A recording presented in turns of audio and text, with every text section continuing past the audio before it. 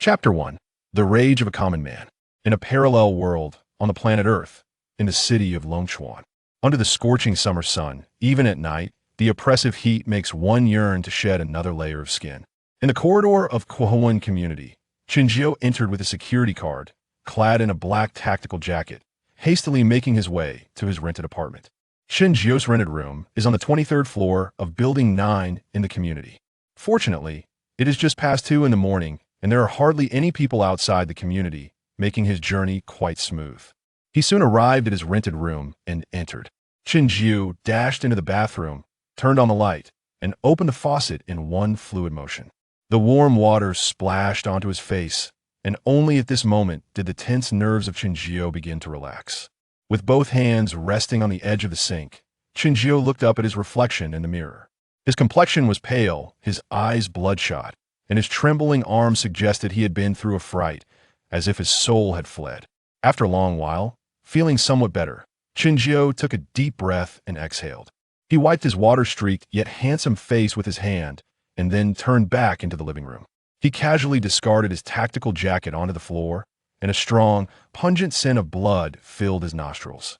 Utilizing the faint light emanating from the bathroom, Chinjiu approached the sofa, collapsing onto it like a heap of mud. Leaning against the sofa, his eyes vacant, Chinjiu, lost in thought, could not help but reveal a trace of a relaxed smile on his still pale face. Finally, things had gone my way. He understood that his life was irrevocably over, whether today or tomorrow. What awaited him was merely a bullet worth a few coins. For just 3 hours prior, he had infiltrated a household and eliminated all 6 members of the family, both adults and children, with brutal efficiency. It would be a lie to claim he was unafraid at this moment, but he felt no remorse. 80,000 in wages had been owed to him for 3 years.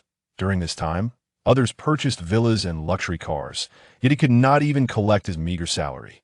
Every attempt to reclaim his dues had resulted in nothing but the other party's indifference or the family's scornful mockery and malicious insults. Was this not sheer bullying of a decent person? Must a decent person be subjected to such treatment? Chinjiu had reported it to the police and even filed a lawsuit, yet the outcome remained unchanged. Initially, Chinjiu had not descended into madness. He had always harbored the hope of recovering his owed wages. However, just yesterday, his girlfriend of 2.5 years ended their relationship. She left him because he was broke, and the promised 80,000 in betrothal gifts had yet to materialize. She had no desire to drag things out any longer.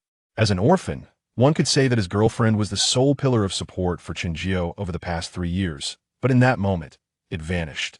Years of endured humiliation erupted completely. Thus, on this night, devoid of any illusions, Chinjiu stealthily entered the home of another, estimating that everyone was asleep. He left no room for regret, directly sending the entire family away in their slumber. Before an avalanche, no snowflake is innocent. Chinjiu is merely an ordinary young man, lacking any counter-surveillance awareness. He understands that once the incident occurs, law enforcement will easily lock onto him through the traces left at the scene. Therefore, upon returning to his rented room, Chinjiu did not contemplate escape, fully aware that escape was futile. Rather than live in fear like a rat crossing the street, it is better to take action. After all, he has no ties left in this world. A trade of 1 for 6 is worth it. Ding, the host must not be pessimistic. A new life is about to commence. Congratulations on binding to the Apocalypse Choice System. According to system detection, at noon today, the sun will undergo a transformation due to unknown energy, leading to a drastic decline in global temperatures. 3 hours later, the surface temperature will plummet to 0 degrees Celsius, and a day later, it will reach minus 20 degrees Celsius. For the next 7 days, the surface temperature will continue to drop until it stabilizes at a minimum temperature of minus 78 degrees Celsius, with extreme cold lasting for 3 months. This system is a choice system, accompanied by a personal page for the host. Every day at midnight, the system refreshes the options for the host, who can select one option before midnight the next day as the daily reward. The rewards are diverse and all-encompassing. The sudden sound in his mind invigorated Chinjiu. A system? Is this for real? Could such fortune truly fall upon him? With a thought, a personal page manifested in Chinjiu's mind. Apocalypse Choice System. Host, Chinjiu Lifespan, 25/99 level. 0, 6/10, special ability. None. Usage requires consumption of mental energy. Mental energy, 36 points, full state, 100 points. Recovery speed depends on level. The higher the level, the faster the recovery. Currently 1h/10 points can be enhanced. Universal points, 0, available for personal upgrades and for others. System space, infinite. Shinjio's hobbies are few, merely games and novels. As a seasoned bookworm, upon discovering the personal page in his mind, he was already convinced that he had indeed bound to the system. Connecting this with the system's previous mention of the impending harsh weather on Earth, it suddenly dawned on him. I don't have to face bullets anymore. Before Shinjio could express his excitement, the mechanical voice of the system echoed once more. Ding! It has been detected that today's reward has not yet been claimed by the host. And, as this is the first time, a unique special reward has been generated. Option 1. Immortality, generated only once. Option 2. Living dead, flesh and bone. Any individual touched by the host, as long as there remains a single cell, will be resurrected. This does not apply to the host, generated only once. Option 3. Body of the void, possessing this body. As long as the host can breathe in this life, they will not suffer from hunger or thirst, regardless of eating or drinking, generated only once. Option 4. 100-fold reward. Upon obtaining this enhancement, the rewards the host receives daily from the system will increase 100-fold, generated only once. Option 5. Ice physique. By acquiring this physique, the host will be impervious to cold, and no cold substances will be able to harm their body, generated only once. 5 options, each with a unique generation prompt. Since the system is real, the choices that now appear in Shinjio's mind are of utmost importance to him, especially the notation of generated only once after each option, indicating that this choice is truly a rare opportunity. Suppressing his inner excitement, Shinjio quickly scanned the 5 options. Goodness, what should he do? System, can I select them all?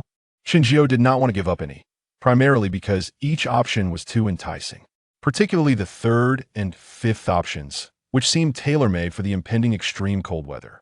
There was no response in his mind. This system was evidently lacking in intelligence.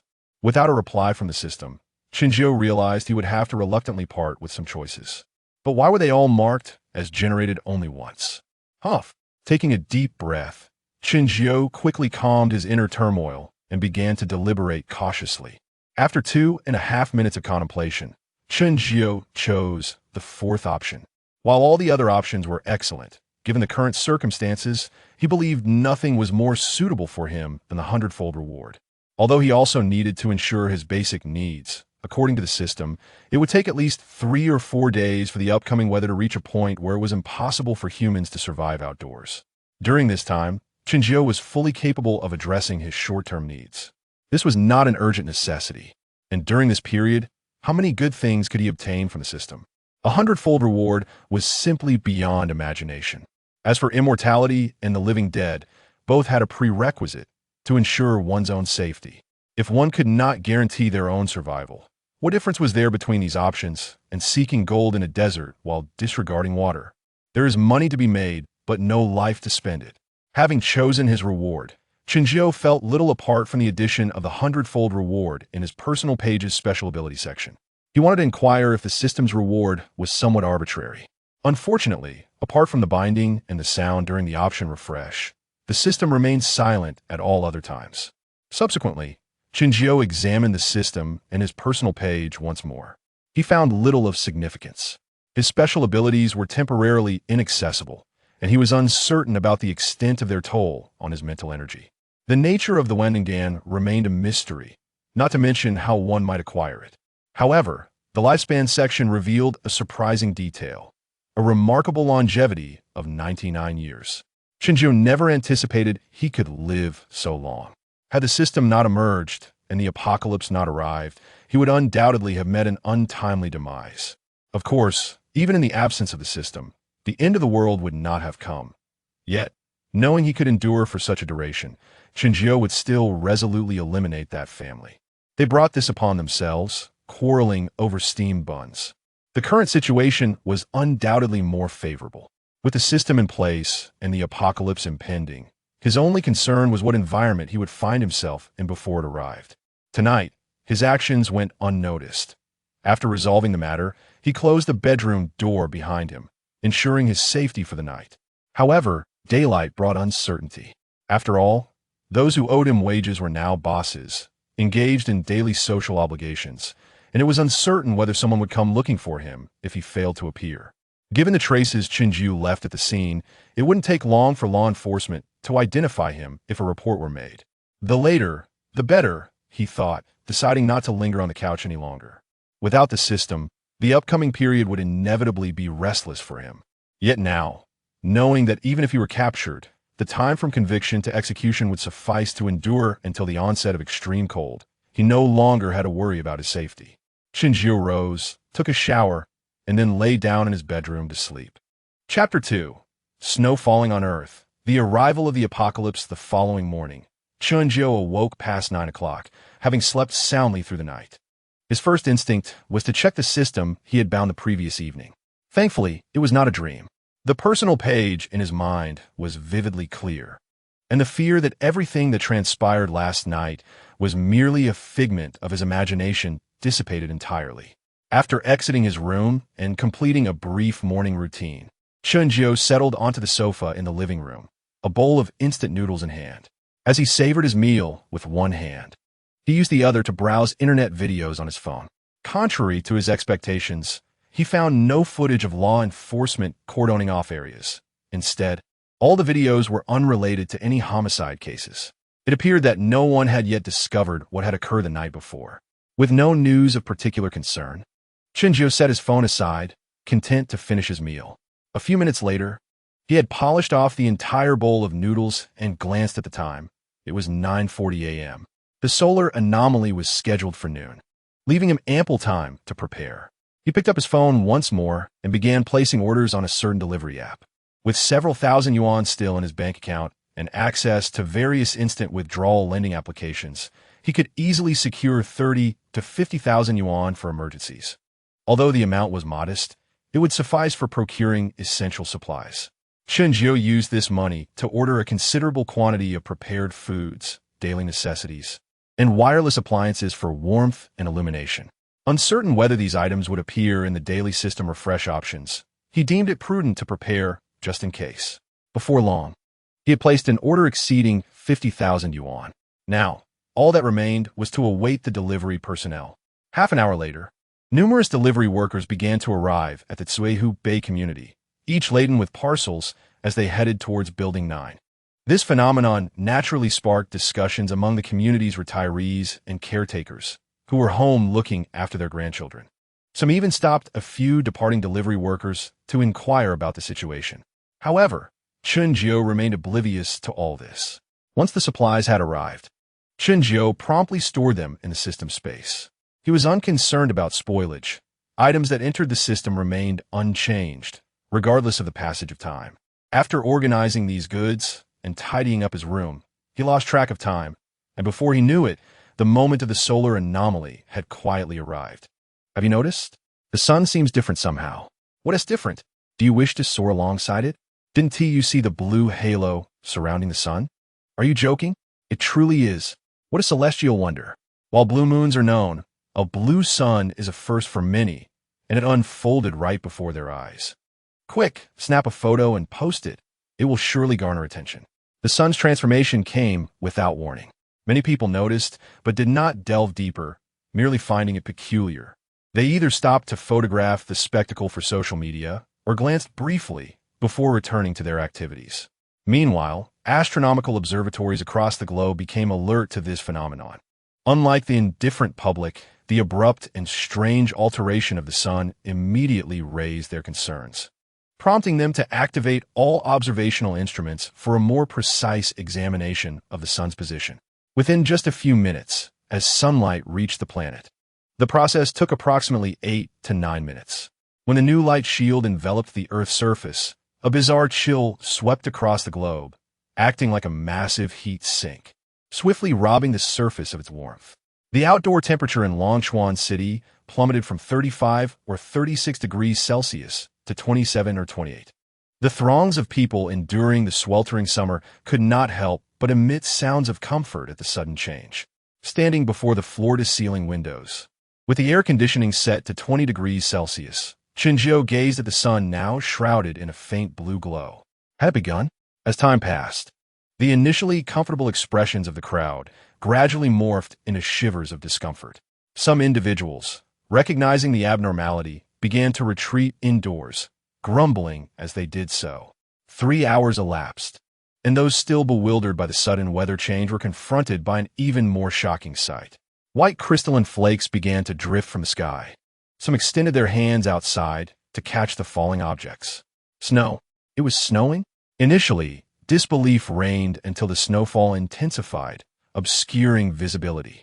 Those witnessing the flurry outside were left speechless. Was this some sort of international joke? Snow in the middle of summer was more terrifying than winter itself. Was I dreaming, or were my eyes deceiving me? The legendary June snow truly existed.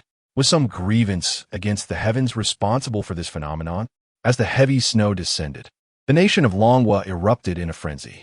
Major social media platforms were inundated with countless posts, with thousands of comments surfacing within mere minutes. Across the country, to verify whether this snowfall was a localized event or a nationwide occurrence, numerous netizens shared videos of their surroundings, clearly indicating their cities and locations. Goodness, don't verify it. I just returned from abroad, and it's the same everywhere. This sudden snowfall is not confined to a single place or nation, but is a global event. What? Upon hearing news of the international situation, countless netizens were even more astounded. What on earth was happening? The entire world was experiencing this. Was the apocalypse upon us? But it was 2025. Hadn't that prophecy already passed? Could this be connected to the sun's transformation? A blue sun, unseen throughout history? By heavens, it was indeed possible. Could someone knowledgeable please explain?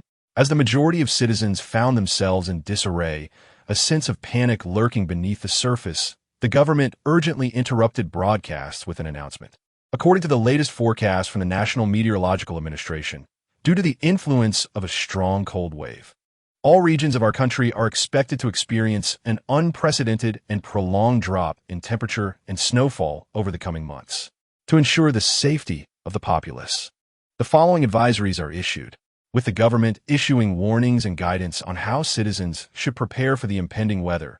The domestic populace could no longer remain passive. Months of such conditions could be life-threatening. This is truly a change in the weather. Quickly, let us gather supplies. If we lack provisions over the next few months, we might freeze or starve. Hurry, we need to grab essentials before the rush. Dress warmly, it's quite cold outside. From within his apartment, Chun Jio could hear the commotion outside, even through the closed door. Clearly, after the government alert, residents realized that this snowfall would not be a fleeting occurrence and began to take action. Chun Jio had, of course, seen the news. However, he scoffed at the content of the report. A strong cold wave? If he were unaware of the precise cause, he might have believed it. Chun Jio did not think those in power were oblivious to the true reason behind the snowfall.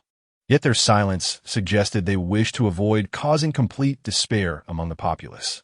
If the sun had transformed into an ice sphere, the repercussions of such news would be unimaginably terrifying.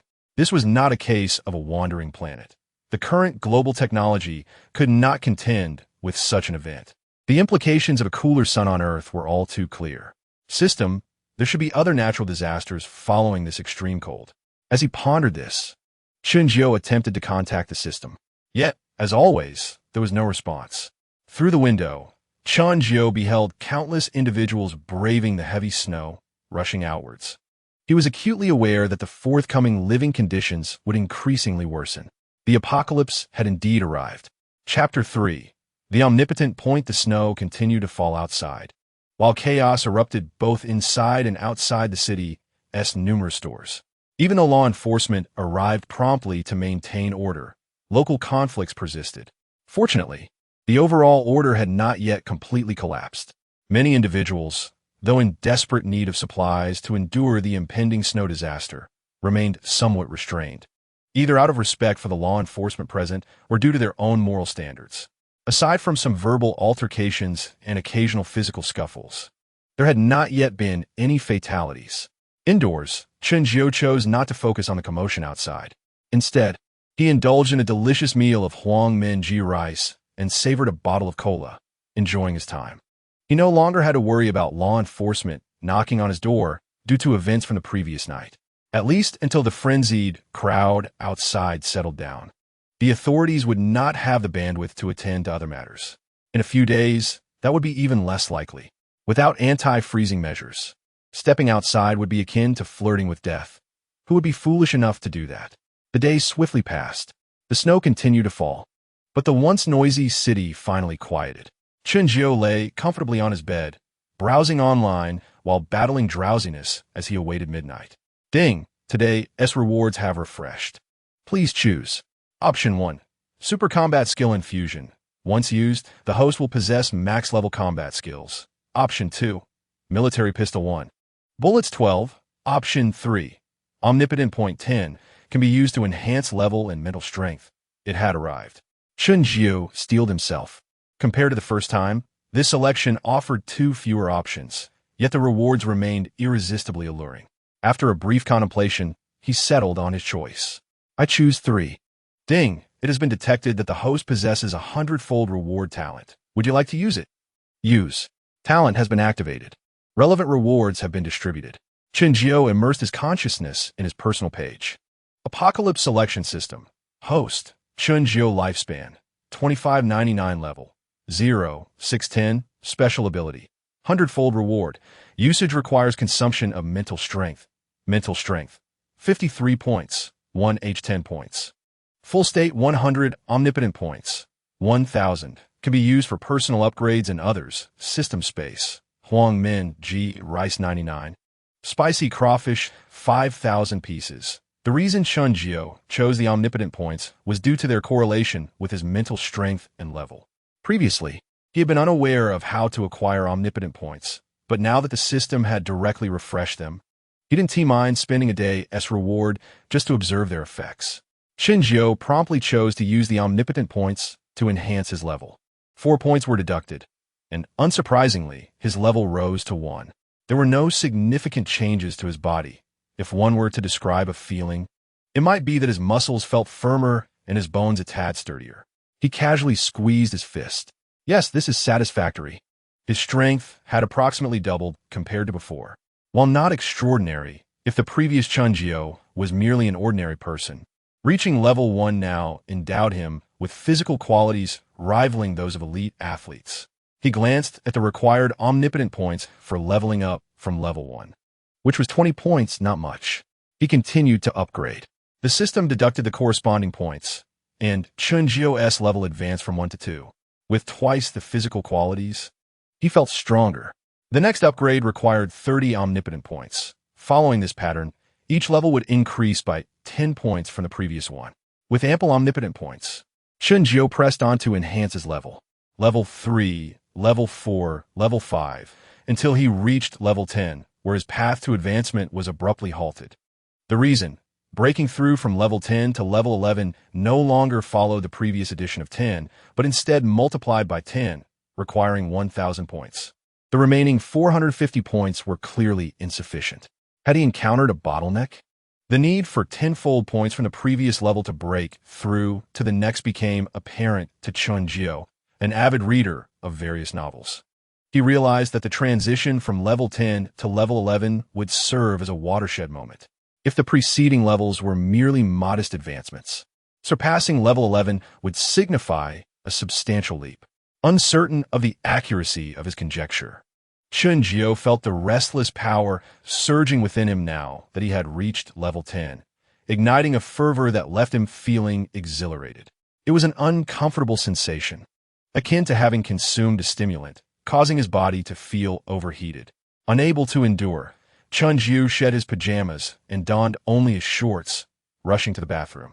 He turned the shower to cold, letting the frigid water cascade over him. Brrr! It was both cold and invigorating. The sensation was akin to an electric shock, causing his entire being to tense and shudder. The effects were evident. Under the icy water's stimulation, the restlessness inside him gradually quelled. After about 5 minutes, feeling restored, He donned a fresh pair of shorts and began to punch the air in the living room. The resounding thuds echoed as if each punch weighed 1,000 pounds. Quite terrifying. Tenfold. According to the sensations experienced while ascending from 0 to level 1, his current physique had undergone a tenfold enhancement. Shinjio had not anticipated that a single system reward would elevate him to superhuman levels. With the power contained within his present form, even without any combat skills, anyone enduring his full-strength punch would surely meet a fatal end upon contact with a vital area. Choosing the omnipotent points had indeed been the right decision. Regardless of one's skills, he could overpower them with sheer force, rendering him invincible. Subsequently, Chunjio settled onto the sofa in the living room. With over 400 omnipotent points remaining, further upgrades were impossible, so he redirected his focus to mental strength. He pondered how to enhance this aspect.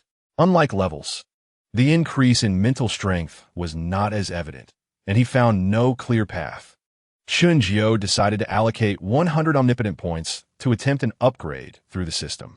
As expected, upon deduction of the points, Chunjio felt a brief flash before successfully enhancing his mental strength. Mental strength, 143 points, 1H20 points, full state 200, if he recalled correctly. Prior to the upgrade, his mental strength was merely 53 points, with a maximum state of 100. Now, his personal page indicated that one omnipotent point could enhance 1 point of mental strength. Moreover, for every 10 points spent, 1 point of his existing mental strength would be consumed. It turned out to be a straightforward allocation. Feeling the fullness of his current mental state, the drowsiness he had previously experienced had vanished. Given his present condition, he could likely go 2 or 3 days without sleep without issue. However, he wondered if there were other means to acquire omnipotent points aside from waiting for the system to refresh. The significance of omnipotent points had now taken precedence in Chunjio's mind. Regrettably, he had no way of knowing and could only await future revelations. Chapter 4. The incident. A night passed in silence. The following day, the outside world had donned a silvery cloak. Snow had fallen throughout the night, and in some areas, the accumulation exceeded 1 meter. The outdoor temperature plummeted to -20 degrees Celsius. While this temperature posed little threat to those from the north, it was lethal in the south. Quickly, today we must buy more supplies. Old Li, today we collaborate. You and Old Zhang will block others while the rest of us rush to gather supplies, and we'll share the spoils upon return. Dad, remember to buy me an Ultoman and a game console. Why, Dad, I don't want it, don't hit me. Outside, the once quiet community erupted into activity once more. Residents who had frantically stockpiled supplies the previous day set out again early this morning. Chunjio chose not to partake, continuing to remain at home. Utilizing the limited tools within his room, he began to refine his mastery over the current state of his physical form. In the following 2 days, the outdoor temperature plummeted to over -30 degrees Celsius. The phenomenon of citizens frantically hoarding supplies persisted, leaving many shopping malls and stores completely devoid of goods. A loaf of bread, which typically cost 2 yuan, now surged to 10, with demand far outstripping supply. This undoubtedly allowed unscrupulous merchants to profit handsomely, earning in mere days what would normally take years to accumulate, leaving them to wake from dreams filled with laughter. Furthermore, relevant authorities organized teams each morning to clear the accumulated snow outdoors. Although this effort changed little, it enabled safe passage on many roads thanks to their diligence. As for Chunjio, he received 2 rewards from the system over these 2 days. The coveted universal point did not manifest, and he chose a temperature controller and an unlimited self-manufactured water dispenser for his rewards, acquiring 100 of each under the enhancement of a 100-fold reward. The temperature controller, resembling a kettle, possesses its own operational energy, functioning normally in environments ranging from 100 degrees Celsius to -100 degrees Celsius. Once activated, it maintains a temperature of 18 degrees Celsius within a 10-meter radius, though it cannot penetrate obstacles exceeding 1 centimeter in thickness. With continuous operation, its lifespan extends to 1 year. The unlimited self-manufactured water dispenser, similarly equipped with its own energy, shares the same operational parameters and lifespan as the temperature controller. It can convert moisture from the air into liquid water, with the generation rate accelerating as humidity increases. Given the current weather conditions, this device can produce 100 liters of pure water over a 24-hour period. With these two devices, even if the community faces water and power outages in the future, Chunjio need not worry about the temperature or drinking water issues in his home. Meanwhile, as Chunjio diligently honed his skills to control the powers he currently possessed, his actions from 3 days prior were finally discovered. The scene of the crime was stumbled upon by a thief. As citizens scrambled for supplies, the family of the victim remained conspicuously silent.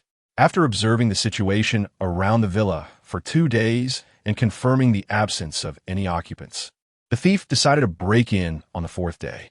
The outcome was predictable. Upon discovering the grim state of the family, the thief promptly reported the incident using a mobile phone belonging to one of the victims, then hurriedly left with a bounty of stolen goods. The Security Bureau responded immediately upon receiving the report. Investigating the case posed little difficulty. There was no need to painstakingly extract evidence from the scene. The surveillance cameras installed by the victim's family initially identified a suspect. Following this, they collected incriminating evidence and returned to the Bureau to trace Chunjio's whereabouts. However, even with the investigation proceeding smoothly, it took the Security Bureau a full day from discovering the crime scene to identifying Chunjio as a suspect. On the 5th day, the outdoor temperature had dropped below minus 40 degrees Celsius. This temperature was lethal. "Captain, do you think that Chunjio will still be at the Tsuhu Bay community?" One officer remarked, "This damned weather. If the Bureau weren't taking this incident so seriously, I wouldn't want to step outside." "Stop complaining. We are in a tumultuous season. Under this snow disaster, the entire Longchuan city is already in a state of panic. Though we may not wish to admit it, we are all aware that some individuals are beginning to stir, and order is facing unprecedented challenges. This incident could serve as a cautionary tale, making the citizens of Longchuan recognize that natural disasters are not an excuse for lawlessness. The law does not tolerate any transgressions, and those who embark on the path of crime will face severe consequences." What deep-seated animosity could there be between Chunjio and the Li family? They did not spare even the elderly or the young, committing an atrocious act. The information at hand was limited. Chunjio was undoubtedly doomed, but during the forthcoming interrogation, they hoped to uncover the reasons behind these events. Let us hope that the fellow remains in the Tsuhu Bay community. Otherwise, given the current weather, our enforcement capabilities will be severely hampered. Rest assured, through surveillance, we can confirm that after the incident, he returned to Tsuhu Bay and has not left. While it is possible he has departed from elsewhere or even exited the city, we cannot afford to overlook any hope. In the snow, 5 figures clad in thick garments approached the Tsuhu Bay community. They did not arrive by vehicle. Even if they had one, it would be inoperable. Outside, aside from certain areas where individuals emerge periodically to clear snow, the depth of snow elsewhere had exceeded 1 meter, rendering movement nearly impossible.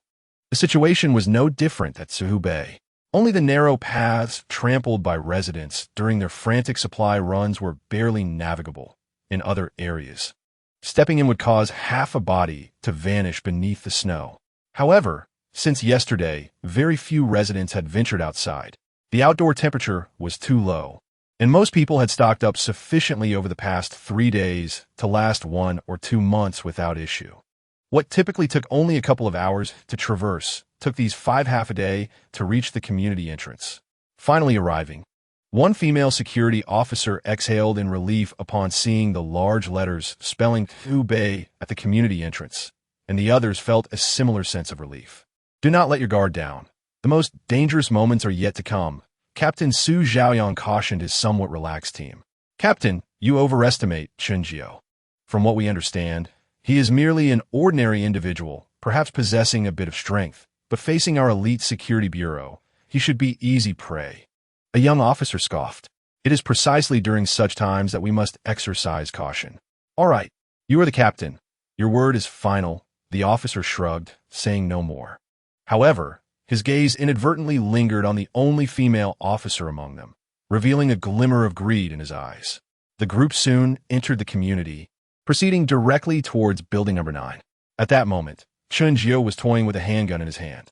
This item had been revealed by the system the previous night, as the other options were either food or useless items.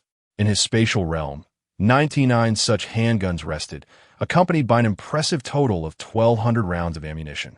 With his current prowess, he need not rely on such weaponry to deal with ordinary individuals. However, as a man, especially a man from Longwa, one would find it difficult to resist the allure of firearms. Ding dong, ding dong. Just as Chun-jio was engrossed in his newfound treasure, the doorbell rang.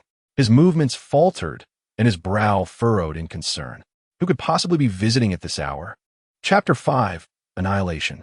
Clad only in his underpants, Chun-jio rose and slowly approached the door. Peering through the peephole, he discerned the situation outside. A woman, and a remarkably beautiful one at that. She donned a thick black down jacket, her hood obscuring much of her features, but her delicate oval face was visible, revealing a blend of worry and a hint of hope. She was a stranger. Chun-jio had lived in this building for 2.5 years. While he might not know every resident, he recognized the majority, having seen them come and go daily. It was quite a coincidence that a stranger would appear now. However, as the saying goes, great skill begets great courage, and Chun-jio was unperturbed by the possibility of an unexpected situation. Stowing the handgun in his spatial realm, he reached out to open the door. Click! As the door swung open, before Chun-jio could utter a word, a powerful voice bellowed from both sides of the wall. At that moment, the female security officer before him lifted her leg and kicked forward. Chun-jio was not startled by her sudden attack. Rather, he was taken aback by the emergence of 2 armed men from behind the walls. Chun-jio's formidable strength is self-evident, yet when faced with firearms, he doubts his ability to withstand them. In a flash, his movements accelerate. The female sheriff decisively seizes her opponent by the collar, positioning them in front of herself as she retreats. 4 male sheriffs surge in one after another. As the sheriff leading the group enters the room, he is about to speak, but what he sees before him is the female sheriff's body transformed into a projectile hurtling toward them. There is no time to react. At the narrow doorway, the 4 male sheriffs have nowhere to evade, and they are toppled to the ground like bowling pins by the oncoming female sheriff. Chun-jio swiftly advances. With a decisive kick, the sheriff who was about to speak is knocked unconscious by a powerful blow to the head. The others meet the same fate. Uncertain of how much force it takes to render someone unconscious without inflicting irreversible harm, Chun-jio delivers a heavy punch and a fierce kick. Within moments, all 5 sheriffs lie unconscious. He quickly gathers their discarded weapons, discovering another at the waist of the unconscious female sheriff, which he also secures. Subsequently, he drags them all into the room. What is happening outside?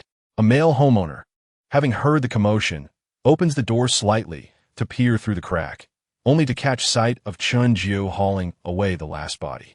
Their eyes meet. Xiao Chun. What is this? Recognizing Chun-jio, perhaps due to familiarity, the man's first thought is not fear but curiosity. Chun-jio reveals a look of helplessness. He does not wish to engage, but also seeks to avoid further conflict. So he simply replies, "I'm here to collect a debt." "You owe them money?" "Indeed. And it seems they have come to collect." "You hit them too hard, they passed out." At this moment, a woman's voice calls from inside the house. The debt collectors came looking for Xiao Chun and accidentally got knocked out by him. "I didn't realize this kid had such skills." "What?" The woman's surprised voice arises, and she too approaches the door to observe. She appears to be in her mid-20s, around 1.6 meters tall, with a charming face and above-average figure. The man opens the door a bit wider at her arrival. Chun-jio's mouth twitches in irritation. "What is there to see?" "Indeed," the woman remarks, gazing at the unconscious male sheriff at the doorway with further astonishment. Then her attention shifts to Chun-jio. "You didn't kill him, did you?" she inquires.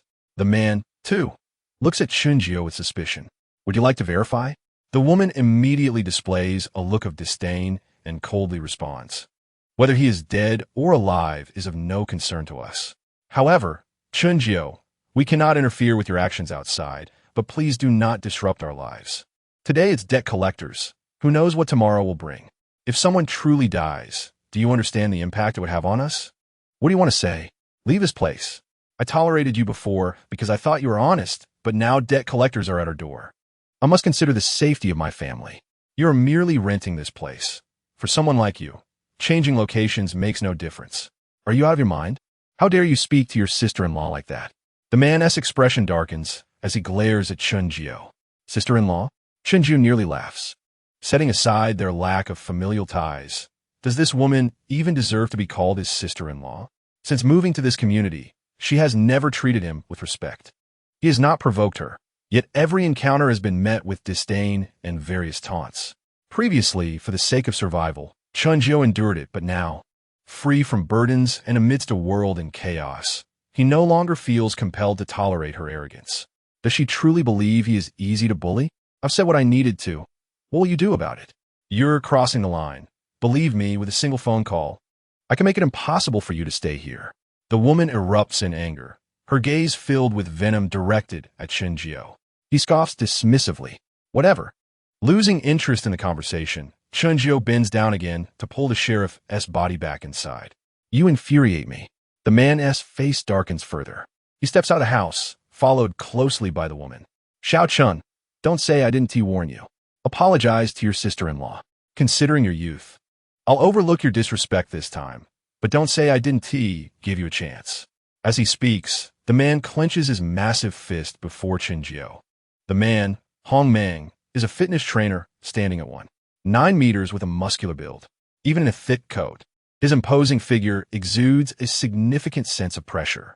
The woman, Huang Chan, likely feels emboldened due to Hong Mang's presence, leading her to behave so arrogantly. Apologize for what? Honey, help me teach him a lesson. How dare this trash speak back to me? No wonder his girlfriend ran off with someone else. With his lack of money and character, no woman would want to be with him. Emboldened by Hong Mang's presence, Huang Chan's words become increasingly harsh. Yet, she is unaware that the mention of Chunjio's ex-girlfriend strikes a painful chord. Originally wishing to ignore the couple, Chunjio straightens up, casting a bloodthirsty gaze upon them. Is it not enough to live well? Must you repeatedly challenge my limits? Upon meeting Chunjio's predatory gaze, the couple is momentarily stunned. Kid, it seems you've grown some courage, daring to act tough in front of me. You're getting bold, aren't you? Quickly recovering, Hong Mang's face flushes with anger and embarrassment. The thought of being intimidated by someone who couldn't even keep a girlfriend enrages him, and he strides toward Chunjio. Suddenly, a piercing scream echoes down the corridor. Huang Chan, witnessing a horrifying scene, is left trembling uncontrollably. You! Hong Mang stands frozen, glancing at the hand that has pierced through his chest, then back to the expressionless Chunjio, his eyes filled with terror. My apologies. I lost control of my strength. Chunjio retracts his hand from Hong Mang's chest, disdainfully shaking off the blood and flesh that clings to it. In agony, Hong Mang collapses as his support vanishes. Honey, Huang Chan, finally grasping the situation, throws herself onto Hong Mang, her eyes brimming with tears. Desperately, she attempts to stem the flow of blood from his wound, but no matter how she tries, the blood continues to pour forth like a dam bursting. Run quickly! With his last ounce of strength, Hong Mang utters those words before his head tilts, extinguishing his life. Honey, honey, Huang Chan cries, please don't scare me. Suddenly, she hears Chunjio's voice, her expression shifting to one of shock. She looks up to see Chunjio approaching her, disregarding the lifeless Hong Mang, trembling as she kneels on the ground. Chunjio, Xiao Chun, I didn't mean it. Please don't kill me. I was wrong. I'll never provoke you again. Don't be foolish, sister-in-law. You pushed me too far. No, please don't kill me, Xiao Chun. Just spare me, and I'll do anything you ask. Huang Chan begins to panic. Chunjio remains unmoved. He crouches behind her, grasping her chin with one hand and pressing down on her head with the other. In your next life, remember that disaster comes from the mouth. With a swift motion, Chunjio mercilessly snaps her neck. Suddenly, Chunjio raised his head and directed his gaze toward the opposite door. At that moment, a man peering through the peephole from within the adjacent room met Chunjio's eyes. He immediately turned his back, pressing his body against the door, gasping for breath. Husband, what on earth is happening outside? The man inside the room looked at his wife, who was cradling their 1-year-old daughter with fear etched on his face. Yes, that Chun from next door has gone mad. He killed both members of the Hong family. What? The wife gasped in horror. The sudden loudness of her voice startled the infant, who began to wail. Hearing their daughter's cries, the mother quickly suppressed her own fear and bent down to comfort her. While soothing the child, she glanced at her husband. What should we do? Call the police? Call the police? Yes, yes, call the police. The husband, as if awakening from a dream, hurried back to the living room, frantically searching for his phone. His trembling hands were poised to dial the emergency number when a thunderous crash resounded, accompanied by the adult's screams and the baby's cries. The tightly locked door was forcibly breached from the outside. Li Gu, Liang Jia, I hope I haven't frightened you. Chun Jiu appeared before the couple. With a smile on his face, his expression struck them as more terrifying than that of a devil. Li Jing's phone slipped from his grasp at the sound of the crash. Instinctively, he positioned himself protectively in front of his wife and daughter. He was terrified, yet he endeavored to suppress his panic and confront Chunjiu. A little Chun, what do you want? Noticing the couple's trepidation, Chunjiu did not enter, but stood at the threshold. Li Gu, don't be alarmed. I merely wish to remind you to stay out of other people's affairs. We have no grievances between us. Over the years, our interactions have been quite harmonious. There is no need to risk your family's safety for the sake of outsiders. Wouldn't you agree? Upon hearing this, Li Jing was momentarily taken aback, then vigorously nodded. Yes, yes, you are right. Chunjiu smiled again, then it settled. I hope you, Li Gu and Liang Jia, won't take offense at the earlier unpleasantness. Let us continue living well. By the way, as compensation for damaging your door, the Hong family's house will now belong to you. Farewell. After speaking, Chunjiu turned and departed. Li Jing did not move away from in front of his wife and daughter, even after Chunjiu had left. They remained there for a long time, until they were certain that Chunjiu would not harm them. At that moment, Li Jing exhaled heavily, feeling as if all his strength had been drained from him. Collapsing onto the floor. Husband, are you all right? Li Jing gasped for breath. I'm fine, don't worry. Liang, you bit her red lips? What should we do next? Should we still call the police? Li Jing glanced at his wife, then at the now unguarded doorway, his mind a whirl of thoughts. Struggling to rise from the floor, his gaze fell upon the little one in Liang Yu's arms. After a moment of contemplation, he seemed to arrive at a decision and shook his head. Chunjiu was right. It was better for the family to stay alive than to meddle in others' affairs. All right, I'll listen to you. Liang Yu did not contest her husband's decision, then looked toward the door. So what now? Li Jing understood his wife's concern. Without a door, it was as if their family of 3 was perpetually exposed to danger, even though he knew that a door would not entirely prevent intruders. The psychological comfort it provided was undeniable. Let's wait and see. Li Jing recalled Chunjiu's words. But the thought of moving into the Hong family's home was unsettling, both in spirit and courage. With no other option, Li Jing could only awkwardly reattach the door that Chunjiu had kicked in and patch the gaps with tape from around the house. While the result was far from ideal, it at least served to block the gaping entrance. Outside, having calmed Li Jing's family, Chunjiu did not forget his purpose. The Hong family was also composed of 3 members, including a 5-year-old boy. Chunjiu did not let them escape his notice. Retracing his steps from Li Jing's home, he entered the Hong residence, finding the family oblivious to their fate, allowing them to reunite, leaving the bodies to be found within their own home. Chapter 7. Wei Jinghong. Time passed, and within the house where Chunjiu was located, an unconscious security officer began to stir. Only 3 security personnel remained, 2 men and 1 woman. The other 2 had succumbed to Chunjiu's might and now lay with the Hong family in the adjacent room. Awake? The first to regain consciousness, Captain Su Zhaoyong, attempted to move, but finding himself securely bound by Chunjiu, he struggled in vain before resigning to lie still on the ground. Chunjiu? He looked at Chunjiu, who was leisurely sipping a beverage on the couch. Su Zhaoyong in quit tentative. Chunjiu nodded. I thought you wouldn't come. Can you tell me when you discovered that family? Su Zhaoyong frowned. Do you realize what you are doing? If you release me now, there might still be a chance to mitigate your actions. Chunjiu scoffed. Mr. Officer, at this point, there is no need to play with words. Let us address my earlier question, shall we? That way, we can all be at ease. Since you haven't killed us, it indicates that you aren't entirely beyond redemption. Chinjiu, don't continue down this path. If you have any burdens, you can confide in me. I can help you. Su Zhaoyang was reluctant to give up, still hoping for negotiation. It appeared that the officer had no intention of engaging in a constructive dialogue. Just then, unbeknownst to him, a gun had appeared in Chun Jiu's hand, aimed directly at one of the still unconscious male officers. Wait, I'll talk. Su Zhaoyang took a deep breath. It was yesterday afternoon. How do you know? Someone reported it using the victim's phone. Do you know who made the report? Su Zhaoyang shook his head. Too soon to tell. You all are remarkably efficient. Truly unfortunate. I knew I would be found out eventually, but I didn't expect it to be so soon. Were the traces I left at the crime scene so conspicuous? Hearing Chun Jiu's words, Su Zhaoyang looked at him quizzically. What was he thinking? With the evidence he had left behind, was there still a need for an investigation?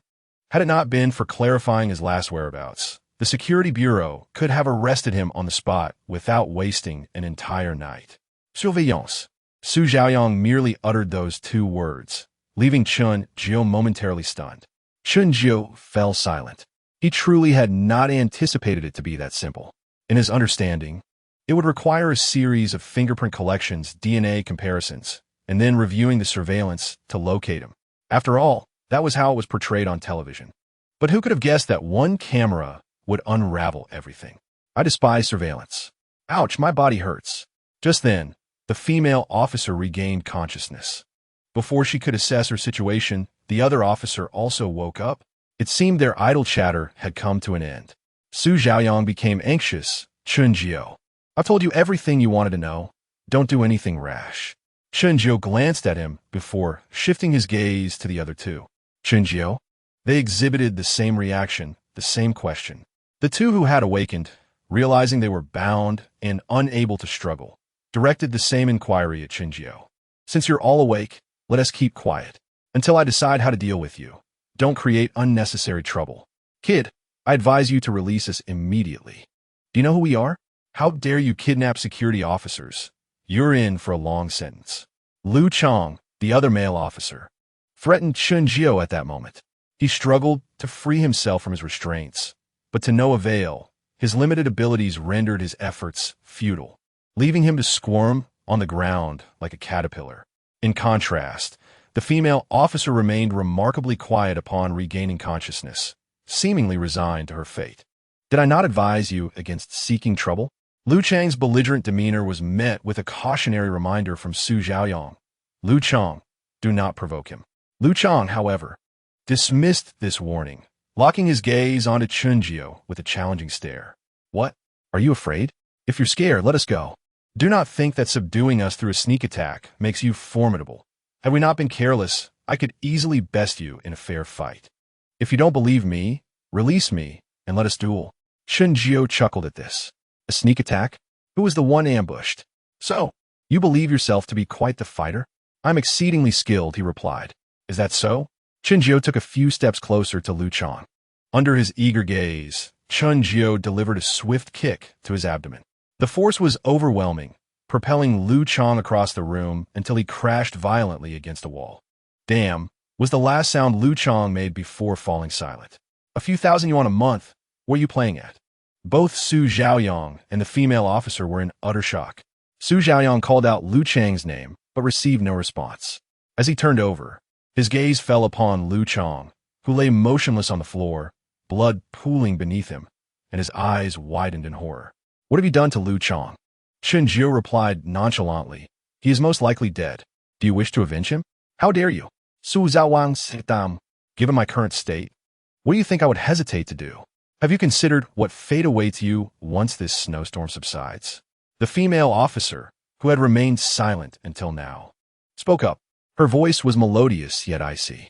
In contrast to Su Zhaoyang's impotent fury, she maintained an unnerving calmness. Chun Jiu had noted her beauty through the peephole earlier, but upon closer inspection, he realized he had underestimated her allure. Standing at least 7 meters tall, her thick black down jacket could not conceal her perfect figure. Her features were distinct and exquisitely striking, her skin as smooth as jade. She was as graceful as a swan and as enchanting as a dragon. Yet this was merely the surface. After appraising her for a moment, Chun-Jio shifted his gaze. He stepped toward the floor-to-ceiling window, observing the snow still falling from the sky, and spoke softly. The worst that can happen is death. Since you have found me, you must know something about me. Having taken this step, I no longer contemplate the future. Why do you act this way? Your file indicates that you are not a malicious person. You have adhered to your duties until now. Chun-Jio turned back, smiling at the female officer. What is your name? Wei Jinghong, she replied. A name befitting your beauty. A file cannot reveal everything. One must understand that when pushed to the brink, a person can commit unspeakable acts. Wei Jinghong frowned. So you killed the Li family of 6 out of resentment? Indeed. What grievance could drive you to such cruelty, sparing not even a 5-year-old child? One cannot advise others to be virtuous without having endured their suffering. If one must act, one should act decisively, leaving no room for regret. You are quite the intriguing officer. I seem to have been led by the nose without realizing it. You must hold a significant position in the Security Bureau, yes? I merely seek to uncover the truth. Your sensitivity is unwarranted. Moreover, if I was so easily subdued, does that not imply that I am more formidable than you wish to admit? Chun-Jio chuckled lightly.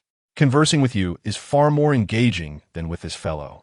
Su Zhaoyang, feeling slighted, huffed in protest. Chapter 8.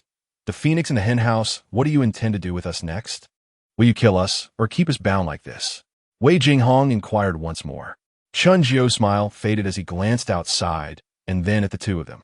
Surely someone knows you are here? Naturally. We have records of our shifts. If we do not return for a long time, the Bureau will send someone to investigate. Wei Jinghong did not hide the truth. Kid, I admit you possess some skill. The reason we came with so few people this time is that we did not anticipate your tenacity. However, once the Bureau realizes we are missing, the next team sent to find you will be much larger, and you will not escape. Chun-Jio disregarded Su Zhaoyang's threats. Shall we make a deal? He proposed, addressing Wei Jinghong. What sort of deal? Chun-Jio replied with a smile. I believe your colleagues will contact you eventually. When they do, you need only to placate them. It need not take long, 2 days.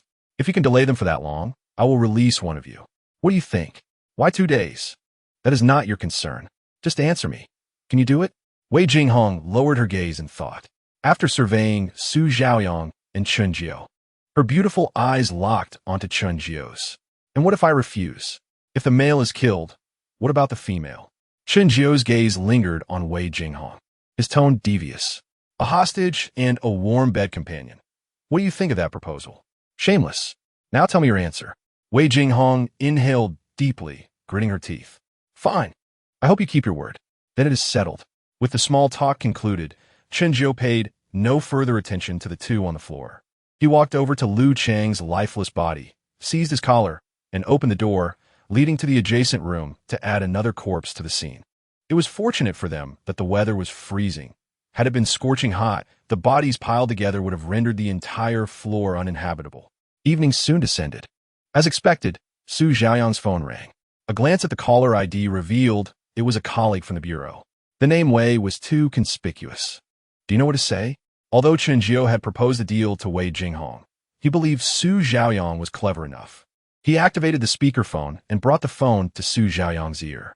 To Chun-Jio's satisfaction, Su Zhaoyang refrained from mentioning his captivity.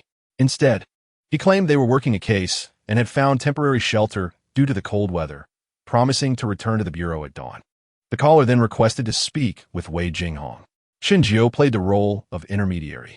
Wei Jinghong wished to inform them of their predicament, but conditions did not allow. Under Chun-Jio's knowing gaze, she could only assure them of her safety and engage in a bit of small talk before hanging up. It seems your identity is quite remarkable. Su Zhaoyang said nervously, you better not act recklessly. If anything happens to Jinghong, no matter how vast Longhua is, there will be no place for you to hide. Chun-Jio scoffed. Do I fear death? Why should I worry about a lack of shelter? So, tell me, what is your relationship with them? Wei Jinghong inhaled deeply. He is my uncle, the director of the Longchuan City Public Security Bureau. Impressive, a true regional authority. Longchuan City is a directly governed city, and the position of Public Security Bureau Director is usually held by a vice mayor, ranking at the deputy ministerial level. It was no wonder Su Zhaoyang dared to assert that if anything happened to Wei Jinghong, Chen would not be able to remain in Longhua. With such a powerful uncle, the strength of Wei Jinghong's family was evident. Chen seemed to have realized something and asked Wei Jinghong, "What is Wei Zhenghua to you?" "He is my grandfather." Upon hearing this revelation, Chen was taken aback. Wei Zhenghua was one of the 9 current elders of Longhua, a person of significant influence. Chen had not anticipated that the captive he had casually taken was a princess of sorts. He was uncertain whether this stroke of luck was good or bad. Contemplating this, Chen expression turned grave. "Given your status, you must be aware of some information regarding this disaster. It stands to reason that since the day of the disaster struck, you should not have remained in Longchuan City. I am curious as to what compelled you to continue your stay there. Are you privy to some information?" Wei Jinghong appeared somewhat taken aback, casting a startled glance at Chen. "It seems to align with my expectations. It is not surprising. The emergence of the sun's blue light and the sudden drop in temperature hint at much. We must not underestimate the populace. Especially in an environment bombarded by apocalyptic narratives, the imagination of ordinary individuals often surpasses your understanding. You are indeed quite extraordinary. I merely wish to survive, which leads me to contemplate matters more deeply than others." Wei Jinghong sighed. "None of us knows when this catastrophe will conclude. I could indeed seek out a better place to live, yet my chances of enduring this calamity are significantly greater than those of common folk. Before the situation becomes irreversible, I simply wish to remain and assist the people, nothing more." Chen understood the implication behind Wei Jinghong's words. Essentially, individuals like them, even in dire straits, will find ways to be rescued. They are inherently positioned in a place of advantage. As long as the environment remains manageable, they're the architects of order.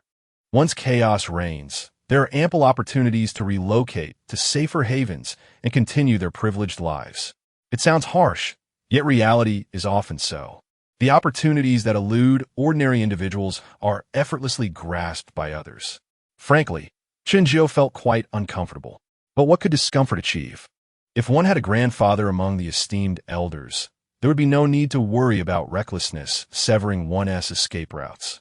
However, Wei Jinghong likely never imagined she would find herself in Chen grasp. "I am quite pleased with your performance thus far. I hope we can maintain this over the next 2 days. Do not forget your promise," Wei Jinghong reminded Chen. "Rest assured, I, Chen, am always true to my word." Setting down her phone, Chen turned toward the kitchen. Before long, she brought a fragrant mala hot pot into the living room.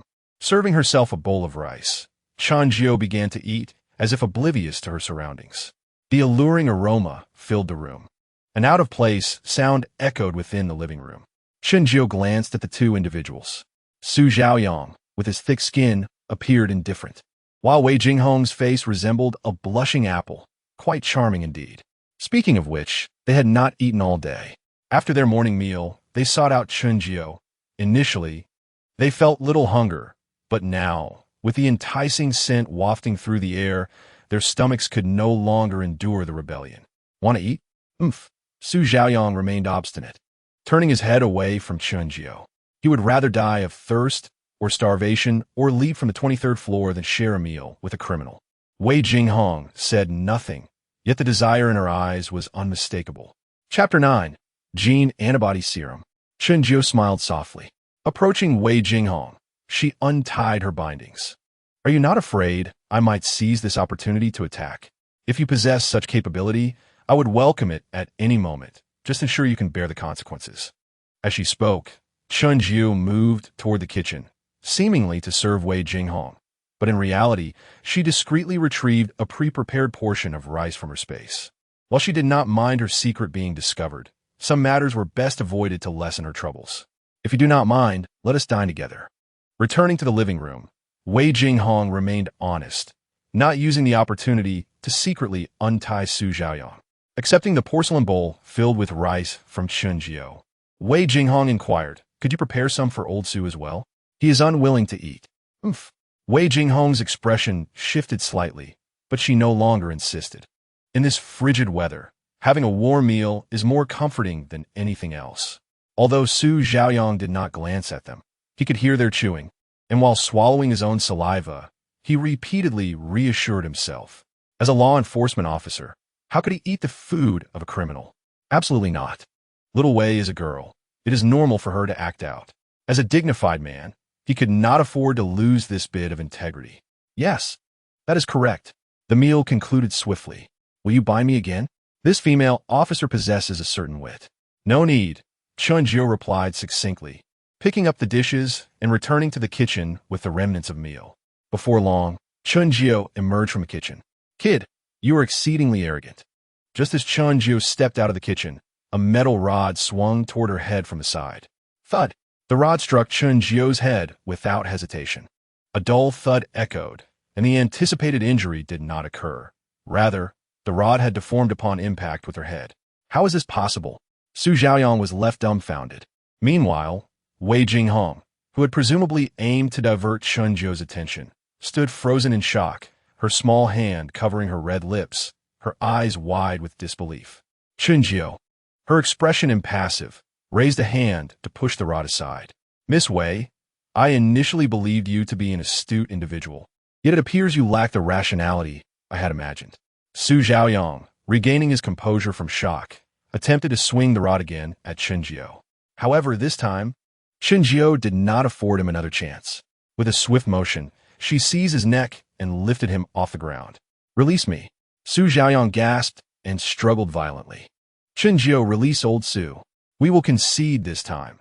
There should be no more unrealistic thoughts in the future. Ha! Chun Jio chuckled coldly. With a forceful motion, she hurled Su Xiaoyang away. He crashed against the wall, landing with a thud, feeling as if his body had disassembled, letting out a painful wail. Chun Jio strode purposefully toward the stone table in the living room. Su Xiaoyang's phone remained there. Opening the device to check messages and other communication apps, she found no anomalies. Hand me your phone. Wei Jinghong did not hesitate, producing her own phone and handing it to Chun Jio. Likewise, all channels of communication with the outside world appeared normal. Of course, it is possible they had already communicated with the outside and deleted their messages. You did not inform anyone outside about the situation here, did you? No, we only contemplated whether we could subdue you. If we failed to do so, sending messages to the outside would only heighten our danger. Whether Wei Jinghong spoke the truth or not was of no concern to Chun Jio. I am not particularly invested in whether you seek help. It merely determines the treatment you receive while in my company. With that, Chun Jio turned towards Su Xiaoyang. What do you intend to do? Miss Wei, there are consequences for wrongdoing. Reaching Su Xiaoyang's side, while he remained bewildered, Chun Jio grasped both of his hands. No, crack. A piercing scream erupted from Su Xiaoyang's mouth. In an instant, the excruciating agony rendered him unconscious. It is your turn now, Miss Wei. Fear and rage filled Wei Jinghong's eyes. Yet before Chun Jio, she was utterly powerless. With a slight exertion, Chun Jio dislocated Wei Jinghong's hands. The intense pain also sent her into unconsciousness. Observing the two individuals lying motionless on the ground, resembling corpses, Chun Jio displayed no emotional fluctuation. Allowing them to remain on the floor, she casually tidied the living room before heading to the bathroom for a shower. Around 8 o'clock in the evening, Chun Jio returned to her bedroom. She perused the comments from netizens on her phone, most of which inquired about when the snow disaster would conclude. Naturally, there were many apocalyptic sentiments as well. However, from the responses beneath the posts, it was evident that the vast majority were merely engaging for amusement, with only a few genuinely believing in the onset of an apocalypse. It is understandable upon reflection. It is merely a snow disaster. The Longwa has encountered such calamities before, albeit this time on an unprecedented scale. In comparison, the disasters of previous years seem more akin to an apocalypse. Even those invisible and intangible catastrophes were surmounted by the populace. A minor snow disaster can surely be managed. Yet, how many are aware that this snow disaster signifies the commencement of the end times? Unbeknownst to them, time has slipped into the early hours. The notification chimes. Today's rewards have refreshed. Please select. The options presented are as follows. Option 1. Super Combat Skill Infusion. Option 2. Fujiuter Roasted Duck 10, Parallel World. Those who understand will comprehend. Option 3. Genetic antibody, serum 1. Genetic mutations have occurred. Upon injection, it can reverse the effects of malignant genetic mutations within 1 hour of occurrence. New items have emerged. Genetic antibody serum? The appearance of this third option caused Chunjio to furrow his brows deeply, especially as it pertains to genetic matters. Was the apocalypse he experienced merely a simple natural disaster or human folly? I choose option 3. It is better to be prepared. Who knows when one might need it? After all, in the apocalypse, anything is possible. Making his selection, Chunjio directed his thoughts, and a vial approximately 10 centimeters in length materialized in his hand. The vial had a radius of less than 1 centimeter, containing a liquid of a ghostly blue hue. He could not ascertain the substance from which it was extracted, but Chunjio knew that this item could prove life-saving in critical moments. It seems this apocalypse is even more terrifying than I had imagined. Will it resemble the many novels where zombies and supernatural beings emerge? Contemplating this, Chunjio found himself increasingly intrigued by the future of this world. Chapter 10. Different fates in similar circumstances. Time swiftly passed to the 6th day of the snow disaster. The temperature outside had plummeted further, dipping below minus 50 degrees Celsius. At this temperature, one could rightly say that water freezes upon contact. In any case, unless absolutely necessary, no one desired to venture outdoors in such conditions. Likewise, with heavy snow blanketing the area and temperatures continuing to drop, many facilities within the city had sustained irreversible damage. The first issues to arise were those related to water and electricity. Upon waking, Chunjio immediately felt a bone-chilling cold. Although his enhanced physique allowed him to endure it, the incessant chill still prompted him to instinctively huddle his neck. He switched on the lights, but there was no response. It was evident that there were power supply issues. Chunjio promptly retrieved the thermostat and activated it. As the thermostat began to operate, the temperature in the bedroom gradually returned to normal. Feeling the warmth of his bed, Chunjio finally left the comfort of his cozy bedding, donning his pajamas as he ventured into the living room. The two individuals who had spent the night outdoors were now awake, huddled on the sofa, shivering from the cold. Chunjio likewise activated another thermostat, placing it in the center of the living room. With a 10-meter radius of warmth, it was sufficient to envelop the entire room. As the indoor temperature slowly stabilized, the two individuals on the sofa transitioned from confusion to astonishment, ultimately staring at Chunjio in a daze. Ignoring their gazes, Chunjio entered the bathroom. There was no water. Ice had formed at the faucet. It appeared that a homemade water dispenser would need to be arranged. Fortunately, Chunjio had stored ample fresh water within the system space. Otherwise, he would be left waiting indefinitely for the dispenser to produce enough water for his personal hygiene. With one thermostat in place, he proceeded to set up the water dispenser. The combination of the two ensured that the pure water produced by the dispenser would not freeze. After completing his washing, Chunjio emerged, still disregarding the two, pretending to busy himself in the kitchen for a while. He eventually returned with a steaming bowl of beef noodles, indulging in his meal. Just then, Su Xiaoyang's phone rang. Chunjio cast a fleeting glance at it, slightly irked.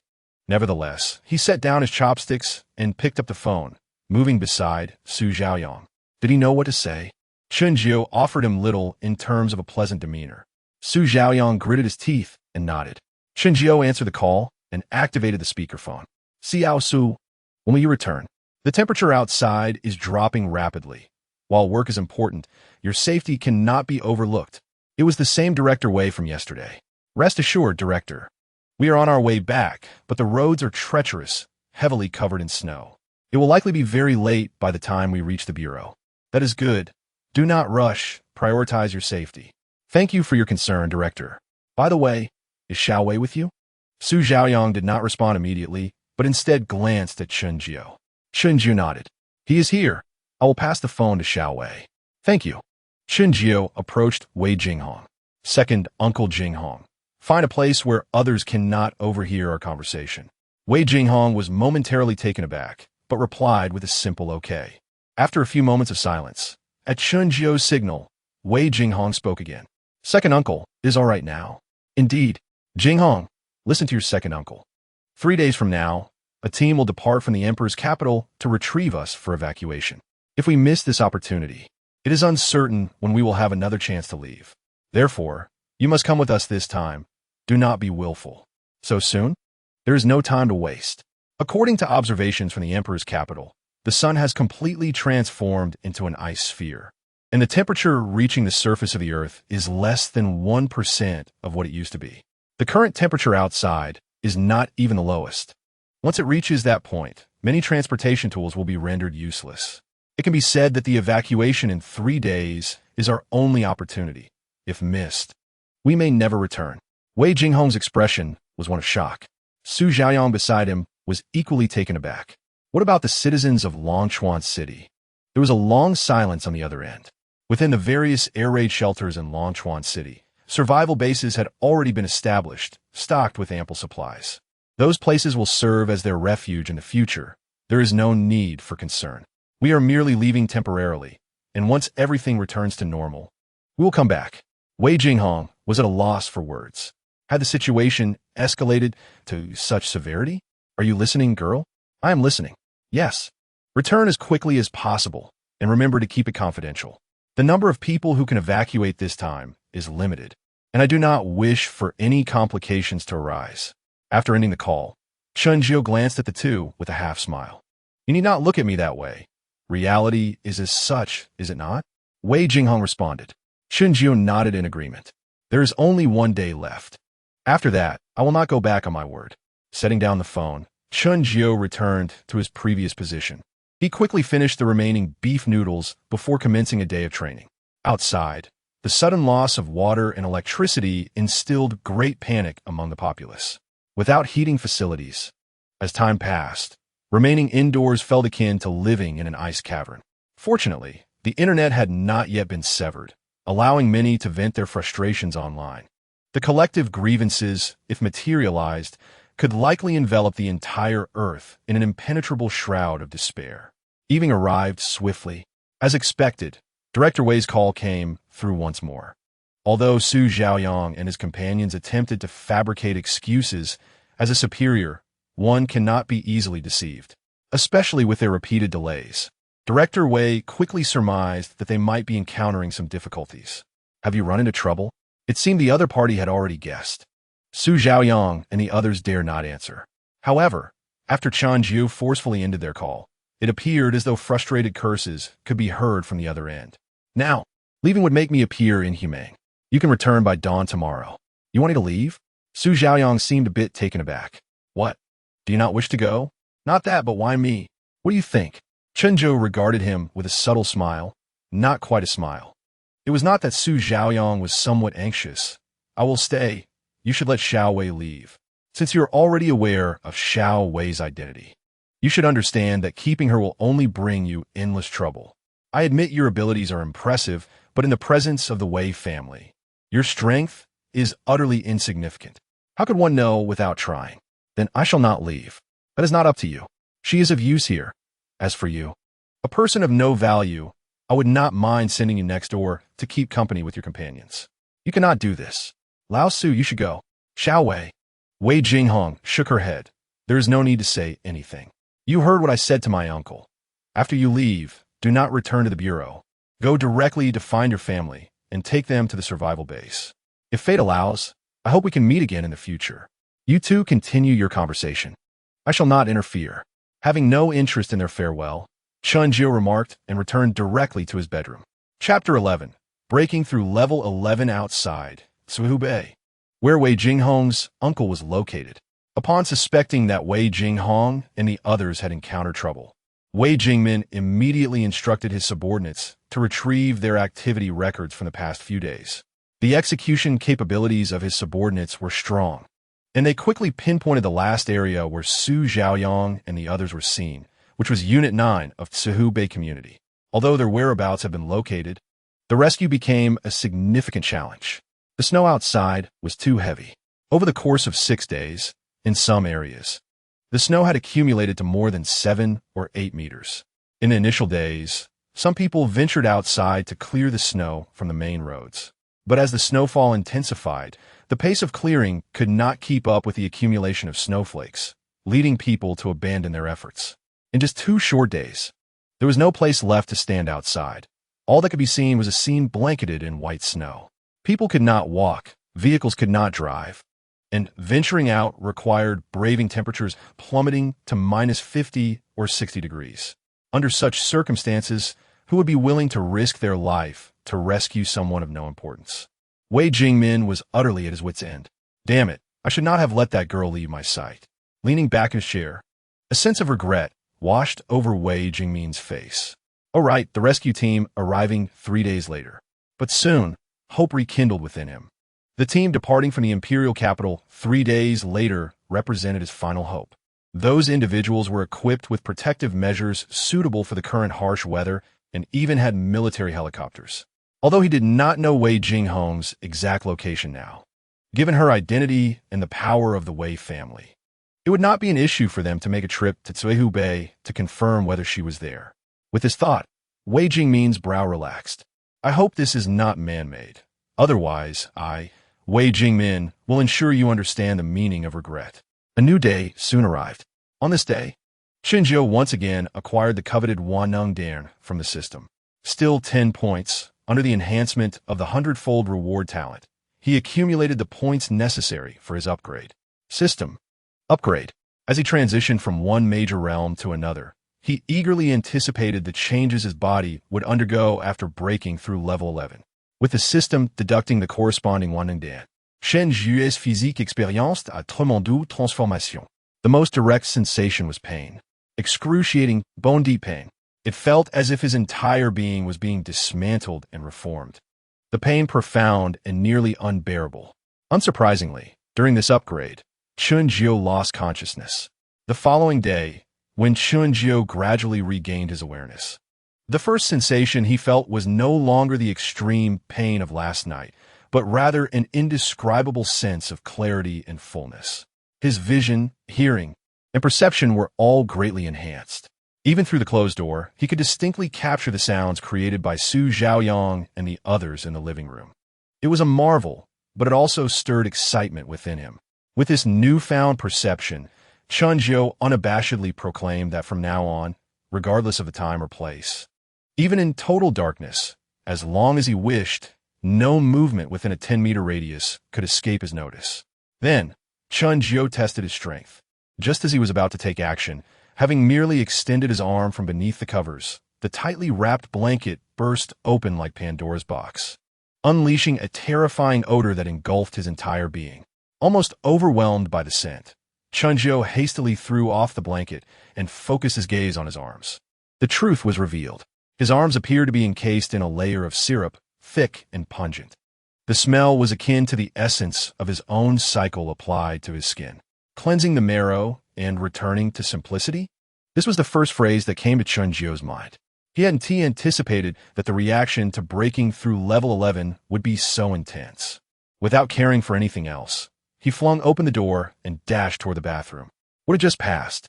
Was there a non-lucky person hiding in his room? Due to Qinzhou's incredible speed, the two individuals remaining in the living room only perceived a shadow flash past them in an instant. By the time they sought to confirm what had just transpired, there was no longer any shadow. However, sounds of splashing water emanated from the bathroom. What is that smell? Before they could delve deeper, an unpleasant odor wafted towards them, carried by the gust of wind created by the shadow's swift movement. Both frowned, internally questioning whether Qinzhou had indeed soiled his bedroom last night. Recalling the heartbreaking cries akin to that of a slaughtered pig, Wei Jinghong and Su Zhaoyang exchanged glances, seemingly contemplating the possibility. At this moment, Qinzhou was naturally oblivious to their thoughts. He retrieved basin after basin of clean water from the system space and poured it over himself. He liberally applied a bottle of rarely used 2-liter body wash. An hour later, after finally cleansing himself thoroughly and banishing any lingering odors, Qinzhou let out a long sigh of relief. But soon he recalled something, and his expression turned extremely grim. Does it mean that every time I encounter a breakthrough of such magnitude in the future, I must endure a similar torment? At this moment, it seemed that the growth brought by the upgrade was insufficient to excite Qinzhou. If he had to endure that pain a few more times, He had no doubt that he would approach future breakthroughs with trepidation, perhaps even opting to forego them to avoid suffering. This was akin to a cultivator facing a tribulation. Who would not fear it? Donning a fresh outfit retrieved from the system space, Chunjiu ambled into the living room. Sighing deeply, he plopped down onto the sofa, his face etched with melancholy.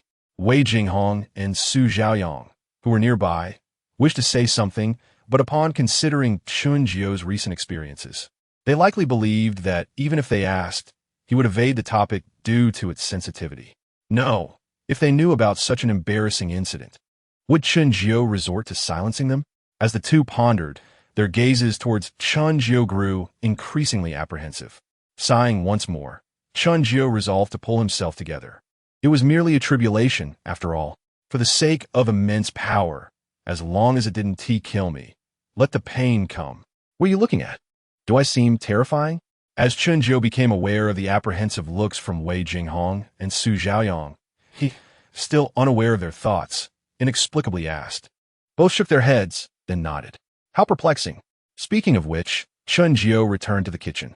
When he emerged again, he bore 2 portions of Huangmin chicken rice. Chunjiu placed 1 portion in front of Su Zhaoyang and kept 1 for himself. I'll let you have a hearty meal before you leave. Don't say I mistreated a captive. Su Zhaoyang gazed at the rice topped with brown sauce and irregular chunks of meat, and for some reason, a wave of nausea washed over him. Wei Jinghong beside him felt similarly. If they had little in their stomachs, they might have vomited on the spot. What is the matter? Not to your taste. Chunjiu, puzzled, furrowed his brow and asked. I'm not hungry. Not eating is fine. Su Zhaoyang's reaction effectively extinguished the few remnants of Chunjiu's good temper. After taking the rice bowl, Chunjiu began to eat without a care for the world. Witnessing Chunjiu devour the meal with such relish, Su Zhaoyang, who had previously shown disdain, suddenly felt a pang of regret. He had not eaten for 3 days. Why could he not control his emotions? Could the other party truly offer him such sustenance? Unfortunately, it was too late for regret now. Soon, Chunjiu finished both portions of rice. All right, you can leave now. Do not even think about playing any tricks. I will be watching you as you exit the community. If I find out that you remain within, I would not hesitate to engage in a game of cat and mouse with you. Do I have a choice? Su Zhaoyang replied with a bitter smile, casting a glance at Wei Jinghong. Take care. Wei Jinghong was at a loss for words and could only extend her best wishes. After a nod from Su Zhaoyang, he struggled to rise from the sofa, his arms hanging limply at his sides. Wait, have you changed your mind? Su Zhaoyang's gulp. Chunjiu, however, did not indulge in further conversation. She approached him, grasped his arm, and with a tug, reset his dislocated limb. Your insignificant help, she remarked, before returning to the kitchen to retrieve a box of fried chicken and a bottle of mineral water, which she shoved into Su Zhaoyang's hands. Good luck. Thank you. Su Zhaoyang ziplit, momentia dazet. Without lingering, he took Chunjiu's final kindness to the door, opened it, and vanished from her sight in an instant. A long while after Su Zhaoyang's departure, Chunjiu remarked coldly, Your nature isn't as bad as you think. Is this how you distinguish between good and evil? Isn't it? Have you forgotten your comrades? Forgotten that family of 6? Wei Jinghong fell silent. After a moment, she said, As for the Li family, I am unaware of the specifics of your grievances, but regarding my comrades, our positions merely differ. Once we donned those uniforms, we were bound to prepare for that day. You seem to have a clear perspective. Not really. It's merely a matter of lacking skill. Chunjiu chuckled, stepping to the window to gaze below. I have no chance of returning alive. Wei Jinghong was taken aback. Why not? The heavens do not permit my survival. Outside, Su Zhaoyang, just as Chunjiu had surmised, did not return alive. After stepping outside, he consumed the food Chunjiu had given him, including the bottle of mineral water. Having regained some strength, he did not linger in the corridor. Following the memory of his previous path, he trudged along, but upon reaching a staircase, he inadvertently stepped into thin air, vanishing into the snow and never to reappear. Both Chunjiu and Wei Jinghong witnessed this scene from the window. The former had anticipated it, while the latter, filled with inexplicable sadness, could only sigh in resignation. Choosing not to watch further, Wei Jinghong turned back and sat on the sofa once more. You seem unconcerned for your own safety. Why should I be concerned? Aren't you curious why I left you here alone? Not particularly. Not curious about what fate awaits you? What else is there between a man and a woman aside from that? Wei Jinghong replied calmly. Qinjiu found himself increasingly intrigued by this female officer. What if I kept you as a hostage to prevent retaliation from your family? Or perhaps to barter for my own escape at a critical moment? Wei Jinghong shook her head. Though I do not know you well, I can sense that you are unafraid of the Wei family. Or perhaps since the onset of this heavy snow, you have already cast aside all fear. I am uncertain whether you possess deeper knowledge about the sun's anomaly, but you are certainly not one to shy away from trouble. How long has it been? I never anticipated that you would see through me so thoroughly.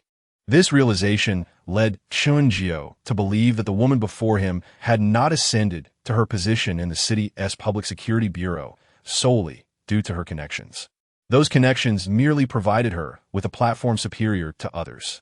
A woman too intelligent is not always a blessing. A foolish woman only invites others to see her as easy prey. Then how do you choose your fate going forward? I do not wish to die. A simple response. He had offered Qinjiu the answer he sought. Approaching her, he swiftly set her dislocated arm back into place. I hope you remain as clever as you are now. Seeing that Qinjiu only reset her arm without further inappropriate actions, Wei Jinghong felt a sense of relief and nodded. I will. Just then, a knock echoed at the door. Both turned their gazes toward it. They are looking for you, Qinjiu remarked knowingly, striding over to open the door. Xiao Chun. It's Li Jing. Is there something you need? Li Jing appeared somewhat anxious and hesitant. Regarding what you previously mentioned about allowing us to stay in Hongmeng's house, I was wondering if that still stands? So it was about the house. Li Jing had not initially wanted to seek out Qinjiu. However, after the power and water outage around 6 o'clock today, the temperature inside their poorly sealed home had plummeted drastically. Despite his attempts to insulate it, the results were dismal, with the external temperature dropping even lower.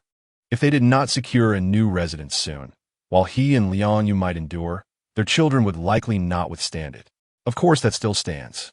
However, there are quite a few corpses in that house, and if you wish to stay, you will have to deal with them yourselves. I will leave it at that. Whether or not you choose to move, there is your decision. Naturally, if you wish to coexist with the corpses, I do not mind. With that, Qinjiu closed the door. Left alone in the corridor, Li Jing displayed an expression of difficulty. After a brief hesitation, he decided to return and discuss it with his wife, Liang Yu. Back in their doorless home, in the bedroom, his wife inquired, "What did Qinjiu say?" Li Jing pondered for a moment before recounting Qinjiu's words verbatim. What shall we do? Do we still need to move? We must. The temperature here is unmanageable. Continuing to live in this place will only lead to further decline. Even if we can endure, what about our daughter? Liang Yu gazed at their peacefully sleeping daughter and could only nod in agreement. After the couple reached a decision, they began to prepare for the move that very day. Their first task was to remove the bodies, followed by relocating their stored supplies. Both were high-income earners, one a construction engineer and the other a senior teacher. Thus, they had amassed quite a stockpile. Under normal circumstances, their supplies could last them 3 months, assuming they continued to use even expired items. Meanwhile, Qinjiu paid no heed to the couple's activities outside.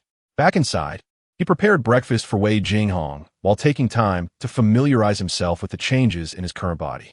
Host, Qinjiu lifespan, 25. 149 level, 11-02000, special ability, 100-fold reward, requires mental energy to utilize. Mental energy, 293 points, 1H 30 points. Full state, 300, universal points, 350, available for self-upgrade and others, system space.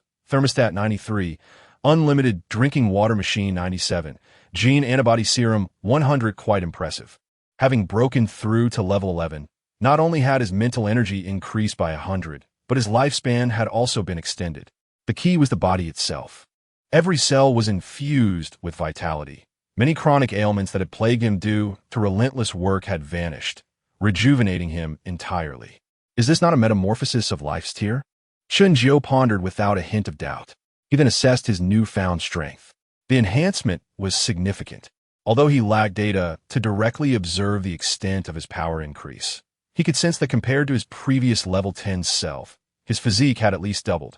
Could he be 20 times stronger than an ordinary person, exerting oneself with all their might?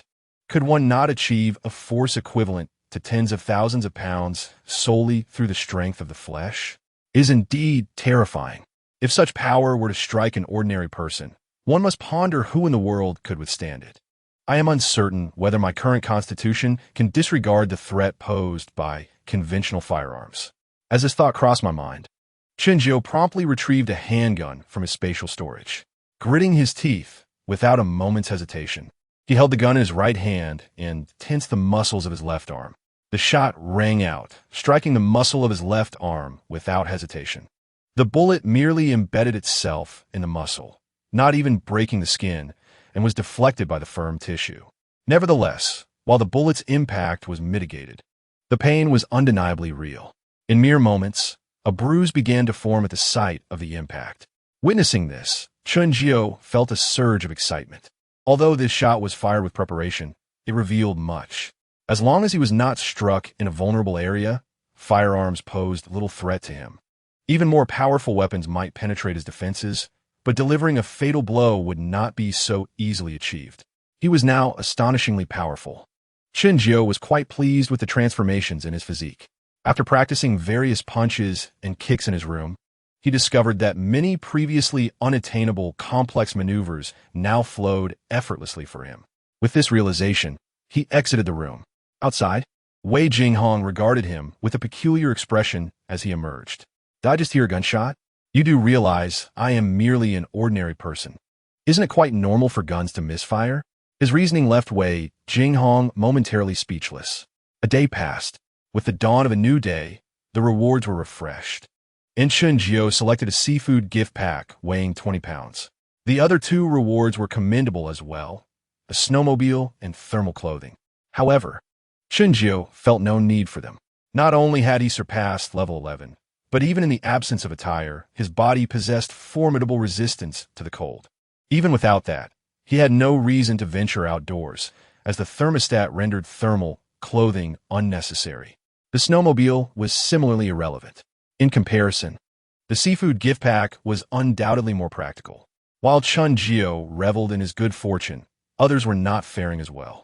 The weather outside had grown even colder, plunging to over 60 degrees below 0 Celsius. In the absence of electricity, even those with ample provisions found it to be a torment.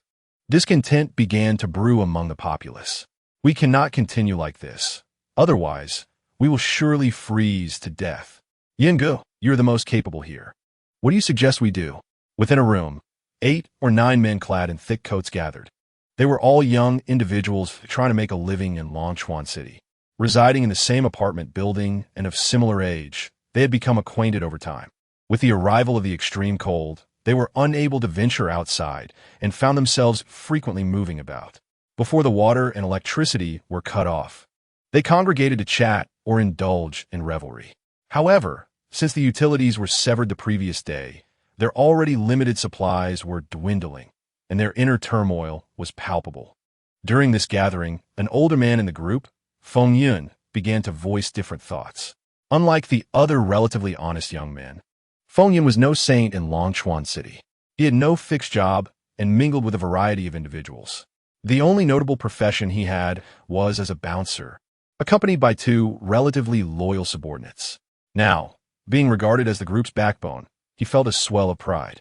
"Since my brothers hold me in such esteem, I shall share my thoughts." The others turned their full attention to him. "I am sure everyone is aware of our current predicament. I shall not belabor the point. While we had water and electricity, life was arduous but not devoid of hope. Now, without water or electricity, access to food and warmth has become a grave issue. If we do not seek to change our situation and remain in this icy tomb, we will inevitably freeze to death. Therefore, my proposal is to relocate." Gasps of disbelief filled the room. "Relocate? Yingu, are you joking? Where else can we possibly go?" Feng Yun's suggestion left everyone astonished. He motioned for them to hear him out. "I did not suggest we leave the neighborhood, but it is clear we cannot stay here any longer. I propose we move to the underground parking lot." The entrances are blocked by the heavy snowfall, and the temperature inside is certainly warmer than above. Most importantly, the parking lot is spacious enough for us to build a fire without the fear of suffocating from smoke or igniting the building.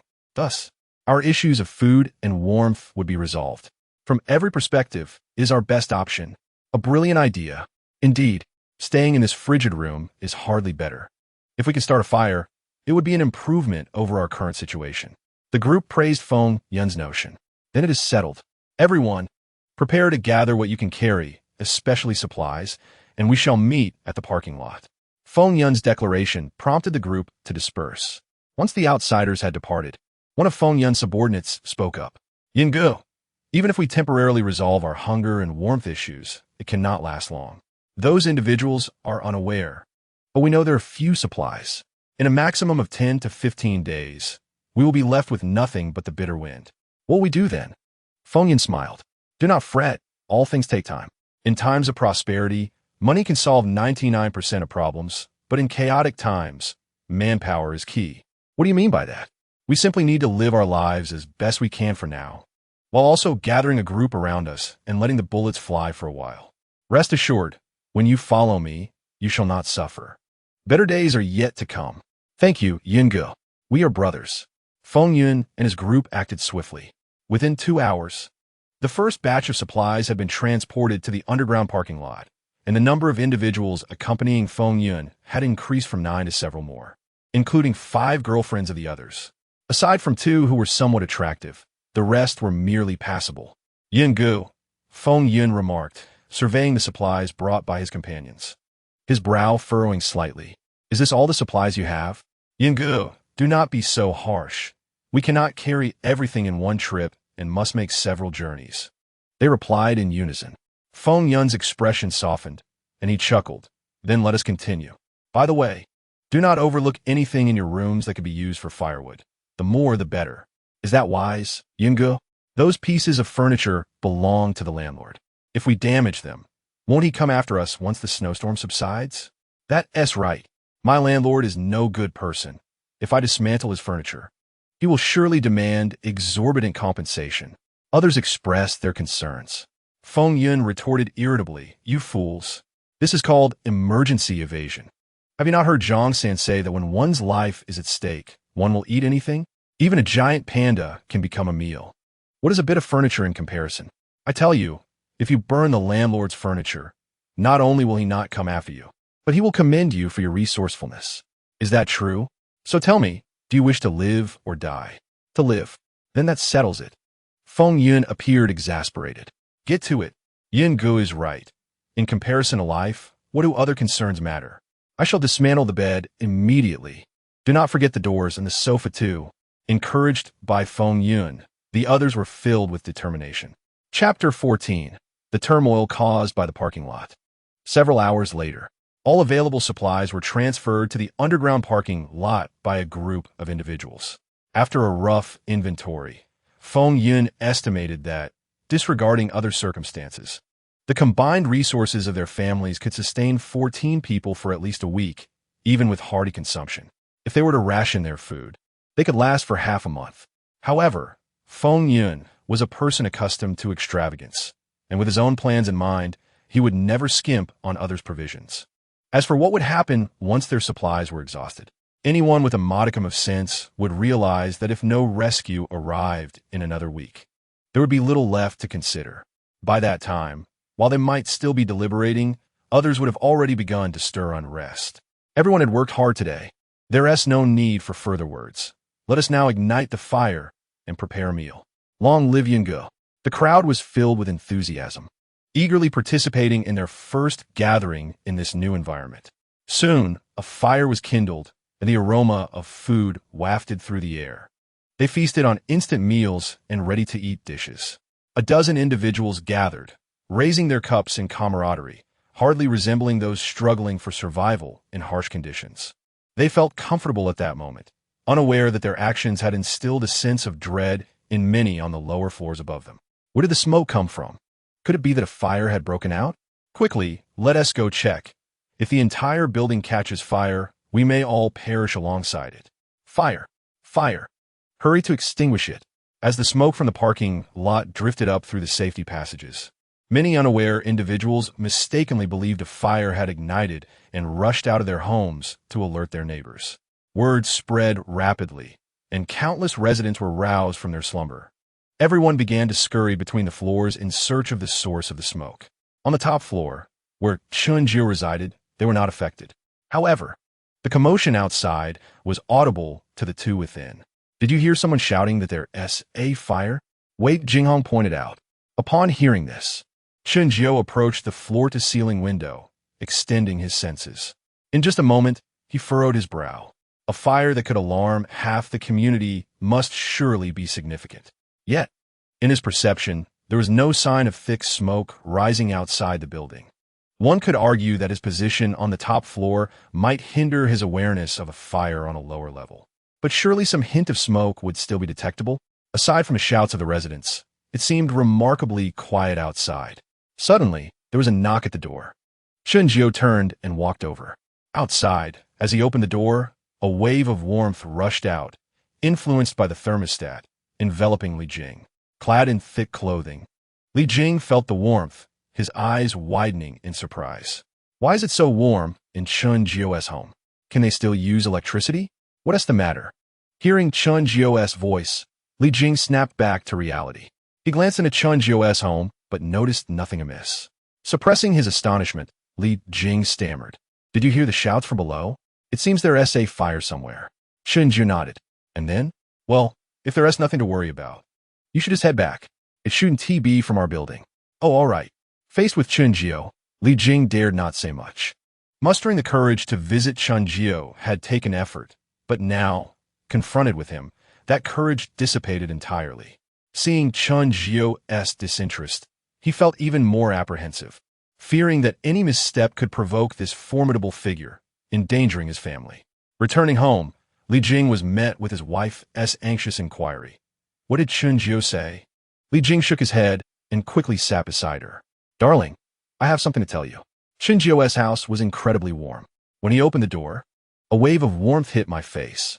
"Do you think they still have electricity? Or perhaps some power supply?" This is impossible. You think I would deceive you?" Liang Yu was momentarily stunned, but her expression quickly darkened. "That doesn't concern us." "How can it not? What if we let our daughter stay with him?" "We can endure, but she cannot. As long as Chun-Jio is willing to let her stay, we can offer him some of our supplies. I believe a person like him, without a formal job, wouldn't have much stockpiled." "No way." As soon as Li Jing finished speaking, Liang Yu firmly rejected the idea. Li Jing was puzzled. "Why not? Have you forgotten about the son from the Hongmeng family?" This statement struck Li Jing like a thunderbolt, leaving him speechless. Realizing her husband understood, Liang Yu ceased her remarks. After a long pause, Li Jing gazed at their daughter, bundled in multiple down jackets with only her small face visible, and lamented, "What about our daughter? We can manage, but she may not survive like this." A flicker of pain crossed Liang Yu's eyes. Since last night, their daughter had been crying, and her current silence was merely due to exhaustion. The couple had exhausted every possible measure to protect her. Yet the relentless cold continued to invade, rendering their efforts futile. Such a small being, striving to survive in such harsh weather, was an insurmountable challenge. Unless absolutely necessary, I do not wish for my daughter to leave me. Sigh, I will think of another solution. Li Jing sighed, choosing not to speak further. Outside, amidst the chaos triggered by the smoke, after many failed attempts to locate its source, the residents finally converged on the parking lot. Upon discovering Feng Yun and his companions, along with the fire they had kindled, everyone understood the reason behind the commotion. An elderly individual attempted to scold Feng Yun and even considered claiming their fire for himself. But Feng Yun swiftly distributed weapons from his pack to those nearby. "Old man, what did you just say?" With Feng Yun and his two companions leading the way, the other residents had no choice but to confront them in the underground parking lot. Faced with the imposing and vigorous Feng Yun, the elder quickly relented. "A group of cowards. If you have nothing to do, don't disturb me and my brother's meal. Get as far away as you can." Confronted with Feng Yun's intimidating presence, the others, who were accustomed to bullying the weak, immediately retreated. They reassured themselves, thinking that Feng Yun and his group hadn't done anything wrong, They were merely lighting a fire. Besides, it didn't harm their interests. So there was no need to quarrel with a bunch of youngsters. Yet despite their thoughts, Feng Yun's actions in the underground parking lot served as a wake-up call for others. With no electricity above ground and heating a distant dream, rather than remaining in that frigid cage, it would be wiser to relocate to the underground parking lot. With this realization, many residents began to retreat. Soon after, Feng Yun and his group observed residents from various buildings dragging their families and supplies to settle in the underground parking lot. Look, don't worry about them. As long as they don't interfere with us, can you stop them from doing what they wish?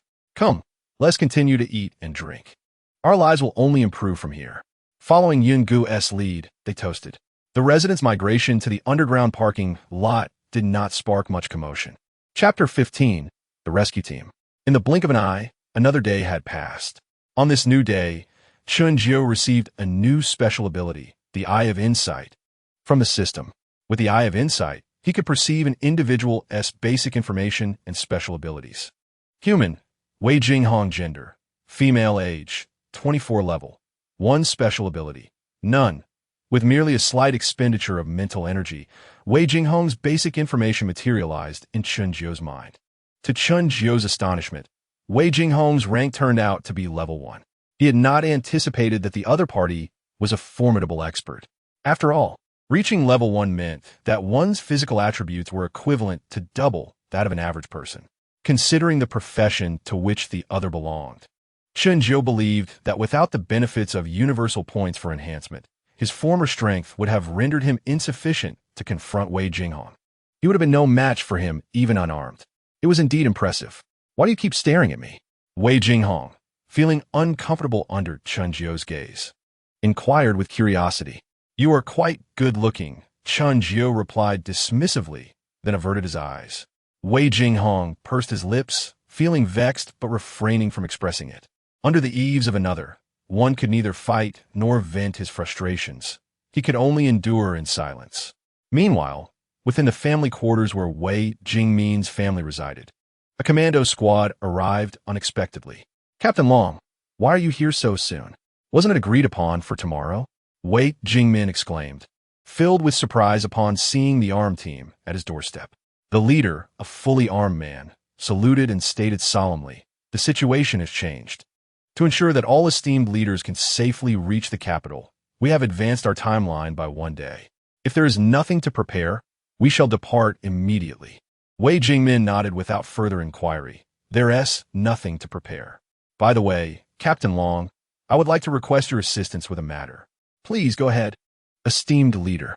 Wei Jingmin promptly recounted the situation regarding Wei Jinghong to Captain Long. This is the situation. If you can find him, that would be excellent. If not, as his uncle, I've done my utmost. Saying this, he handed over a photograph of Wei Jinghong. Captain Long took the photograph and frowned. Esteemed leader, this does not fall within the scope of our rescue mission. Consider it a personal request from me. Regardless of the outcome, the Wei family in the capital owes you a favor, Captain Long. This statement carried considerable weight. Even though Captain Long understood that this matter was unrelated to their mission, he felt tempted by the prospect of a favor from the Wei family. After a moment's hesitation, he accepted the photograph of Wei Jinghong. All right, if there are no further matters, we shall depart now. Thank you. Under the protection of armed personnel, Wei Jingmin's family, along with several others from the family quarters, donned their cold weather gear and made their way outside. The rescue team sent to assist Wei Jingmin comprised 6 modified armed helicopters. These helicopters have been urgently upgraded by relevant imperial departments to withstand severe weather conditions down to -70°C. 3 of these helicopters were already present at Wei Jingmin's location. As Wei Jingmin's family boarded via the hoist, 2 of the helicopters took flight towards the capital, while the third, guided by someone familiar with the terrain of Longchuan City, veered towards Hubei. The engines of the helicopters roared in the frigid air. Their presence amidst the heavy snowfall was akin to a fearless eagle soaring through the sky. Over here. We are here. Ha ha. The official rescue team has finally arrived. We are saved. The appearance of the helicopter drew the attention of numerous disaster victims, who braved the biting cold to lean out of their windows and shout with hope. Many, filled with exuberance, yearned for the helicopters to hover above them and drop life-saving ropes. Yet, as is often the case, the greater the hope, the deeper the disappointment. Amidst the loud calls, witnessing the glimmer of hope pass overhead turned the joyous cheers of the victims into harsh curses. What they cursed I do not know, but was certainly unpleasant. Inside the helicopter, a group of soldiers equipped with wireless communication devices engaged in dialogue. "Captain, do you think we can find a target at Suihu Bay? We don't want to make a fruitless trip. There is only one location, and we have no specific knowledge of the exact position. Can this helicopter endure for long?" Captain Long was met with the persistent concerns of his team members. He was acutely aware that this operation was unconventional, but for the sake of that favor, he felt compelled to bend the rules. "This is our opportunity. For the sake of the Wei family's favor, it is worth the risk. All right, everyone quiet down. I will outline the mission. Our target is clear. It is the girl in the photograph. This operation is time-limited to 3 hours. After 3 hours, regardless of whether we have located the target, everyone is to retreat immediately. If the target is identified, her safety is our paramount concern. Any threat to her safety may be neutralized on the spot without the need for reports. Understood? Understood. Good. Check your equipment." Upon hearing this, the team members promptly began inspecting their gear. The specialized equipment they wore had been custom-made specifically for such severe weather conditions. However, the number of such elite units was limited. Only the creme de la creme had access to them. Thus, among the 12 members of the squad, each possessed exceptional individual strength. This was merely a private mission. If they failed to locate the target, so be it. However, once found, none of them had contemplated failure. The helicopter swiftly reached the airspace above Suihu Bay. Due to the snow not yet covering the building signs, a keen-eyed team member quickly identified Building 9. Naturally, the helicopter could not land. Therefore, the pilot could only hover above the rooftop of Unit 9. "Deploy." The hoist descended, and 12 armed soldiers descended onto the rooftop of Building 9. The snow atop the building was deep, and when Captain Long and his team landed, half of their bodies sank into the snow. They swiftly located the iron door leading into the building and easily broke it open to enter. Inside the rental room where Chun-Jio resided, "The people coming to save you?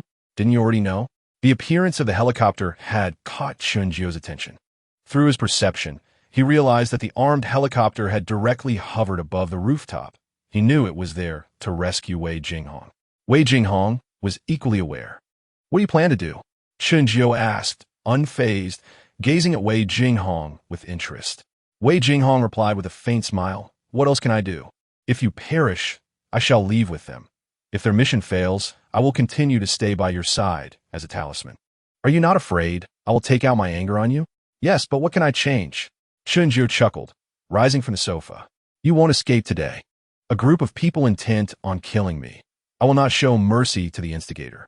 Wei Jinghong shot Chun-Jio a glare. "I did nothing. How did I become the instigator? If I say you are, then you are. All right, as long as you are happy." Chun-Jio's expression turned serious, his eyes radiating an icy resolve. Approaching the door, he opened it and stepped outside. Chapter 16. Capturing Wei Jinghong above. Captain Long and his team swiftly reached the 23rd floor of the building. Since Chun-Jio's position was near the topmost end of the building, they had not yet made their way over. However, as soon as Chun-Jio stepped outside, he encountered Captain Long, who came around a corner, their eyes locking. "Don't move." Realizing Chun-Jio's presence, Long Tongue had not yet lost his composure to the point of shooting immediately. Instead, he opted to aim his weapon at him first. Chun-Jio quickly raised his hands, displaying a face of alarm. "Please don't shoot. I'm a law-abiding citizen." While speaking, Chun-Jio utilized his insightful eye to assess the 6 armed personnel approaching him.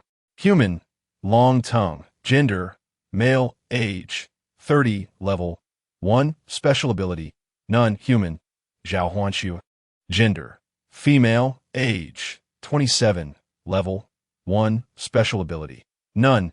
The fact that all were at level 1 indicated that this team's strength was indeed extraordinary.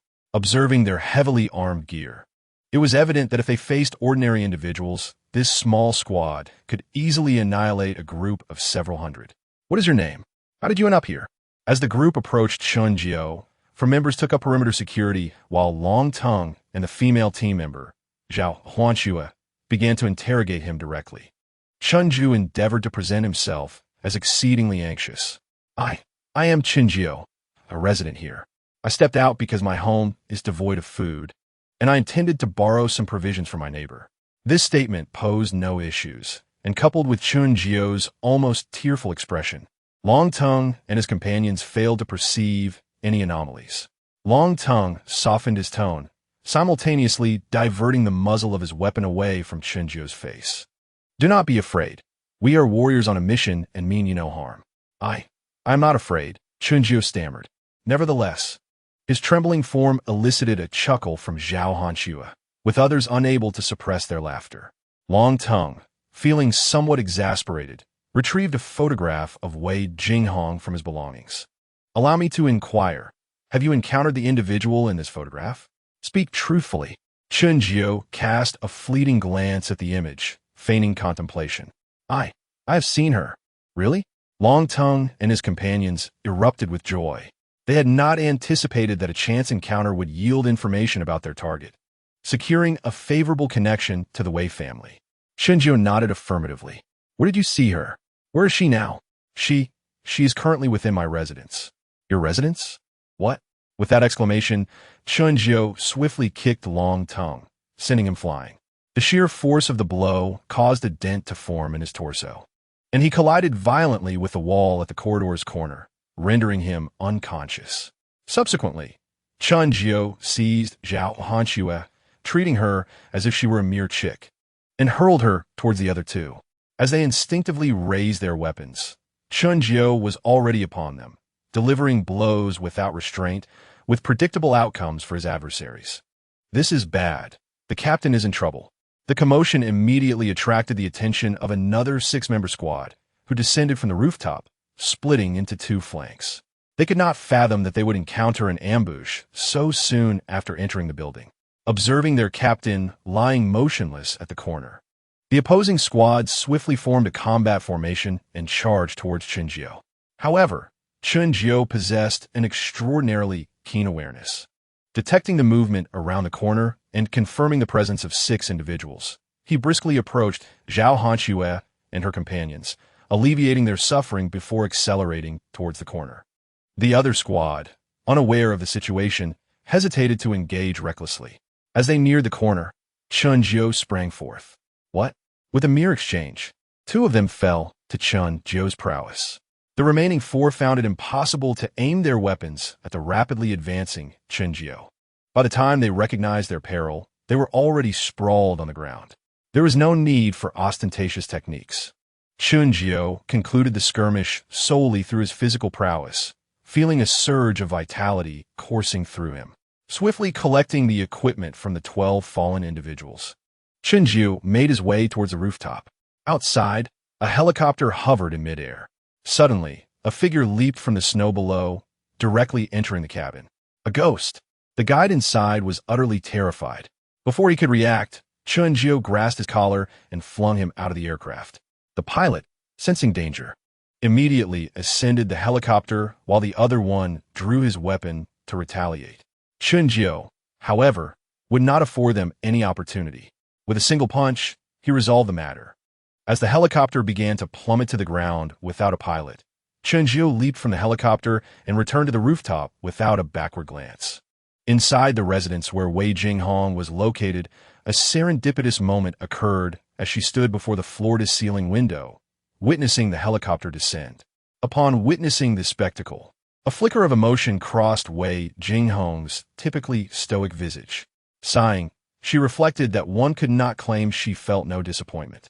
Yet, the helicopter's fall gradually transformed her disappointment into resignation. "Who exactly are you?" she murmured, realizing that the rescue team had failed. She turned just in time to see Chunjiu standing at her doorway. "If you wish to know who I am, why not experience it for yourself?" Chunjiu stated, closing the door behind him as he approached Wei Jinghong. Her legs instinctively retreated a step. "Could you grant me a moment to prepare?" "No." Upon reaching her, and under her panicked gaze, Chunjiu hoisted her onto his shoulder and carried her into an adjacent room. Inside, with no regard for delicacy. Chen Jiu unceremoniously tossed Wei Jinghong onto the bed. You must be gentler. As she uttered this, a profound sense of embarrassment enveloped her. I will do my best. Chen Jiu shed his burdens and pressed himself against her. More than an hour later, gazing at Wei Jinghong, whose cheeks bore traces of tears and whose consciousness had succumbed to exhaustion, Chen Jiu found himself staring at the ceiling, filled with an indescribable melancholy. Being too powerful was also a burden. He suddenly longed for the brief moments spent with his ex-girlfriend. If becoming stronger merely led to such torment, what purpose did it serve? In the underground parking lot, news of the events above had reached this location. Witnesses had seen the helicopter crash, and within a mere 15 minutes, the information spread like wildfire. Daozi, Liuzi, accompany me, Feng Yin commanded upon learning of the helicopter incident, summoning his two subordinates to depart the parking area. Brother Yin, where are we headed? Just follow me. Without further explanation, Feng Yin led them through a secure passage to the upper levels. Upon discovering the helicopter emitting thick smoke, Feng Yin swiftly guided his subordinates to the nearest building. Intent on finding suitable tools, Daozi and Liuzi were bewildered by Feng Yin's intentions until he procured 2 sheets of 125-centimeter metal plates and several ropes. Feng Yin connected all the ropes, securing one end to himself, then tossed one metal plate outward. You will hold onto the other end of the rope. If I find myself stuck in the snow, pull me with all your might when I tug the rope 3 times. Brother Yin, what on earth are you doing? You will know soon enough. Handing one end of the rope to Daozi, Feng Yin then threw the other metal plate before leaping from the second floor, landing precisely on one of the plates. Brother Yin, Daozi and his companions gasped in concern. Feng Yin, however, reassured them with a gesture, and then began alternating the 2 metal plates beneath his feet as he cautiously approached the smoking helicopter. Before long, Feng Yin arrived beside the helicopter. He first surveyed the interior. The helicopter's door was ajar, revealing 2 lifeless figures. Seeing their gear, Feng Yin realized his suspicions were confirmed. Without hesitation, he entered the helicopter. This is it, I've struck gold.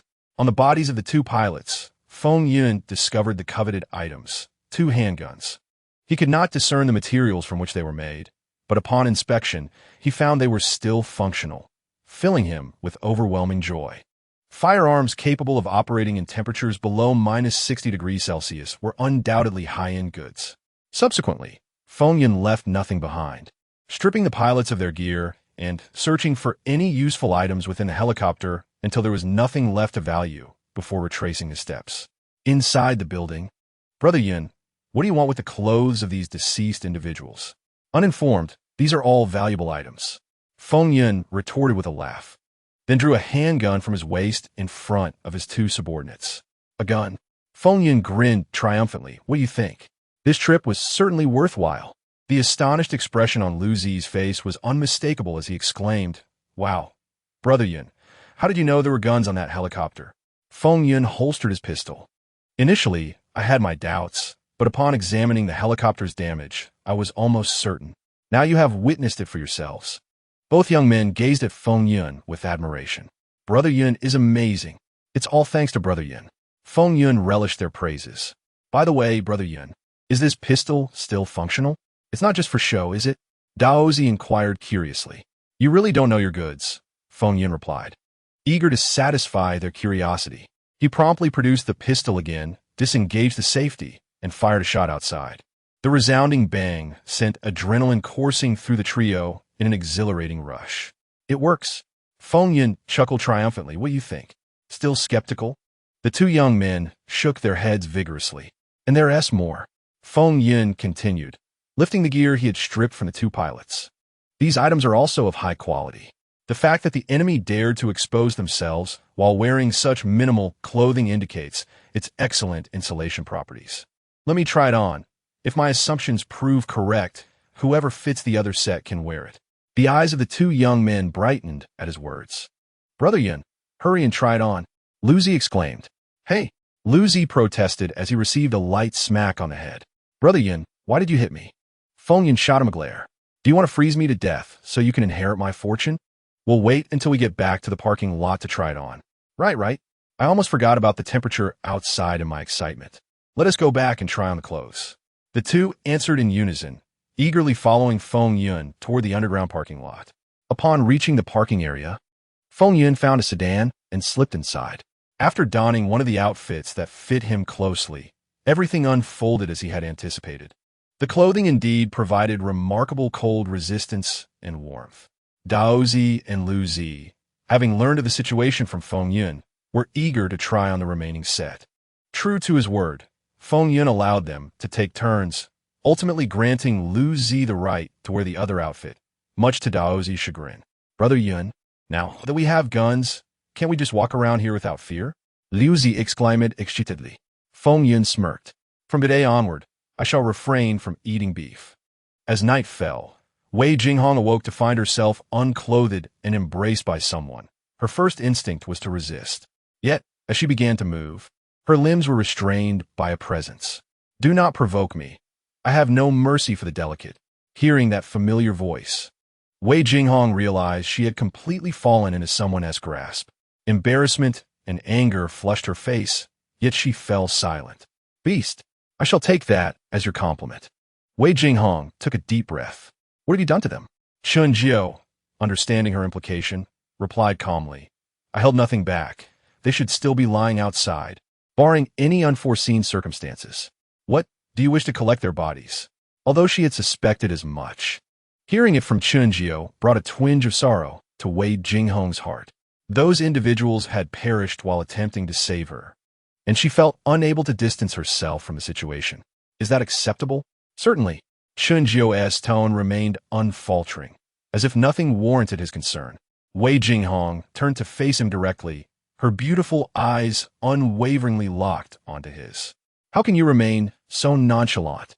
If you were someone who frequently danced on the edge of life and death, it would make sense, but before the incident with the Li family, you were merely an ordinary person. Facing Wei Jinghong's flawless and stunning visage, Chun Jiao responded indifferently. Have you ever experienced being mocked and ridiculed like a fool? Wei Jinghong shook her head. How could she have? Throughout her life, others had fawned over her. Who would dare show her disdain? Hence, you do not understand. If others do not regard you, why should you care about them? My surname is not Chao, but I have come to comprehend this. Better to shoulder the world's burdens than allow the world to burden me.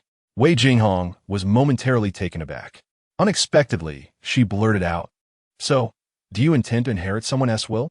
Will? Whose will? The two exchanged gazes. Noticing a hint of disdain on Wei Jinghong's face, Chun Jiao pondered something. He leaned down and pressed his lips against her soft mouth. Quite luscious. Shameless. Wei Jinghong exclaimed, a mix of embarrassment and fury washing over her as she instinctively wiped her lips. Ha! Chun Jiao chuckled, rising from the bed.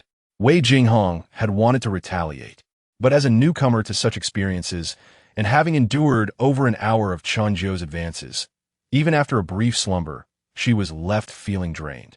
Reluctantly, she lay back down.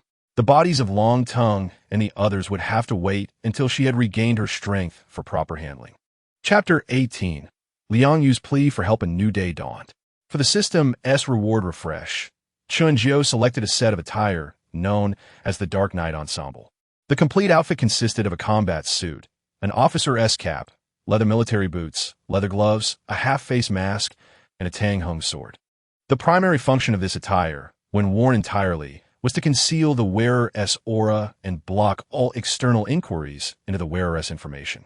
It also boasted many auxiliary features, allowing for easy style and color changes, possessing self-repair capabilities, providing warmth in winter and coolness in summer, and even featuring a self-cleaning function.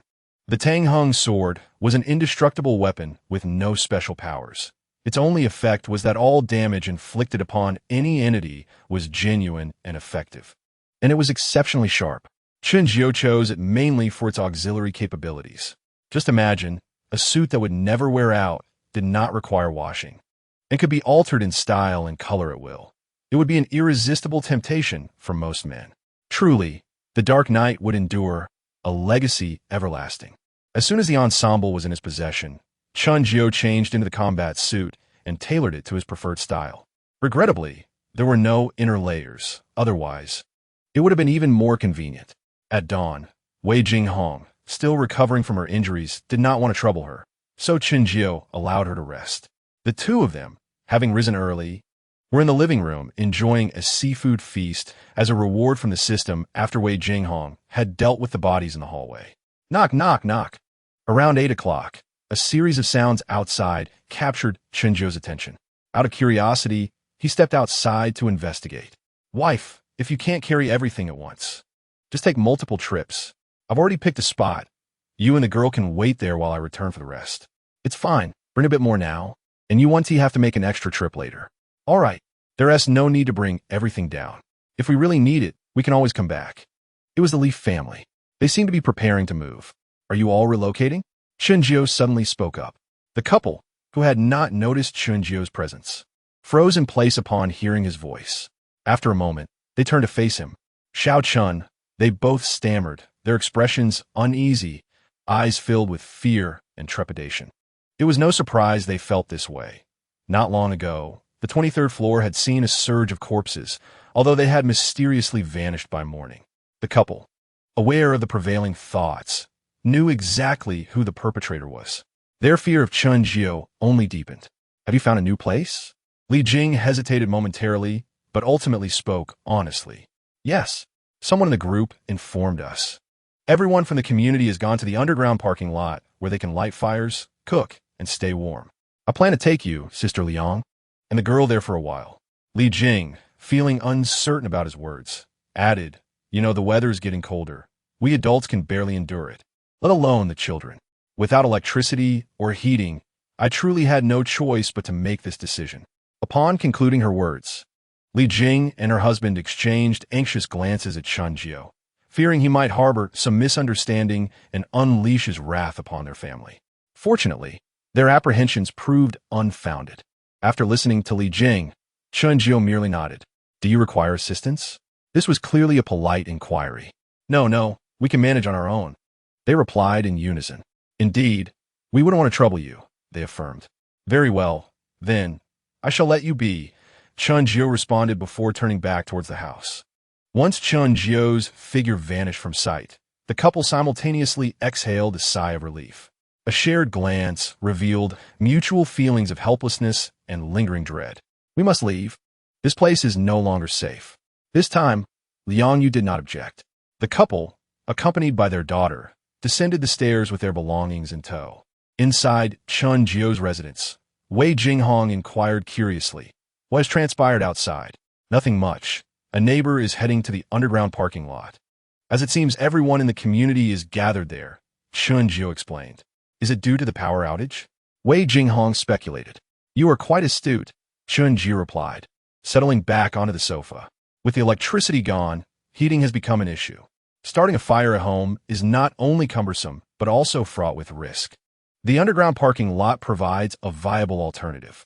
Wei Jinghong nodded in agreement, her gaze drawn to the thermostat and the homemade water dispenser in the living room. Where did you acquire such high-tech devices? I consider myself well-versed. Yet I have neither seen nor even heard of equipment that maintains a constant indoor temperature or a water dispenser capable of purifying water. To pry into my secrets is a perilous endeavor. If I choose not to disclose, then so be it. Wei Jinghong smirked and began to indulge in a large hairy crab from the dining table. Yet, deep within, her curiosity regarding Chenjiu only intensified. For the next 3 days, the community remained undisturbed. Since the day before yesterday, the external temperature had stabilized, hovering between -7 and 8 degrees Celsius. During this period, Chenjiu reaped commendable rewards from his system. The super combat technique was once again upgraded. This time, Chenjiu seized the opportunity to enhance himself directly. Additionally, he received a grand package of beverages and a comprehensive culinary package featuring 8 major cuisines. Although each contained only a single portion, the 100-fold reward made the quantity quite substantial. Chenjiu felt fortunate that his initial choice within the system was the 100-fold reward capability, as he now reaped significant benefits from that sagacious decision. Wei Jinghong had grown accustomed to life with Chenjiu. He had not neglected her. The daily meals surpassed anything she had previously experienced.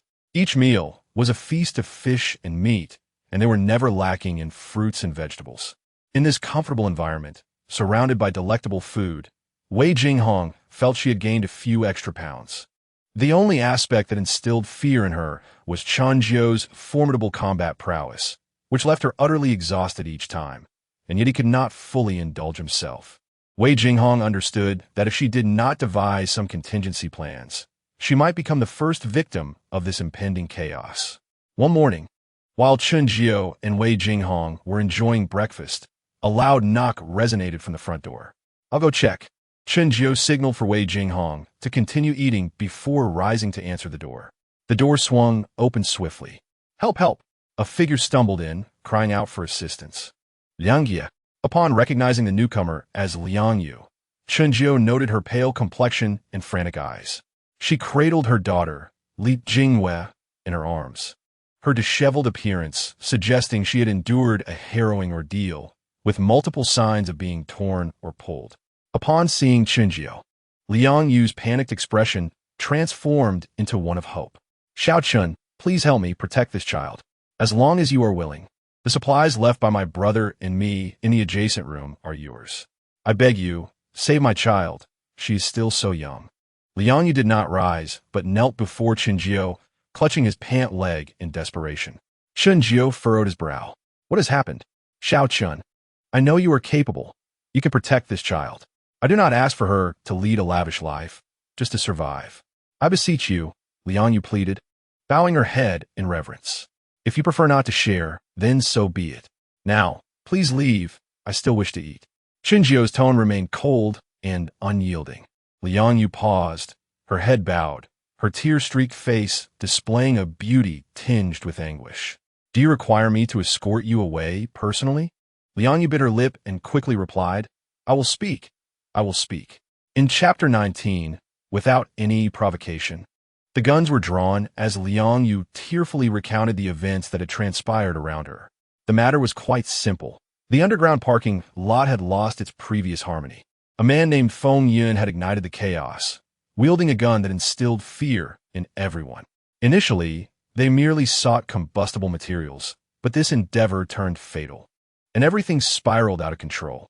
It was as if Pandora's box had been opened. They acted without restraint. They began to seize women and resources, mercilessly tormenting the feeble families.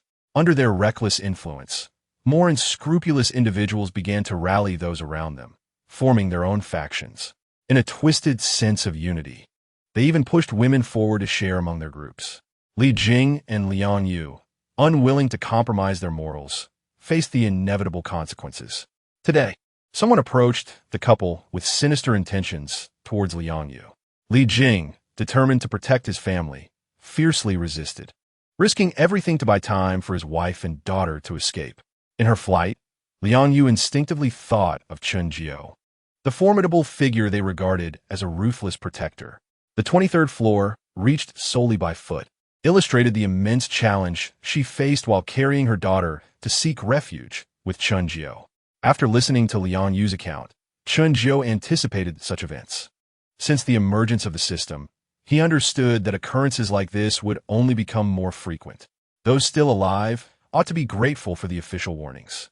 Without such alerts, many would have stockpiled supplies long before the chaos began, and the turmoil would have erupted even earlier, resulting in horrors far worse than what Liang Yu's family experienced. "Xiao Chun, please help me. I care not for my own fate, but for Yuer, who is still so young and has yet to truly see this world. She cannot be harmed. I implore you." That little girl escaped so swiftly. In the blink of an eye, she vanished. She better hope I do not find her, for otherwise I shall ensure she begs for her life before her husband's corpse. "Brother Yong, she has an infant. As long as we have that child, she is at our mercy. When the time comes, we can decide how to play with her." "Ha, your words invigorate me. Enough chatter. This is the last floor. If we do not locate that girl soon, we will have to search every apartment. Curse it, the 23rd floor. My legs are about to give out. How did she manage this?" Just as Liang Yu finished her words, voices echoed in the stairwell. Upon hearing those sounds, Liang Yu's face drained of color. Xiao Chun, her eyes brimmed with desperation and fear. Just then, The cries of the infant shattered the tension, and the pursuit was reignited. Moments later, 7 men arrived at Chunjio's door. In this very moment, there are still individuals who have yet to venture into the underground parking lot. The intrepid Yonggu and his companions, having pursued their quest, laid eyes upon Liang Yu. And naturally, the presence of Chunjio beside her caught their attention. As Yonggu scrutinized Chunjio, one of his subordinates suddenly exclaimed in astonishment, "Goodness, Yonggu, it's incredibly warm inside. Even standing outside, I can feel a wave of heat washing over me." This remark prompted Yonggu and his companions to become acutely aware of the situation. Their expressions betrayed a mix of astonishment. "Is there actually heating in this room? Yonggu, this is exceptional. You must see inside." One particularly observant fellow soon noticed Wei Jinghong, who was seated at the dining table in the living room, enjoying her breakfast. Upon seeing her, the subordinate gasped in surprise. The gaze of Yonggu and his companions shifted from Chunjio and Liang Yu to Wei Jinghong. And in that instant, they were all struck by her beauty. What a stunning woman. Ahem. Yonggu quickly regained his composure, redirecting his focus back to Chunjio and Liang Yu. At that moment, Yongji's interest in Liang Yu had waned significantly. Just as he was about to speak, however, he was met with the cold, dark muzzle of a gun and a bullet that pierced his forehead. Yongji's eyes widened in shock. Until his last breath, he was oblivious to how Chunjio had drawn her weapon. With an expression of terror, his body fell backward. A gun? How could she possess a gun? Run. In the moments following Yongji's demise, the others, still reeling from shock, turned and fled down the corridor from whence they had come, their faces etched with fear. Chunjio swiftly stepped outside, aiming her weapon at the fleeing individuals, and with several gunshots, she eliminated the remaining 6. Having completed this grim task, she returned to the interior of the house with an air of nonchalance. Facing Liang Yu, who was left speechless and shaken, Chunjio remarked, "You should take care of your daughter yourself. I have no inclination to play the role of a nanny for others." "A little Chun," Liang Yu stammered. But Chunjio remained silent, stepping aside to return to her previous bedroom. When she reappeared in Liang Yu's line of sight, she held a thermostat in her hand. This is a temperature controller. By activating this switch, the temperature within a radius of 10 meters can be maintained at 18 degrees Celsius. Your room still has supplies, does it not? There is no need to go to the underground parking lot. This controller will suffice to ensure your survival along with your daughter. After placing the controller beside Liang Yu, she awaited a response, but Liang Yu was momentarily taken aback. "Will you leave on your own, or must I compel you to depart? My patience is limited." Noticing the displeasure on Chunjio's face, Liang Yu dared not linger. Rising unsteadily from the ground, she held her still-crying daughter close, grasped the controller Chunjio had provided, and expressed her heartfelt gratitude. Thank you, little Chun. Leave. Understood, sister-in-law. I shall take my leave." Without hesitation, she bowed repeatedly to Chunjio before turning to exit. Chunjio closed the door behind her and returned to the dining table. "I thought you would engage in some banter with those people when they arrived," Wei Jinghong suddenly interjected, looking at Chunjio with keen interest. "What led you to believe that? Isn't that how it's portrayed on television? The grandstanding, the confrontation, if you don't give them a chance to perform. How can you evoke the audience's emotions? In the scenario from earlier, had you hesitated, they would have undoubtedly threatened you to relinquish the room and hand me over, promising you a life of luxury in return." "Boring." Wei Jinghong chuckled. Then, adopting a conspiratorial tone, she continued, "Didn't you claim not to care about others? Why then did you assist that woman? Could it be that you harbor a particular inclination?" Chunjio's lips twitched, her expression darkening as she directed her gaze at Wei Jinghong. "Don't look at me like that. To be fair, that woman is quite attractive. Rest assured, I don't mind. Having an extra person to share the burden of your wrath is rather appealing. If I must confront you alone, I fear I may perish from the cold before I succumb to your embrace. Your courage seems to have grown during this time. I merely wish to survive. Don't you men fancy having multiple wives? I have no objections. Why should you be concerned? What are you laughing at?" Instead of answering directly, Chunjio approached Wei Jinghong. Noticing the unsettling glint in Chunjio's eyes, Wei Jinghong felt an inexplicable tremor within her. "What do you intend to do? What do I want?" In a gasp, Wei Jinghong, weighing around 100 kilograms, was lifted effortlessly by Chunjiu, who then proceeded toward one of the rooms. Chunjiu, put me down immediately. I'm not finished eating. I have something far more delectable. You scoundrel. Chapter 20. You are on the first floor, while others are in the atmosphere. In the adjacent dwelling, Liang Yu had returned home. Once she secured the door, she promptly activated the thermostat that Chunjiu had given her. The results were remarkable. Within mere minutes, the living room was pleasantly warm. Had this device been available a day prior, Liang Yu would have been overjoyed, but now she found it difficult to muster any happiness. She had overheard the earlier conversation among Yonggu and his associates. Li Jing was dead, having sacrificed himself to protect her and their daughter. Cradling her now quiet daughter on the sofa, Liang Yu could not hold back her tears. The bond she shared with her husband, Li Jing, had been profound. His death was an unbearable blow. As memories of their time together flooded her mind, she felt an overwhelming urge to join him in death. Yet, upon gazing at her little one, that impulse dissipated. What would become of my daughter if I were to leave as well? Over a year old, Li Jingwei could not fend for herself. With Li Jing gone, if she were to depart, the outcome for her daughter was all too clear. Wiping away her tears and regaining her composure, Liang Yu resolved to stay strong. For the sake of my daughter, I must persevere. Liang Yu, you can do this. In the underground parking lot, the area was now divided among 3 factions.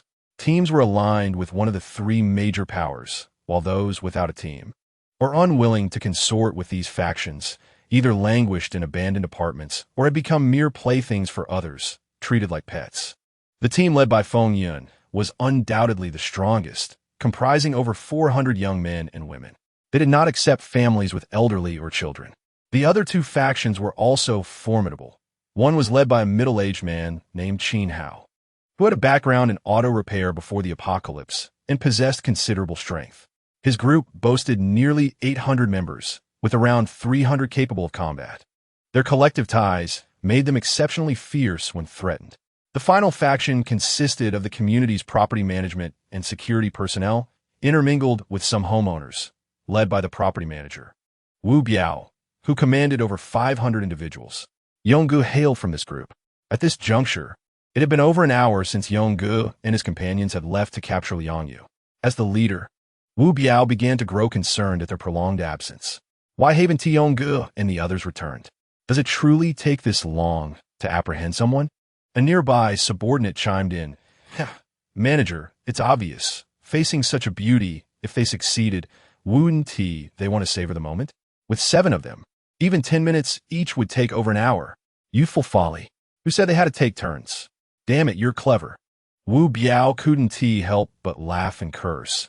Each one of them is a damn fool. Why not show some respect for me, the manager? Am I lacking in women? With so many in our team, it is a simple matter to have whoever I desire. Upon hearing this, the group of women huddled together for warmth within Wu Biao's team began to tremble in fear. Enough of this nonsense. Zhang Dianing, Gao Wei, take a few brothers and investigate. It's better to be safe than sorry. All right. The 2 men named by Wu Biao stood up and called 5 or 6 younger brothers before leaving the parking lot. Inside the building, Zhang Tianing and Chao Wei ascended floor by floor. At each level, they knocked on doors to ensure there was no movement inside before proceeding to the next floor. They continued this for over half an hour until they reached the 23rd floor. Brother Wei, something has happened. Someone has discovered the bodies of Yonggu and the others. The leader, Chao Wei, and Zhang Tianing hurriedly made their way to the location where the bodies were found. Upon seeing the bodies lying in the corridor, the arriving 8 were filled with dread. The cause of death was gunshot wounds. They had all been shot dead. What? Zhang Tianing examined the bodies of Yonggu and the others, quickly identifying the gunshot wounds. The revelation of their cause of death shocked Chao Wei and the others, with some even gasping in horror. Are you trying to get us all killed? The startled cry from a younger brother was swiftly silenced by Chao Wei, who covered his mouth and whispered harshly. The others, realizing the gravity of the situation, broke into a cold sweat. Their gazes began to shift towards the doors on either side of the corridor. After waiting for a few minutes with no response from the doors, the group collectively exhaled in relief. Chao Wei shot a glare at the younger brother and released his hand from covering the boy's mouth. "I'm sorry, Brother Wei." The younger brother whispered an apology. Chao Wei did not respond. "Old Zhang, what do you think?" Zhang Taning stood up, surveying the two rooms in the corridor, both of which had doors. "I didn't expect there to be a true dragon lurking within. One of those rooms must house a formidable individual. Compared to that Feng Yun, the other is merely trash." Chao Wei nodded in agreement. The others had all been shot dead with one bullet each. Not to mention the decisiveness of the attacker. Even a sheer number of bullets possessed by the assailant was intimidating. "What should we do now?" "Let us return and inform Biaoge. The fact that two individuals in this community possess firearms is not a good omen for us. Especially now that we've discovered this. It undoubtedly represents a ticking time bomb." Chao Wei nodded and signaled to the younger brothers. The group silently left the 23rd floor, disregarding the bodies of Yongge and the others. A little over 10 minutes later, they returned to Wu Biao. "How'd it go?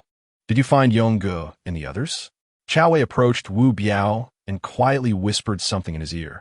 Wu Biao's expression immediately changed. "Are you certain?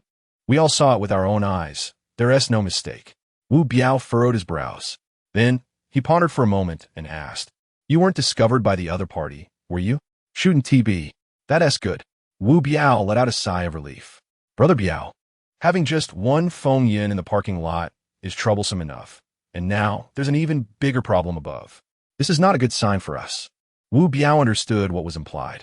They intended to take control of the entire Sihu Bay community. Wu Biao had confidence in dealing with the overt Feng Yun. But now there was an unseen, ruthless killer lurking in the shadows. Wu Biao was not only lacking in confidence to confront the threat, but also hesitant to engage. "Let us not worry about the other party for now. Allow me to devise a plan." "And what about the bodies of Yongge and the others?" Zhang Tianying inquired. Wu Biao chuckled grimly. "They're already dead. What use are their bodies? Let them lie there." "Understood." Zhang Tianying and the others ceased further discussion and found a spot by the fire to sit quietly and warm themselves. Time swiftly passed, and soon it was time for lunch. "Come, let us toast to our increasingly prosperous days." In the area where Feng Yun and his group resided, while other factions meticulously calculated every meal, they gathered around several bonfires, with each person's table piled high with fine food and drink. Observing their extravagant lunch, individuals from the other two factions suddenly found their bread and sausages unappetizing. "Go ahead, indulge as much as you like. I wonder how many days you can remain so arrogant. You're still too young. This dreadful weather is unpredictable. Engaging in such feasting now will lead to suffering later. Brothers, times are tough. We need to be frugal. Enjoyment is fleeting. Survival is our ultimate goal. Once this snow disaster passes, with everyone's ability, there will be plenty of good food to enjoy. So, do not envy others. Since we cannot eat, we can only console ourselves with words." Feng Yun's group naturally noticed the situation of the other two factions, but scoffed at them. "Brother Yun, I wonder how many people are cursing us as spendthrifts. Indeed, at this rate of consumption, our supplies will be depleted in a few days. Many must be waiting to see us in a dire state. Ha ha ha, let them envy us. Soon enough, they will have their moments of sorrow." Noticing the envious and resentful gazes from afar, Feng Yun smirked. Did they think he was an impulsive fool who considered nothing? A bunch of idiots. He had firearms in hand. As long as the supplies of the other factions remained, they would serve as his reserves. The reason he refrained from taking action was not just that it was unnecessary, but because the people he had gathered had not fully united under his cause. However, if he continued to supply them with lavish feasts, once their resources dwindled, these accustomed subordinates would be reluctant to endure hunger. At that point, all he would need to do was raise his arm and command them, and they would follow his lead, seizing whatever they desired. Feng Yun raised his voice. "Brothers and sisters, do not hold back. Feast freely. As long as there is no waste, I guarantee everyone will be not only full, but also satisfied at every meal. Long live Brother Yun. Now, let those with wine raise their cups, and those without can use drinks as substitutes. Let us toast to Brother Yun. Cheers." Days passed, and the heavy snow continued to fall outside. The incessant snowfall had buried many buildings beneath a thick layer of snow. Even in the tall building where Chun Jio and the others resided, the snow had piled up to the second floor. "Chapter Yirmibir Yiziking." Yizi. 3 days had quickly passed. Bang, bang, bang. Ha ha ha. I didn't expect to find unexpected gains here. Brothers, we are in for a treat tonight. Hubby, save me. You beasts. I'll fight you to the end. The previously tranquil apartment complex erupted into chaos once more. This time, the commotion was considerable. Due to heating issues, Feng Yun and his group had consumed almost all the combustible materials they had previously gathered. To acquire more fuel, they turned their attention to the upper floors of the building once they had exhausted everything that could be burned in the parking lot. Teams returned to each floor, searching house by house. Doors were torn down and furniture dismantled. Nothing that could be burned was spared. Throughout this process, many remaining supplies hidden by residents were discovered. And unsurprisingly, these supplies were confiscated from individuals and converted into collective resources. The original owners, even if their hearts bled, dare not protest and could only watch as the collection teams stripped their homes of provisions.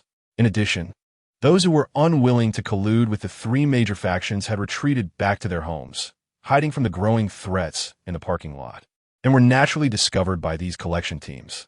Faced with a group of individuals who had been corrupted by the debauchery in the parking lot, those families, couples in particular, became lambs to the slaughter. If they complied, they would be welcomed to join in the descent. If they resisted, the men would be beaten severely or even killed. As for the women, their fate was even more tragic. As these teams continued their searches floor by floor, the disturbances unsettled the other survivors hiding at home who had yet to be discovered. What should we do? What should we do? Sister, they will inevitably find us here. We cannot escape. Let me think. I need to ponder this carefully. In a residence on the 9th floor of Building 6, two figures clad in thick down jackets, with only their eyes exposed, were anxiously pacing inside. The commotion from below grew increasingly closer, accompanied by the heart-wrenching screams of a woman, filling their eyes with dread. Sitting on the sofa, the girl with a furrowed brow seemed to be racking her brain, her shifting gaze causing the other girl beside her to become increasingly distressed. What time is it, and you're still thinking? Sister, let us jump from here. I would rather die than be defiled by those scoundrels. Wait, don't rush. Can I not be anxious? If we wait any longer, it will be too late for us to even consider death. The elder sister, still grappling for a solution, felt her heart racing at her younger sister's anxious remarks, rendering her even more flustered and unable to think of anything. Easy, be quiet.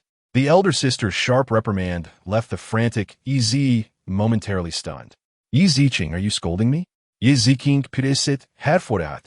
Having no time to pay attention to her sister's tearful expression, once again immersing herself in contemplation. Soon, a spark of inspiration lit up Yiziching's eyes. I got it. Yizi sniffled, her nose tinged with a sour sensation. What did you get? Are you pregnant? Don't you even have a boyfriend? Dear sister, this is familial. I must restrain myself. Yiziching suppressed her impulse to give Yizi a good thrashing, taking a deep breath to calm her emotions. I have a plan. Upon hearing this, all of Yizi's previous grievances faded away. What plan? We're going to Building 9. Seeing her sister's puzzled expression, Yiziching quickly prompted, do you remember the helicopter that appeared in our neighborhood a few days ago? How is that related to our going to Building 9? Have you forgotten? That day, we saw a group of fully armed soldiers descending from the helicopter onto the roof of Building 9, and shortly after, the helicopter crashed. Yizi still did not grasp the meaning her sister was trying to convey. I truly cannot fathom you. Besides your obsession with the virtual world, do you have any other thoughts? I still have a brain. Well said, but don't speak again. Yiziking rolet hadeus. Forget it. I should not have expected too much from you. Let me be direct. Once those soldiers entered Building 9, they never left, which means they must still be there now. We can go find them. If we locate them, we may find safety. Are they any different from those ruffians outside? Do you trust that scum outside? Or do you trust the soldiers more? The soldiers? Good.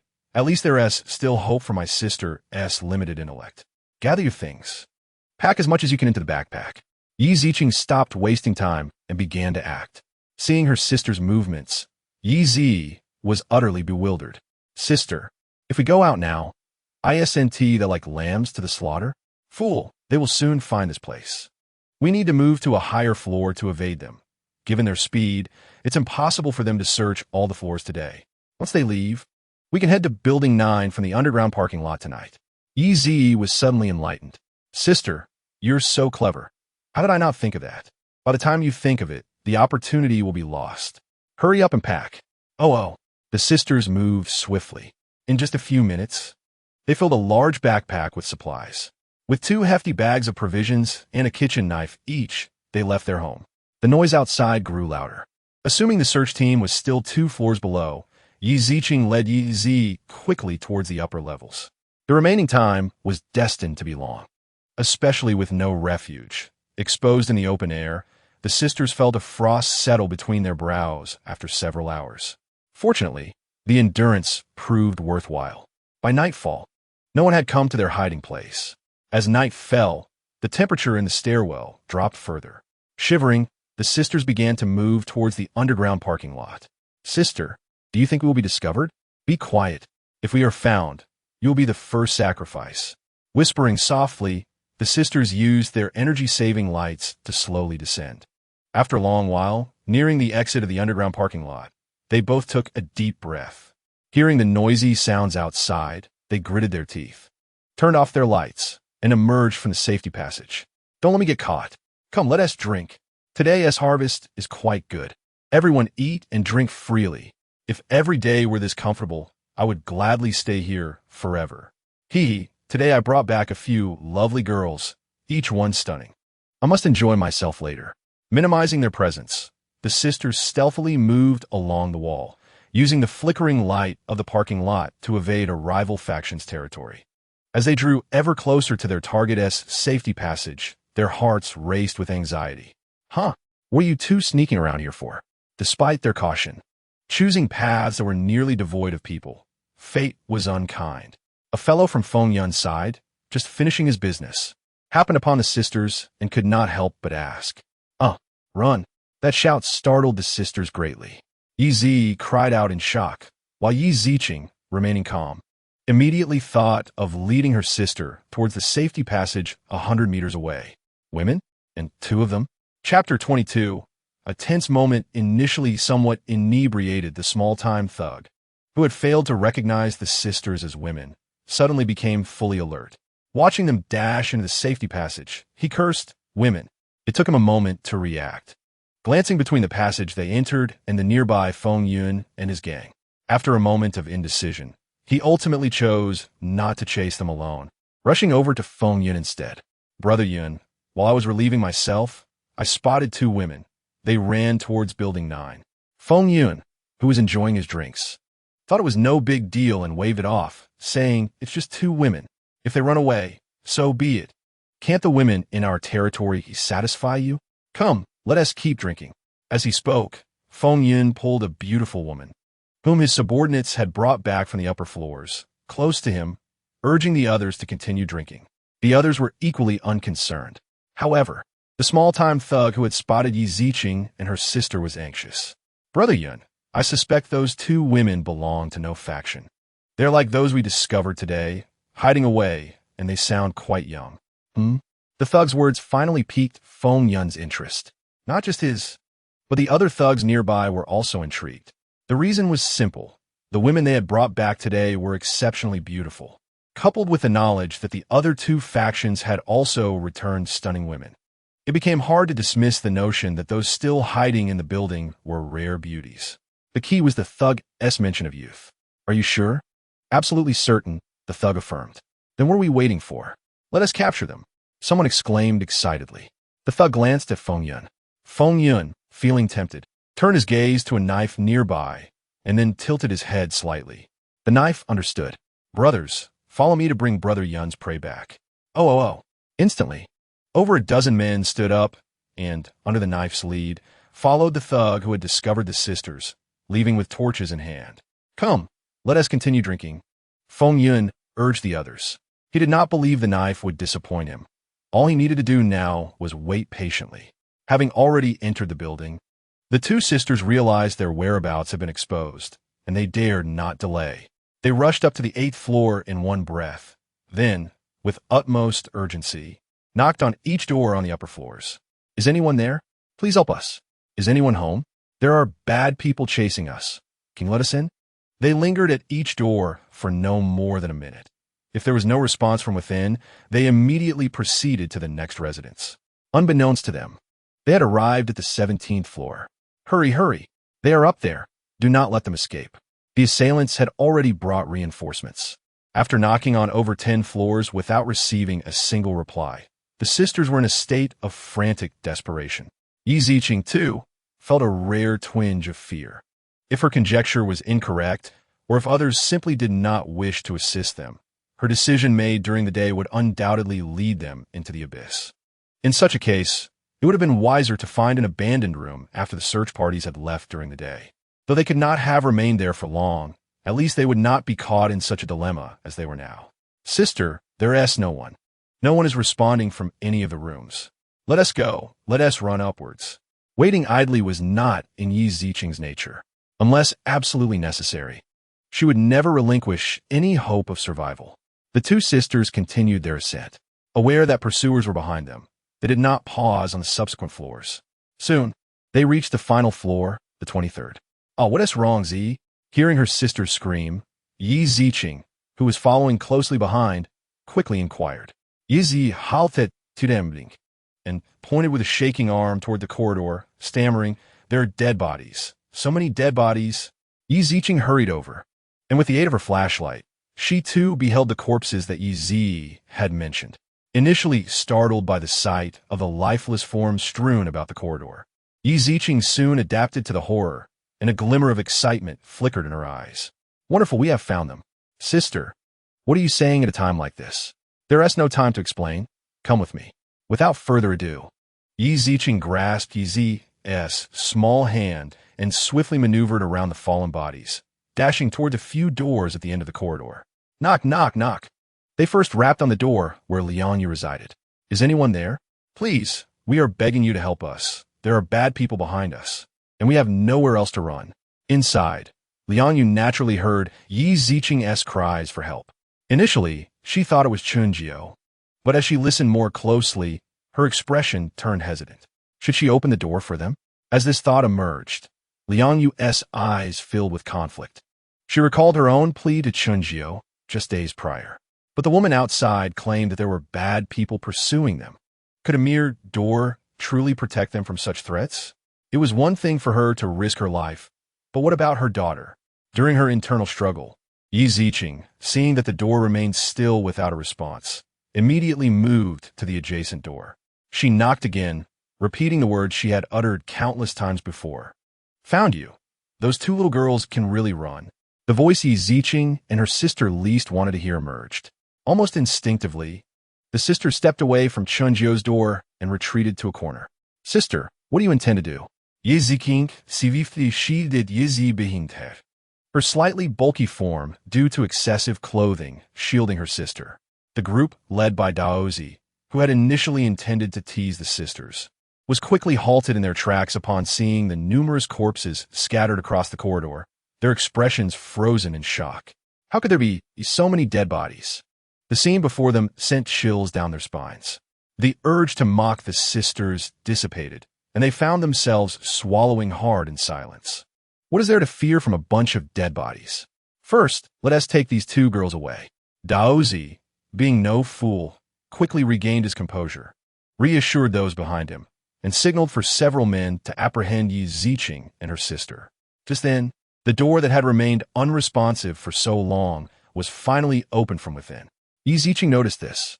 Z, quickly, without hesitation, she seized Yi Zi's hand and attempted to dash into the room. Alas, Yi Ziqing was thwarted as she collided with Chunjiu, who had just opened the door, causing both her and Yi Zi to tumble backward onto the floor. Chunjiu, bewildered, thought to himself, it was just a door, and now he had been bumped into. Who would he complain to? Chapter 23. The outside room meets the main room. Chunjiu's gaze fell upon the two figures sprawled on the floor, their eyes the only visible part of their bodies, resembling two winter melons.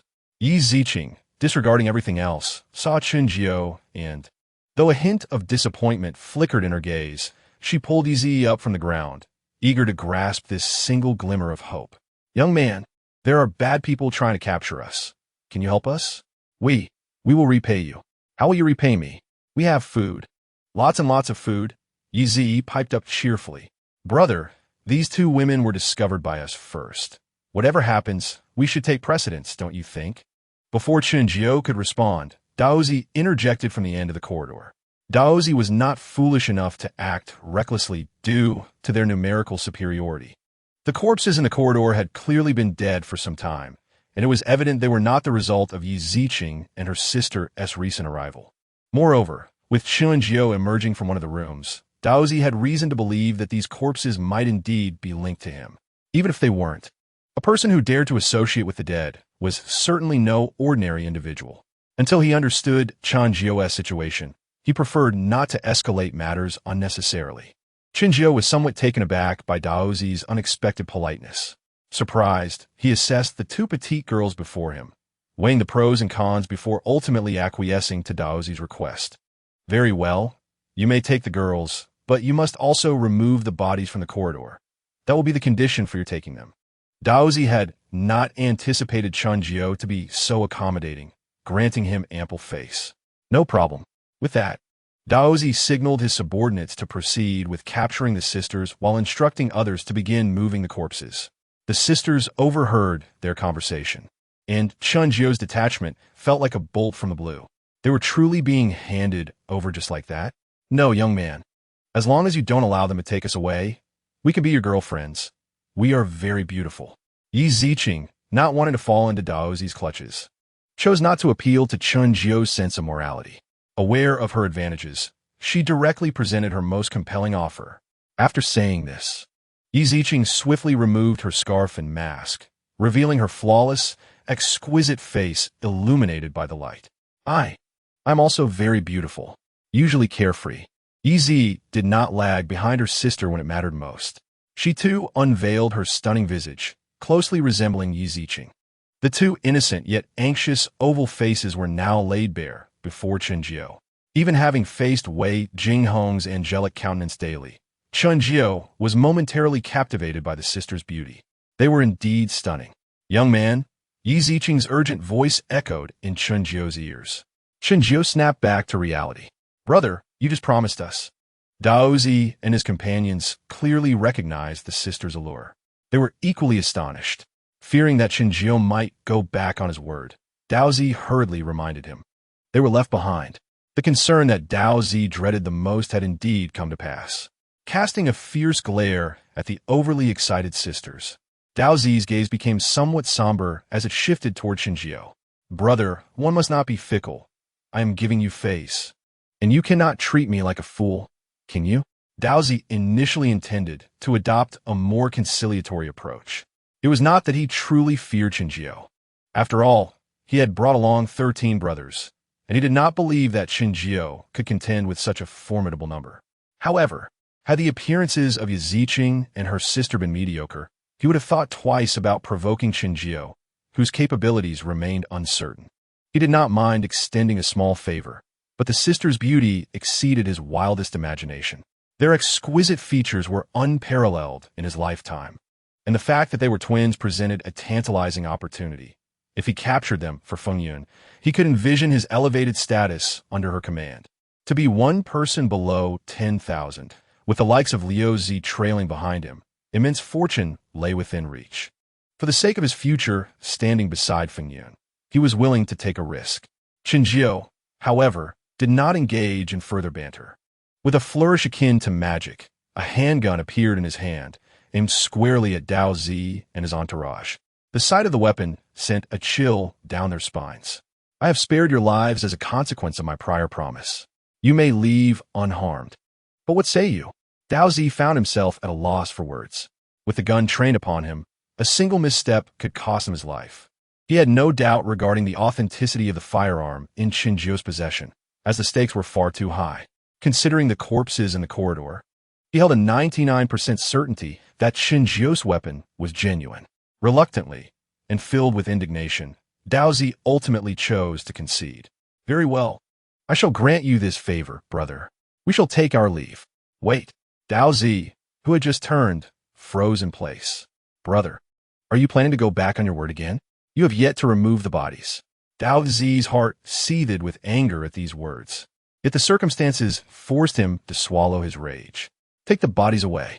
His subordinates hesitated for a moment before they timidly returned, collecting the corpses from the corridor in a dejected manner. Once they vanished around the corner, Qinjiu holstered his weapon. Come inside. The sisters exchanged no glances of hesitation and followed Qinjiu into the house. At the other end of the corridor, Dao Ji's subordinates expressed their discontent. Are we just going to let this slide? Those are exquisite, and they are twins. Dao Zi, naturally, had no intention of letting this matter rest. Of course not. But with them holding a gun, we would be the ones at a disadvantage if we acted rashly. First, we must inform Yingu of the situation and let him decide how to proceed. Guns are not exclusive to them. Dao Zi's foresight was commendable as they hurriedly made their way to the parking lot below.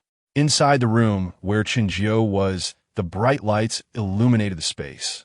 With a large energy-saving bulb hanging from the ceiling, casting a daylight-like brilliance throughout. The sisters were astonished at this sight. To witness such brightness amidst a power outage was nothing short of miraculous.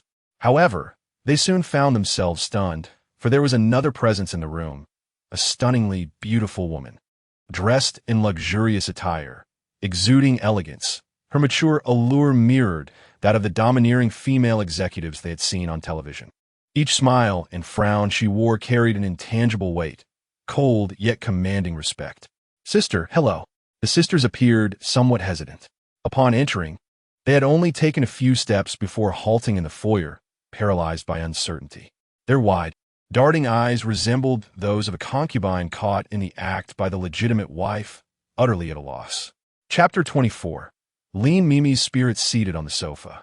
Wei Jinghong crossed her long, elegant legs, clad in a crisp white blouse and loose, casual pants, her bare feet resting on the floor without any footwear. She set down her teacup and smiled, nodding at them, before shifting her attention to Qinjiu as he approached. A fleeting expression of mischief crossed her face. Finally, you have decided to relieve some of my burdens? Qinjiu took a seat beside Wei Jinghong, promptly gulping down the remaining water from her cup. If it's offered, one should not refuse. Qinjiu's demeanor was entirely nonchalant. Wei Jinghong shot him a sidelong glance before her gaze returned to the two sisters at the door. At that moment, apart from their exquisitely delicate features, there was little else to discern. Their bodies were wrapped as if in a zongzi, concealing their figures entirely. Yet their looks spoke volumes. Both were charmingly beautiful, their large, expressive eyes sparkling with vivacity, creating an inviting atmosphere. Why are you just standing there? Come over. Wei Jinghong commanded with the authority of a matriarch. Her tone was gentle, yet it carried an undeniable sense of authority that brooked no dissent. The sisters forced smiles onto their faces, taking small, timid steps to approach the stone table in front of Qinjiu and Wei Jinghong. Isn't it hot dressed like that? Wei Jinghong asked with a playful smile. Hot? The sisters momentarily failed to grasp her meaning. What was she thinking? Given the weather outside, it was a miracle they didn't feel cold. How could they possibly feel warm? But soon, they realized the truth. They were indeed quite warm. Small beads of sweat began to form on their foreheads. How is this possible? They were taken aback. At that moment, they also noticed that compared to them, Qinjiu and Wei Jinghong were both clad in loose garments, seemingly unaffected by the cold. The room temperature is 18 degrees Celsius. Of course, you would feel hot dressed like that. There's a room nearby. Go take off some layers. Don't fall ill before you even start helping your sister relieve her burdens, Wei Jinghong said with a smile. The sisters seemed to have heard something incredible. Stunned, yet without hesitation, they quickly ran to an adjacent vacant room. The house Qinjiu rented was a 3-bedroom, 1 living room, 2 bathroom, and 1 kitchen layout, costing $4,000 a month. He had only rented it because his ex-girlfriend had taken a liking to it, and he had gritted his teeth to secure it. During the 2 years he was collecting wages, he took on multiple jobs, with his girlfriend covering half the rent, preventing him from falling into debt. Before long, the sisters reappeared before Qinjiu and Wei Jinghong, having shed their excess layers. They still clutched their backpacks, their expressions slightly awkward. Observing the sisters now unburdened, one could only say that Qinjiu had stumbled upon a treasure. Not only were they stunningly attractive, but their figures were also quite alluring. Long legs, slender waists, and ample bosoms. While they may not have surpassed Wei Jinghong in height, they still stood around 166 centimeters tall. And as twins, they were truly exceptional. What are your names? Wei Jinghong inquired first. I am Yazi, and this is my sister Yaziqing. Yazi spoke up eagerly. What beautiful names you have. Wei Jinghong introduced herself. My name is Wei Jinghong. I used to be a security officer, and this emotionless fellow beside me is Qin Jiao. Well, before the snow disaster. He was a part-timer without any stable work, something like that. Hearing Wei Jinghong's introduction, the sisters could hardly contain their laughter. Meanwhile, Qin Jiao's mouth twitched slightly. This little lady was becoming bolder. It seemed his reprimands the night prior had been too lenient. If he did not prevent her from calling him Farrier tonight, it would be his own incompetence. Come, sit with me. I've been so bored facing this tedious fellow all day. Now that you're here, you can help keep me company. Come tell me about yourselves. Wei Jinghong beckoned, patting the sofa beside her, inviting the sisters to join her. The sisters exchanged glances, and without further delay, they approached and sat down beside Wei Jinghong. Aware that Wei Jinghong was a former security officer and possessing a somewhat lively personality, Yazi eagerly opened her backpack. Jinghong Jia, we have some delicious snacks. Let me get you some. What do you have? With spicy strips, potato chips, and cookies. Yazi recounted the meager contents of her bag, drawing a glance from Wei Jinghong towards Qin Jiao, who was standing nearby. After all, it was not every day that two younger sisters joined the family. Are you not going to bring out something delicious to entertain us? This inquiry bore a hint of reproach and a touch of command. Qin Jiao clenched his teeth. Enough already. Wei Jinghong's expression immediately darkened. If my brother is unwilling, then so be it. It seems my incessant chatter has become a nuisance. It is true, with the addition of new sisters at home. I understand that without the two new sisters being endearing, my brother's attitude reflects his indifference towards me. As she spoke, Wei Jinghong lowered her head and discreetly wiped away non-existent tears from the corners of her eyes. Qin Jiao, upon hearing this, felt a chill run down his spine. Is she possessed by Lin Mei? Such theatrics? Just wait for the evening. Casting a glare at Wei Jinghong, Qin Jiao rose and headed straight for the kitchen. Observing Qin Jiao's seemingly exasperated demeanor, Wei Jinghong could no longer maintain her composure, bursting into laughter on the sofa, her mirth unabated. The two young ladies, encountering Wei Jinghong and Qin Jiao for the first time, were taken aback by the delightful banter between them, their initial timidity in this new home dissipating considerably. Yinghong Ye, is this how you usually converse with Jiao? It seems so entertaining. The lively and cheerful Yizi inquired curiously. Wei Jinghong stifled her laughter. This is my first time, and the outcome is surprisingly delightful. I shall endeavor to try this more often. Enough of your inquiries. Today, I shall treat you both to a grand feast. A feast? The two sisters were puzzled. In such a setting, how grand could a feast truly be? Just as the sisters were filled with curiosity, Qin Jiao emerged from the kitchen, carrying a hefty pot brimming with seafood, weighing no less than 20 pounds. Here you go. After setting down the pot, Qin Jiao turned towards the floor-to-ceiling window. Lighting a cigarette, he took a puff, and as he gazed outside, enveloped in a silvery veil, all his discontent was momentarily healed. Look, is this not a feast? The sisters stared at the steaming seafood before them, their eyes widening in astonishment. Unable to suppress their anticipation, they exchanged glances between Qin Jiao and Wei Jinghong, ultimately settling on Wei Jinghong. Yi Ziqing exclaimed, Jinghong Jia, this is quite extravagant, isn't it? Don't be shy, dig in. Wei Jinghong was the first to act, seizing a hefty 4-pound lobster. The sisters exchanged knowing glances, and the famished Yizi could no longer contain herself. Jinghong Jia, I shall not hold back. With that, she grabbed a large crab and began to feast. Is Jiao not eating? Ye Ziqing inwit it. He has grown weary of it. Do not mind him. Let's enjoy ourselves. Qin Jiao, standing by the floor-to-ceiling window, listened to the chatter of the three women behind him, a faint smile gracing his lips. Eat up, indulge yourselves. Only then will you have the strength to face my onslaught later. Does he truly believe my offerings are so easily consumed? There shall be a price to pay. Chapter 25. The knight's whispers in the parking lot. The knife had returned, accompanied by his man. He did not bring anyone back. A surprised Feng Yun gazed at the empty-handed group. The knife leaned in to whisper a few words into Feng Yun's ear. The slightly inebriated Feng Yun regained his composure upon hearing the knife's words. "Are you certain?" The knife nodded.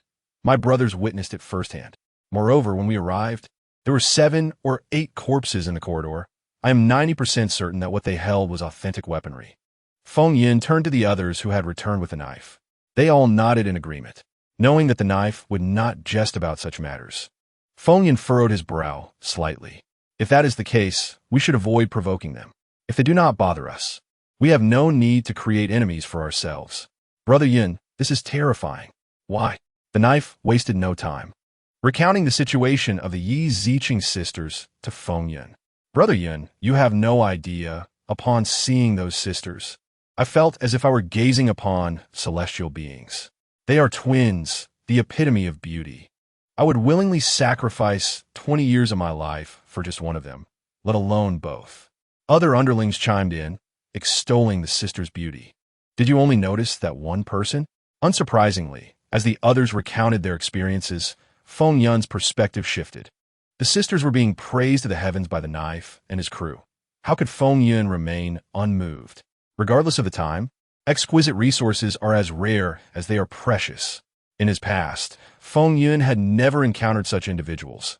Now, he had the manpower and power at his disposal, and it would be unreasonable to let such treasures slip away. Even if some risks were involved, the potential rewards far outweighed them, making it worth the gamble.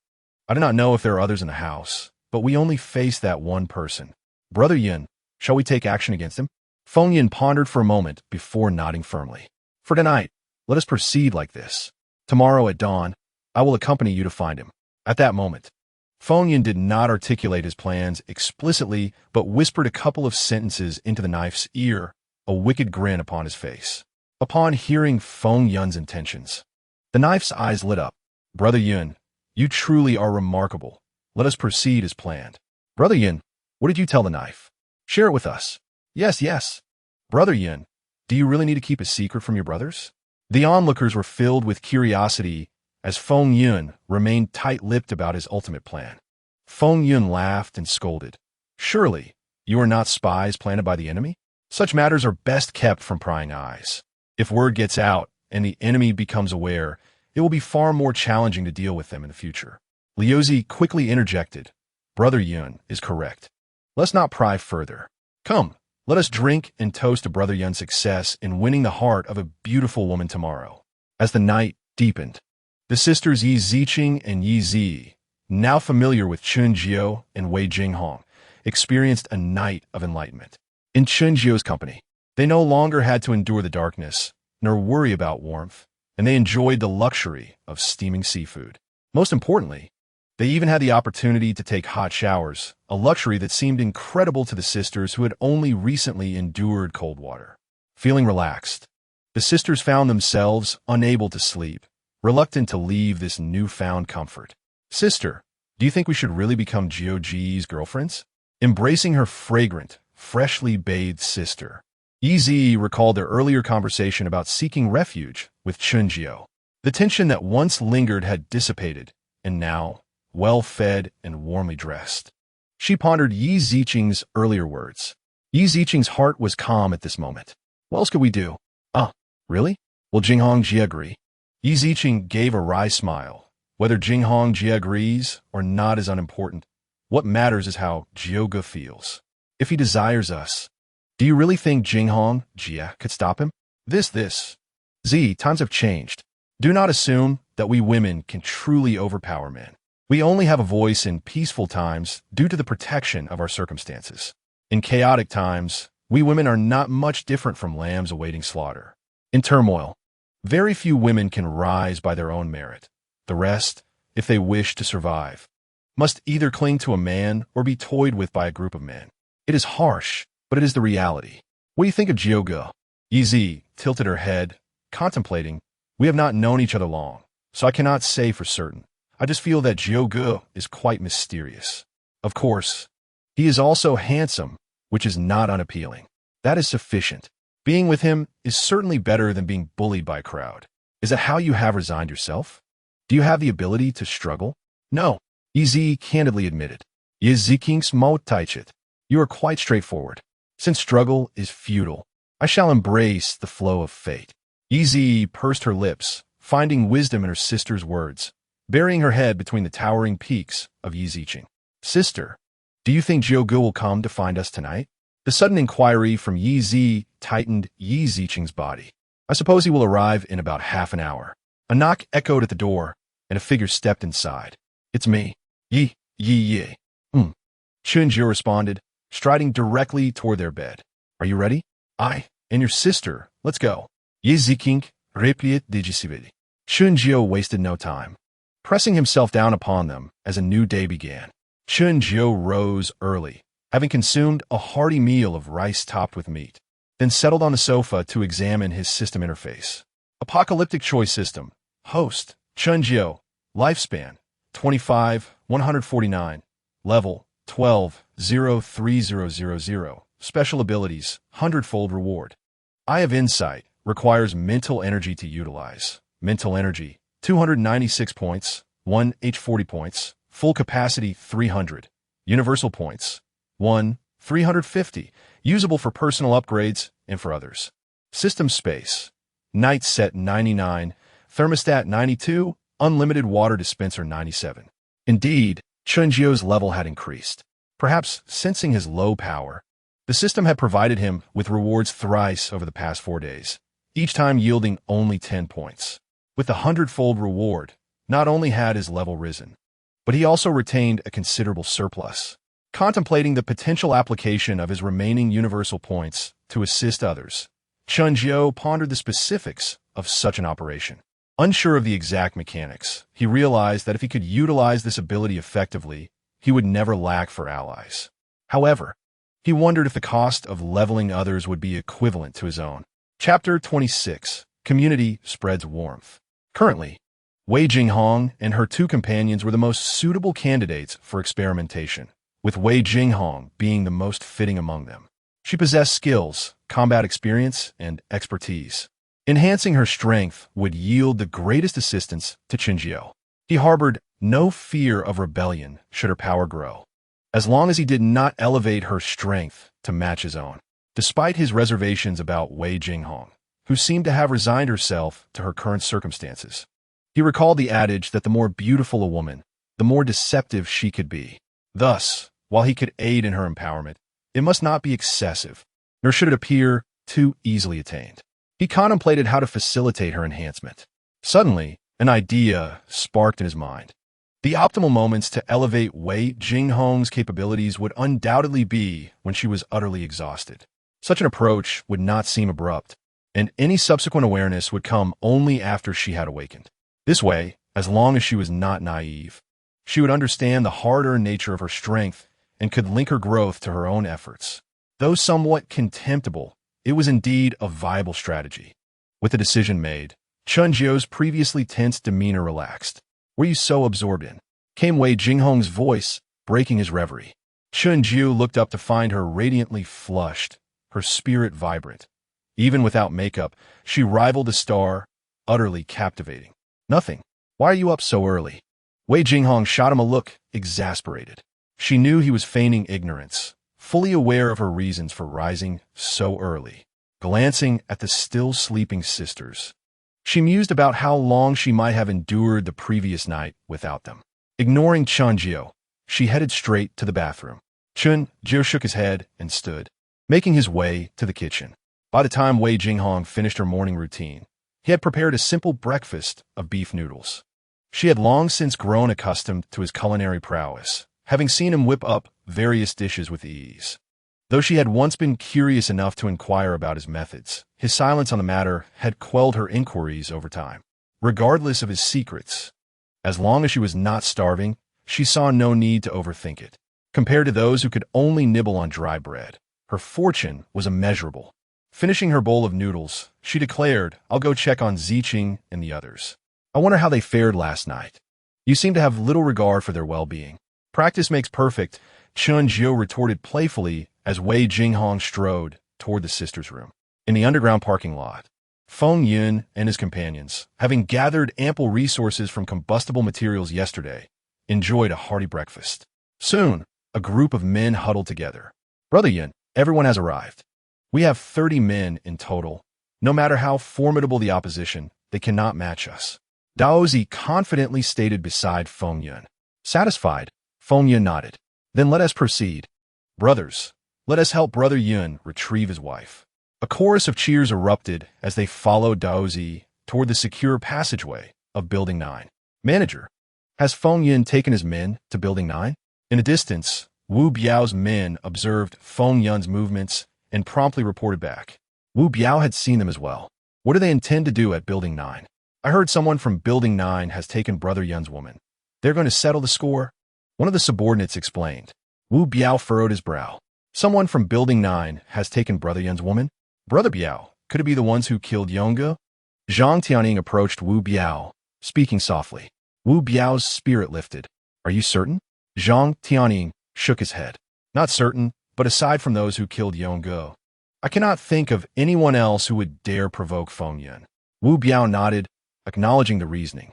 Keep a close watch on Feng Yun's movements. Inform me immediately of any developments. Understood.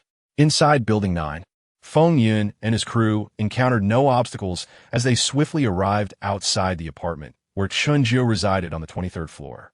They did not block the entrance, but paused outside Liang Yu's apartment. You go. Daozi ordered one of the men, who was unaware of Chun Jiu's situation, to knock on the door. Among the crowd, Feng Yun concealed himself, having drawn his handgun, ready to take a shot at Chun Jiu the moment he appeared. This was the plan Feng Yun had devised the previous night. By summoning Chun Jiu, he would not hesitate to fire the instant he showed himself. No matter how powerful Chun Jiu might be, all were equal in the face of a bullet. The summoned subordinate approached the door with an arrogant expression, rapping loudly. Hey, open up. The community is delivering warmth. Inside, the sisters Yi Ziqing paused mid-meal at the commotion outside, sensing the menace of their visitors. They come with ill intentions. Wei Jinghong declared coldly. You really think so? Chun Jiu responded. Understanding his meaning, Wei Jinghong retorted, I'm not so naive. With newfound respect, Chun Jiu rose and moved toward the door. Jiuge, could there be danger? The sisters, having just established their bond with him, were concerned for his safety. Chun Jiu replied coolly, Danger has always belonged to others. I am the one who creates danger. The knocking continued. Just then, the door was flung open from the inside. Why has it taken so long, big brother? It's all a misunderstanding, truly a misunderstanding. Do you believe me when I say I knocked on the wrong door? The once brash younger brother, who had prepared to speak boldly, instinctively raised his hands in the face of the ominous black barrel before him, his eyes filled with terror. How could he have anticipated that a mere knock would lead to such profound revelations? At that moment, the other party had already mentally cursed the ancestors of the knife-wielding man before him. That scoundrel didn't even bother to inform him that the person behind this door held the truth. I believe that in my next life, I shan't be so arrogant when knocking on someone else's door. Bang! The gunshot silenced any further words from the other party, and their figure collapsed in response to the sound. A gun? The person inside possessed a firearm? The shockwave of the gunfire sent chills through the others waiting outside. They had originally come to find Chun Jiu, each one brimming with bravado like a band of ruffians. Yet at that moment, astonishment overtook their faces. Chapter 27. Not of the same dimension. Why panic? We are so many. Do we fear a single gun? Calm yourselves. The leader, Knife, bellowed. Under his command, the anxious younger brothers were momentarily steadied. Just then, Chun Jiu emerged from the door. What an opportunity! Concealed within the crowd, Feng Yun caught sight of Chun Jiu and, without a second thought, aimed at Chun Jiu's head, firing a bullet. Bang! The sound echoed in the hallway, and as Chun Jiu stepped out, the bullet struck him on the head as if he had received a heavy blow, causing his head to tilt involuntarily. However, the bullet that struck him merely paused momentarily against his scalp before falling to the ground. Clink! Is he even human? Feng Yun witnessed this scene firsthand, especially the bullet that lay at Chun Jiu's feet, his eyes widening in horror. Chun Jiu furrowed his brow and turned to face Knife and his group. his gaze locking onto their leader. Not leaving you behind yesterday was indeed my oversight, and I shall not repeat that mistake. Kill him. Knife was so stunned he could barely articulate his thoughts. Realizing he and Feng Yun had truly encountered an insurmountable obstacle, he summoned the last remnants of his courage to shout this command before turning and fleeing towards the back of the crowd. Bang! Bang!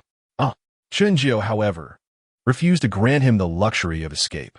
Transforming his single firearm into two, he unleashed a torrent of bullets upon the throng before him. The cries of anguish were incessant, and figures collapsed rapidly. Knife, attempting to flee, was particularly targeted by Chunjio, sustaining 7 or 8 gunshot wounds. Unable to endure any longer. Run. Quickly flee. The remaining younger brothers, disregarding everything else, turned to escape. Among the crowd, Feng Yun, sensing the dire situation, had already retreated to the rear. As Chunjio opened fire, he was the first to flee. The bullets from the 2 pistols soon ran out. Chunjio chose not to reload. Discarding his empty firearms, he retrieved 2 new weapons from his spatial inventory, disengaged the safety, and resumed firing. The crowd before him fell like dry straw. In the confined space, with dozens jostling together, few could escape. By the time Chunjio faced an empty hallway, over 20 bodies lay sprawled before him. Their cries, pleas for mercy, and heart-wrenching sobs filled the air as the terrifying shadow of death loomed over them, their eyes brimming with despair. I will handle some matters. You all stay safe. This statement was directed at Wei Jinghong and the others inside the room. Not only that, after advising the 3 women, Chunjio tossed another pistol into the room. Without caring who among them seized the weapon, he once again procured 2 new firearms from his inventory and advanced towards the hallway. Big brother, do not kill me. It was Feng Yun, yes. It was all Feng Yun who instigated us. He was the one who fired earlier. Big brother, we have nothing to do with this. Bang, bang, bang. Chunjio would not let them off the hook simply because the injured on the ground pleaded for mercy. As he walked, he continued to fire, each bullet finding its mark, leaving no room for future troubles. Like a cold-blooded assassin, Chunjio systematically eliminated every threat in the hallway, his figure shifting as he approached the corner. With each stride spanning over 10 meters, he began to hunt down the remaining escapees. Feng Yun, the first to flee, was gripped by terror as the sounds of gunfire and screams echoed behind him, his heart racing, soul nearly escaping him. Daring not to look back, he sprinted with unparalleled speed, racing towards the underground parking garage. He now harbored thoughts of wanting to skin Knife alive. If it weren't for him, how could he have attracted such a monstrous adversary today? Damn it, a person unafraid of bullets. What in the world is happening? He seriously doubted whether he and his opponent existed within the same dimension. Fortunately, fortune favors the diligent. As Feng Yun continued his frantic flight, he finally arrived at the underground parking garage. Liu Zi, where have you gone? Feng Yun shouted. Just as Liu Zi was indulging in the company of 2 beautiful women, savoring the sumptuous food and drink, he was startled upright by Feng Yun's voice. Yun Ye. Initially, he thought he was hallucinating, but upon hearing Feng Yun's voice again, he realized it was not a figment of his imagination. He immediately led several younger brothers towards the source of the sound. The 2 sides quickly converged. At this point, Feng Yun had shed his previous nonchalance. The cold weather caused the sweat on his face to freeze. Determined, he handed his pistol to Liu Zi. Yinge, don't ask anything, don't say a word. Take the gun and guard the exit of the safe passage. If anyone appears from inside, no matter who it is, kill them. Do you understand? Oh. Liu Zi, not knowing what had transpired, instinctively nodded. Hurry. Remember, shoot anyone you see. Liu Zi, feeling the weight of the firearm in his hands, cared not for the specifics and immediately led 5 younger brothers who had come with him to block the exit of the safe passage. After handing the pistol to Liu Zi, Feng Yun swiftly returned to his base. He did not choose to flee or hide. The younger brothers who had trailed behind him during his escape had already betrayed him at the brink of death. He knew that unless he dealt with Chunjio, he had no hope of survival. Thus, upon returning to his base, he donned the special outfit he had procured days prior and retrieved another firearm. Everyone, Arm yourselves.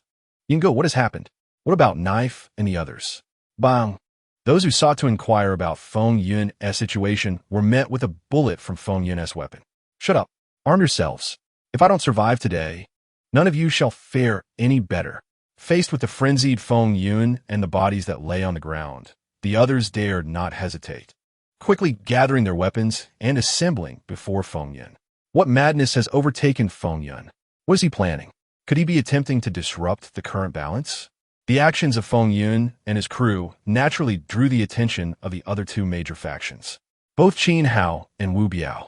Upon observing Feng Yun's men arming themselves, wore solemn expressions. Regardless of Feng Yun's intentions, they dared not underestimate the situation. They promptly instructed their subordinates to ready their weapons in preparation for a potential outbreak of conflict. Biao Ge, something us off? Look, Feng Yun and his men are heading towards the safe passage of Building 9. Feng Yun has already taken action. Noticing their movements, Chao Wei, who was on high alert beside Wu Biao, spoke up. Wu Biao had noticed as well. What could he want with so many people at Building 9? Did he have some plan in mind? His gaze instinctively turned toward Chao Wei and Zhang Tianying, both of whom also looked back at him. The three parties exchanged glances, and from their shared gaze, it seemed they each began to comprehend something. At the entrance of the safe passage of Building 9, Lu Zi had already been waiting for over a minute. Although the cause of Feng Yun's anxiety remains unknown, Lu Zi, possessing keen insight, recognized that the individual emerging from the passage was undoubtedly perilous. Thus, despite brandishing his firearm at the entrance, the tension within him precipitated beads of cold sweat. Suddenly, a dark figure shot forth from the passage. Without hesitation, Lu Zi unleashed a barrage of bullets towards the shadow. The handgun fired as if endowed with infinite ammunition, continuing until the magazine was depleted, and even then, his finger remained poised on the trigger. No bullets left? I have some, he declared. Just as he spoke, Chen Jiao stepped into view from the passage. With an acute awareness of the 6 figures surrounding him, a series of gunshots rang out, and Lu Zi, along with the 5 others blocking the entrance, fell without having glimpsed Chen Jiao's visage. Chapter 28. Feng Yun's final struggle. Quick, quick, quick. It's right ahead. Feng Yun led his contingent towards this direction. The throng of several hundred, each armed with a cold weapon, was an imposing sight. Before they could approach, Chen Jiao fired several shots skyward, the soul-stirring gunfire halting the advancing crowd in their tracks. Do not halt. Charge forward. Whoever eliminates that individual ahead shall become my second-in-command. Feng Yun, positioned at the rear of the gathering, urged his men to confront Chen Jiao, having already spotted him. However, he underestimated the firearms intimidation factor on those before him and overestimated their loyalty to him. In the face of death, who among them could claim superiority? Brother Yun, he has a gun. He has a gun. Why should I not? Charge forward. Anyone who dares to hesitate shall face my wrath. Feng Yun aimed his pistol at his own men, effectively pushing them towards a fire pit. At that moment, Chen Jiao interjected. I'm only seeking a man named Feng Yun. Those who wish to live, step aside. Bang! Just as Chen Jiao finished speaking, a gunshot rang out, not from him, but from Feng Yun, who shot down one of his own. If you wish to live, kill him. Feng Yun's action captivated everyone's attention. Witnessing him eliminate one of his own instilled fear in the surrounding minions. Bang!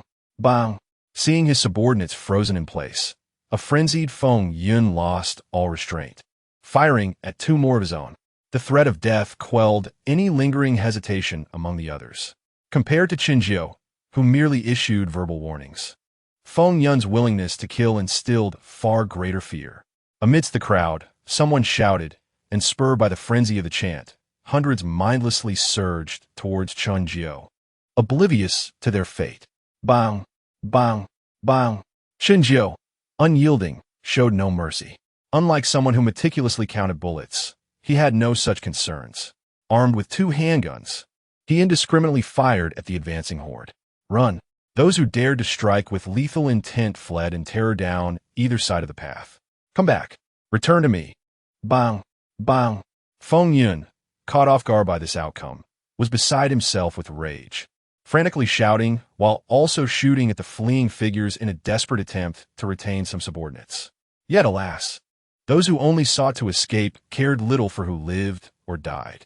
Feng Yun's intimidation no longer held sway, and all were focused solely on their own survival. You bastards! He is but one man. Why fear him? Feng Yun was at this moment utterly exasperated. If you are so capable, why do you not confront him yourself? Suddenly, Chun Jiu appeared before him, startling Feng Yun so much that he fell to the ground, his eyes wide with terror. Do not come any closer. He retreated, aiming his gun at Chun Jiu. Chun Jiu disregarded the firearm's threat. It appears you're not much stronger than them. And no, that is not the case. Brother, I was blind to your might and have offended you. I apologize. I admit my errors. Spare me, and I shall become your subordinate, obeying your every command. It is too late. Feng Yun hesitated to fire, knowing full well that his pistol would be of no use against Chun Jiu. Chun Jiu, however, did not waver. He raised his weapon and shot Feng Yun without a moment's hesitation. Blood splattered, and a series of cries echoed as Feng Yun was struck by multiple bullets. His life extinguished before he could even pull the trigger. Having dispatched Feng Yun, Chun Jiu surveyed his surroundings. Many who had been observing the scene shifted their gaze, fearful of drawing the attention of this merciless killer. Chun Jiu approached one woman. Please do not kill me. I will do anything as long as you spare my life. Tell me, who here can mobilize the others? I will tell you, but you must promise not to kill me. The woman was visibly terrified. Yes, as long as you do not deceive me, I will not harm you.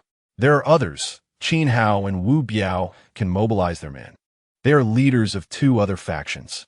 That wretched woman, Chun Jiu thought, a desire to eliminate her surging within him. Both Qin Hao and Wu Biao overheard her words and were filled with animosity towards her. Were they? The woman, sensing the urgency, pointed in two directions. Excellent. Chun Jiu, as if by magic, produced a roasted chicken and presented it to her. This is your reward. Is this for me? She asked, incredulous. Chun Jiu nodded, placing the chicken in her hands before walking toward the closest faction. Wu Biao watched Chun Jiu approach, his heart racing. Why is he coming this way? Isn't Qin Hao a leader too? What have I done to deserve this? Or does he think my faction is weak and easy to intimidate? As Wu Biao grappled with these thoughts, Chun Jiu stood before him. Do I need to explain my intentions? He asked blandly. Wu Biao hesitated for a moment before stepping forward with a forced smile. This gentleman, I am Wu Biao. May I inquire what brings you to seek me? Whatever you require, I shall endeavor to fulfill. His demeanor was overly subservient, almost as if he wished to kneel and worship Chun Jiu. There is indeed a matter requiring your assistance. Please, do not hesitate to express your needs. It would be remiss of me to refuse. Chun Jiu nodded. Bring your men with you to Building 9. There are too many corpses left outside. It is unsettling. You need to clean it up. Such a trivial task. Rest assured.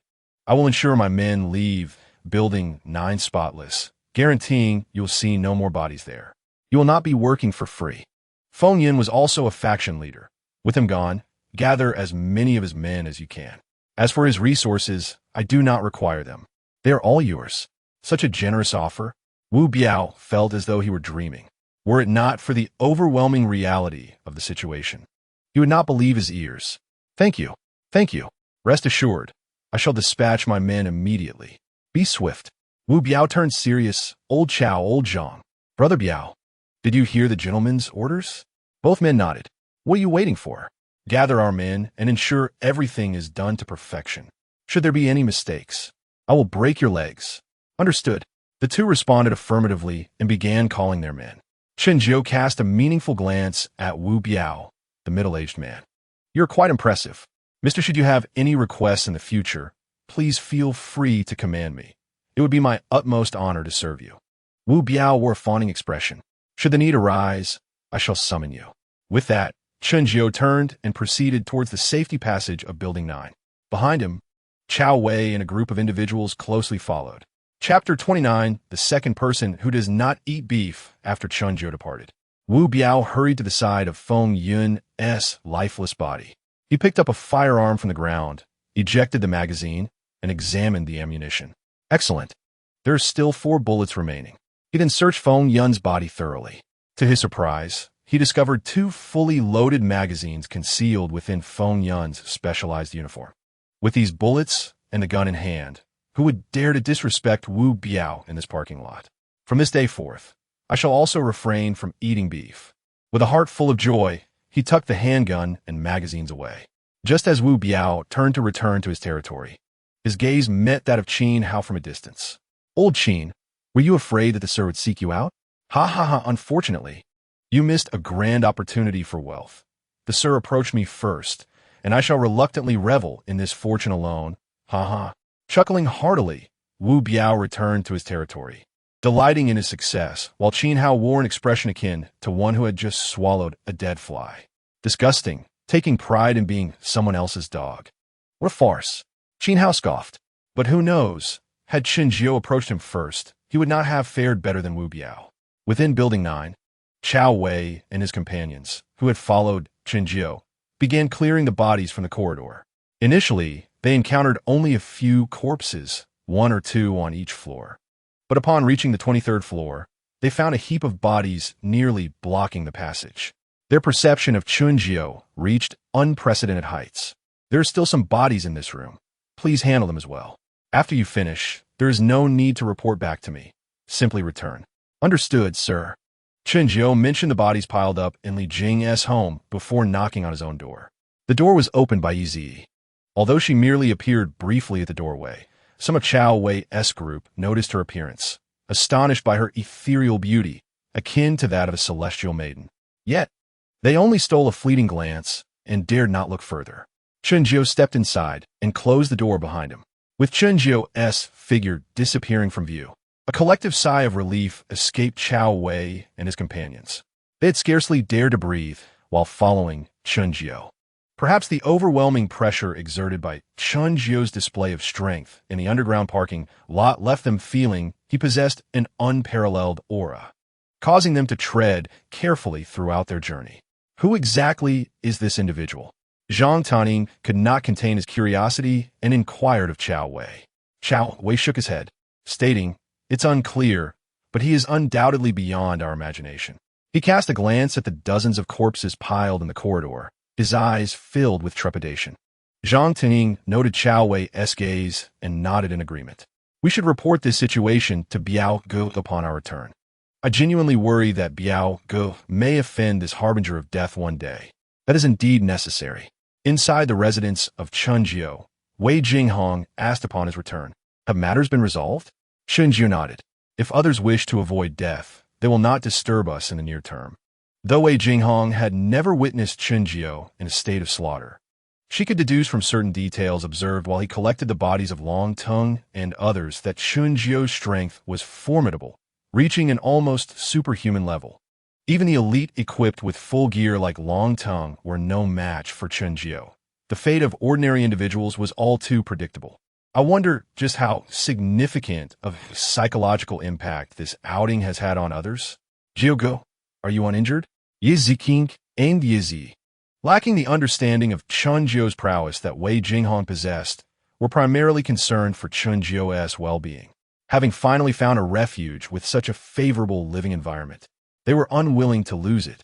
Rest assured, for the time being, there is no one in the world capable of injuring me due to my physical constitution. Do not be complacent. There are always greater beings beyond our horizon. Here, take this back. Now that you have returned, with you to protect us, we have no use for it. As she spoke, Wei Jinghong placed her handgun on the stone table before her. Chunjiu merely cast a glance. While Chunjiu felt gratified by Wei Jinghong's willingness to relinquish the weapon, her readiness to do so was somewhat unexpected. Even if you did not offer it to me, I would not complain. Wei Jinghong shot Chunjiu an exasperated look. Can we not cultivate a little more trust among ourselves? I am entirely yours. Must I still be cautious? Chunjiu smiled playfully, saying, "Life and death intertwined. Steadfast and unwavering. Do you believe that is feasible? Then am I in the wrong for being cautious?" Wei Jinghong sighed and then gazed earnestly at Chunjiu. "Chunjiu, the past is behind us. We should look forward. Undeniably, there exists a lack of trust between us, but I, Wei Jinghong, am not without intellect. The individuals here cannot exist without you. I understand what must be done and what should not be done. Please do not perceive me as utterly inept. This was the first time Wei Jinghong had opened her heart to Chunjiu. The expression on her face undoubtedly conveyed sincerity, indicating that her words were genuine and not mere platitudes. Chunjiu smiled gently. You speak of the present. What of the future?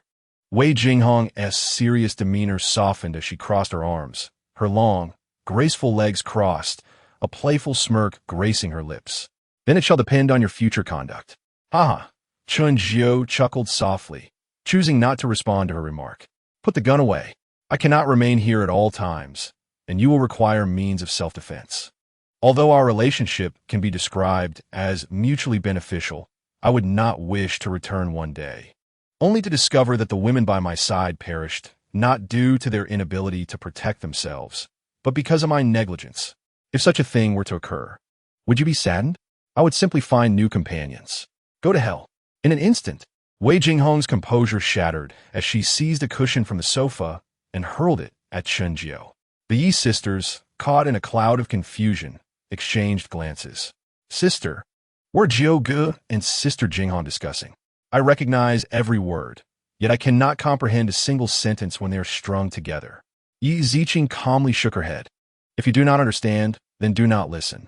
Just focus on doing what we ought to do. Oh, due to Chunjiu's ruckus in the parking lot earlier that day, coupled with Chao Wei and his group transporting numerous corpses from the parking lot to Building 9, the remaining residents in the neighborhood were well aware of the terrifying presence within.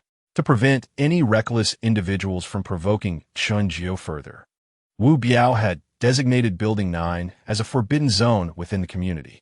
Not only were his men stationed at the entrance of the safety passage, but he also strictly forbade others from entering the 9th unit to disturb them, even if it was merely to collect combustible materials. In agreement with Wu Biao's decision, Qin Hao, the leader of another faction, raised both hands in approval. He too wished to avoid any unwitting individuals from instigating trouble with Chunjiu. Just imagining the corpses Chao Wei's group had transported from Building 9 sent shivers down Qin Hao's spine.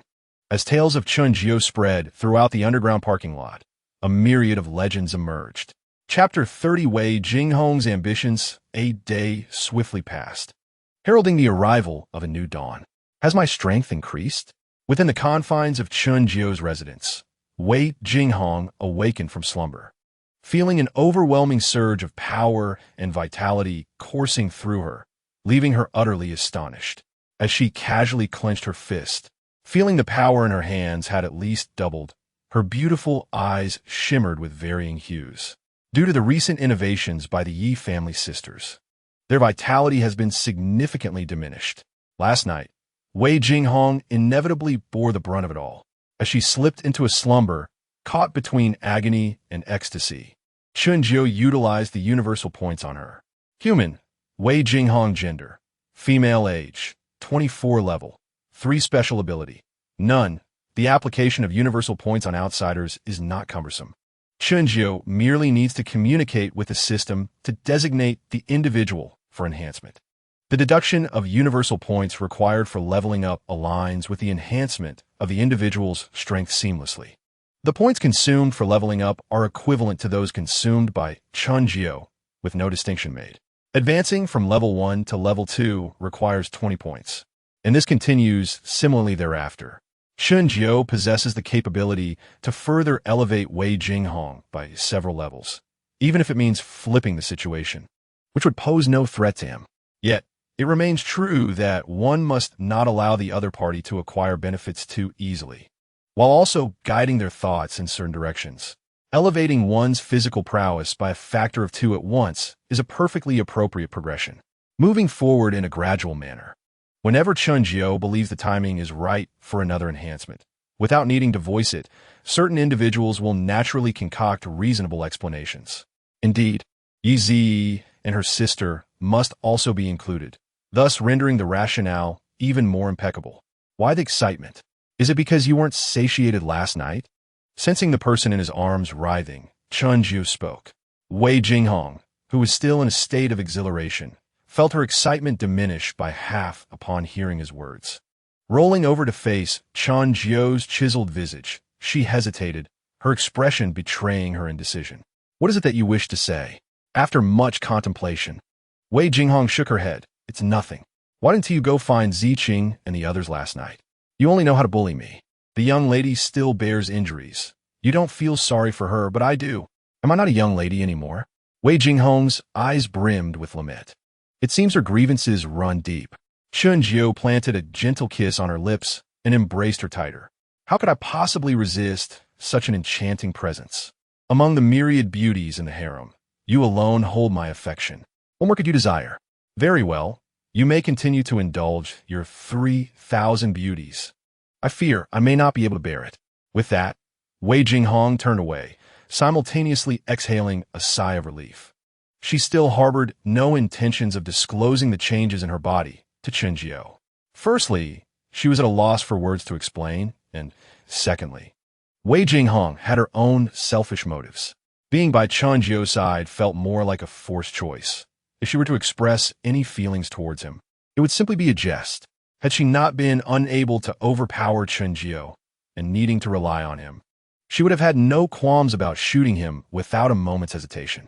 Now, with her strength inexplicably enhanced, although she was unaware of the origins of this change, it undoubtedly offered Wei Jinghong a glimpse of hope to free herself from Chunjiu's grasp. Once she no longer needed to depend on him, the dynamics of their relationship would shift, allowing her to dictate her own terms regarding Chunjiu. She must ascertain the cause of her bodily transformation. Perhaps this insufferable brat's strength is akin to her newfound abilities. Wei Jinghong mused internally. Chunjiu, oblivious to her thoughts, was acutely aware that his companion remained untrustworthy. It seemed that the other party was still intent on deciphering the nature of her physical changes, perhaps dreaming of a triumphant reversal. How naive! Chunjiu felt a surge of anticipation. What expression would Wei Jinghong wear if she discovered the means by which to elevate her strength? The mere thought made him chuckle.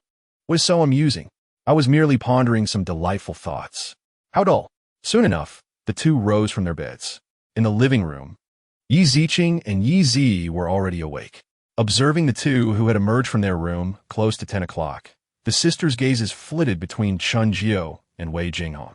Wei Jinghong's composure did not match Chunjiu's nonchalance. Her fair face flushed slightly. Yet, as the self-proclaimed elder sister, she would not allow herself to lose face before her younger siblings. What are you staring at? Tonight, he will sleep in your room, and I shall enjoy a good night's rest. Huh? The sisters were taken aback. Jesse Yi exclaimed, Hingon, no, we are still injured. Let Jiu Gu stay with you for the first half of the night, and we'll take the latter half. Upon hearing Yi Zi's words, Yi Ziqing facepalmed. Her younger sister remained as bold as ever, unafraid to voice anything. You ought to be quiet. Yi Ziqing retorted, exasperated. Sister, what is wrong? Is what I said incorrect? Yi Zi asked, her expression one of confusion. Yi Ziqing felt utterly humiliated. I am exhausted. Just end this.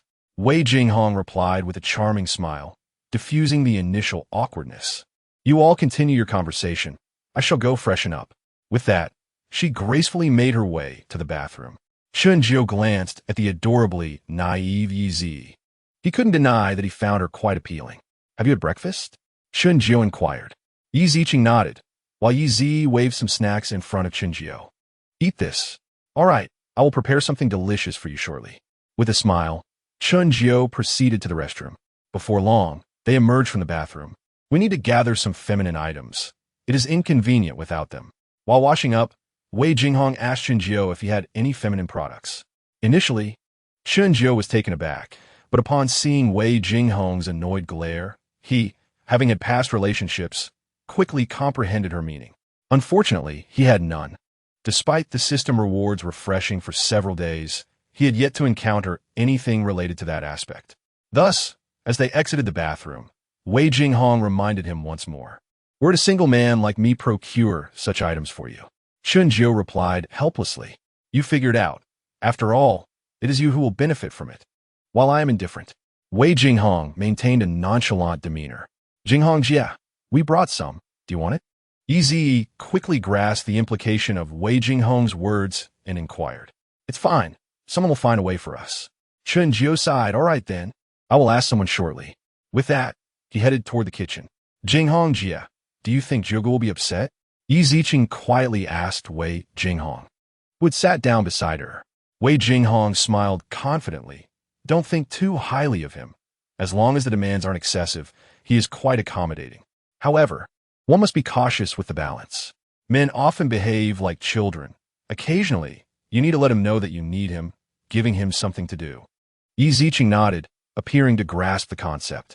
It feels quite complex. Perhaps these matters are best left to you, sister, to handle. I shall quietly remain my little beauty.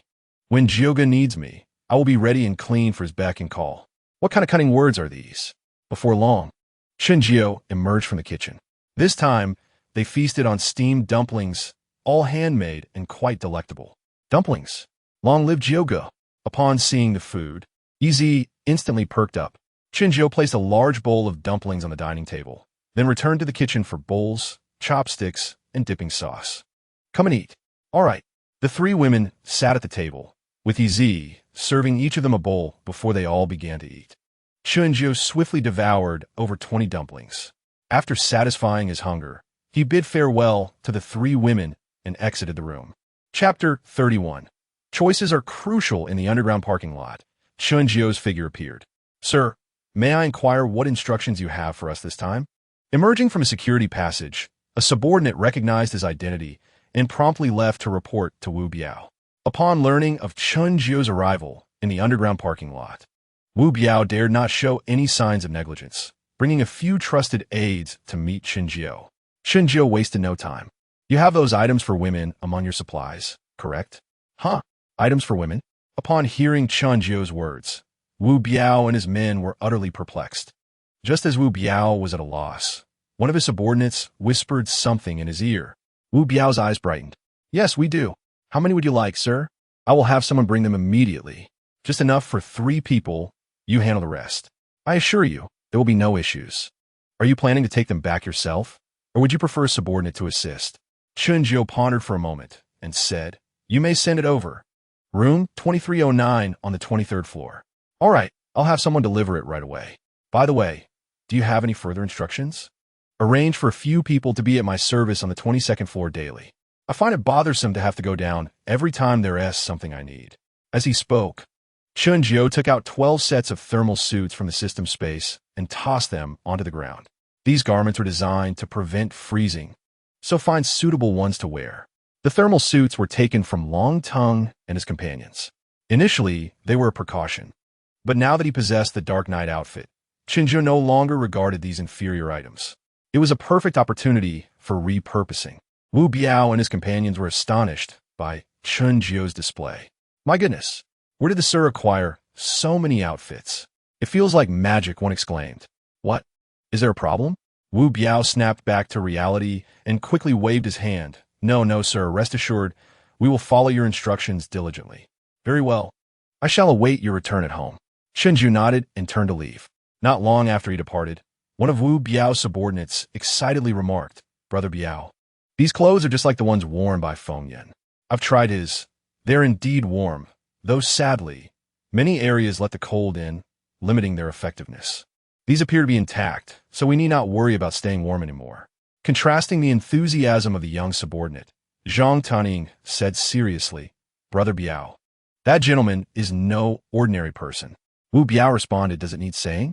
That's not my point. I mean, our understanding of that gentleman is still too superficial. Huh? Wu Biao was momentarily taken aback. Chao Wei interjected, Tianying, have you discovered something? Zhang Tianying nodded, glancing around at the other subordinates. Wu Biao quickly grasped the situation. You all go about your business. By the way, prepare what the sir instructed and inquire with those women. I want the best sanitary products for the sir's women. They must be the highest quality brands among our supplies, understood? Understood, manager, the surrounding subordinates replied in unison. The guards at the security passage resumed their positions, while those who had come with Wu Biao returned to the camp to help Chenjiu gather the necessary supplies. Can we speak now? The few around were Wu Biao's absolute confidants, unafraid of Zhang Tianing's forthcoming words being leaked by ill-intentioned individuals. Zhang Tianing nodded, Brother Biao, have you ever read apocalyptic novels? What do you mean? The group was puzzled. Zhang Taning wasted no time, explaining what the apocalypse entailed before sharing his speculations about Qinjiao. Once he finished, Wu Biao and the others were left speechless, astonished. You mean the Sir might be a reincarnator or the protagonist of an apocalypse with a system? Wu Biao queried. Zhang Taning shook his head. That's merely fiction, but if I'm not mistaken, that gentleman is a fortunate one, having awakened some ability before the snow disaster struck. The way he produced those garments earlier makes me seriously suspect that he possesses spatial abilities. My goodness, old Zhang, could it really be as extraordinary as you suggest? Zhang Taning smiled wryly. I'm only speculating, but given the Sir's prowess, our conjectures are not unwarranted. If my assumptions are correct, Brother Biao, do you understand what that implies? What does it imply? If Zhang Tianing's assertions hold true, it would mean their community has a super influential figure. Once they gain his favor, their ascent to prominence would merely be a matter of time, and through their connection with this powerful individual, they might all rise together.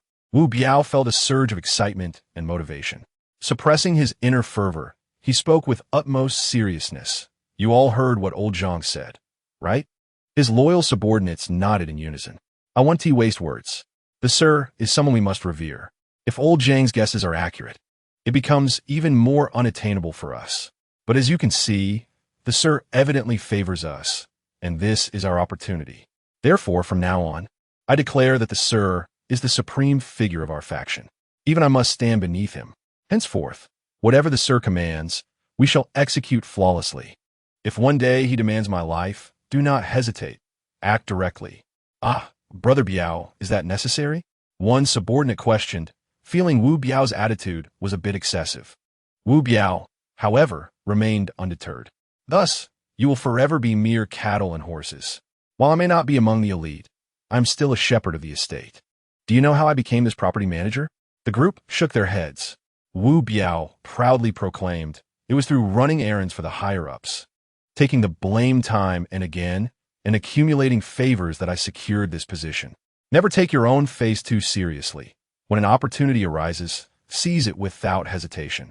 What is wrong with being subservient? If you truly succeed, you'll find more people around you who are less than dogs. Isn't they're saying? It's better to be a dog of the wealthy than to starve as a poor person. The principle is the same. A subordinate retorted, even if one serves others. There's no need to stake one's life, right? You young man, that was merely to express an attitude. If such a day arrives, it would only mean I have done something to displease the Sir, but I will ensure that never happens. Brother Biao, I have learned a lot. If only we had been as perceptive as you from the start, we wouldn't have struggled under the burden of 996. Truly, a single conversation with you is worth more than 10 years of study. All right, saying this isn't to make you serve others as dogs. Just follow my directives. And whether we can soar in this world and the future hinges on this opportunity, which must not be lost. Yes, Brother Biao. The group promptly began to execute Qinjiao's tasks. In room 2309 on the 23rd floor, Qinjiao found Wu Biao's efficiency commendable. Within an hour, the items he requested were presented before him. Additionally, Wu Biao arranged for 12 women to be at Qinjiao's beck and call on the 22nd floor. Though their beauty did not match Wei Jinghong and her companions, in other circumstances, they would undoubtedly be the creme de la creme. Sir, they will reside on the 22nd floor from now on, with 2 groups alternating to guard the area. You may instruct them to perform any task, Wu Biao explained. This introduction is also to familiarize them with you. Upon seeing the women, their voices chimed like melodious bells. We have met the Sir. Qinjiao was exceedingly pleased with Wu Biao's arrangements. Very well, I will have them notify you when needed.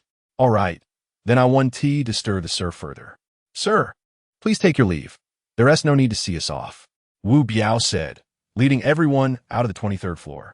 Chapter 32, Ling Tian Building. Qinjiao returned to his room. You've claimed them for your own? Wei Jinghong inquired curiously, observing Qinjiao. Chen Yu approached Yizi, sitting beside her and lifting her onto his lap. Not really, merely free labor. Why not make use of it? Have you considered gathering them to form a faction? Qinjiao, puzzled, responded, why would I think that way? Wei Jinghong replied seriously, this disaster may not conclude anytime soon. It might persist indefinitely. Once that happens, the world will inevitably undergo another round of reshuffling. You are so capable. Don't you have any aspirations? What aspirations? Chen Jiu scoffed. Do nobles and commoners have any distinction? He expressed disdain. I have no such intentions. Rather than seeking to rule, I prefer to dominate the world. When I am enraged, lords tremble. When I dwell in peace, the world is at rest.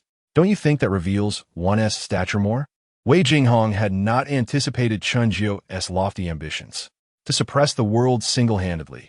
How could anyone achieve such a feat? Think of something practical. It was evident that Wei Jinghong did not believe Chen Jiu's words. Chen Jiu did not feel the need to explain himself. Could he truly instill fear in the world through his own strength? It was not impossible. With the existence of the omnipotent point, Chen Jiu believed that given sufficient time and no upper limit on his level of advancement, even achieving saintly status through his flesh was not beyond the realm of possibility. 3 days have swiftly elapsed. As time progresses, the impact of the climate and heavy snowfall has led to a disruption of the network and the disappearance of signals, leaving the afflicted masses struggling in every corner, completely imprisoned in a dark and confined space. People have lost their connection to the outside world, and their already restless hearts can no longer be suppressed. Those who once exercised restraint have, at this moment, unleashed the grotesque nature of humanity. Let me go. Release me. I don't even know if I'll survive until tomorrow. Why should I hold back? It no longer matters. Let me revel in the moment. If I perish, it will have been worth it. Beasts, you wretched beasts, you've taken everything my family had to eat. What will my elderly grandmother consume? Ha ha! This is the life I desire, drunkenly resting upon the lap of beauty, awake to wield the power of the world. I adore this kind of existence. The social order has ultimately collapsed, and the unrestrained populace has begun to oppress the weak, engaging in looting and arson. The apocalypse has truly arrived at this moment. Amidst the biting cold winds and swirling snow, figures swift as lightning race across the snowy terrain, under the thick blanket of snow accumulated over several days.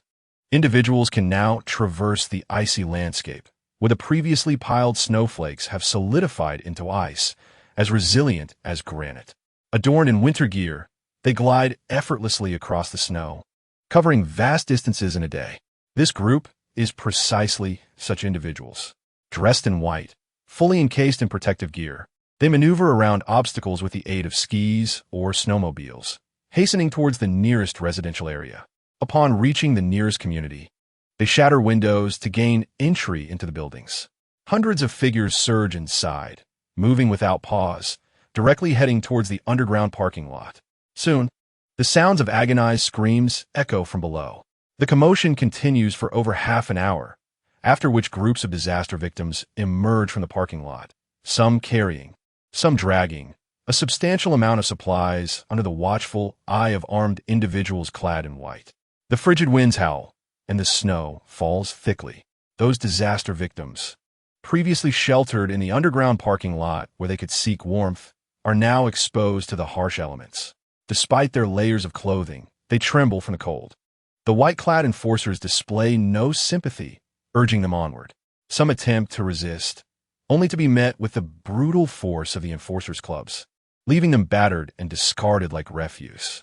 Simultaneously, within the largest shopping mall in Longchuan City, another group of individuals in white has made their presence known.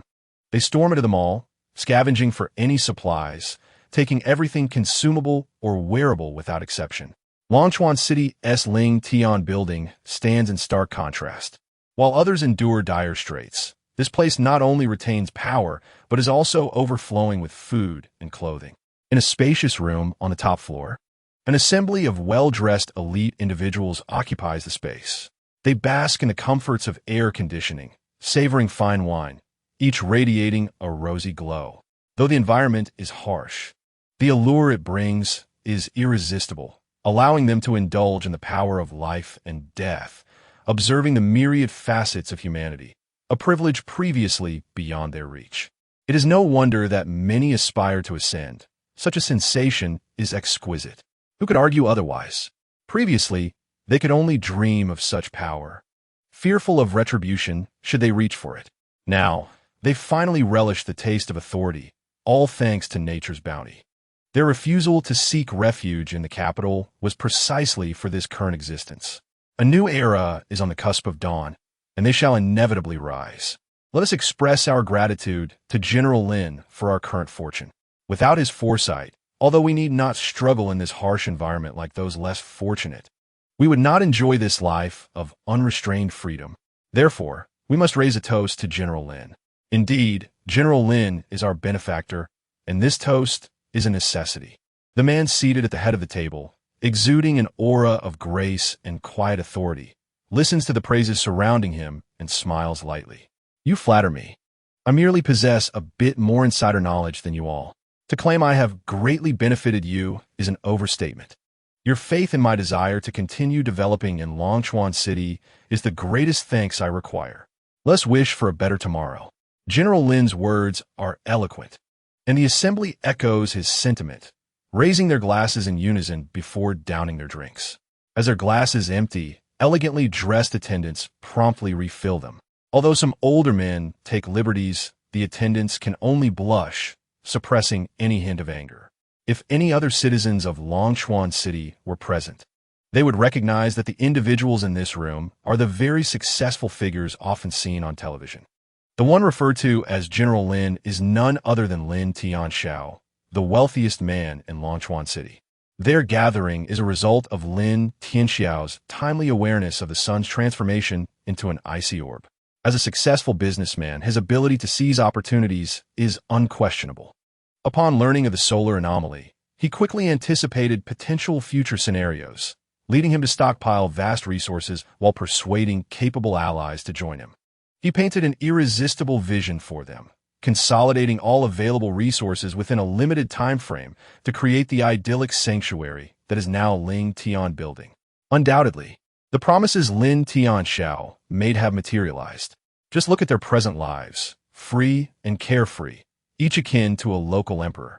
Reflecting on their decision to decline the capital's aid and remain in Longchuan City, all present feel their choice was wise. It is undeniable that had Lin Tianxiao and his associates followed the rescue team to the capital, their status and connections would have afforded them a much more comfortable existence than the average person. However, it would not compare to the current level of freedom and joy they now enjoy. Moreover, they harbor even greater ambitions. Today, amidst nationwide signal disruptions and halted networks, they have begun deploying personnel to target survivors not received by the official shelters, revealing a clear intent. The white-clad individuals hail from Ling Tian Building, a private camp that aims to concentrate a large population while having previously stockpiled immense resources. Their intentions are unmistakable. Lin Tianxiao and his associates are untroubled by the prospect of being held accountable if normalcy returns. Should that happen, their efforts to shelter the survivors stranded beyond official camps due to heavy snow will be seen as a monumental act of goodwill. Flaws do not overshadow merits. At that point, those in authority would not only refrain from punishing them, but would also commend their actions. However, should the current conditions remain unchanged, their preparations will enable them to create unimaginable brilliance in this new chapter of the world. As they previously stated, barring unforeseen circumstances, their tomorrow will undoubtedly be brighter. In the city, the white-clad figures are omnipresent, frequently collecting usable supplies and survivors to bring back. Meanwhile, within Ling Tian Building, the lower 50 floors serve as the refuge for the lower-class survivors. In these areas, particularly underground, life is a mere struggle for survival. With the luxury of being well-fed and warmly dressed is a distant dream. Above the 55th floor, however, the lifestyle is one of excess and indulgence, where the revelry is akin to a lavish paradise. In a comparative light, the realms of heaven and hell seem to converge. Within the confines of the Chui Huan community, Chunjiu's prowess has notably ascended over the span of 4 days, reaching the 13th level. He is now convinced that the daily system rewards have rendered the appearance of universal points nearly a norm. Out of 4 rewards, 2 have refreshed the universal points, a frequency unparalleled by any previous rewards. With little else to deliberate, Chun Jio seizes the universal points at the first opportunity, should there be no other desirable rewards. The other two rewards pertain to sustenance. Brother Jio, it seems that my sister and I have grown stronger. I feel I could easily defeat my former self from just a day ago. Do you know what could account for this? In the early morning, the sisters Yi Zi and Yi Zi Qing, having been roused from their slumber following Chun Jio's endeavors from the previous night, approached him with excitement, eager to share the transformations they had undergone. Observing their animated and anxious demeanor, Chun Jio understood the source of their changes but feigned confusion. Is that so? Yi Zi Qing, standing nearby, nodded affirmatively. It is unmistakable. Our strength has undoubtedly increased. With that, she glanced around and soon spotted a pair of dumbbells weighing an average of 25 kilograms in the corner. She approached them, grasping one in her hands. And under the watchful eyes of Chun Jio and Wei Jinghong, she effortlessly performed 50 lifts in succession, completing the exercise with ease. Yi Zi Qing set the dumbbell down without even a hint of breathlessness, finding the task as simple as drinking water. Look, if this 25-kilogram dumbbell were to be placed in my hands at any other time, I would struggle to manage even 20 lifts, let alone 50. But now this weight feels remarkably light. I must see this. Wei Jinghong, perched on the sofa, sprang to her feet and approached Yi Zi Qing, seizing her hand. Sister Jinghong, what are you doing? Yi Zi Qing asked, puzzled. Let me test your grip. As she spoke, Wei Jinghong tightened her hold on Yi Zi Qing's hand. Initially apprehensive that her newfound strength might harm Wei Jinghong, Yi Zi Qing allowed her to grip her hand. However, as she felt the formidable force emanating from Wei Jinghong, astonishment filled her eyes, and she realized that the transformation was not exclusive to her and Yi Zi. Wei Jinghong possessed an equally terrifying strength. Without daring to overextend, Yi Zi Qing reciprocated with increased force. Wei Jinghong was soon taken aback by the intensity of Yi Zi Qing's grip, discovering that it was on par with her own. Is this truly happening? Yi Zi Vink invited. Of course it is true. Sister Jinghong, do you have any idea what might be happening? Releasing her grip, Wei Jinghong furrowed her brow. Have you two consumed anything unusual or engaged in any activities recently? Both sisters pondered before shaking their heads in unison. We haven't done anything out of the ordinary. We've all been eating and drinking together, so there shouldn't be any differences. Was there any similar change prior to this, or any signs of it? They both shook their heads again. Confusion clouded Wei Jinghong's mind. Like her, the sisters had experienced this transformation without any forewarning, as if it had materialized instantaneously. Since the onset of her own changes, Wei Jinghong had sought answers, but had come up empty-handed. Her gaze drifted toward Chun Jio. Do you have any insight? Chun Jio shook his head. How would I know? Then how have you become so formidable? After a moment of contemplation, Chun Jio tentatively suggested it might relate to an illness I suffered recently. Wei Jinghong's spirits lifted, and she hurriedly settled beside him.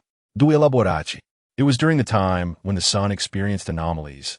I had a high fever that night, and when I awoke the next day, the fever had subsided and I felt stronger. Could it be connected to that fever? Wei Jing répondit deeply. It is not impossible. With a glance at Yi Zi Qing, she asked, Did you feel feverish last night? Yi Zi Qing instinctively shook her head. However, Yi Zi, upon hearing Wei Jinghong's question, turned crimson, as if recalling something embarrassing. Zi, have you thought of something? Wei Jinghong noticed her expression. Huh? Yi Zi quickly responded, shaking her head. No, we were perfectly fine last night. Then why the blush? Wait a moment. You're being coy. Wei Jinghong's expression darkened. You can connect those dots, can you? She gritted her teeth. Yi Zi, you truly have a way about you. Realizing that Wei Jinghong had guessed her inner thoughts, Yi Zi chuckled shyly. Sister Jinghong, it's not what you think. Wei Jinghong shot her a knowing look. Despite Yi Zi's thick skin, she felt a wave of embarrassment wash over her. What did she become so impure? Oh no, Yi Zi, you've lost your innocence. Chapitre 34, impossible, absolutely impossible. Enough, why dwell on these matters? Have you experienced any adverse effect from your changes? Chun Jio interjected, redirecting the conversation and alleviating Yi Zi's awkwardness. None at all. Aside from increased strength and agility, there have been no negative reactions. As long as it's a positive change, what does it matter? By the way, Sister Jinghong was a security officer and possesses considerable combat skills. Make sure to consult her whenever you have time to familiarize yourselves with your new abilities. With a playful grin, Easy skipped over to Wei Jinghong and wrapped her arms around her. Sister Jinghong, dear sister, would you teach us? Wei Jinghong shot her a disapproving glance. You really ought to think less about frivolous things. Of course, I'll heed your advice, dear sister. Though she spoke these words, Yi Ziyi's mind was still filled with doubts. Is that something one can control? All right, since there's nothing pressing at the moment, go change into some loose clothing. I will teach you some combat techniques now. Hooray for Sister Jinghong. Yi Ziqing nodded in eager agreement. The two sisters quickly retreated to their rooms to change. Their new attire had been provided by Wu Biao and the others. Initially, Chen Jiao found their previous outfits charming, but as time passed, he grew indifferent to them. To ensure that Wei Jinghong and the others wore more suitable clothing, he had requested that Wu Biao send over a variety of seasonal garments a few days prior. The sisters returned to the living room clad in white athletic shoes, snug yoga pants, and white base layers, perfectly accentuating their figures.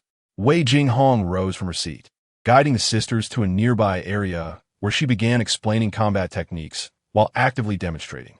Chen Jiao quietly observed, knowing that he was in for a treat in the days to come. It was time to give Wei Jinghong a little surprise. This woman was still contemplating her position, and tonight he intended to ensure she understood who was in command of this household.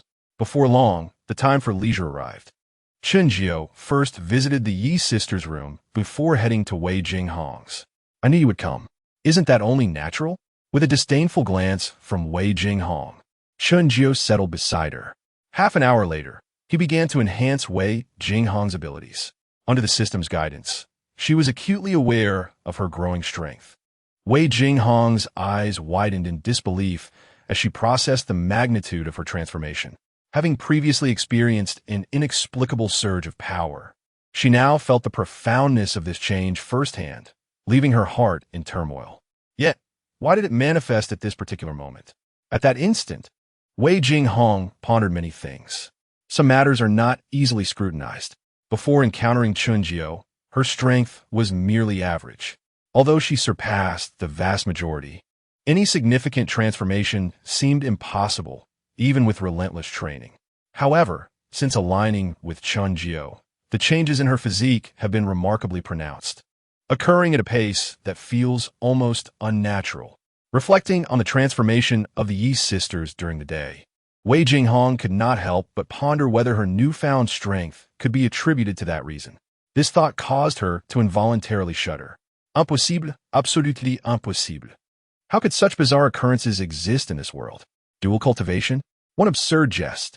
This is not a realm of fantasy or cultivation.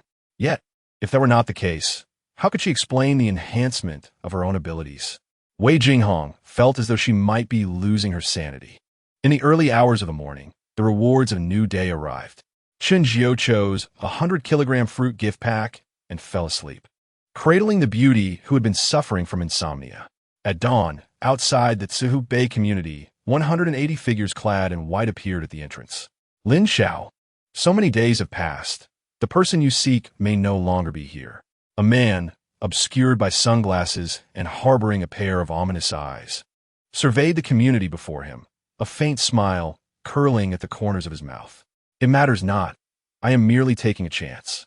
After all, the number of women who could be on my list before the snow disaster was limited, and knowing their exact addresses is a rare stroke of fortune that should not be squandered.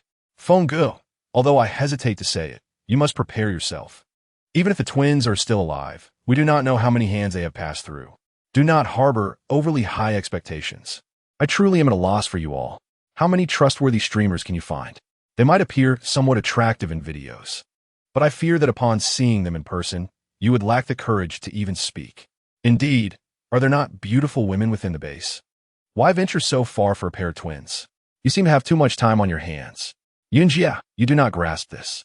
When have we ever lacked women by our side? What we crave is that thrill, that surprise. It is akin to the excitement you feel when unboxing a mystery box. Huh, But what if there is no excitement, only disappointment? No one responded to this remark. All gazes turned towards Lin Xiao, the man also known as Feng Ge. At the center of the group, Lin Feng smirked with a bloodthirsty grin. If my trip proves fruitless, then those alive within this community need not waste the air any longer. Let's find them. Without further delay, the group moved forward. At Lin Feng's command, a portion of the white-clad individuals forged ahead to clear the path, while the rest formed a protective barrier around 5 individuals, distinguishable by their attire. Chapter 35: The Arrogant Outsiders. Lin Feng and his companions swiftly located a building and entered. Their passage was unobstructed, and soon they reached the underground parking lot of the community. Upon entering, the cacophony of dissonant music assaulted their ears, and the air was thick with various unpleasant odors, eliciting nausea. It seemed that everywhere was the same. A group of lowly, filthy rabble. What could one expect from them in this apocalyptic era? Their realm of imagination was limited to bullying the weak and indulging in revelry. Beyond that, they possessed no foresight. Enough. Let's conclude Feng Ji's business and depart this foul place. I swear, I will never return here, even in death. Listening to his companions, Lin Feng slightly inclined his head towards their escorts. The gesture was understood, and they promptly retrieved weapons hidden from a cold. Conventional firearms were drawn, safeties disengaged, and bullets chambered as dozens advanced towards the groups gathered around the bonfires. Who goes there? Lin Feng and his group, lacking any concealment, were quickly noticed by Qin Hao's men. Bang! A sudden gunshot rang out in the underground parking lot, and the one who had spotted Lin Feng was instantly shot dead. Gunfire? Where did that come from? The others were startled. Aside from the elderly and some children who were unable to move, everyone else, regardless of their activities, hastily rose to their feet. Do not move. Before Wu Biao and his companions could act, Lin Feng's men had already surrounded them. The appearance of numerous white-clad figures, all armed, left Wu Biao and his group in stunned silence and alarm. The scene was swiftly brought under control. At that moment, Lin Feng and his 5 companions emerged from the rear of the formation, shielded by 7 or 8 white-clad individuals. As they advanced, some among them voiced complaints and grievances, their chatter incessant. Had their expressions been visible, the disdain and aversion on their faces would have been unmistakable. Hidden among the crowd, Wu Biao's alarm bells rang. Without needing to think, he cast a glance at Zhang Tunning beside him. Zhang Tunning understood and vanished into the darkness without a trace. Ladies and gentlemen, I presume none of you recognize me, and I likewise have no desire to make your acquaintance. We are here simply to inquire about a matter, and I hope for your cooperation, as my time is limited. Lin Feng spoke directly, without an ounce of politeness. What do you wish to inquire about? One individual, emboldened, dared to speak. Lin Feng noted that the questioner was a robust, middle-aged man, a subtle smile creeping at the edges of his masked face. What is your name? Qin Hao. A fine name. I assume your standing here is not insignificant? Qin Hao steadied himself, speaking with confidence. I cannot claim any high standing. The others merely nominated me as a leader. If you seek someone, I should know everyone who has appeared here. Lin Feng nodded in acknowledgement. Bang! A sudden shot rang out. Everyone was caught off guard. Lin Feng abruptly raised his hand, aiming at Qin Hao, and fired. Qin Hao, perhaps until his last breath, could not comprehend that he had merely stepped forward to speak and ended up losing his life. How audacious! What gives you the right to speak to me in such a tone? You think you have any standing here? Lin Feng retorted, blowing lightly on the gun's muzzle. The others were paralyzed and shocked by Lin Feng's unexpected action. Each one trembled in fear, casting fearful glances towards Lin Feng and his companions. Enough with the pleasantries. Now, I will show you a photograph. If anyone knows the whereabouts of the person in this image, congratulations.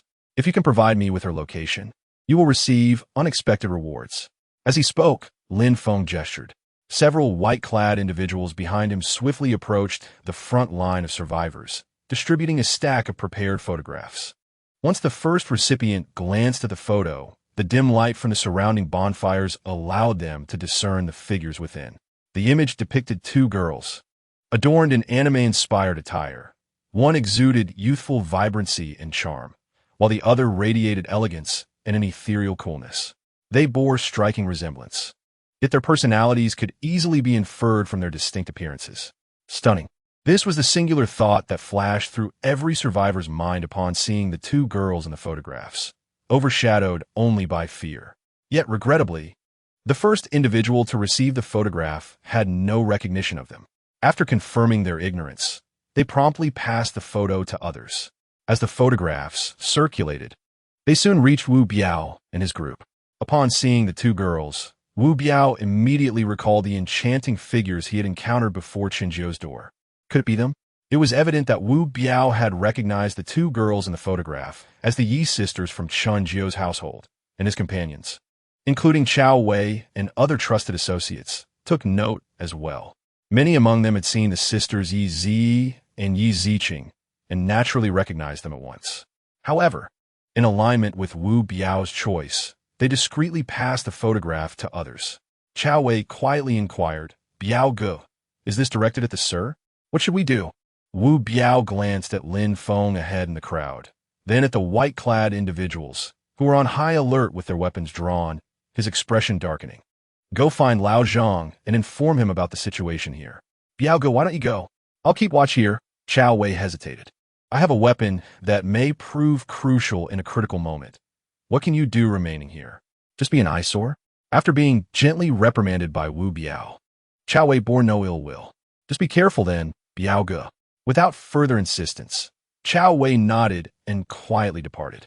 After a considerable time, once everyone had viewed the photograph and returned it, several white-clad individuals returned to Lin Feng's side. "Everyone has seen it. Can anyone tell me where these two girls are? Of course, if they are among you, I hope they will step forward themselves." At that moment, someone spoke up, I recognize the two in the photograph." "Damn." Wu Biao's immediate reaction upon hearing someone knew Yi Ziqing was one of alarm. Unconsciously, he drew the pistol from his waist, ready to seek out the person who claimed to know them. Lin Feng, on the other hand, was pleased, directing his gaze toward the speaker. "Step forward. I also know them," several others hurriedly chimed in. Lin Feng and the others were evidently surprised by the fame of Yi Zi and her sister in this neighborhood. Those claiming to know them numbered no less than 10. "Come forth and tell me about their circumstances. The more precise the information, the greater the reward I shall bestow upon you." The survivors who claimed to know the sisters began to step forward, moving 3 meters closer to Lin Feng. Seeing so many people, Wu Biao hesitated, contemplating his next move. If only 1 or 2 individuals were aware of Yi Ziqing's circumstances, he would have been confident in eliminating them and escaping with his trusted subordinates, waiting for the big boss to deal with Lin Feng and his crew. However, the crowd was too large. Taking down even one individual might require several bullets, rendering any further action futile. While he hesitated, Lin Feng had already begun questioning those who stepped out from the crowd. "You there, tell me, where are they now?" The queried person seemed somewhat hesitant. "What? Is there something difficult to say? Don't be afraid. With me here, no one can threaten you." "Well, it's not that anyone is threatening me. I just know the people in the photograph. Before the snow disaster, they lived in building number 6 with me. I didn't pay attention to which room exactly. I only know they also reside in this neighborhood, but I don't know where they are now." Upon hearing this, Lin Feng's expression darkened beneath his mask. Initially, he thought it would be easy to uncover the whereabouts of Yi Ziqing, but it turned out the person merely recognized them without any knowledge of their current circumstances. Realizing this, Lin Feng almost laughed in frustration. With a tense expression, Lin Feng turned to the remaining individuals. "Are you all the same?" Others wished to inform Lin Feng of Yi Ziqing's whereabouts, but regrettably, they did not know where the two sisters were at present. Some could affirm that the sisters were still within the neighborhood, having personally searched their building, but after scouring every room in Unit 6, they had found nothing, leaving them clueless about their exact location. Observing the silent crowd, Lin Feng truly laughed, an exasperated laugh. "Do you all find it amusing to toy with me?" The group lowered their heads further, unable to lift them. "All right, several good words indeed." Without Lin Feng needing to take further action, 2 of his companions immediately drew their weapons and opened fire on the group standing at the front. Gunfire and screams erupted as figures collapsed in a pool of despair and blood. With the elimination of a dozen individuals, it seemed Lin Feng had lost his patience. Is there no one among you who knows their current whereabouts? The crowd, gripped by fear, dared not raise their heads to meet Lin Feng's gaze, their hearts racing with anxiety. Observing their reaction, Lin Feng's bloodthirsty gaze could no longer be concealed. It appears some of you remain ignorant of the consequences of withholding information. Since that is the case, I shall grant you a choice. Half will be spared, and half will perish. Upon receiving the command, the surrounding white-clad individuals immediately aimed their weapons at half of the crowd, and Wu Biao found himself among those targeted. Brother, don't shoot. I know where the people you're looking for are, under the threat of dozens of guns. Several of Wu Biao's subordinates could no longer withstand the terror of death and, disregarding the potential for offending Wu Biao, spoke up urgently. The one who spoke will remain. Not a single other shall live. To everyone's shock, despite someone stepping forward to reveal the whereabouts of Yi sisters, the order to kill half of the survivors was still issued. In this critical moment, Wu Biao no longer concealed his intentions. Bang, bang. 2 shots ended the life of the subordinate who had intended to disclose the sister's information, and then he aimed his gun directly at the arrogant Lin Feng. Bang, bang, bang. Wu Biao fired 3 shots at Lin Feng with lethal intent. Protect Lin Xiao. The sudden turn of events was unexpected for everyone on Lin Feng's side. Lin Feng was struck by gunfire, and those who had initially aimed their weapons at Wu Biao were momentarily dazed. Run. Having completed this, Wu Biao shouted, then rushed with his trusted subordinates towards the emergency exit of building number 9. Run. The others, responding to Wu Biao's shout, scattered in panic, rushing towards the surrounding parking lot. Lin Xiao, are you all right? The white-clad individuals had already encircled Lin Feng. The leader of the white-clad group supported the fallen Lin Feng and asked with concern, cough, cough, I'm fine. Eliminate them. I want the one who shot to be taken alive. Although Lin Feng had been shot, he had donned 2 bulletproof vests when leaving Ling Tian building. And aside from the pain from the bullet's impact, he was not in grave danger. Hearing Lin Feng's words, the leader of the white-clad group sighed in relief. As long as Lin Feng was not in danger, if anything happened to him under their protection, he and his team, along with their families still inside Ling Tian building, would likely pay the price. Although Lin Feng's life was not in jeopardy, the leader of the white-clad group was thoroughly enraged. Open fire freely. Capture the one who fired earlier alive for Lin Xiao. Bang, bang, bang. The other white-clad individuals, receiving their leader's orders, immediately began indiscriminate shooting at the fleeing survivors. On the top floor of building number 9, after receiving the report from a maid on the 22nd floor, Zhang Tianying and his companions encountered Chen Jiao. Sir, it's bad. A major incident has occurred. Upon seeing Chen Jiao outside the door, they did not wait for him to speak, their excited voices already ringing out. What happened? Approaching Chen Jiao, they wasted no time and briefly recounted the events unfolding in the parking garage, including the armed situation involving Lin Feng and others. They came looking for Yi Zi and her sister, and they are all heavily armed? Could it be that Yi Ziqing and her sister are not ordinary people? It was indeed a misstep on Chen Jiao's part. The sisters had now become his people, yet he had never taken the time to understand their backgrounds. Now hearing Zhang Tianying's account of a fully armed group seeking the 2 sisters, it was not unreasonable for Chen Jiao to think this way. Suddenly, amid his contemplation, he caught the sound of gunfire from below. The gunfire was distant, but his heightened senses, now 40 times that of a normal person, allowed him to perceive it. Through the sound of gunfire, it was evident that the confrontation below was intense. They are coming, Chen Jiao suddenly remarked. The 2 individuals who had come to inform Chen Jiao were bewildered. What do you mean they are coming? Chao Wei inquired, but Chen Jiao offered no explanation. Stay here and do not go anywhere. I have some matters to attend to. Without waiting for their questions, Chen Jiao shut the door behind him and descended the stairs.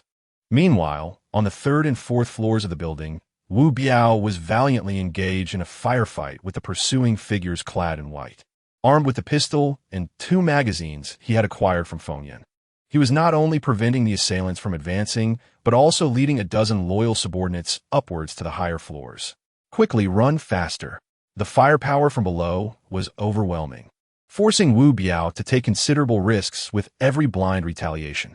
Fortunately, the assailants, though relentless, seemed to fear his weapon, momentarily retreating every time he fired.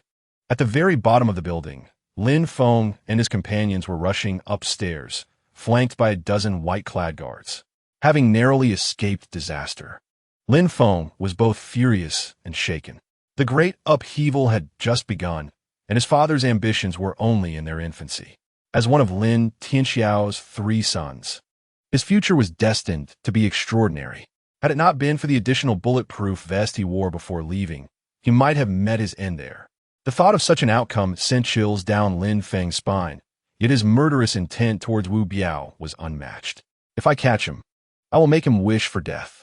His companions sensed the dark aura emanating from Lin Feng, remaining silent as they contemplated how to let him vent his anger on Wu Biao once captured.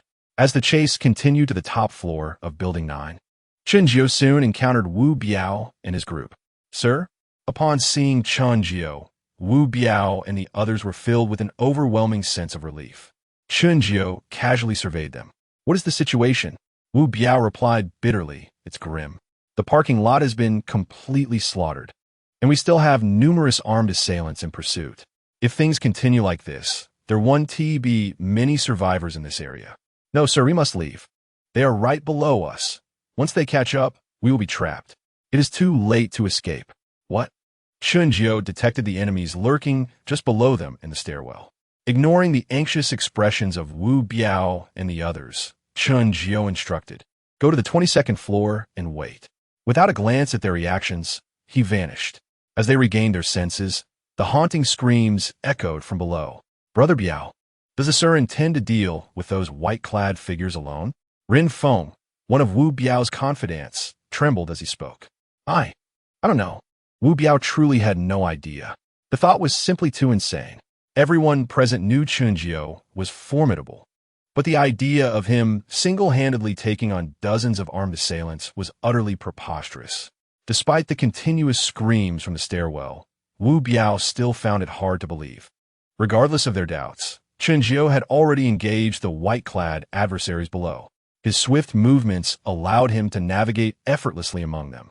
As the assailants attempted to aim and fire at Chen Jiao, it became a luxury they could ill afford.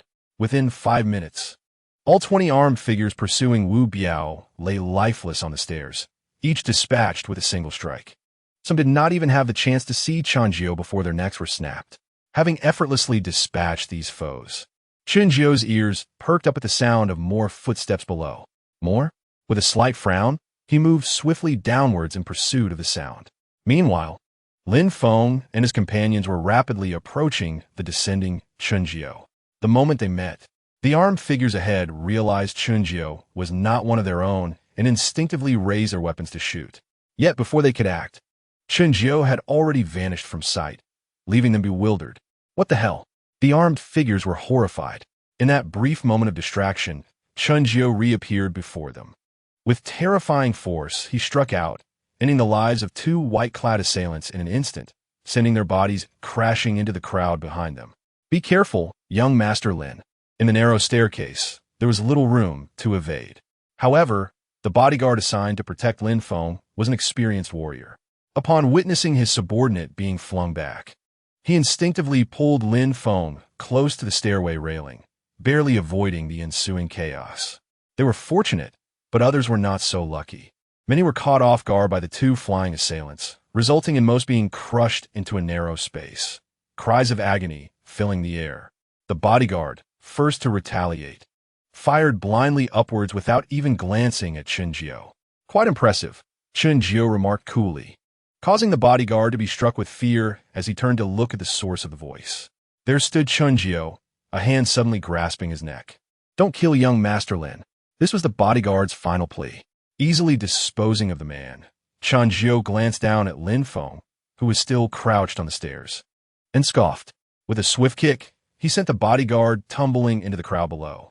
With more enemies to confront, Chen Jiao moved like a wraith, swiftly eliminating all the white-clad figures accompanying Lin Feng.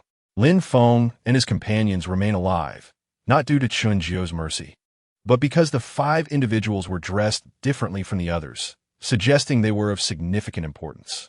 Suspecting a connection to the Yi sisters, Chinjiu decided to capture a few for further verification. Will you walk out on your own, or shall I assist you? He asked the five, who huddled together, their eyes filled with terror. Who are you? Lin Feng stuttered. I do not wish to repeat myself. Do you know who I am? My father is Huang Zihai, one of the 5 titans of Ling Tian Tower. If you harm me, my father will not let you off easily. One of them dared to threaten Chinjiu at that moment. Chinjiu was aware of Ling Tian Tower, a prominent establishment belonging to Lin Tianxiao, the wealthiest man in Longchuan City.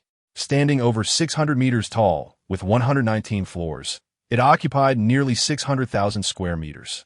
Who else wishes to introduce themselves? With a single kick, he dispatched the threat, his tone remaining flat. Terrified, Lin Feng and his companions shook their heads vigorously. Then why are you still here? The remaining 4, no longer daring to hesitate, gritted their teeth against the pain and limped upstairs. After some time, Wu Biao and the others finally encountered Chinjiu along with Lin Feng and his 3 companions, now captives. Sir, Wu Biao and the others had felt unease since Chinjiu had gone to confront Lin Feng. Even upon returning to the 22nd floor, their anxiety persisted. However, upon seeing Chinjiu return unscathed, accompanied by those previously in white, they quickly realized he had resolved the troubles they faced. There are many weapons on the stairs below. You may handle them as you wish, Chinjiu instructed, noting that their attire provided some insulation against the cold. The decision is yours, reminding Wu Biao and the others. Chinjiu did not linger on the 22nd floor, but continued to lead Lin Feng and the others towards the 23rd floor. Observing the departing figures of Chinjiu and his companions, Wu Biao and the others felt a tumultuous excitement that could hardly be contained. Could it be that the gentleman truly accomplished this? Was he even human? The admiration from the younger brothers soared to unprecedented heights. Wu Biao proclaimed, "What did I say before?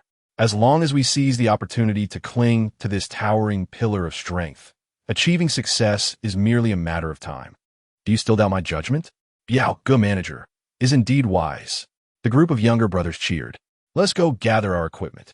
I will not concern myself with the other buildings, but for Jiu Haolo from now on, not even a fly is permitted to enter without the gentleman's consent." Oh. The younger brothers chanted in excitement, and then, under Wu Biao's leadership, they descended the stairs. On the 23rd floor, "Sir, what is the situation below?" Zhang Tianyi and his companion, who had been waiting here, inquired about the situation below as soon as Chinjiu returned, not even noticing the identities of Lin Feng and the others. "You may go down and meet Wu Biao. They should be clearing the battlefield now." Without needing further explanation, the astute Zhang Tianyi and Cao Wei displayed expressions of palpable excitement. "Yes, sir," they replied and hurriedly rushed downstairs. "Where are you taking us?" "We have arrived." Just as a girl began to speak, Chinjiu halted before the door of the last room. Chapter 38, The Top Brother. He knocked on the door, and the person inside, upon seeing Chinjiu through the peephole, joyfully opened the door. "Jiuge, you're back." Yazi embraced Chinjiu, her delicate face adorned with a sweet smile. "MHM." Chinjiu nodded. "Yazi?" Linfen could not help but inquire. Yazi, hearing the voice, looked to the side in confusion. "Who are you? Let us talk inside." Not allowing the group to reminisce at the door, Chinjiu calmly stated, wrapping his arm around Yazi as they entered the room. Lin Feng and the others had no choice but to follow. Once inside, who are they? Wei Jinghong regarded Lin Feng and the others following Chinjiu with curiosity gleaming in her beautiful eyes. It was known that Chinjiu would not easily allow outsiders into his abode. Thus, it was only natural for Wei Jinghong to be intrigued by his return with 4 individuals. Wei Jinghong, before Chinjiu could respond, Lin Feng exclaimed upon seeing Wei Jinghong in the living room. Wei Jinghong furrowed her brow. Did this person, completely enveloped in protective gear, recognize her? Chinjiu found the situation increasingly interesting. He had assumed that Lin Feng and the others were only acquainted with the Yes sisters, but this unexpected twist was delightful. "Take off your gear." Noticing the confusion in Wei Jinghong's eyes, Chinjiu instructed Lin Feng and the others.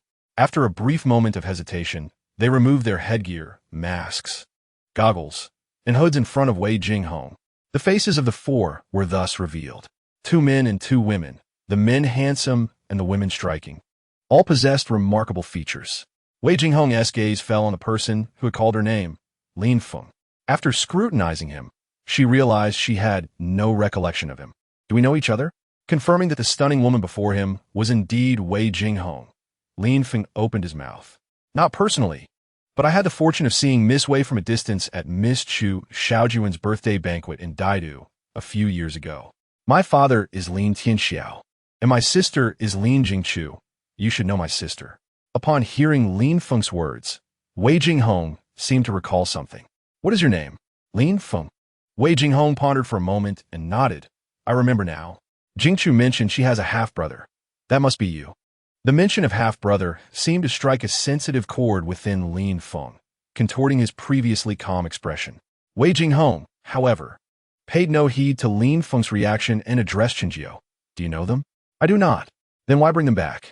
Qinjiao remained silent, instead directing his attention to Yazhi in his arms and Yaziki seated beside Wei Jinghong. Why are you looking at us like that? Jiuge, you do not think we are acquainted with these people, do you? Yazhi exclaimed in surprise. According to Wu Biao, these individuals are coming to Quohoan specifically for you sisters. Do you not recall? How could we possibly remember? We have never met him. At this point, Yazhi curiously asked, what do you want with me and my sister? Do we know each other? Lin Feng hesitated. To be frank, Qinjiao's tone was calm, yet carried an undeniable authority. Lin Feng gritted his teeth and said to Yazhi, you're the top supporter in your live stream. In just a few words, Yazhi and her sister were momentarily taken aback. The top supporter in the live stream? Yet Ziki queried, are you Gui Buqian? That is me. With the matter laid bare, Lin Feng felt no further hesitation and openly admitted. Wow, Yazhi gasped, jumping from Qinjiao's embrace. You're the one who repeatedly messaged me and my sister, saying that if we were willing to meet you privately and become your girlfriends, you would gift us sports cars and luxurious mansions? Initially, Yazhi's excitement gave the impression that she was pleasantly surprised. However, as she continued speaking, both Wei Jinghong and Qinjiao were left utterly speechless. Is this how it is played? Lin Feng's lips twitched as he grit his teeth, yes. So this is how you look. Previously, my sister and I thought you were just a moneyed slacker, a greasy old man. Seeing you in person, you were quite unexpected. Lin Feng's expression began to twist, an unnamed fury brewing within him. Yazhi, however, remained oblivious to Lin Feng's changing demeanor, tilting her head in contemplation. Moments later, her clear gaze sparkled with wisdom as she looked at Lin Feng in astonishment. My goodness, you are still so persistent? Coming to find us personally in this cold weather? Aren't you a bit twisted? Enough. Lin Feng could no longer contain himself. First, he was labeled a bastard, striking at his core, and now he was called a lecherous slacker and a greasy old man. Although he had previously refrained from retaliating due to Qinjiao's intimidating presence, his patience had reached its limit. Now, the situation escalated further as he was directly accused of being perverted. How could Lin Feng, raised in privilege, endure this? There should be a limit to humiliation. Did they truly believe he had no temper? With emotions boiling over, his eyes reddened as he fixed his gaze on Yazhi, appearing ready to pounce. Yazhi was startled by Lin Feng's sudden outburst and instinctively sought refuge behind Qinjiao. Jiuge, he is threatening me. Qinjiao narrowed his eyes. You are quite bold, aren't you? Lin Feng shifted his focus from Yazhi to Qinjiao. His face remained stoic, unafraid of Qinjiao's threatening gaze. Shall we have a conversation? What do you wish to discuss? Lin Feng took a deep breath, striving to maintain his composure amidst rising emotions. Your strength is formidable. Among those I have encountered, none can compare to you. And then? Someone of your caliber should not be confined to such a small place. You deserve a broader horizon. If you are willing, I can offer you a more expansive platform. All you desire, beauty, power, resources, will be within your grasp. Qinjiao was somewhat taken aback by Lin Feng's proposition. Could it be that he could not bear the pressure and was losing his mind? Do you not recognize your current predicament? I am well aware of my circumstances. However, I believe there is nothing in this world that cannot be resolved through calm discussion. You should also understand my identity. Lin Tianxiao is my father. Let me reveal something unknown to others. The snow disaster we are experiencing has no end in sight. The sun has transformed into a ball of ice, and the earth shall remain shrouded in ice and snow for years to come. Prior to this, those in power had long been aware of the news. Yet due to the irreversible nature of this monumental change, they refrained from making it public. The capable individuals had already stockpiled sufficient resources to confront the impending challenges before the calamity struck.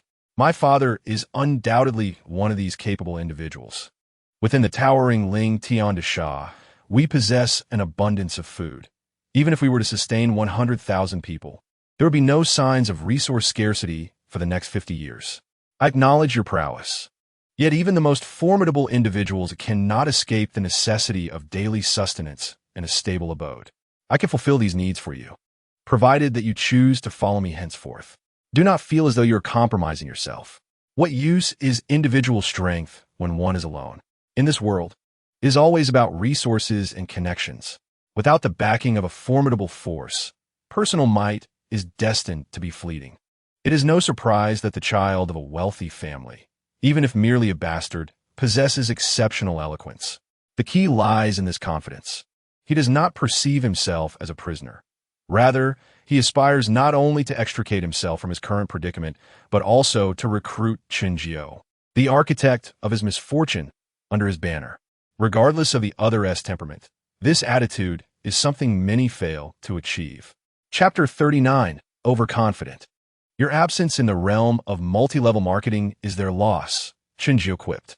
Do you think I am deceiving you? Chenjiu waved his hand dismissively. It is not about deception. I simply find it unnecessary. The resources and connections you speak of, I embody them. Lin Feng furrowed his brow in confusion. What do you desire? Why do you assume that I must gain something from you? Could it not be that simple curiosity has allowed you to survive until now? Curiosity? Curiosity regarding my purpose in seeking out Yi and her sisters? Chenjiu nodded. Ha ha! Lin Feng erupted into unrestrained laughter. Is it really that amusing? Lin Feng stifled his laughter. We are all adults. Does discussing such trivial matters serve any purpose?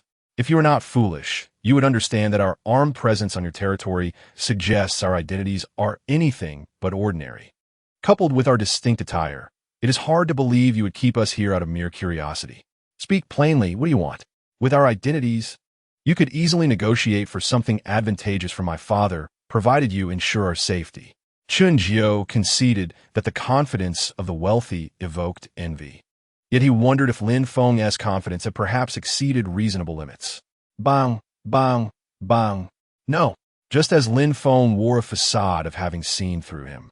Chenjiu unexpectedly drew a firearm and, in plain sight of Lin Feng, executed the three individuals behind him. You, how dare you?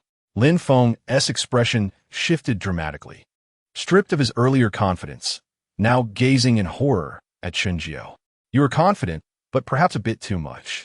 Have you forgotten the number of your kind when you first arrived? I was able to eliminate the previous individual. Why would you assume I would hesitate with you? You. He finally grasped the gravity of the situation. He had overlooked a crucial detail. One among their group had already fallen to Chenjiu's hand. The hornet's nest had been disturbed. What difference does it make to kill 1 or 5?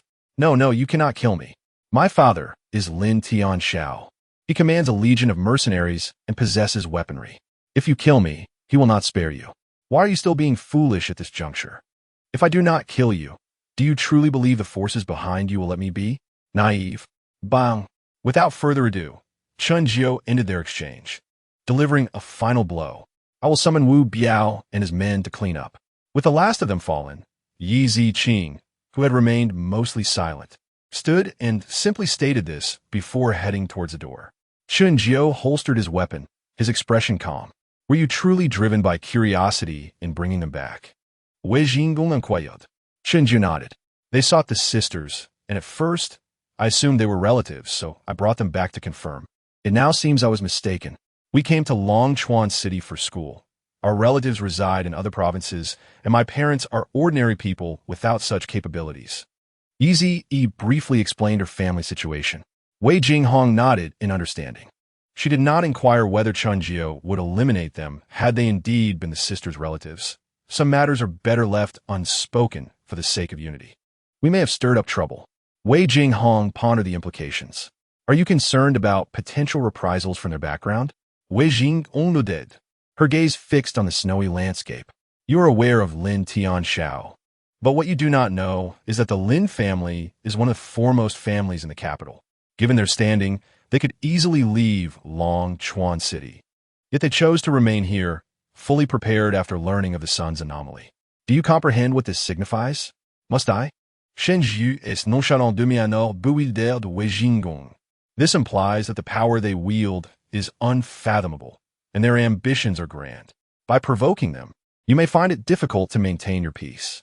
Chunjiu remained unfazed. You appear unconcerned for your own safety. Wei Jinghong was taken aback by Chunjiu's playful banter. Despite her warnings, he seemed indifferent, leaving her both exasperated and amused. Relaxing her demeanor, she smiled. You are aware of my identity, are you not? In this world, it is not merely about violence. There exist human connections and societal intricacies. As long as the Wei family stands, Lin Tianxiao will think twice before acting against me, not out of courtesy, but rather due to necessity. So you believe that, in light of your standing, it will be challenging to protect me? Upon hearing this, Wei Jinghong regarded Chunjiu with astonishment. Are you serious? What do you think? Noticing the playful expression on Chunjiu's face, Wei Jinghong realized he was jesting. Fine, I suppose my concerns were unwarranted. She then added earnestly, should it come to that, I will do my utmost. Chunjiu appeared slightly taken aback, momentarily lost in thought, while gazing at Wei Jinghong. Wei Jinghong beamed. Are you touched? Should we take this opportunity to curry favor with me? Just look at my arms and legs. They ache terribly. If only someone could give me a massage. Shall I send you a few 100 million more? Go to hell. A pillow was hurled towards Chunjiu, but he effortlessly caught it. Soon after, Yi Ziqing returned with Wu Biao and his men. Upon seeing the bodies of Lin Feng and his companions strewn across the floor, none dared to question further. They dragged the corpses away, cleaning up the bloodstains before departing.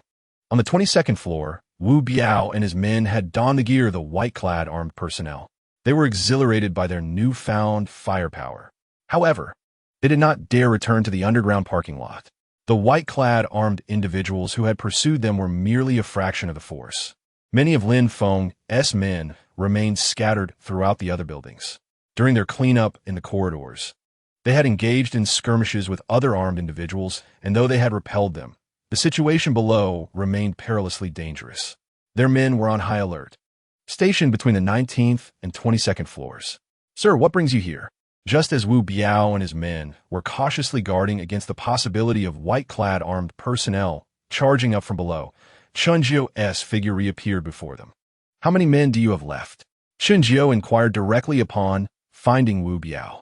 Despite Wei Jinghong's earlier dismissive attitude towards the potential repercussions from Lin Tianxiao, Chunjiu was not yet confident enough to contend with such a force.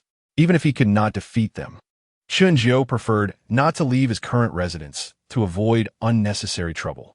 Therefore, before the retaliation from Lin Tianxiao and his group arrived, he needed to make some preparations.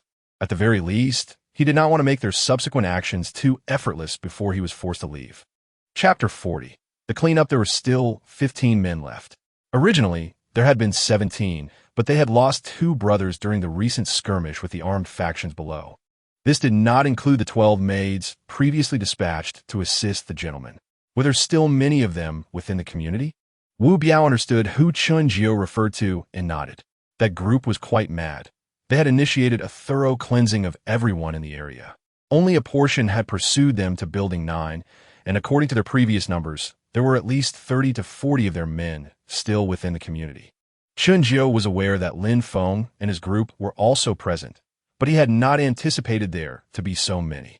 Were they stationed downstairs? Yes, but the exact numbers were unknown. However, rest assured, I have arranged personnel from the 19th floor corridor downwards. If they truly intend to attack, there will be no silence below. After hearing Wu Biao's words, Chunjiu nodded. Come with me to clear the area, and then gather the remaining survivors in the community. I have instructions to give shortly. Are we taking the initiative? Wu Biao's subordinate looked astonished. Understanding their concerns, Chunjiu calmly replied, You are responsible for cleaning up and organizing the equipment. Just leave it to me. With that, he turned and descended the stairs. Wu Biao and the others exchanged glances. Let us go. Follow the gentleman. There was no hesitation. They did not need to lift a finger. What was there to fear? It was a perfect opportunity to witness the true prowess of their leader. The group swiftly moved downstairs. As they passed several floors, Wu Biao called upon the subordinates stationed there for defense. Chun Jiu walked alone at the forefront, one gun in hand, fully aware of his surroundings. Within a radius of 10 meters, nothing could escape his mental perception. Upon reaching the 18th floor, the sound of knocking echoed from Chun Jiu's direction. Some of the armed men hidden in the corners of the floor, hearing the commotion outside, could not help but peek out from their cover. The outcome was predictable. As soon as one exposed himself, a bullet came flying towards him, striking him in the forehead and killing him instantly. The gunfire undoubtedly alerted all the armed men in white, and a fierce battle was imminent. Chun Jiu confidently strode down the corridor. Anything that dared to peek out from cover met its fate at the hands of his bullets. Some of the armed men attempted to blindly shoot by merely extending their armed arms into the corridor, but before they could even pull the trigger, their arms were hit. Though Chun Jiu had never trained with firearms, it was impossible to say he was exceptionally skilled. However, his physical prowess was simply overwhelming. His formidable physique allowed him to disregard the recoil of the handgun, and at distances of no more than 10 meters, aiming was hardly a challenge. Coupled with his perception, it was almost as if he had X-ray vision. The hidden armed men had no chance to ambush him. In a matter of moments, the 5 or 6 armed men on that floor were swiftly dealt with by Chun Jiu. Confirming that no other enemies remained, he proceeded downward. At that moment, Wu Biao and his companions witnessed the terrifying prowess of Chun Jiu. He was nothing short of extraordinary. The armed men attempting to ambush him seemed to be rushing headlong into danger, falling one after another as they revealed themselves. It was as if Chun Jiu had installed surveillance on the armed men. He accurately predicted where and when they would emerge. Witnessing Chun Jiu's might, Wu Biao and the others felt that maintaining a safe distance from him was utterly unnecessary. With such miraculous shooting skills, even if they danced around him, the hidden enemies would not have the chance to fire a single bullet at them. Wu Biao was exhilarated, and his subordinates shared in his enthusiasm. Following such a powerful leader, what reason did they have not to soar to great heights? Brothers, while we may not be able to assist the gentleman much, we must ensure we do not hinder him. Clean the battlefield and collect the weapons. Not a single bullet should be left behind. Yes, manager. Wu Biao led his men to the corridor cleared by Chun Jiu, then moved towards the fallen armed men, swiftly stripping them of all usable weapons and equipment. On the lower floors, their pace of cleaning up the battlefield could not keep up with Chun Jiu's efficiency. In mere minutes, Chun Jiu cleared 3 more floors, while Wu Biao and his group were still on the 17th floor. Withdraw, hurry and withdraw. The remaining armed men in Building 9 were now psychologically shattered. The gunfire and screams echoing from the 18th floor signified the death of their comrades, while the enemies had not sustained even a scratch. Unable to endure the torment of the approaching screams, the remaining armed men finally broke down. They dared not stay in place to ambush the enemy and decisively emerged from their covers, hastily retreating downstairs. Chun Jiu pursued from behind. Any enemy daring to turn and retaliate against him did not even have the chance to glimpse his appearance before collapsing on their escape route. I can't take it anymore. The speed of their escape could not match Chun Jiu's pursuit. A few armed men disregarded everything else and dashed into nearby houses, smashing through the floor-to-ceiling windows to leap out. Currently, the fastest fleeing armed men had only reached the 10th floor, and those who chose to jump from the windows faced a grim fate. However, despite this, some managed to reach outside the building, driving away in snowmobiles without looking back. Eventually, Chun Jiu arrived at the underground parking lot. The once lively atmosphere had vanished. The acrid scent of blood mingled with various other odors filled the air, causing Chun Jiu to wrinkle his brow. Looking at the areas illuminated by the firelight, corpses lay strewn about, and blood had frozen solid. This was no more than hell on earth. Chun Jiu could not fathom how many survivors had perished at the hands of Lin Feng and his group. But, judging by the current scene, it was likely that no more than a few hundred lived within the entire community. There was no sympathy, nor was there any compassion. In chaotic times, who could guarantee their survival to witness the arrival of hope. Rather than lamenting the plight of humanity, it was better to strengthen oneself, so that when faced with the same life and death dilemmas, one would not be at the mercy of others. Sir, these beasts deserve to die. How could they kill so many? Wu Biao and his men finally reached Chun Jio's side. Initially wanting to say something to him, Wu Biao was left speechless at the sight of the carnage in the parking lot. Various curses erupted within the parking area. If Lin Feng and the others had not died so early, had Wu Biao and his group known that the culprit was captured by Chun Jio, they would likely have torn him apart. Enough time has been wasted here. Let us see if there are any survivors in the other buildings. Your next task is to gather these individuals and then meet me on the 23rd floor. By the way, there may still be enemies in other buildings, so be cautious while you move. Yes, sir. Wu Biao snapped back to reality and nodded earnestly. Then off you go. Chun Jio left with that remark, turning back into the safety corridor. Chapter 41. The storm approaches. When Chun Jio met with Wu Biao again, it was already evening. They had searched through all the buildings within the community via the underground parking lot.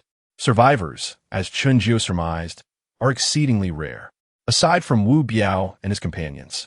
The total number of survivors who evaded Lin Feng's massacre does not exceed 60, 32 men and 23 women, among whom there are several mother-daughter pairs.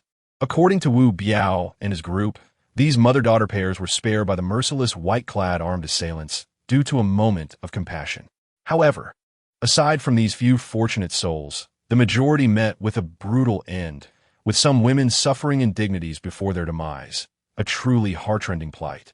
Sir, there are but a few of us left. Do you have any further instructions? Wu Biao inquired after reporting on the status of the survivors. Do you have enough firearms collected? Indeed, we have over 100 firearms and 3,000 to 4,000 rounds of ammunition, which is sufficient for our current numbers. However, preserving them poses some difficulty. Prolonged exposure to the elements raises concerns about their future usability. Follow me and bring additional personnel, Chun Jio replied succinctly, leading Wu Biao and the others to the residence previously occupied by Liang Yu and the others. Inside, Chun Jio had prepared 10 temperature control devices for them. As they entered, the group gazed at the objects on the ground, resembling thermoses, with looks of confusion. Sir, what are these? Temperature control devices. Once activated, they maintain a temperature of 18 degrees Celsius within a 10-meter radius. You may take these back. Aside from cooking, feel free to utilize the underground parking lot, but ensure that they remain within the building otherwise. You must station personnel in the 2 buildings near the community exit, always vigilant for any disturbances, and report immediately upon noticing anything unusual.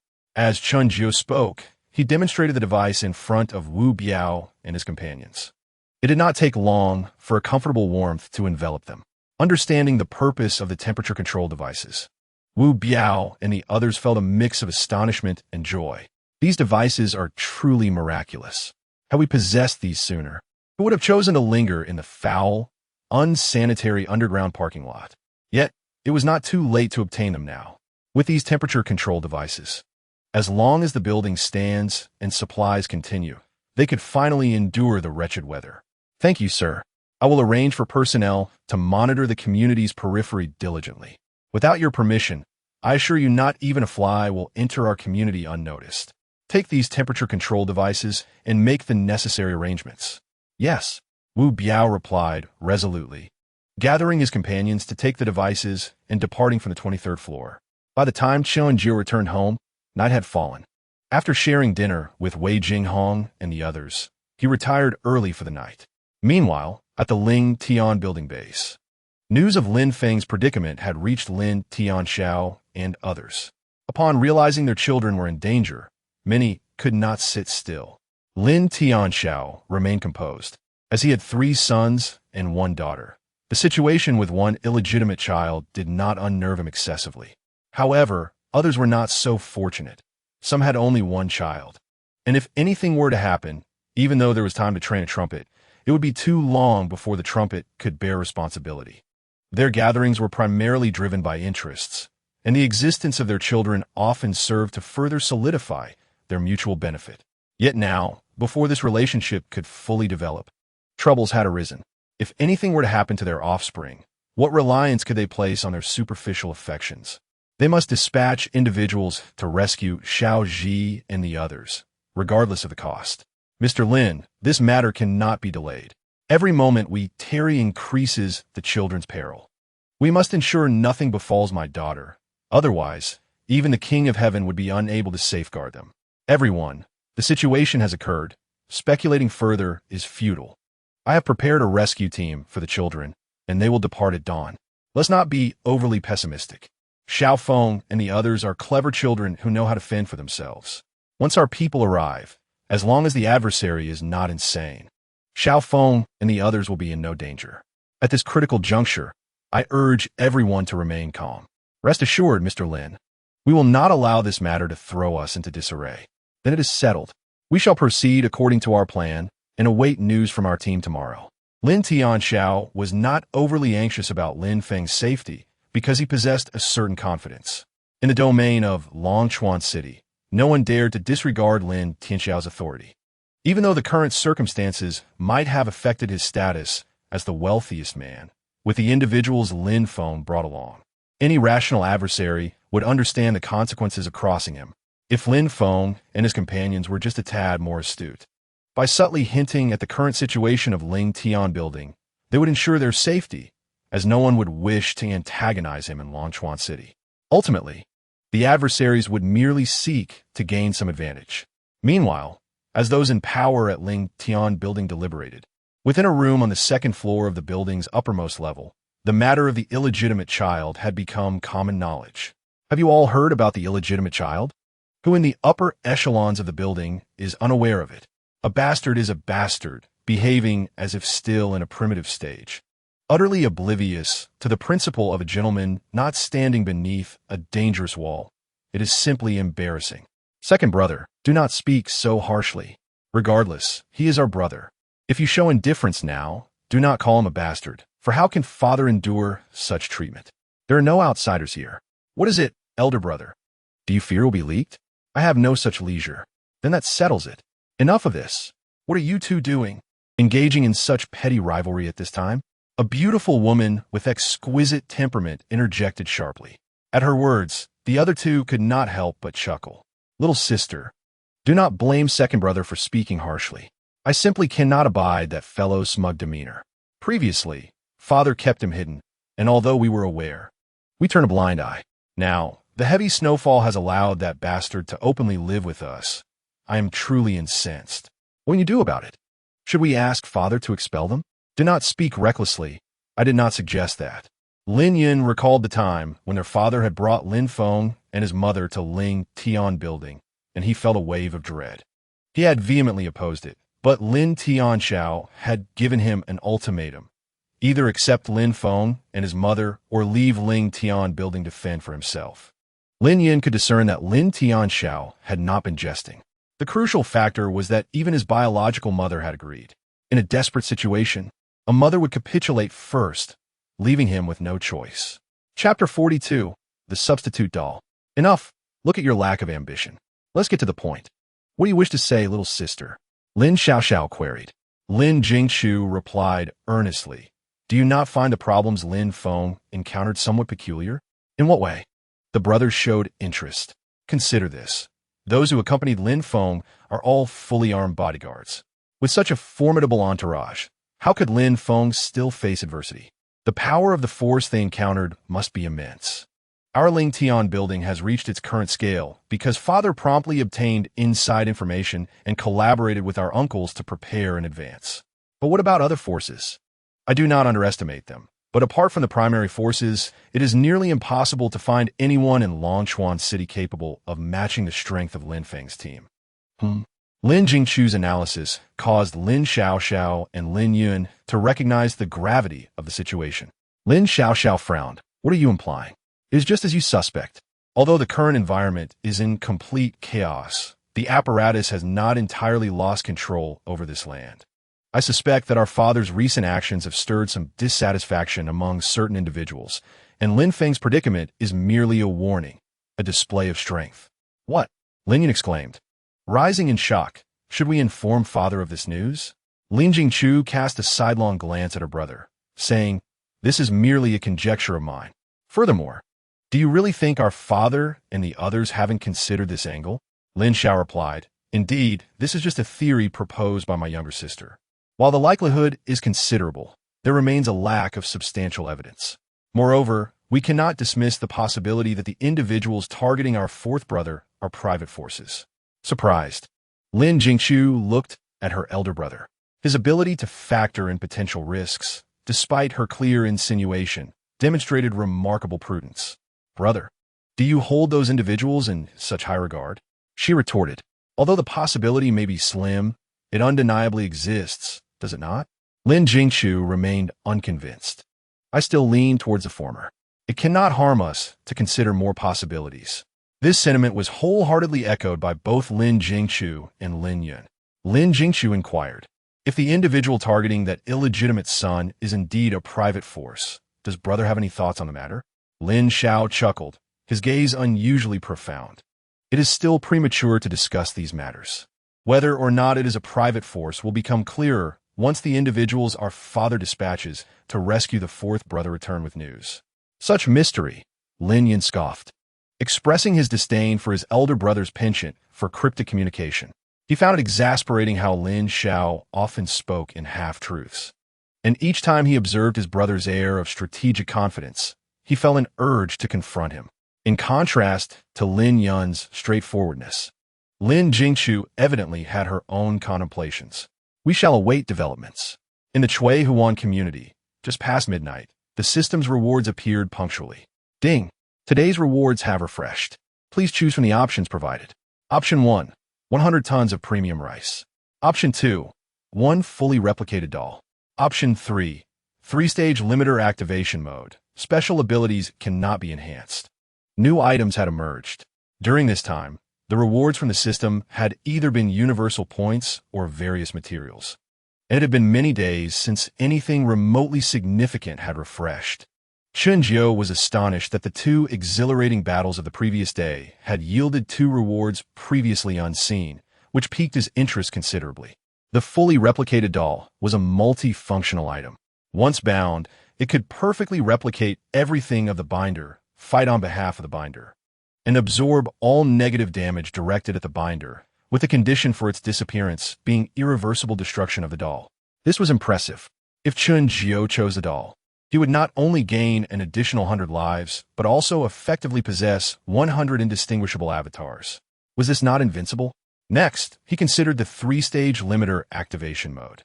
This option also stirred a sense of eagerness within him. The so-called limiter served to confine one's potential for surpassing their inherent limitations. As it stood, Chun Jiu's physical prowess was already 40 times that of an average person, but without leveling up, he remained at level 13. Every increment prior to level 11 resulted in a doubling of his physical attributes, while each level thereafter, including 11, increased his attributes tenfold. However, if the limiter were to be activated, he could effortlessly transcend heights unattainable by others at the same level. Each stage of the 3-stage limiter would double his overall power. Starting from his current 40 times physical prowess, activating the first stage would grant him 80 times, the second stage would yield 160 times, and the third stage would reach 320 times. With such amplification, surpassing opponents of a significantly higher realm would be trivial. What should he do? Chun Jiu found himself torn between both options. Yet he understood that desiring both was impossible. Frustrated, he pondered why both options had to arise on the same day. After much deliberation, he ultimately chose the replicated doll. The foundation of all power stemmed from the preservation of his own life. Without life, what use was any strength? Although Chun Jiu did not believe many threats remained on this planet after acquiring the ability to activate the limiter, it was better to be cautious. Should he encounter a crisis that could not be reversed even with the limiter, would he not face dire consequences? After all, he was still merely an ordinary individual. The replicated doll was different. With it, he could rectify his mistakes across 100 deaths. Such a high margin for error meant that even without the limiter's activation mode, he would fear no one or anything. Furthermore, activating the limiter was not a one-time opportunity. Ensuring his own survival first, he could wait for the system to refresh again. Whether it took a week or a year, Even if it required 10 or 100 years, he could afford to wait. Thus reassured, Chunjiu felt a significant relief within. Enough of this. If you want something, go find Ziqing and the others. I cannot continue, he said, feeling the weight of his companion's embrace increase. At that moment, he heard Wei Jinghong's murmuring beside him. Looking down at the beautiful woman asleep next to him, he sighed. Alas, there is not a single capable companion. Being invincible is indeed quite lonely. The night passed without incident. As dawn broke the next day, after breakfast, Chunjiu ventured into the unoccupied master bedroom and retrieved a sniper rifle. Can you use that? Wow, Brother Jiu, where did you get this? Is it a sniper rifle? Seeing the item Chunjiu produced, Yi Zi's expression was one of astonishment. Yi Ziqing also appeared surprised, though not particularly knowledgeable about such matters. She was aware that acquiring a genuine sniper rifle domestically was no trivial feat. Even law enforcement agencies rarely possess them. Chunjiu did not elaborate, his gaze shifting toward Wei Jinghong. Wei Jinghong understood the origin of the sniper rifle and did not dwell on it, nodding in acknowledgement. Though she had not used such a weapon extensively, her theoretical knowledge remained intact. Ordinary law enforcement officers would not come into contact with such arms. But who was Wei Jinghong? Given her background, it was likely she had familiarized herself with various firearms before entering the law enforcement agency. Considering her previously extraordinary physical condition, it was hard to believe she had not undergone specialized training. Just use it. I will leave it to you from now on. I believe you will be able to use it soon, Chunjiu said, passing the sniper rifle to her. Wei Jinghong did not refuse. Taking the rifle from Chunjiu, she found it quite light. With her current five-fold physical prowess, even holding a heavy machine gun with one hand would not pose a challenge. Brother Jiu, what about us? My sister want to play with guns too, Yi Zi exclaimed, running to Chunjiu, her eyes full of anticipation. Chunjiu pondered for a moment before returning to the unoccupied master bedroom and emerging with two handguns, distributing them to the Yi sisters. Armed gun. Brother Jiu, do you have any long ones? What length do you desire? One that is all-encompassing? Chunjiu teased. Yi Zi took a moment to comprehend. Is there such a gun? Indeed. You use it every night, he replied with a smirk. I was unaware of that, she said, glancing at Yi Ziqing. Sister, did you know? Yi Ziqing's face had turned as red as an apple. She was reluctant to engage with her oblivious younger sister. Sister, why is your face so red? After a moment of realization, Yi Zi's expression mirrored her sister's, her cheeks flushing rapidly. Brother Jiu, you are insufferable. I will ignore you. With that, she threw herself beside Yi Ziqing, burying her face against her sister's back. Chunjiu chuckled softly. Ladies, be vigilant today. The individuals behind that group from yesterday may come. No longer jesting, he cautioned the three women. Do you think we can withstand them? Wei Jinghong questioned. As long as they are not bombing us with planes and tanks. Human strength alone will not drive me to retreat, Chunjiu assured. A day prior, Chunjiu was still wary of the possibility that someone might use high-powered firearms to target him. However, with the advent of the replacement dolls last night, such concerns dissipated entirely. At most, it would result in the mere waste of a few substitutes, if truly provoked.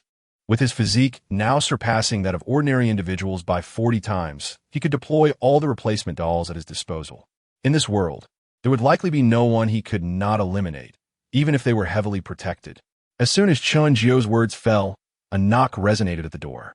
They appeared to be swifter than I had anticipated. Realizing this, Chunjiu approached and opened the door. Sir, a maid stood outside. What is it? The manager sent me to report that a large number of armed personnel are approaching outside the community. Should we prevent them from entering? Indeed, they had arrived. Yi Zi wore an expression of surprise. Wei Jinghong rose and moved to the floor-to-ceiling window.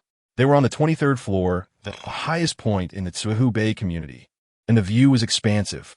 Soon, Wei Jinghong spotted a group outside the community hastening toward Tsuhu Bay, numbering between 100 and 150, primarily on skis and snowmobiles. There are quite a few of them, Wei Jinghong remarked, addressing Chunjiu. Understanding the situation, Chunjiu instructed the maid. Have the outer perimeter guards stop them outside the community. I will be there shortly. Yes, sir. The maid acknowledged and then turned to leave. Do you need our assistance? Yi Ziqing inquired, with EZ beside her eager to participate. Stay put at home. Exceptional beauties are rare at any moment, if unnecessary. I do not wish to put you at risk. After casting Wei Jinghong a meaningful glance, Chunjiu exited the room. Sister Jinghong, what shall we do now?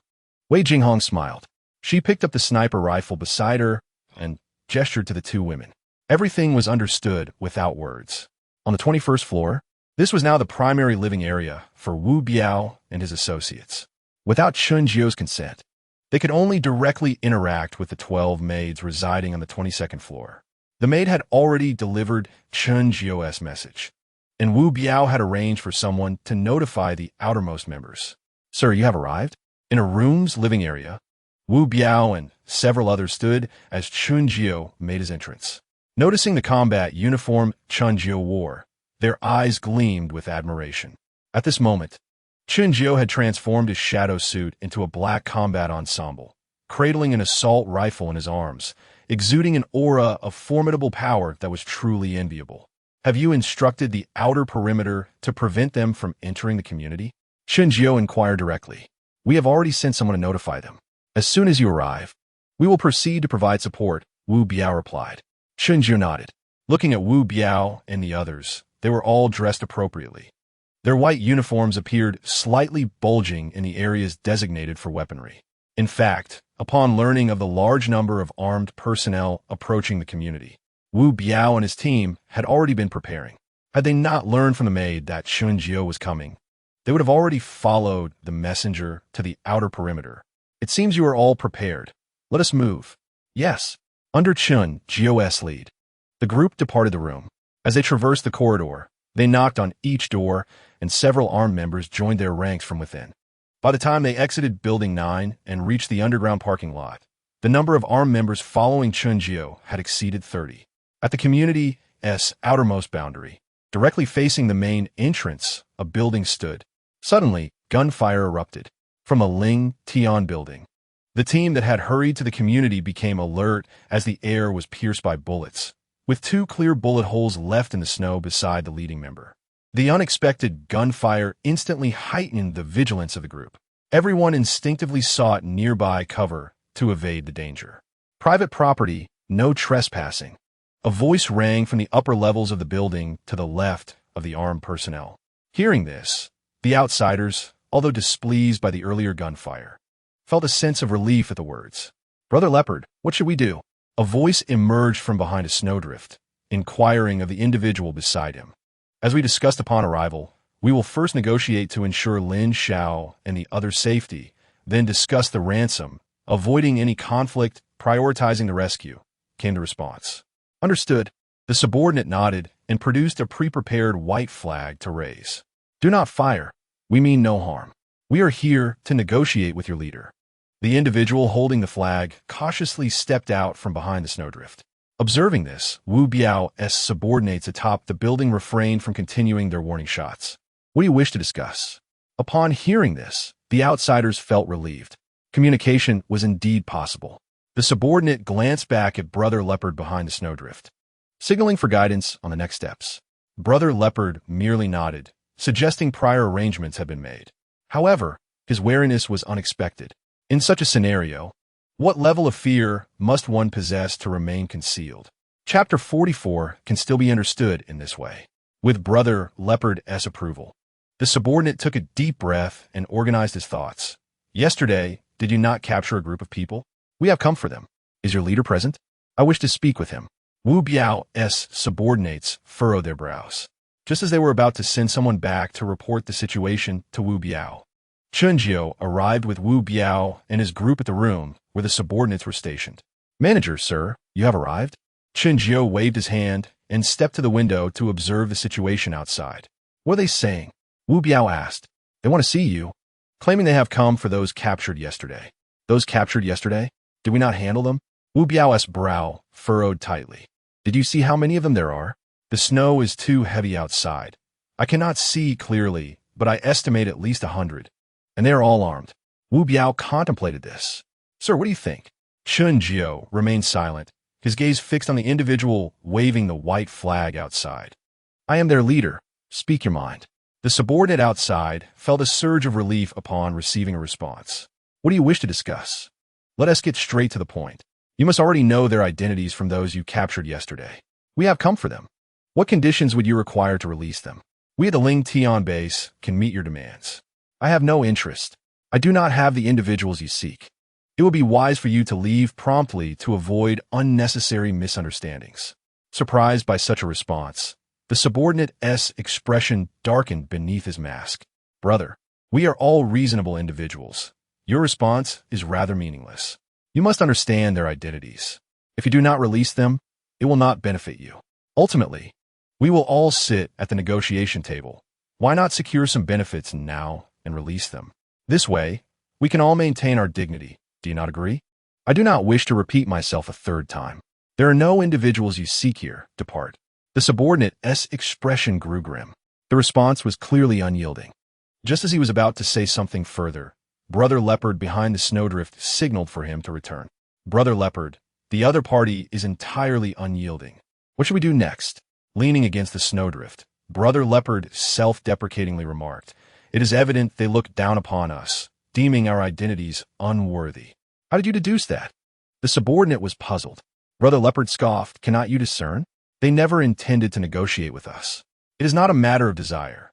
Rather, our weight does not suffice. Throughout, Brother Leopard had never considered that the individuals they sought had already become mere ice pops. This cannot be blamed on Brother Leopard. What is the identity of Lin Feng and his companions? If the opposing party were to uncover Lin Feng's background, as well as the substantial backing he possesses, any reasonable individual would likely refrain from openly antagonizing them. The current reluctance to engage in dialogue arises merely from a perception that they lack sufficient weight. After all, the adversaries have captured Lin Feng and his entourage, without a person of considerable influence to assure them that they will not face repercussions. No one would dare to release Lin Feng and his companions lightly. The allure of benefits is tempting, yet one must have the means to enjoy them. Retaining Lin Feng and his group as hostages would effectively bind the actions of Ling Tian de Sha, if they were to release them in pursuit of trivial gains. How would they contend with the inevitable retaliation from these young masters and ladies? One of the subordinates, evidently contemplating these matters, inquired, What shall we do next? The other side is unwilling to negotiate with us. The response was to ensure the safety of his men and dispatch someone to relay the situation to the influential figures. Understood. The subordinate nodded and proceeded to arrange for a messenger to report back. Meanwhile, within the towering structure, Chen Jiao and others soon observed a snow vehicle departing into the distance. Sir, it appears the individuals below have misinterpreted your intentions. They are preparing to summon a prominent figure, remarked Wu Biao, who had been by Chen Jiao's side, observing the departing vehicle. How do you know this? Chen Jiao asked, intrigued. While he had assumed the departure signified a call for reinforcements, he had not anticipated Wu Biao's differing perspective. Wu Biao responded with a flattering smile. Only you, sir, would overlook their significance. A moment's contemplation reveals the truth. Those who escaped from our neighborhood yesterday certainly conveyed accurate information back to the Ling Tian base. They are convinced that the person they seek is within our vicinity, and with your command for them to leave, any astute observer would deduce that their status is insufficient, necessitating a more influential individual to engage in conversation with you. Is it possible to interpret it this way? Chen Jiao expressed surprise. Wu Biao nodded. People often complicate what is seemingly simple, especially when their own interests are at stake. Chen Jiao was rendered speechless. These individuals seemed to thrive on creating complications. He had prepared for a confrontation, yet a misunderstanding had arisen. The reality was clear. An altercation with the opposing party was unavoidable. The individuals outside were evident. And did they not feel fear? Chen Jiao chose not to dwell on the previous inquiry, regardless of how the others perceived it. Conflict with Ling Tian de Sha was destined to occur. The timing of the clash was merely a matter of time. At this moment, Chen Jiao was more curious about Wu Biao's stance. The number of individuals sent from Ling Tian de Sha had made it evident that the adversary was far more formidable than they appeared. Would Wu Biao and the others remain steadfast in their allegiance? Sir, you jest.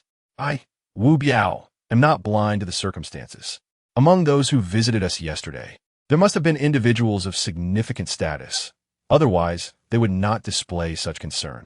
Now that those individuals have perished, the possibility of reconciliation between us is extinguished. Fear is no longer a matter for us to decide. If we wish to survive, we have but two paths. One is to depart from Longchuan City. The other is to follow you, sir, to decisively subdue them. Ah, talent indeed. You possess considerable insight, Chun Jiu acknowledged. Wu Biao smiled. I have encountered many of those so-called upper-class individuals and have even performed some of their more unsavory tasks. They would rather kill an innocent than let one escape. Those who seem dazzling in their daily lives are the most terrifying. Chun Jiu patted Wu Biao on the shoulder. You are quite remarkable. I require someone like you by my side, someone who is perceptive and capable. Hearing this, Wu Biao's heart swelled with joy. I am honored by your regard, sir.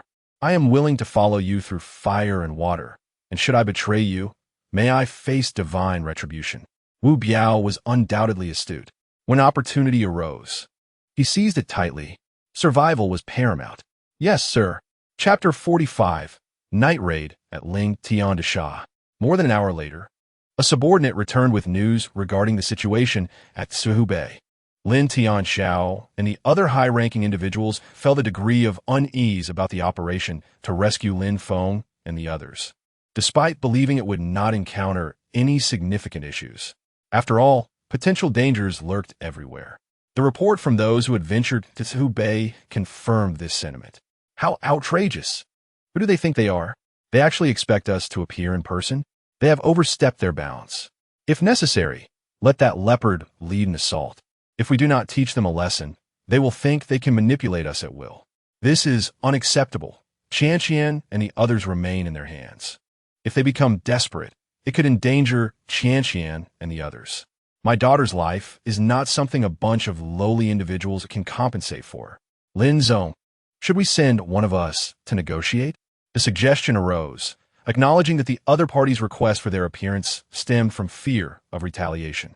If they were to alleviate their concerns, prioritizing the safety of the children was of utmost importance. Lin Tianxiao's expression darkened.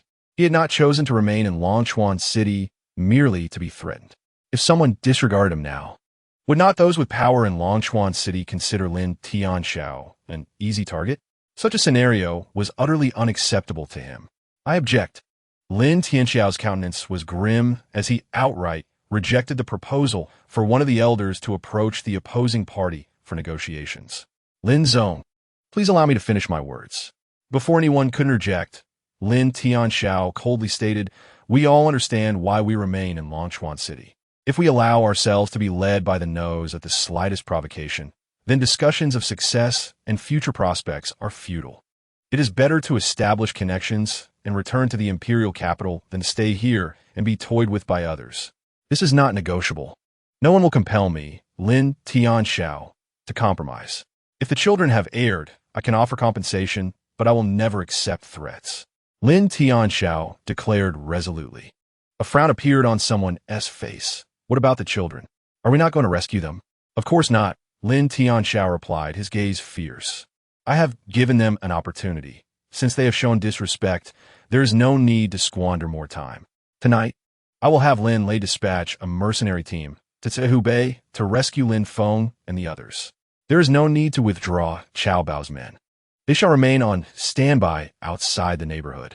Once the mercenaries succeed, they will launch an immediate assault. In Longchuan City, besides us at Ling Tian de Sha, I will not permit any other private forces to exist that are more formidable than us. Upon hearing Lin Tianxiao's words, the attendees showed a noticeable glimmer of hope. They were all aware of Lin Lei, the leader of an armed force supported by Lin Tianxiao in the African continent, who was also an absolute loyalist. Moreover, this force represented the most elite military strength currently at Lin Tianxiao's disposal. This elite group comprised a total of 108 individuals, all veterans from various countries, secretly recalled from Africa after Lin Tianxiao decided to develop in Longchuan City. It was noteworthy that the weapons currently utilized by the armed personnel at Ling Tian de Sha were supplied by them. Now, Upon hearing that Lin Tianxiao was dispatching his most elite trump card to rescue Lin Feng and the others, those who previously held grievances regarding his unwillingness to compromise with Su Bei found their discontent dissipating. If Lin Lei were to take action, they believed there was nothing that could not be accomplished. Haha, since Lin Zong has declared so, we can rest assured. Indeed, whether my daughter can safely return home depends entirely on you, Lin Zong. With a resolution in place, the attitude of the opposing party at Su Bei became inconsequential to them. A group destined for demise, who would still concern themselves with them. Thus, that day, the armed warrior who had come to report returned to Hubei, conveying the news of the mercenary team's night raid to Brother Bao, also known as Chao Bao.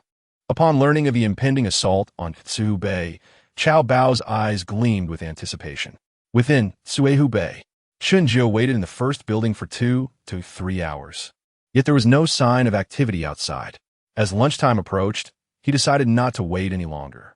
He entrusted the scene to Wu Biao and his team, instructing them to monitor the situation outside while he returned to Building 9. The entire day passed without incident. However, the group brought by Chao Bao remained outside, seemingly waiting for something. As nightfall approached, Wu Biao, after observing the lack of movement all day, instructed a few of his subordinates to continue watching the people outside, while he took a portion of his team back to Building 9. In Chun Jiu's room, he remarked that the people outside seemed suspicious. After finishing dinner, Wei Jinghong, using the scope of a sniper rifle to survey the area outside the community, noted that Chao Bao's men were still stationed there, her expression turning grave. Chun Jiu, without the need for a scope, could see the movements of those outside. What do you think their purpose for staying is? He asked. A night attack. Wei Jinghong stated succinctly. Chun Jiu chuckled. Whether they attack during the day or at night seems to make little difference to us. This battle is inevitable. All these fancy tactics are of no use. No, they're useful, Wei Jinghong countered. Chun Jiu, puzzled, asked, useful for what? Because those outside are unaware that Lin Feng and the others have already met their demise at your hands. An impulsive attack could lead to unforeseen consequences. Of course, they might not have the capability to force your hand, but they are ignorant of your strength. Night changes everything. Ordinary people have limited vision at night, and with the snow falling, their visibility is restricted.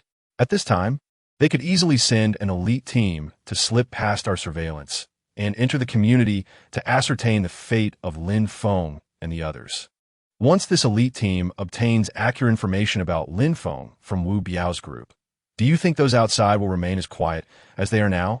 After hearing Wei Jinghong's analysis, Chun Jiu found it quite reasonable, though he remained indifferent. That's a good thought. I never intended to conceal it. Wei Jinghong was momentarily at a loss for words. Aren't you worried at all? She pressed. Worried about what? That they might threaten me? Even if I'm not afraid. Wu Biao and his team lack my strength. They might end up in danger. Chun Jiu contemplated for a moment and agreed. It is indeed necessary to remind them. You're just going to brush it off so casually? We are discussing something of utmost seriousness. Could you not provide at least a modicum of emotional weight? Wei Jinghong expressed her frustration. Chun Jiu was unaware of her inner turmoil and felt it necessary to notify Wu Biao, promptly leaving his room to head toward their location. Night fell as anticipated. Outside the tranquil community, a 9-member team stealthily approached one side of the complex, utilizing the cover of darkness and a heavy snowfall. They did not enter through the main gate, but rather slipped in through a blind spot on the outskirts. This team was evidently well-trained, communicating silently as they navigated using night vision goggles to follow their leader's hand signals. Upon entering the community, they swiftly approached the first building where Chun Jiu had been during the day. The team was led by none other than Lin Lei, as mentioned by Lin Tianxiao. Lin Tianxiao placed great importance on Lin Feng's safety. Thus, the 9-member team was not only led by Lin Lei, but also comprised the most elite among the 108 generals under his command. Each member was seasoned in combat, skilled in both marksmanship and agility, qualifying them as top-tier experts. In addition to prioritizing Lin Feng's safety, Lin Tianxiao dispatched Lin Lei to strike fear into external forces by decisively dismantling the group responsible for Lin Feng's abduction. A message would be sent. The Ling Tian group is not to be trifled with. Although other factions might not receive this message, it was worth the attempt. Should any remnants from Chui who want escape to other survivor bases after tonight, Lin Tianxiao's objectives would be achieved. The squad encountered no obstacles as they infiltrated the building, initiating a search on every floor. They soon reached the top level, regrouping once more. However, when faced with Lin Lei, each team member shook their head, indicating no signs of life had been found. Lin Lei's expression turned grave under the night vision scope. It was perplexing that no personnel were stationed at such a critical location to monitor outside activity. Did they not fear an attack on the community? Having spent years on the brink of life and death, Lin Lei sensed something was amiss.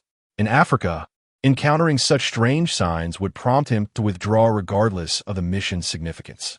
However, retreating now would not only signify mission failure, but would also severely undermine Lin Tianxiao's authority at Lingtian Tower. Individual lives were trivial, but tarnishing the family's reputation would be a grave offense for Lin Lei. After much internal struggle, Lin Lei found a room from which he could observe the internal situation.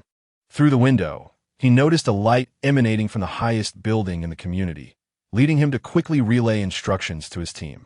After receiving nods of acknowledgement, they retraced their steps. Upon reaching the first floor, the 9-member team split into 3 groups.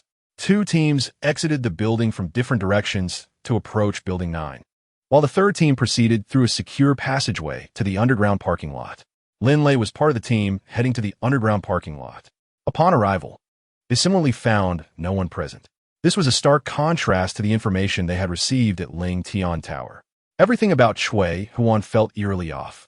Without further thought, the 3 members formed a combat formation and began searching for the entrance to Building 9. Suddenly, clear footsteps echoed nearby.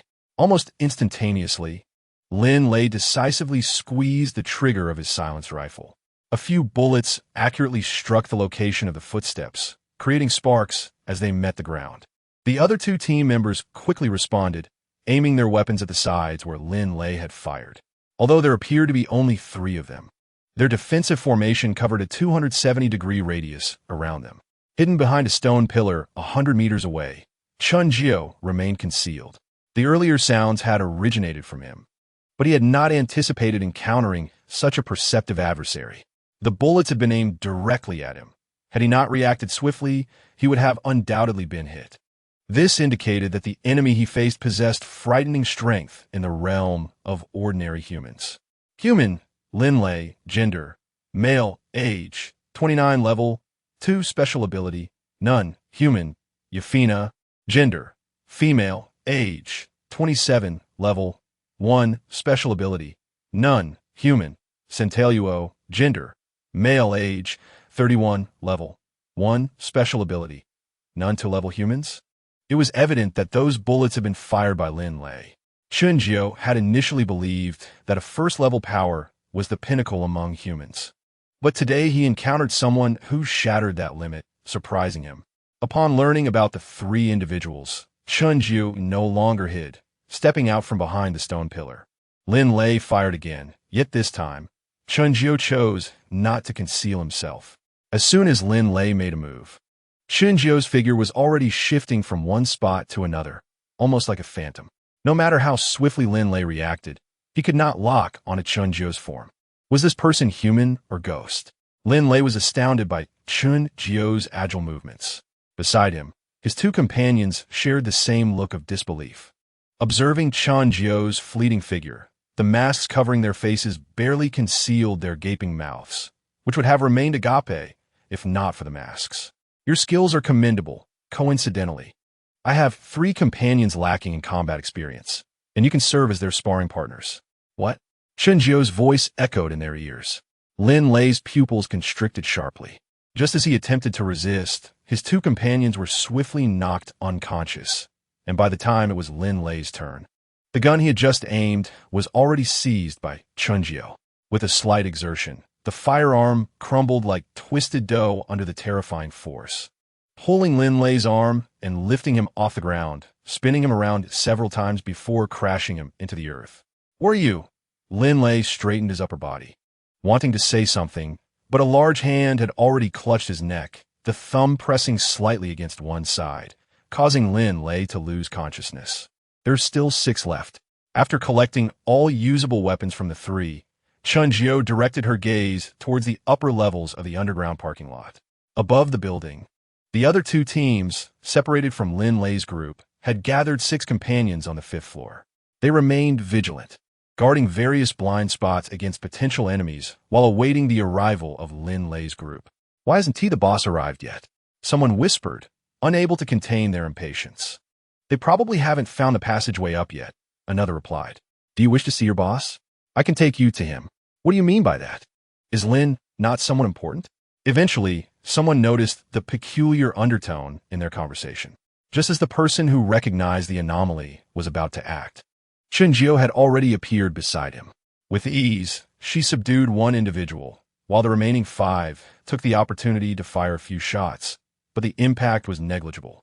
Within moments, as the last 6 individuals entered the vicinity, they too lay at her feet.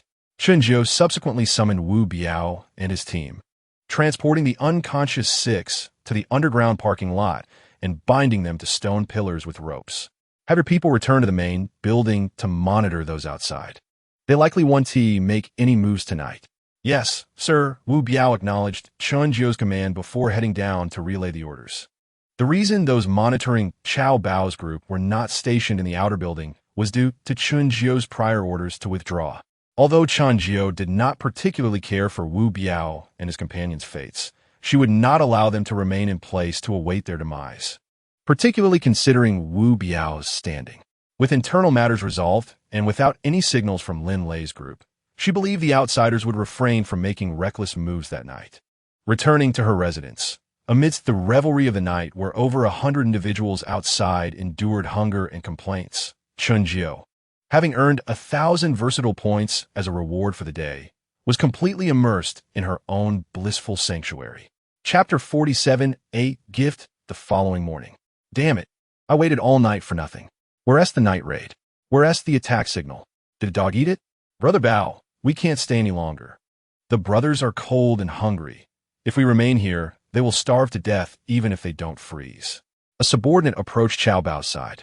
Having spent the entire night in the heavy snow, even with their frost-resistant gear, prolonged exposure to the biting wind and snow was unbearable. Many had gone a day and night without food and were now ravenous. Chao Bao felt the same.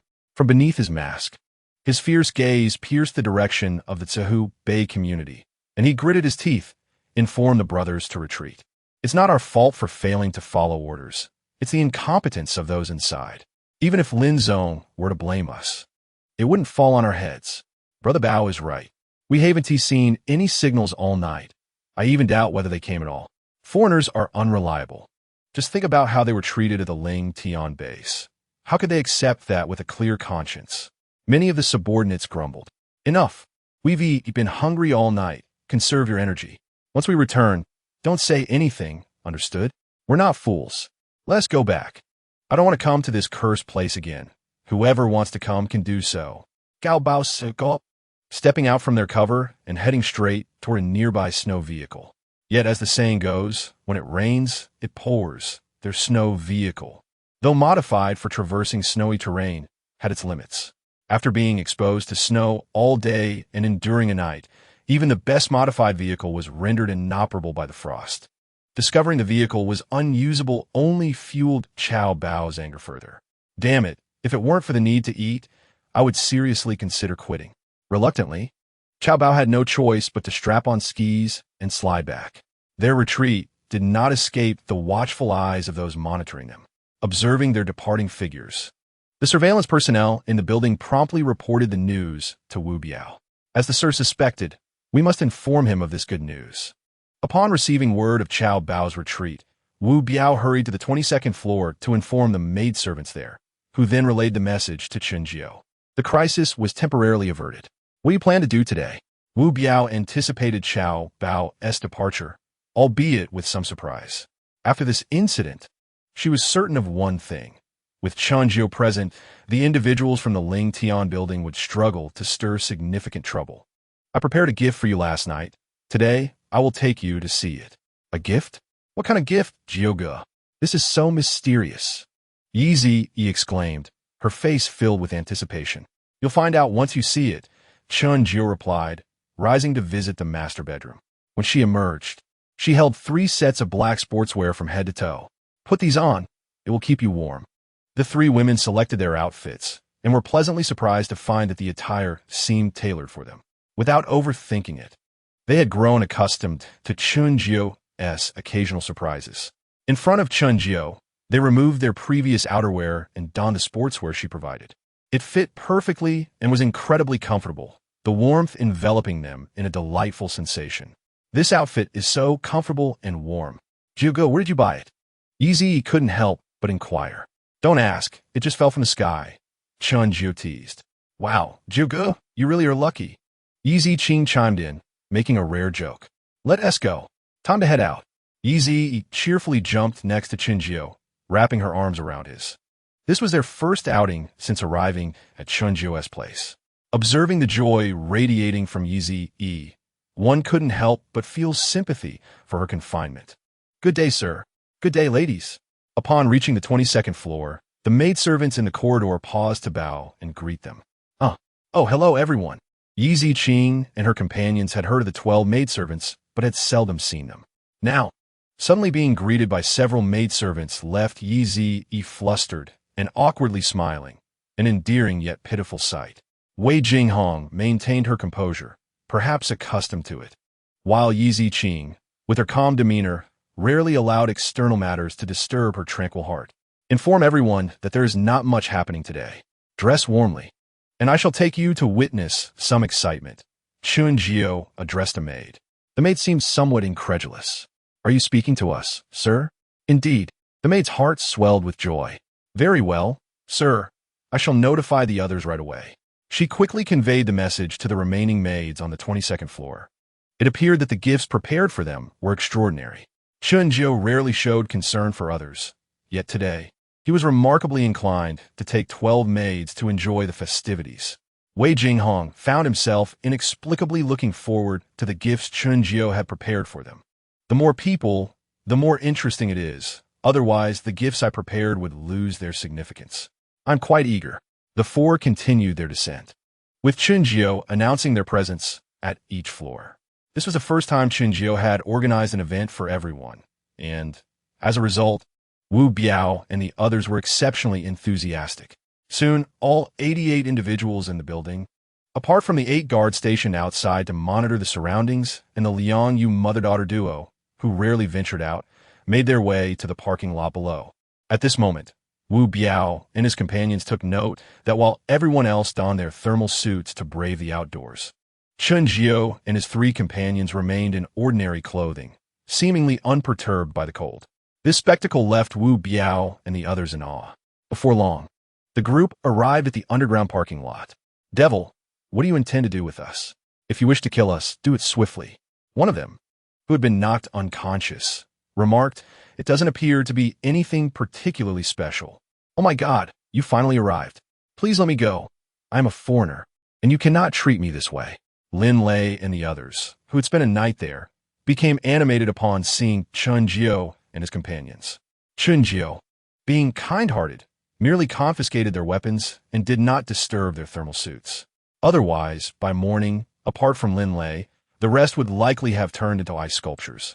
However, their clamor lasted only a few seconds. A gunshot rang out, accompanied by the immediate demise of one among them, silencing several who had been chattering incessantly. Chapter 48, Sparring. Chun-Jio held a smoking handgun and, ignoring their astonished gazes, turned to Wu Biao. Set up a fire. It's too cold, which will hinder your performance. Wu Biao did not inquire further about Chun-Jio's intentions, but instructed several subordinates to gather flammable materials from their usual cooking area. As flames erupted in the parking lot, the temperature rose swiftly. Release them. Chun-Jio signaled for the others to untie Lin Lei and his companions. The subordinates complied without any one of them attempting to resist, allowing Wu Biao's men to free them, after which they stretched their stiff limbs. What do you intend to do with us? Lin Lei finally spoke. Though his face was obscured by protective gear, his voice betrayed his inner turmoil. Chun-Jio did not respond immediately, but gestured for his companions to form a large circle around the 8 individuals. The radius of the circle was nearly 10 meters, providing ample space in the center. I offer you a chance at survival. Should you defeat all present, I shall allow you to leave. Of course, the challenge shall be one-on-one, and those who voluntarily abstain from participation will not count. Anyone willing to compete need only meet the criteria I just stated. Upon hearing these words, both Chun Jio's group and Lin Lei's team frowned. Is this the gift you prepare for us? Wei Jinghong inquired, having pieced together the implications of Chun Jio's words. Chun Jio did not shy away from the truth. This is primarily prepared for the 3 of you. Learning theoretical knowledge at home is ineffective. Practical experience is the most rapid means of enhancing one's strength. Are we truly to fight them? Yizi hesitated. You may choose not to fight, Chun Jio replied with a seemingly calm smile. Yet the chill in his demeanor sent an unsettling shiver through Yizi. We shall fight. Chun Jio has done so much for us. It would be ungrateful to let him down. In contrast to Yizi's uncertainty, Yizicheng exhibited great resolve. Yes, I agree. Though somewhat naive, Yizi's greatest asset was her quick wit. Wei Jinghong's determination was evident as well. Among the 3 women, Chun Jio held the highest regard for her. Recognizing her clarity and rationality, understanding their stances, Chun Jio addressed Wu Biao and the others. Your participation is what matters. Simultaneously, he produced 2 packs of special cigarettes, a reward from his system. In his system, he still possessed an astounding 9,997 packs of such cigarettes. It matters not if you lose. Practice makes perfect. Whoever can defeat them will receive a pack of cigarettes as a reward. There was no coercion. Losing would not incur punishment, while winning brought a reward. Although a pack of cigarettes may seem trivial, given the substantial quantity they possessed, the significance lay in who offered the reward. Receiving a pack from Chun Jio was not merely an acknowledgement, it was a considerable honor. Wu Biao and the others were undoubtedly eager to participate. Lin Lei and his companions finally grasped Chun Jio's intention behind their attention. While frustration lingered, the opportunity to survive in the face of overwhelming power was already a rare fortune. What more could they desire? As for notions of dignity, such ideals were far from their minds. You all heard my words, did you not? Chun Jio calmly inquired of Lin Lei and the others. Lin Lei nodded. May I ask a question? What question? Are we permitted to use lethal force? Only against her. The rest of you may not. Chun Jio firmly pointed at Wei Jinghong. You are indeed ruthless. They say a day's companionship brings 100 days of grace. Yet you show no mercy towards me, Wei Jinghong lamented. You possess the strength to overpower them. If you were to be killed, it would simply be your own fault, Chun Jio replied. Lin Lei and the others exchanged surprised glances at Wei Jinghong. The devilish man seemed to have unfaltering confidence in this extraordinarily beautiful woman. Could her abilities truly be that formidable? Any other questions? Chun Jio asked. Yes. Called a foreign woman named Yufuna. What is your question? Yufuna inquired. You do not permit us to use lethal force against anyone but her. Does that mean the others may do whatever they wish to us? No. They may use any means necessary against you, Chun Jio replied. That is not fair. Do you wish for me to explain fairness to you? Do you wish to live? Chun Jio retorted. Yufuna fell silent, clearly out of options. Any further questions? Lin Lei and the others remained mute. Very well. The competition shall commence now. Who will go first? Sir, I shall. A tall, muscular middle-aged man from Wu Biao's group stepped forward. His physique was impressive, standing around 188 centimeters tall, and even his thermal suit struggled to contain his muscles, as if they might burst forth at any moment. What is your name? Wei Daong. Before the disaster, I was a fitness coach and trained in Sanda for a time, Wei Daong declared proudly.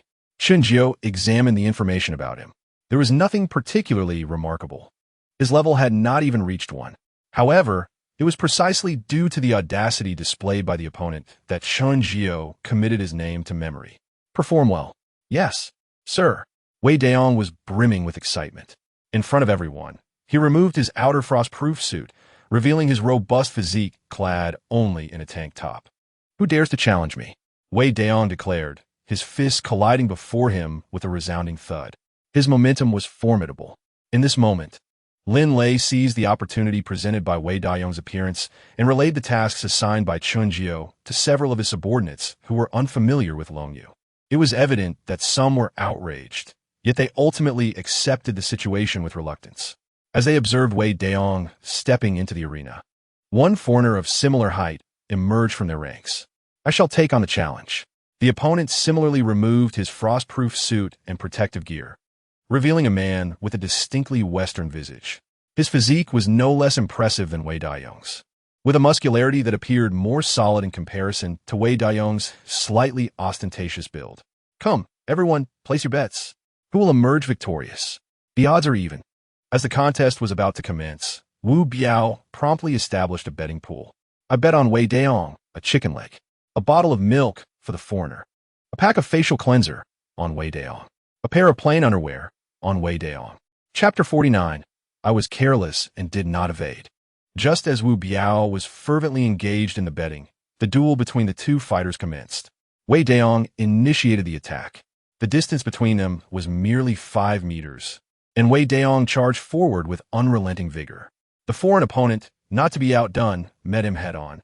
As Wei Daiyong closed the distance and aimed a punch at his face, the foreigner, faster in his response, delivered a front kick that struck Wei Daiyong squarely in the chest, forcing him to retreat. Before Wei Daiyong could regain his balance, the foreigner closed in, executing a flying front kick followed by a spinning kick, both landing on Wei Daiyong. Wei Daiyong's sturdy frame was sent sprawling as if struck by a speeding vehicle, tumbling several meters along the ground before coming to a halt, motionless. The battle concluded. "Is this it?" Wu Biao, still amidst the betting frenzy, was astonished that so many had placed their faith in Wei Daiyong, only to witness his swift defeat. The disparity in strength was utterly shocking. Chun Jio shook his head. This was to be expected. Not only is there a difference in their levels, but the foreigner's combat experience is clearly beyond Wei Daiyong's capabilities. What surprised Chun Jio was how easily Wei Daiyong had been overwhelmed. Such impressive musculature wasted. After a moment, Wei Daiyong regained his composure. "I apologize, sir, for my disgraceful performance." He rose, clutching his chest, his expression a mixture of embarrassment and shame as he faced Chun Jio. Chun Jio waved dismissively, showing no concern. Embarrassed, Wei Daiyong limped back to his previous position. "What happened to you, Daiyong? You usually display such prowess in boxing, yet you couldn't even last a round today?" A familiar voice inquired. Wei Daiyong glanced at Chun Jio, who was preoccupied and not paying attention to him. With a sigh, he replied indignantly, "I was careless and did not evade. Once I recover, I will not grant him another opportunity." With a lackluster conclusion to the match, Chun Jio continued to encourage others to challenge the foreigner who had defeated Wei Daiyong. With Wei Daiyong leading the charge, there was no shortage of brave souls willing to step forward. 5 more challengers took their turns, but as anticipated, all were dispatched within 3 rounds. "Longgoran, if your subordinates are of such caliber, there is no need to continue this competition. You might as well release us," Jared taunted, his gaze fixed not on the challengers but on Chun Jio. Although he was wary of Chun Jio's strength, he held a deep-seated contempt for those surrounding him, especially after having defeated 6 opponents with barely any exertion. His expression seemed to convey that apart from Chun Jio, he considered the rest to be worthless. Upon Jared's provocative statement, Ivna translated it verbatim. "What? Is this foreigner overly arrogant? This is intolerable. I must challenge him, even if it costs me my life today. I will make him aware of the might of Longgoran." Hearing Ivna's translation, the crowd was incensed, and over a dozen men immediately stepped forward to challenge Jared. Jared ignored the agitated challengers, maintaining a sardonic smile as he gazed at Chun Jio. Chun Jio raised a hand to calm his subordinates, signaling for silence. Addressing Jared, he said, "Rest assured, my aim is not merely to defeat your fighters but to train them. A real battle will not occur. From now on, each of you will only need to accept 7 challenges daily. Upon reaching this number, you may choose to rest or remain in the arena for further challenges. Furthermore, you need not worry about failing your tasks. Until you are defeated, no challenger will reappear until all have had their turn. However, should you lose, the count of challengers will increase by 1. You have already faced 6 challengers. Defeat 1 more, and you may rest." Ivna translated Chun Jio's words for the others. Jared understood the implication and scoffed. Aside from you, I shall not lose before I am exhausted. You are quite confident. It is your fighters who are too weak. Chun Jio chuckled softly, then turned to Yi. You have learned various combat techniques and skills from Sister Jinghong for so long. Shall we put them to the test in practice? Am I capable? Yi asked, lacking confidence. What do you think? Chun Jio's gaze darkened. Yi, sensing the shift in his demeanor, instinctively recoiled. I believe I can do it. Then the final challenge is yours. Okay, Yi agreed, her eyes set on Jared. Although apprehensive, she gathered her courage and stepped forward. Jared's attention was drawn to the appearance of a strikingly beautiful Eastern woman. His expression reflected disbelief and incredulity. The onlookers, including Wu Biao and others, were equally stunned. Is the sir out of his mind? He has chosen the delicate Yi to challenge a behemoth like Jared. What was he thinking? Are you suggesting she fight me? Jared's tone made it clear he was incredulous. Chun Jio did not respond but turned to Yi, saying, If you lose, you must accompany me tonight. These words sent a shiver down Yi's seemingly fragile frame. Accompany Chun Jio? Wouldn't that be utterly disastrous? In that instant, her anxiety transformed into determination. I will not lose. As she thought this, she regarded Jared with newfound resolve. I challenge you. Yi's clear voice rang in Jared's ears. With Ivna translating, Jared realized the seventh match was indeed against this petite beauty. How utterly demeaning. Did she truly believe she stood a chance against him? With her slight figure, could she withstand a blow from his massive fists? Jared, do not underestimate her, Lin Lei cautioned. Boss, how much of a threat can this little one pose to me? I could stand still and let her strike, and she wouldn't even breach my defense. Jared dismissed the concern. Lin Lei opened his mouth to speak, but the words failed to escape. Indeed, considering Yi's physique, he found it hard to imagine how she could pose any threat to Jared. As Jian Lei fell silent, Jia Leite wore a mocking expression as he spoke to Yi. Ku mo, baby. Yi inhaled deeply, sensing that someone was about to pay for their arrogance. Suddenly, Wei Jinghong spoke up, while Chun Jio remained noncommittal. Chapter 50, Wei Jinghong versus. Ifu not a moment when most people doubted Yi. She made her move. Despite her lack of combat experience, her physique was undeniable. With a powerful thrust, she propelled herself forward like an arrow released from a bow, reaching Jia Leite in the blink of an eye. What? This sudden turn of events took the majority by surprise, especially Jia Leite. Before he could react to the shock, Yi had already struck. Her delicate fist, accompanied by the sound of slicing air, landed on Jia Leite's abdomen. His once proud defenses crumbled like paper, and with a dull thud, Jia Leite bent over. His towering frame bowing under the tremendous force, ultimately sent flying like a cannonball. Witnessing this scene, aside from Chun Jio and the two women beside her, everyone else stood in stunned silence, mouths agape and eyes wide with disbelief. This surely could not be a performance? Hogging violently Jia Leite, who had been propelled several meters away, writhed on the ground, as if his very innards were about to erupt. Yi did not grant him a moment's respite and swiftly closed the distance. Despite the pain in his abdomen, Jia Leite forced himself to rise and retaliate. Throwing a punch, which Yi a fortlisted dodgit. She maneuvered behind him and delivered a kick to the back of his knee. In agony, Jia Leite buckled to the ground. Yi swiftly pivoted, landing a fist squarely on Jia Leite's head, unleashing a terrifying force that knocked him out cold. The entire process unfolded so rapidly that by the time others realized what had transpired, Jia Leite lay unconscious on the ground. Incredibly, Yi had bested the formidable Jia Leite, and her demeanor suggested she had done so with ease. Of course, this was partially due to Jia Leite's severe underestimation of her capabilities, yet Yi's feat was enough to leave many in awe. As they looked at the unconscious Jia Leite, someone from Lin Lei's side rushed over to assess his condition. Fortunately, he still had a pulse. Knowing that Jia Leite was not in life-threatening danger, the observer nodded to the others, prompting a collective sigh of relief from Lin Lei and his companions. However, Upon observing Yi, as well as Yi Qing and Wei Jinghong by Chen Jiu's side, Lin Lei and the others felt no trace of disdain. Lin Lei recalled Chen Jiu's earlier remarks. If someone as strong as Yi require protection from Chen Jiu, then Wei Jinghong, with no such safeguards, must possess extraordinary strength. In that moment, Lin Lei's gaze toward Wei Jinghong grew serious. Jiugo, I won. I no longer have to keep you company tonight, Yi exclaimed, rushing to boast to Chen Jiu after her victory over Jialete. Chen Jiu was at a loss for words. So, your primary motivation for defeating him was to avoid spending the night alone with me? Noticing Yi's triumphant expression, Chen Jiu retorted, we'll start with you tonight. What? Ignoring Yi's shocked look, Chen Jiu proceeded to oversee the subsequent challenges. Perhaps witnessing a small girl like Yi triumph over a man like Jialete inspired the others, as they all stepped forward with enthusiasm for the next challenges.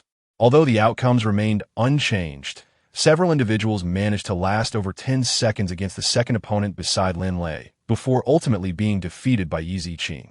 Yi Qing's victory was no easy feat. Having learned from Jialete's defeat, her opponent dared not underestimate her.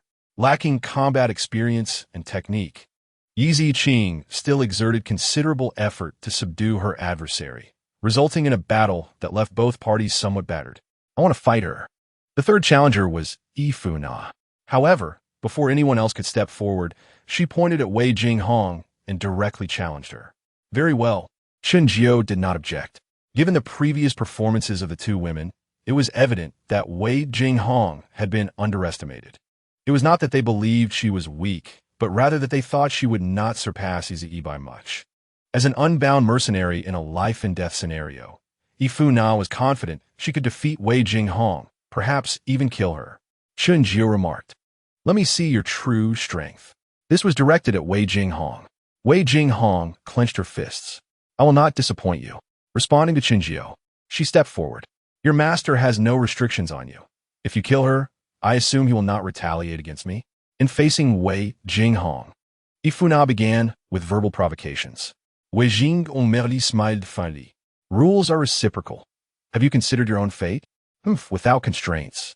You know nothing of our capabilities. With that, Fu Na lunged forward, initiating her attack with a throat-grabbing strike. Wei Jinghong, possessing 5 times the physical attributes, easily perceived the incoming assault. She slightly sidestepped, evading Fu Na's grip. When Fu Na attempted another strike, her arm swept toward Wei Jinghong's eyes. Once again, Wei Jinghong leaned back to evade. Is dodging all you can do? Fu Na followed with a sweeping kick. Wei Jinghong countered with a block, effortlessly neutralizing the attack.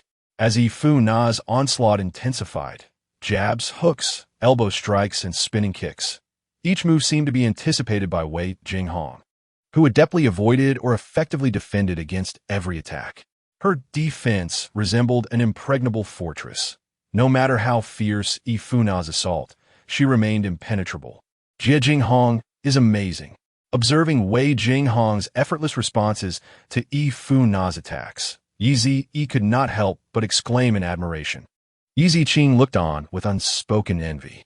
The ease with which Wei Jinghong handled the situation stemmed from her vast combat experience and skill, qualities that seemed unattainable to Yi Qing. As the saying goes, outsiders marvel at the spectacle while insiders discern the intricacies. With Chen Jiu's superior combat training, he recognized the brilliance of Wei Jinghong's responses to Fu Na's strikes. It was a manifestation of absolute mastery over timing and power, each dodge and defense showcasing her profound control. Chen Jiu realized he had underestimated this woman's capabilities. The combat skills she exhibited were undoubtedly honed through rigorous training. The sparring partners arranged by Chen Jiu held little significance for Wei Jinghong. They were simply not on the same level. Fu Na was defeated. Lin Lei, observing from the sidelines, recognized that Wei Jinghong had not unleashed her full potential. Uncertain of how much strength Wei Jinghong had employed against Fu Na, he found himself increasingly wary of her true abilities. One formidable opponent, Chen Jiu, had already instilled a sense of dread. Now, another, Wei Jinghong, emerged. Was this truly the world he was familiar with? Chapter 51. Strength that breeds despair. This must come to an end. Throughout the confrontation, Ifu Na had been the aggressor, while Wei Jinghong remained on the defensive. Having discerned Ifu Na's limited prowess, Wei Jinghong was poised to launch her counterattack. Is that supposed to sound impressive? Internally, Ifu Na felt a flicker of fear regarding Wei Jinghong's capabilities. Yet, as a woman herself, she refused to admit inferiority, maintaining a facade of defiance. Wei Jinghong chose not to engage in argument. The counteroffensive commenced. With a newfound seriousness, Wei Jinghong seized Ifu Na's attacking fist, twisting it with considerable force, the sound of cracking bones echoing through the air. Ifu Na cried out in agony. Yet, her indomitable will led her to swiftly kick at Wei Jinghong, attempting to break free from her grasp. Wei Jinghong extended another hand, transforming his palm into a claw to seize the long leg that was aimed at him. Without granting his opponent any time to react, he exerted a terrifying force, and with a crisp crack, Yofuna's calf bone shattered. An even more excruciating pain engulfed Yofuna's body, nearly rendering her unconscious. Wei Jinghong then delivered a powerful kick to her chest, the dull thud resonating alongside the sound of ribs breaking. Yofuna felt something surge at her throat, and a mouthful of blood was expelled as her body flew 5 or 6 meters like a kite severed from its string, finally collapsing on the ground, struggling a couple of times before falling still. Witnessing Yofuna's tragic condition, those beside Lin Lei could no longer remain calm. The individual who had previously checked on GLA rushed to Yofuna's side, and after a brief examination, he sorrowfully shook his head at Lin Lei and the others. What? Understanding the implication of the shake of the head, Lin Lei and his companions glared at Wei Jinghong with eyes full of fury, their gaze akin to predatory beasts, as if they might pounce on him at any moment to rend him apart. Wei Jinghong wiped his hands clean. Are you all planning to join in? A few of them immediately attempted to rush forward, but it was Lin Lei who held them back at this crucial moment. Wei Jinghong smiled elegantly, asking, "Are you not going to join?" In truth, you are acutely aware that he has no intention of allowing any of you to leave alive. It is not that he is untrustworthy, but rather that you cannot pass this trial. If you seek liberation, I would not mind assisting you right now. Though she appeared as beautiful as an angel, the words that escaped her lips were more chilling than the temperature outside. In comparison to her, Lin Lei suddenly realized that their blood-stained hands were utterly insignificant before this woman.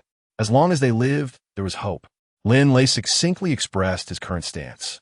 Very well, you are welcome to challenge me at any time. Wei Jinghong did not press the matter further and gracefully returned to Chenjiu's side. Are you satisfied? Not bad. In the future, you need not participate in their challenges. Once they defeat all those who challenge them, you will be responsible for escorting them. If you allow anyone to pass, I will require 1 night from you for each person. Wei Jinghong chuckled. You will not have that opportunity. Ziyi and Ziqing will only grow stronger in the ensuing battles. Currently, they struggle against the 2 sisters, and once the sisters fully master their own powers, they will likely not even qualify to reach me. I have no objections. Saying this, Chenjiu summoned Wu Biao. Sir, you have 6 hours each day to challenge them. Arrange a room for them, prepare a thermostat, and ensure they are well fed and watched. Sir, their individual strength is formidable. Aside from you and the 3 ladies, I fear for their safety if we leave them in our custody. Wu Biao voiced his concerns. Do not be misled by their weapons. For those with skill, merely providing them an opportunity can often turn our own weapons into tools for another's gain. Indeed, that is how it is portrayed on television. Regularly monitor their movements. Do not fear being ambushed by them. If one of your men dies, I will ensure that all of them accompany you to the afterlife. Rest assured, even if they manage to escape, as long as you detect it in time, they will not possess the ability to leave the neighborhood. With Chun Jiu's assurance, Wu Biao felt no further unease. Very well, sir. Their conversation unfolded without concealment. Thus Lin Lei absorbed all of Chun Jiu's words. With a grave gaze fixed on the nonchalant Chun Jiu, Lin Lei recalled how he and his companions had been subdued, causing a shiver to run through him. There is no hope, absolutely none. According to their demands, defeating all who challenge them and overcoming the final mountain that is Wei Jinghong.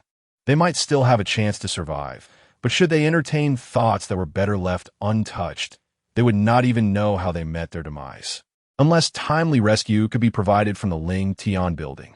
In the subsequent matches, neither Chenju nor Wei Jinghong continued to watch, but instead entrusted the scene to Yi Zi and her companions. The extent to which the group could enhance their strength while training alongside Lin Lei would depend solely on their individual fortunes. Meanwhile, at the Ling Tian building, Qiao Bao and his team had returned to base. Having indulged in a hearty meal, Qiao Bao was summoned to Lin Tianxiao's office. "What is your situation? Why did Xiao Feng not return with you?" In response to Lin Tianxiao's inquiry, Qiao Bao recounted the events of the previous night in detail. "Are you saying that you did not receive an attack signal last night?" "Yes, Lin Zong." "Lin Zong, was there really an attack on Suhu Bei last night?" Qiao Bao voiced his greatest uncertainty. Lin Tianxiao's expression was exceedingly grim. Waving his hand to dismiss Qiao Bao, he reclined in his executive chair, lighting a cigar and taking a puff before exhaling. The smoke did not reach his lungs. Lin Lei and the others must have encountered trouble, Lin Tianxiao surmised. "Sir, we are all aware of Lin Lei's capabilities. If even he has failed, then the forces at Suhu Bei must not be simple. I now suspect the involvement of a major power," spoke Lin Tianxiao's confidant, an old butler who had been by his side for over 50 years. Lin Tianxiao was well aware of this point. Lin Lei's failure did not instill fear in him. Given his current strength, should he risk everything against Suhu Bei? He did not believe he would fail. However, the pressing issue was that Lin Feng and the others remained in the enemy's grasp. Lin Tianxiao harbored much guilt regarding this illegitimate son. Unless absolutely necessary, he truly did not wish to take the final step. The thought of continuing to send people to rescue Lin Feng was immediately dismissed by Lin Tianxiao. If Lin Lei could not accomplish this task, then sending others would only waste his vital resources. Nevertheless, he still needed to provide an explanation to others. After much contemplation, a fierce resolve ignited in Lin Tianxiao's eyes. "Xiao Feng, do not blame your father. Rest assured, if anything were to happen to you, I will ensure that everyone in Suhu Bei pays the price." As if having made a decision, Lin Tianxiao turned to the old butler beside him. "Let our people take action. This is the last chance. We will seize Suhu Bei at all costs. Sir, the young master is born into the Lin family, and thus must possess the awareness to sacrifice for the family's future.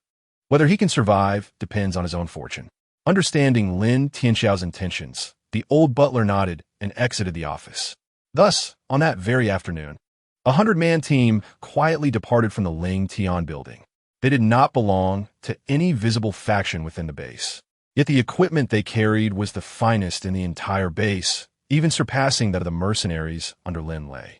Following the departure of this team, other senior officials of the base sought out Lin Tianxiao. They had clearly learned from Qiao Bao about the events of the previous night.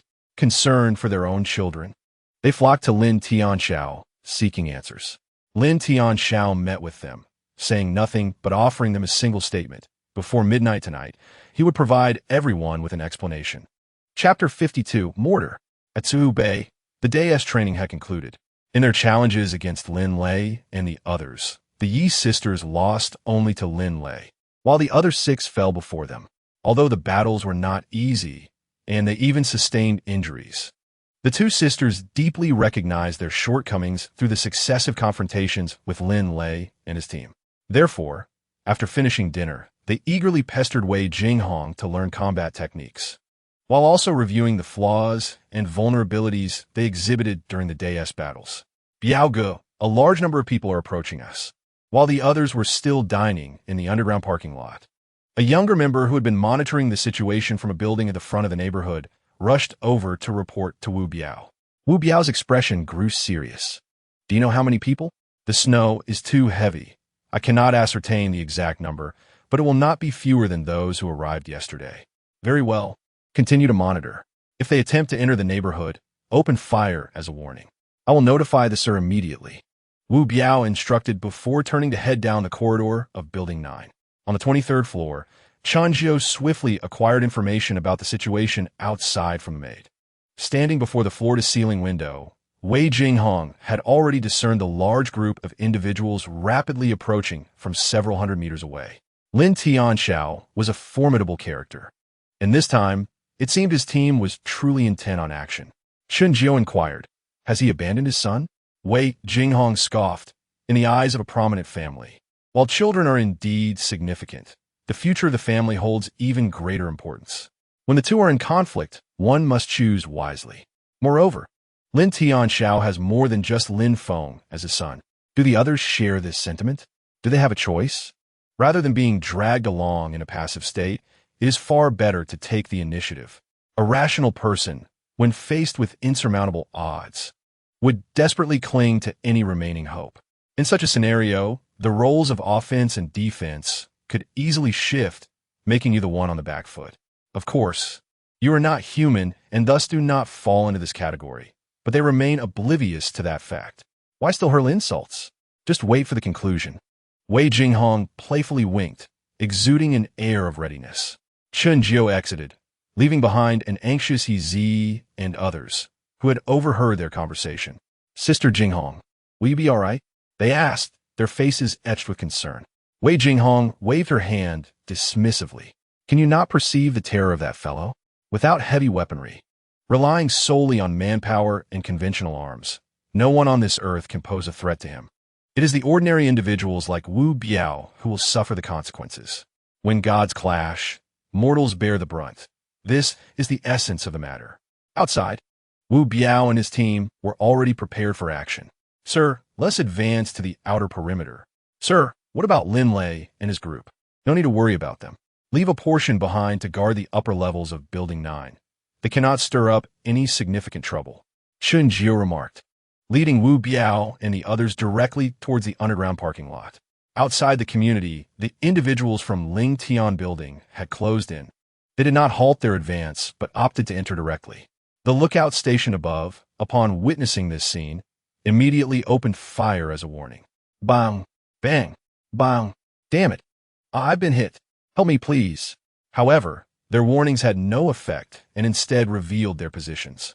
A barrage of gunfire rained upon their room, and some who were near the window could not evade in time, resulting in blood splattering across their bodies. "Goodness, they are here to attack us." Brothers, return fire. As a fierce battle erupted, the other sentinels quickly reacted, taking cover and firing from the windows of various rooms. Bullets poured out towards the attackers, and although their aim was erratic, several assailants were inadvertently struck. Take the entire community, fire at will. The attackers had come with the sole intention of assaulting the Cuihu Bay community. In the ensuing exchange of gunfire, the 100-strong team quickly split into smaller squads. One group engaging the defenders above, while others dispersed to seize control of various locations within the community. Suddenly, two terrifying explosions reverberated throughout the area. The room where Wu Biao's lookout team was stationed was directly struck by two shells, engulfed in flames and chaos, debris flying everywhere amidst thick smoke. Mortar? These people are equipped with mortars? In the underground parking lot, as Chun Jiu and the others hurried towards the outermost building, they naturally heard the explosive sounds, many displaying looks of shock. "Sir, what was that?" Chun Jiu furrowed his brows, his heightened awareness capturing the sounds more distinctly. Although not a military enthusiast, he had seen countless war films and understood that the recent commotion was caused by either bombs or artillery. "Impressive. The weaponry being employed against our community is on par with that of a small-scale battle. The strength of the Ling Tian base is indeed formidable." Chen Jiu swiftly altered his previous strategy. Abandon the perimeter. Now, everyone scatter into the various buildings, leveraging the terrain to eliminate the invading foes. "Yes, sir." Though Wu Biao and his team felt the tension, they understood the stakes of this battle and immediately dispersed, rushing towards the passageways of the underground parking lot leading to the various buildings. Chen Jiu continued onward towards the outer perimeter. On the side of Building 9, Lin Lei and his experienced comrades were acutely aware of the recent explosions outside. "Boss, it's mortars. Our boss has sent people to attack this community." The recently awakened Jiao Leite exclaimed in delight. "This is our chance to escape." The others were unusually excited. "Lin Lei, fully aware of what the external commotion signified for them, quickly scanned the surroundings, finally fixing his gaze on a window outfitted with security bars. Situated on the 16th floor, this height was insignificant for them. In Longhua, it is commonplace for residential buildings to have security bars installed behind the windows of nearly every household, except for the floor-to-ceiling windows directly facing the lobby. Thus, the ostensibly smooth wall surface must surely possess numerous footholds. On the 23rd floor, Wei Jinghong and the three women, who were vigilantly monitoring the outside, were also startled by the recent explosions. The Yi sisters, puzzled, approached the floor-to-ceiling window, peering out to discern what had transpired. While Wei Jinghong had already found an excellent vantage point to set up her sniper rifle, using the 8-fold scope to locate the mortar men outside. With another 2 piercing sounds slicing through the air, explosions ensued from 2 outer rooms still engaged in fire. Wei Jinghong swiftly locked onto the mortar launch positions, exclaiming, "Found you!" With her enhanced physical capabilities, she was able to pinpoint targets even amidst the swirling snow. Coupled with her nearly flawless shooting position, her current prowess was significantly augmented. Without hesitation, upon identifying her target, Wei Jinghong fired a round from her rifle, outside the community behind a snowbank. 4 individuals operating 2 mortars were preparing for their 3rd bombardment when suddenly one of their heads was struck, instantly ending his life. Before the others could react, another bullet claimed his 2nd life. A sniper? They have a sniper? Take cover quickly. Realizing too late, the remaining 2 gunners were soon met with a barrage of bullets, all striking true and dispatching them with lethal precision. Retrieve the mortars. Some nearby attempted to rush forward to reclaim the mortars. Yet, Wei Jinghong was like a reaper in the shadows. Anyone who approached the mortars was met with death. Locate the sniper atop the highest building in the northwest. Wei Jinghong's presence was soon detected. Though her exact location was unknown, the general direction was confirmed. Consequently, several teams infiltrating the community immediately advanced towards Building 9. Wei Jinghong ignored the assailants heading towards Building 9 and continued to guard the outside mortars. It was exceedingly difficult for bullets to reach her from below, but if the attackers managed to find a suitable position to aim their mortars at her, it would only take one shell to change the tide of battle. She was well aware of what was at stake. Bang! Bang! Brothers, let us take out these bastards. Fortunately, Wu Biao and his team had reached their chosen ambush points. From their elevated positions, they watched as enemies charged towards Building 9, unleashing a torrent of gunfire as if their weapons were magically endowed with limitless ammunition. When accuracy faltered, they compensated with sheer firepower. Gunfire erupted from several buildings, and the concentrated onslaught inflicted heavy losses upon those advancing towards Building 9. The tumult outside had already alarmed the defenders stationed within Building 9. They decisively divided half of their forces to enter the room directly opposite the entrance of the community. Through the front windows, they joined Wu Biao and others in repelling the enemy outside. The casualties on the Ling Tian base side intensified. The strong assault on Building 9 was so formidable that it left behind 7 or 8 corpses, and aside from those who had already entered the building, the other teams that had aimed to storm Building 9 turned to enter the building closer to themselves. On the outer perimeter, Chun Jiu had arrived at the room where his subordinates had previously been tasked with monitoring the outside movements. It was a scene of carnage. 8 of the young men stationed there had perished in the bombardment. Numerous dismembered limbs lay scattered across the ground, bloodied and mangled, with some of the young men reduced to mere shapes. However, to Chun Jiu's surprise, despite the ferocity of the artillery fire, the temperature regulator that had provided warmth for his subordinates remained intact. Even after being blown away and landing on the ground, it continued to emit light and warmth. Truly, it was a quality item bestowed by the system. Chun Jiu turned off the temperature regulator and stored it in the system space. At that moment, 2 round objects rolled to his feet from outside. Almost instantaneously upon their appearance, Chun Jiu transformed into a gust of wind, vanishing from the room like a flash of lightning. A deafening roar erupted, with a red glow intermingled with thick smoke gushing from various openings. Armed individuals, masked and equipped with night vision goggles, charged in, completely oblivious to Chunjio's escape. Startled by the sudden turn of events, Chunjio returned, brimming with murderous intent, and almost simultaneously entered the room with the team. As a series of heart-rending screams echoed from within, in mere minutes, Chunjio emerged with an abundance of weaponry and equipment, not a single hair on his head harmed. The strength of the force attacking the community offered Chunjio a new perspective. When he had confronted that small squad, he had utilized his insightful eye and discovered that 3 out of the 6 members had surpassed the limits of ordinary humans, reaching level 1. If it had been just one person, it might have been an anomaly, suggesting such individuals were rare. However, with half of a 6-member squad possessing such prowess, it was not difficult to predict that among the 100-strong force attacking them, at least 50% were elite among elites. The Ling Tian Tower should not be underestimated. However, encountering Chunjio was indeed their misfortune. Chunjio composed himself and began to cleanse the floors of the building of hostile entities. After clearing one building, he amassed a considerable haul of weaponry and continued to provide support to other areas. Wu Biao and his team were resisting fiercely.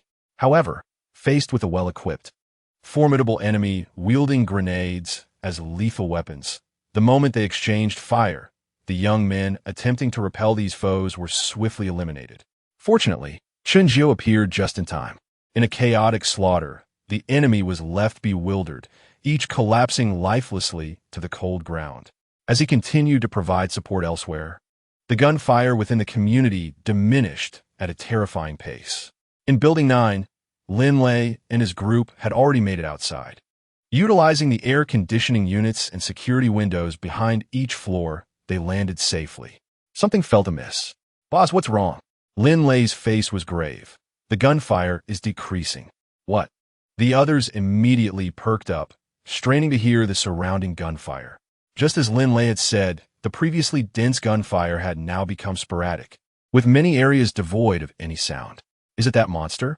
Someone thought of Chunjio. "We need to leave here immediately. Move fast."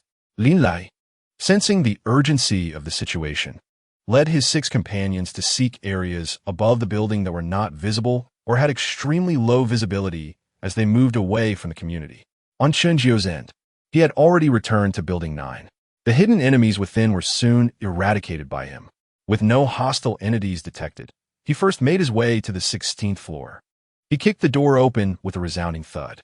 As expected, they were not behaving honestly. Chunjio surveyed the room and easily discovered the location from which Lin Lei and his group had exited. He moved toward the edge and peered down, then leaped from the shattered window, landing deftly on the ground after navigating the security windows and air conditioning units outside. In the snow, he found the footprints left by Lin Lei and his group. It was evident that they were oblivious to such easily detectable traces of their departure. Time did not permit them the luxury of covering their tracks. Chapter 54. Retreating in disgrace outside the community. Lin Lei and the 7 who had escaped were like wild horses unbridled, racing towards the direction of the Ling Tian Tower without any restraint. I believe I mentioned that the only way for you to leave the community is to defeat all those who challenge you. If the task is unfulfilled, will you return on your own, or shall I invite you back? "Oh no, it's that demon," they exclaimed. "Split up." At that moment, Chunjio's voice echoed in their ears, and Lin Lei and the others, their expressions changing in alarm, immediately dispersed in different directions to flee. Thud, thud, thud. The sound of muffled impacts resonated from all directions. The 7, having barely taken a few steps apart, felt a shadow dart past them, and then their bodies were uncontrollably flung backward. Soon, 6 of the 7 returned to their original spot. One, however, was being held aloft by Chunjio, who grasped him by the throat, dragging him closer despite his desperate struggles. "Are you human or a ghost?" he gasped. "God, how can there be such terrifying individuals in this world? Are we truly from the same realm?" Chunjio approached the 6, and in the face of their horrified gazes, he calmly stated, "As a punishment for your disregard of rules, someone must pay the price. I hope you take heed." With that, Chunjio tightened his grip. The individual, who was already struggling to breathe, had his neck snapped by Chunjio. Lin Lei and the others were struck with horror yet they dared not show any resistance. Let us go. Heart pounding, Lin Lei and the others felt no inclination to resist. They struggled to rise from the snow and, under Chun Jio's watchful gaze, returned to the community in a state of disgrace. The fierce battle concluded in about an hour. As night fell completely, the individuals within the community were in a heightened state of excitement. What were our casualties? That evening, Chun Jio approached Wu Biao to inquire about the losses. Although victory belonged to them, the toll on Wu Biao's side was significant. 27 had died, and 5 were injured, all male. It seemed that the casualties on Wu Biao's team were not excessively high. After all, 32 versus 100 equated to a ratio of 1 to 3. A remarkable achievement by any standard. However, if one were to consider that at least 70% of the enemy had been eliminated by Chun Jio alone, the casualty ratio became rather alarming.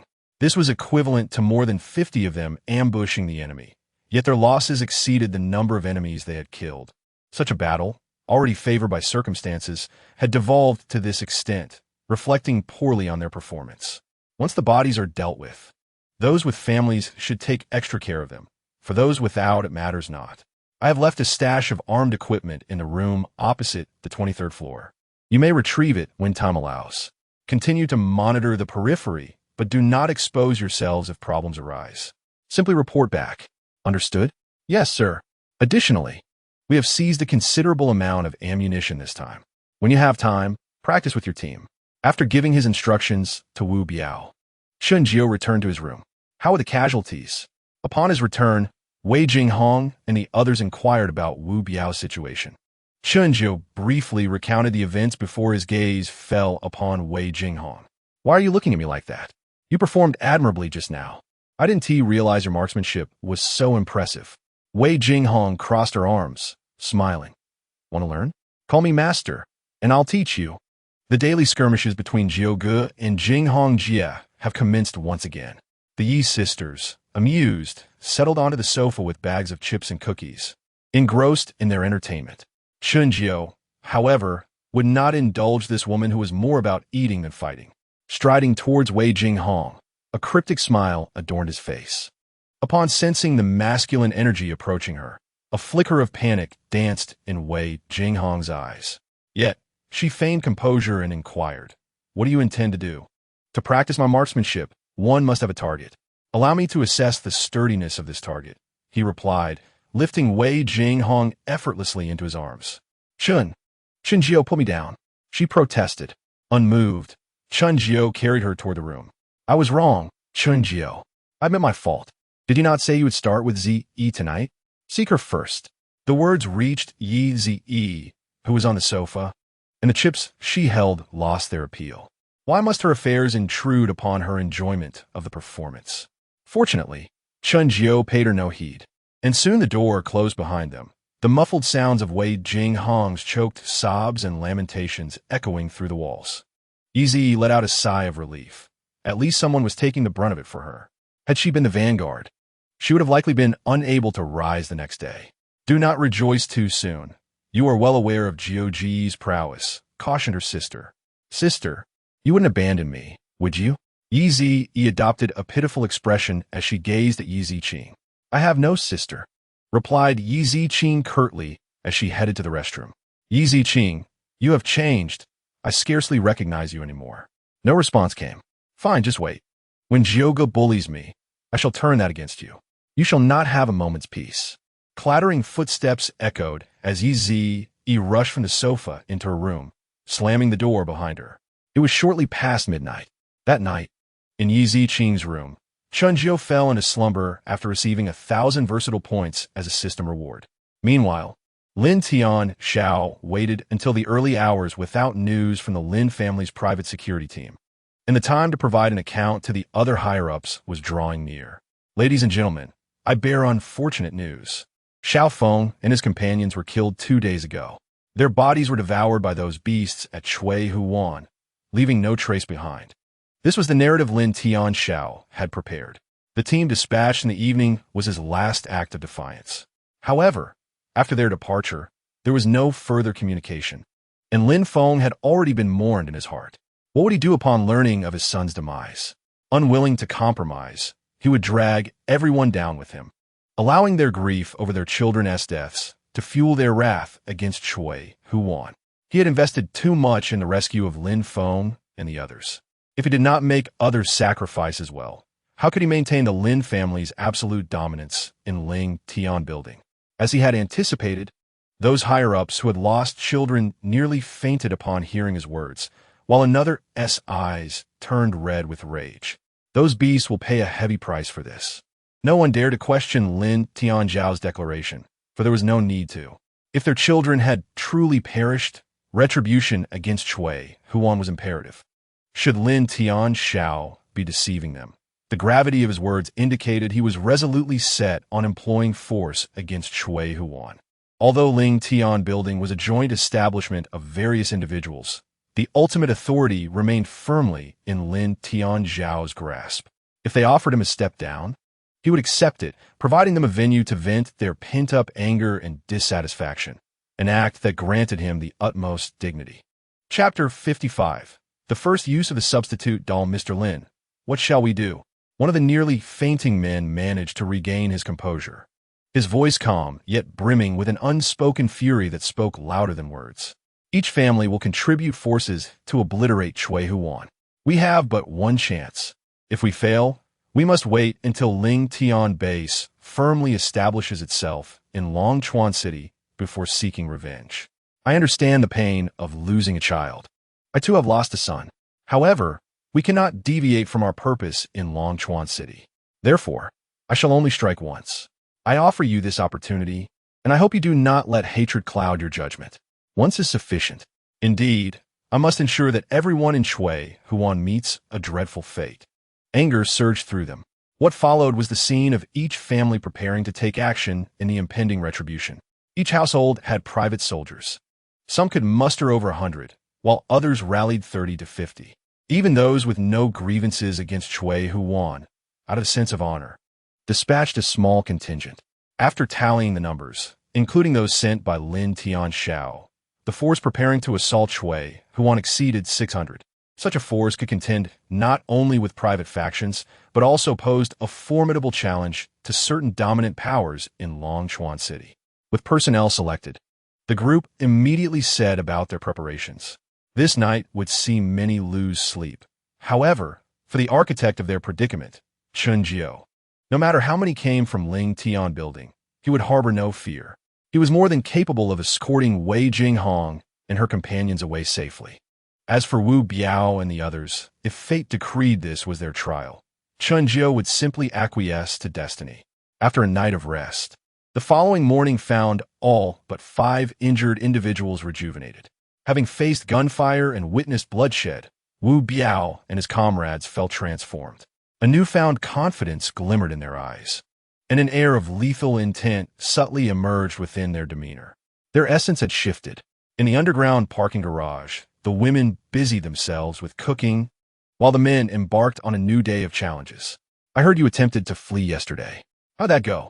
The others were already aware of Lin Lei's escape attempt, and some of Wu Biao's subordinates, unable to contain their amusement, teased him. During the ensuing challenges against Lin Lei, many suffered greatly. Meanwhile, outside the community, a substantial armed force was advancing towards them. The 600-strong contingent, all clad in white protective gear, bore an imposing presence, especially as some skiers led the way. The falling snowflakes seemed trivial in their wake. This is serious. The Wu Biao subordinates, assigned to observe the external situation, through the swirling snow, caught sight of the advancing white tide. Just one glance revealed that what appeared to be moving snowdrifts were, in fact, human beings. Panic seized several subordinates, and without hesitation, 4 of them fled from their observation point, racing towards the parking garage below. Within 10 minutes, Manager, we have a serious situation. The dining Wu Biao and his group paused at the sight of their frantically approaching subordinate. What has happened? The subordinate, trembling, hurriedly relayed their discovery to Wu Biao. Upon hearing his report, Wu Biao and the others leapt to their feet. Quickly inform the sir. On the 23rd floor, in the room occupied by Chen Jiao, the news swiftly reached them. Through the floor-to-ceiling window, Wei Jinghong gazed into the distance, her brow furrowed in concern. Ling Tian building is evidently intent on our destruction. Chunjiu, however, remained unfazed. Can those 2 mortars we seized yesterday be operated? Do you believe those 2 mortars can counter the impending threat? She questioned.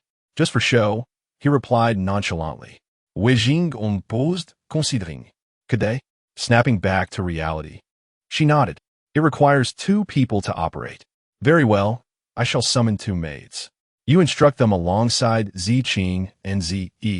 Precision is secondary, merely ensuring they can fire. And you?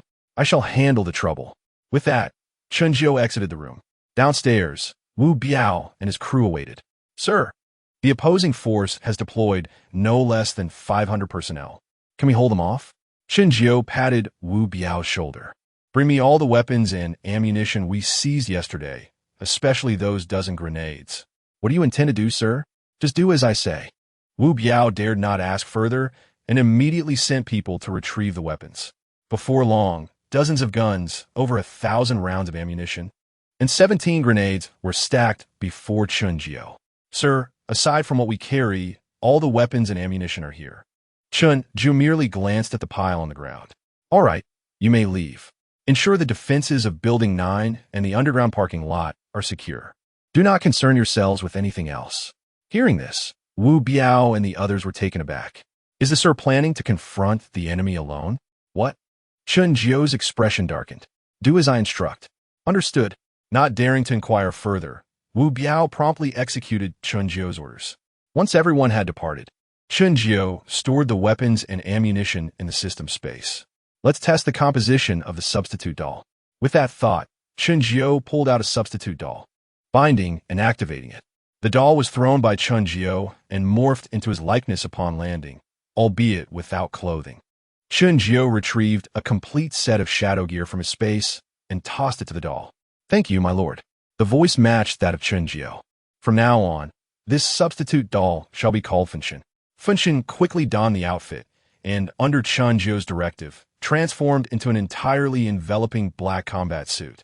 From head to toe, except for the eyes visible through a half mask, the rest was concealed by the shadow gear.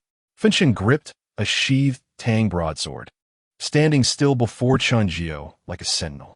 When not in use, the bound substitute doll merely transferred all negative damage to Chunjiu, bearing the effects of death. But when bound and activated, it became an excellent aid. Satisfied, Chunjiu nodded and proceeded towards the outermost building with Fenshin in tow. Outside the complex, the forces from Ling Tian building had reached within 100 meters of the entrance. Qiao Bao had returned once more. However, this time, the command of the team was not in his hands, but rather that of Qin Feng, the head of the Qin family, one of the 5 elders of Ling Tian building. At 52 years of age, he had only one son, who had been among Lin Feng's entourage just days prior. He did not believe Lin Tianxiao's claim that his son Qin Feng was truly dead. Thus, he intended to personally lead the assault on Cui Huan. If his son was indeed deceased, then he would ensure the entire Cui Huan would accompany him in death. If his son still lived, having him there would facilitate direct negotiations with the leaders here, preventing them from feeling cornered and resorting to desperate measures. Chapter 56. Calling out names, startling us Mr. Qin. Ahead lies Cui Huan. Most of the signs of yesterday's battle had been concealed by the heavy snowfall, and the bodies left outside were now covered with a thick layer of snow. Upon closer inspection, one would find remnants of the prior conflict, particularly in areas struck by artillery. However, this did not capture Qin Feng's attention. He merely assumed that the severely damaged buildings had been caused by some survivors. Mr. Qin, we are at the gates of Cui Huan. Shall we proceed with a direct assault, or negotiate first? Outside a building. Gao Bao ha protect Qin Feng we are finding de meno. The commanding presence cultivated by Qin Feng over the years was palpable. Gazing at the distant Cui Huan, he coldly stated, have them negotiate, demanding the release of my son and others. They have no room for negotiation, should they refuse to surrender. I will raise this community to the ground. Understood. To curry favor with the elder, Qiao Bao did not feign the presence of troops this time. Instead, he raised a white flag and advanced towards the gates of Cui Huan. He was not reckless, Behind him stood an army of over 600,000. And who would dare to shoot at him, the envoy? One must choose the right moment to seek death, after all. Is anyone up there? Upon reaching the gate, Gao Bao Sao Det Lao Li, despite wearing a mask, his voice resonated clearly. Seeing no response, he continued, I know someone is up there. Listen well, Qin Feng, one of the 5 elders of the Ling Tian base, demands that you release the hostages and surrender. Previous grievances will be wiped clean. If you resist, do you see the army behind me? Today, Elder Qin will level Chui Huan, leaving no trace. Bang! Just as Qiao Bao finished speaking, the sound of a gunshot echoed, silencing the air. Standing frozen in place, Qiao Bao's eyes widened, and his mouth fell slightly agape beneath the mask. I feel a bit dizzy. Qiao Bao realized he had been shot, the bullet striking his forehead. Yet, he could not comprehend why the opponents dared to shoot at him. After all, he commanded an army of 60,000. Thud. Regardless of his confusion, Qiao Bao's body fell backward after being hit by the bullet. How bold! Since they seek death, I shall oblige. Wang Ling, Han Li, Luo Feng, and Shi Hao, the elders, stepped forward from the ranks. Gather your men and take that complex. Understood. The 4 replied in unison and summoned their respective teams. Charge! Forward! The 400-strong contingent broke away from the main force and charged towards the gates of the complex. Inside the building, Chen Jio, who had just shot Qiao Bao, remained remarkably calm. Giving Fenshin a knowing glance, Chen Jio raised his rifle and began firing outward. Bang! Bang! Bang! Bullets swiftly erupted from the gun's muzzle, and with each shot fired, an enemy outside fell. Meanwhile, Fenshin swiftly descended the stairs. Outside, gunners. Suppress the room in the middle of the 18th floor of the first building on the left. The rest of you continue the charge. Someone quickly deduced Chen Jio's location and ordered a barrage of suppressive fire. 2 armed men in white raised their guns and fired at Chen Jio's position. Bullets rained down like a storm, forcing Chen Jio to keep his head down. Bang! At that moment, from a more distant building, 2 bullets were fired in succession, hitting the 2 machine gunners. Wei Jinghong had made his move. A slight smile graced Chen Jio's lips as he swiftly changed positions and continued firing outward. Simultaneously, 2 distinct sounds, unlike gunfire, reverberated from further back. Then, 2 shells arced through the air, landing just outside the complex gates. Mortars, take cover. Boom. The shells struck the ground, producing 2 resounding explosions. One detonated in an unoccupied area, but the other accurately landed amidst the crowd, unleashing a terrifying force that sent people flying within a 5-meter radius, while many beyond that were knocked to the ground. From his position at the back, Qin Feng's pupils constricted. How could they possess mortars? Clearly, Lin Tianxiao had not informed others of his arsenal. Elder Qin, we must relocate. This place is not safe. First, there were snipers, now mortars. Those tasked with protecting Qin Feng were filled with dread. A mere private force possessed equipment rivaling that of regular troops? Was this some kind of joke? Not daring to expose Qin Feng any further, the guards swiftly moved him to a sheltered location. Meanwhile, many of those assaulting the complex were left stunned by the sudden barrage of shells. Before they could recover from the initial explosions, 2 more shells descended from the sky. This time, both landed among the crowd, causing even greater casualties and a more pronounced shock effect. Many individuals, hearing the anguished cries of their companions in the snow, began to curse their fate. This battle was unwinnable. While others unleashed artillery, they were left to sacrifice lives in vain. It was nothing short of a dehumanizing assault. They had been led to believe they could annihilate the enemy's territory, yet now faced an uncertain demise. No more. I shall not continue. With merely 2 meals provided each day and no other source of income, what worth is my life? Flee runs swiftly. As the leaders, Han Li and Shi Hao, discerned 2 shells hurtling towards them, they abandoned their advance and turned to escape. Meanwhile, no one paid heed to Chen Jio, who continued to fire upon them. Ignoring the potential consequences, they feared becoming collateral damage from the imminent explosions. The 400-strong contingent erupted into chaos, with thoughts of razing Tsihu Bei now cast aside. Their sole desire was to vacate the perilous ground. Amidst their retreat towards the community's gates, A mysterious figure donned in a black officer's cap and a combat uniform emerged. With a swift motion, the figure unsheathed a long blade and charged towards the fleeing individuals. The sounds of slaughter filled the air as the enigmatic assailant wielded his weapon with unparalleled skill. Those who attempted to resist were swiftly dispatched, their lives severed from their bodies in an instant. What was this? Chapter 57 revealed the true extent of the mysterious figure's prowess. As more individuals recognized the figure among them, witnessing their comrades fall as if sliced through like vegetables, they were struck with both shock and rage. The enemy dismissed them entirely. "Kill him," shouted Luo Feng as he uttered his final words, only to be silenced by a swift throat cut from the mysterious figure. Finally, some reacted and opened fire upon the figure. Bullets rained down, but the ensuing spectacle left all in disbelief. As the first bullet approached the figure, he effortlessly cleaved it in two with his blade. The subsequent projectiles met the same fate, deflected by his deft movements. Was this even human? The white-clad individuals, witnessing the sparks fly from the blade, stood frozen in horror, their expressions more petrified than in the face of artillery fire. The mysterious figure, undeterred by the thoughts of onlookers, dodged bullets and advanced through the throng, mercilessly claiming lives. The bodies piled up beneath him as the personnel from Ling Tian base fell one by one, their final defenses shattered. A demon. A devil. He was a true harbinger of death. "Run!" In the distance, Qin Feng and his companions observed the scene, their disbelief palpable. First a sniper, then mortars, and now a creature beyond human comprehension. No wonder Lin Tianxiao dispatched his finest warriors to rescue Lin Feng, only for them to fail. It was not a case of overestimating their capabilities. Rather, the opposition possessed an absolute strength that rendered them unafraid of Ling Tian Tower. "Leave, depart from this place, Zhu Bei." At that moment, all thoughts of vengeance vanished from Qin Feng's mind. It was not that he lacked the desire to act, but rather that it was simply unfeasible. Confronted with an insurmountable force, he could not recklessly charge forth. That would not be bravery, but folly, reckless beyond redemption. After all, he was only in his 50s, in good health, and not incapable of bearing children.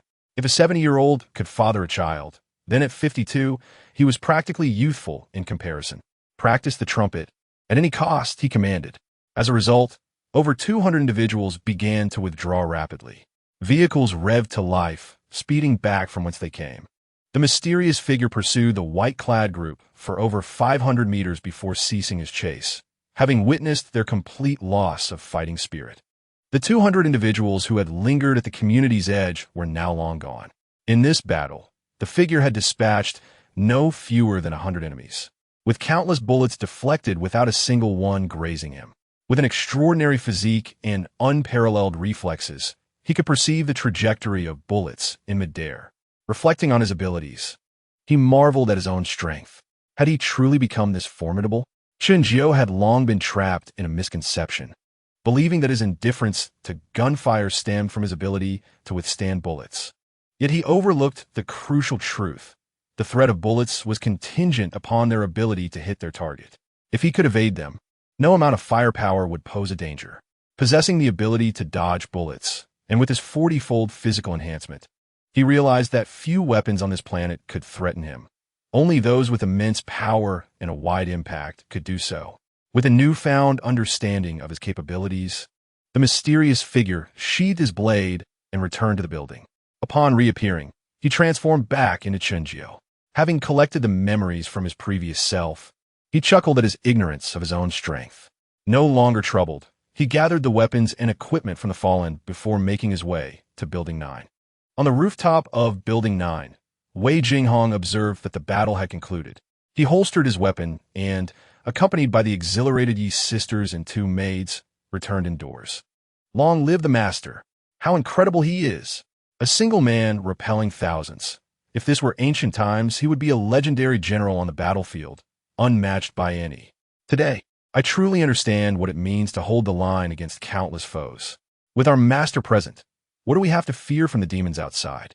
If I could possess half of his strength, I would feast on beef daily. Do you think you can? Half. If I had even a fraction of the master's power, I could stride through this world unchallenged. As Chun Jio returned, he passed by Wu Biao and his companions, who were filled with adoration for him. They had witnessed the earlier battle, and now regarded Chun Jio with reverence akin to that of a deity. Get back to your duties. Do not embarrass yourselves here. Yes, master. Brothers, let us head to the parking lot. As long as we survive today as training, we shall practice relentlessly. We do not seek the master's strength, but at the very least, we wish to aid him in the face of future adversaries. The still excited Wu Biao and his companions shouted as they descended the stairs, while Chun Jio continued his ascent. Upon reaching the 22nd floor, he encountered 12 maids. They stood in 2 rows, bowing in unison to Chun Jio, their eyes reflecting an intense fervor. The 12 maids were indeed striking. The 2 at the forefront were nearly as captivating as Yi Zi and her companions. The others, in times of peace, would be the envy of countless admirers. Although they had all fallen victim to the clutches of Wu Biao and his ilk, they undoubtedly had encountered such predicaments, the least among others. Regrettably, Chun Jio was not a creature driven by carnal desires. Amidst the vastness of the weak waters, he only sought a single ladle. The women surrounding him were merely to satiate his cravings. Anything more would overwhelm his energies. Moreover, once accustomed to the taste of fine rice, who could still find pleasure in coarse grains? Thus, even though he could command these 12 maids to submit to his whims with a mere utterance, Chun Jio remained indifferent. With a calm nod, he continued to ascend. The maids, upon receiving his acknowledgement, displayed an array of emotions. Some appeared to swoon, while others bore expressions of completion. Welcome back, our great hero. Upon entering his quarters, he was greeted by Wei Jinghong, hand in hand with the Yi sisters. The breathtaking trio spoke in unison, creating a scene of unparalleled beauty. Well done. You have a day off tonight. Long live Jioge! Yi Zi exclaimed, leaping with excitement. Was that mysterious figure you just now? Why did you not continue that, guys? You look quite dashing. Wei Jinghong inquired. Just a ruse to mislead. Interested in seeing? Then perhaps you should continue to be misled. With that, Wei Jinghong led Yi Ziqing toward the sofa. Jioge, I want to see it. Would you wear it for me? Yi Zi épressait had curiosity. Approaching and playfully hugging Chun Jio's arm. I'll show you tonight, Chun Jio replied. Ha, by the way, sister, we have not finished today's training. Let's find Lin Lei and the others. Yi Zi decisively released her grip on Chun Jio's arm and maintained a respectful distance. Such is the reality. Chapter 58. The Threat Posed by Major Forces. Ling Tian Building. After an hour's journey, Qin Feng and his companions returned. Accompanying him were the 200 individuals who had remained by his side. The others, upon their return, seemed somewhat disordered. They muttered about devils and monsters. Had it not been for their rationality, one might have thought they had lost their minds. At the pinnacle of the building, the highest-ranking elders of the base had gathered. Lin Tianxiao's expression was grave. Old Qin, what transpired at Zhubei? Clearly, he was already aware of the situation below. He was reluctant to believe the accounts relayed by those who returned. Not just him, but the other 3 present felt similarly. What did the others say? Bullets sliced like knives, instantly killing hundreds. There were even after-images during their movements. Are we filming a martial arts movie here? Why not claim the opponent cleaved the heavens with a single sword, annihilating planets? Under the gaze of the 4, Qin Feng inhaled deeply and stated, Director Lin, Zhubei is not a place we can provoke. Until we possess absolute certainty, it is best we refrain from stirring them further. I genuinely fear that if we annoy them, they may come knocking on our door. So, what those who returned said is true. Lin Tianxiao inquired earnestly. Qin Feng nodded. I witnessed it with my own eyes. It was terrifying. That individual was nothing short of inhuman, even without mortars. I have no doubt that the suddenly appearing mysterious figure could annihilate our 600 men. Such claims were hard to believe, someone remarked. Qin Feng chuckled wryly. Had I not seen it myself, I would not have believed anyone who claimed there were beings unafraid of firearms. Yet the reality is as such. Given the opponent's strength, I now believe what Director Lin said. Qin Feng and his group cannot still be alive. Wait, you mentioned mortars. How could those people possess mortars? A crucial question was raised. eliciting gasps. However, his words garnered no reaction from the assembly. Truly, they were remarkable.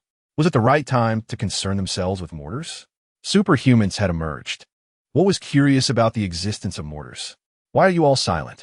The one who questioned the mortars wondered, unsure if he had overreacted. Zai, standing nearby, offered a resigned smile. Old Huang, mortars are outdated. Our focus now is on superhumans. Superhumans? Where? Enough. I trust old Qin. He would not jest about such matters. Let us set aside the issues of Zhu Bei, as old Qin suggested. Until we have absolute confidence, we must avoid provoking them further. The others exchanged glances and nodded in agreement. Zai continued, what are our plans moving forward? Lin Tianxiao pondered for a moment, his expression grave. Today, my people have brought back news. The major forces have begun to mobilize the few survivor bases they control in Longchuan City. Their objective appears similar to ours, as they seek to consolidate survivors and gather resources. The gravity of the situation weighed heavily upon the group. At this moment, the issues of Zhu Bei seemed to pale in comparison. Indeed, this is not good news for us. In terms of population, they possess bases that far exceed our capabilities. More importantly, with the major forces now active, it will become increasingly difficult for us to gather survivors unimpeded. Zai added, moreover, it is not just that. Regardless of the current state of order, the nature of the major forces dictates that they must maintain it, and they possess the moral high ground, winning public favor. Should they discover us and attempt to assimilate us, there will undoubtedly be many willing to leave with them. This is my greatest concern. If they forcibly integrate Longchuan City, we must respect public sentiment if we wish to avoid confrontation with them. At that point, how many of the people we have gathered will remain is beyond our control. Ladies and gentlemen, a challenge that will determine our future success has already arrived, Lin Tianxiao stated solemnly. If what Lin Tianxiao said was true, indeed, the matter concerning Zhu Bei was trivial compared to the challenges they would soon face.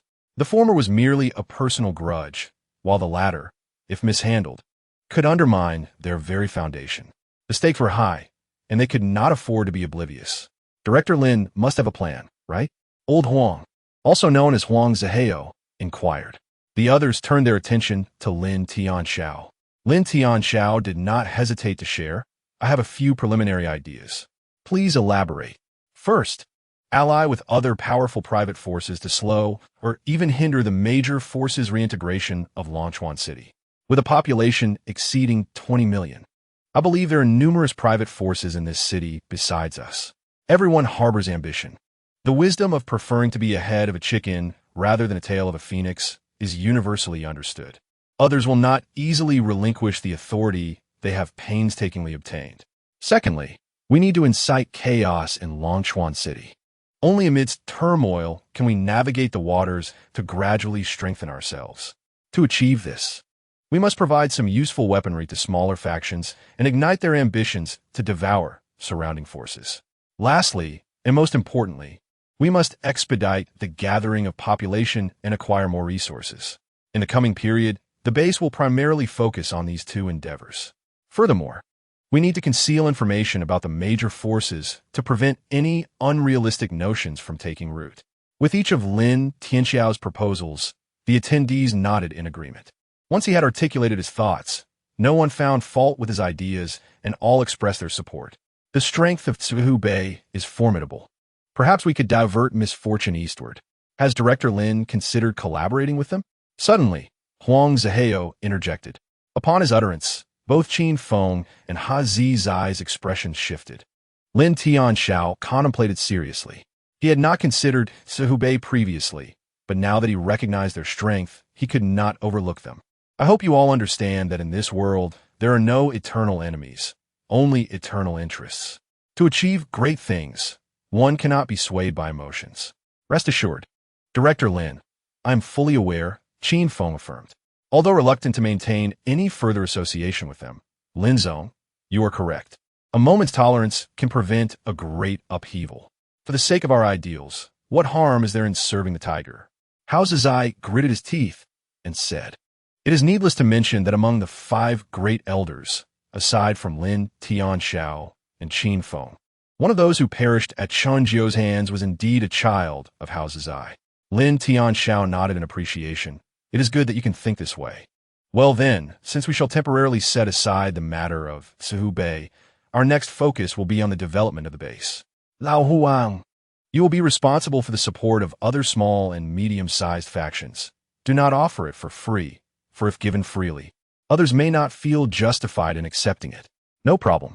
Lao Qin will continue to manage the gathering of people. Very well. Brother Zizai, you must exert more effort in the collection of resources. Hao Zizai merely nodded in acknowledgement. Lastly, Lao Ling, the task of seeking alliances with large private factions will fall to you. Lao Ling, whose full name is Ling Bo Ho, replied with a smile. I will begin preparations tomorrow. By the way, we all have tasks to undertake. What will you be doing?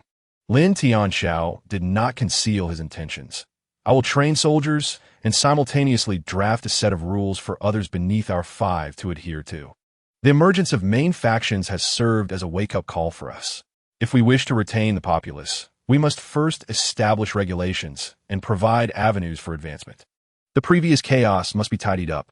No objections, everyone expressed their support.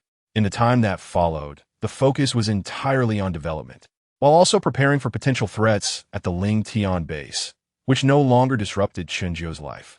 Meanwhile, at Zhubei, Chunjiu remained blissfully unaware of the events unfolding outside, nor did he wish to know. While others toiled incessantly to strengthen themselves, he found his own ascendance remarkably effortless, merely needing to wait until dawn to claim his system rewards, a task as simple as eating and drinking. Chapter 59, The Muscle-Building Pill. A week passed in the blink of an eye. Through daily sparring with Lin Lei and others, Wu Biao and his companions experienced a conspicuous enhancement in their abilities. Additionally, they frequently engaged in internal competitions. No longer were they novices in combat. Now, aside from Lin Lei, whom they could barely withstand for 3 exchanges against the other 5, although they still faced defeat, their exchanges had become more reciprocal. Lin Lei and the others had adapted to their new lifestyle. They enjoyed ample food and warm clothing. And aside from the restrictions on their freedom during rest periods, they were not monitored at other times.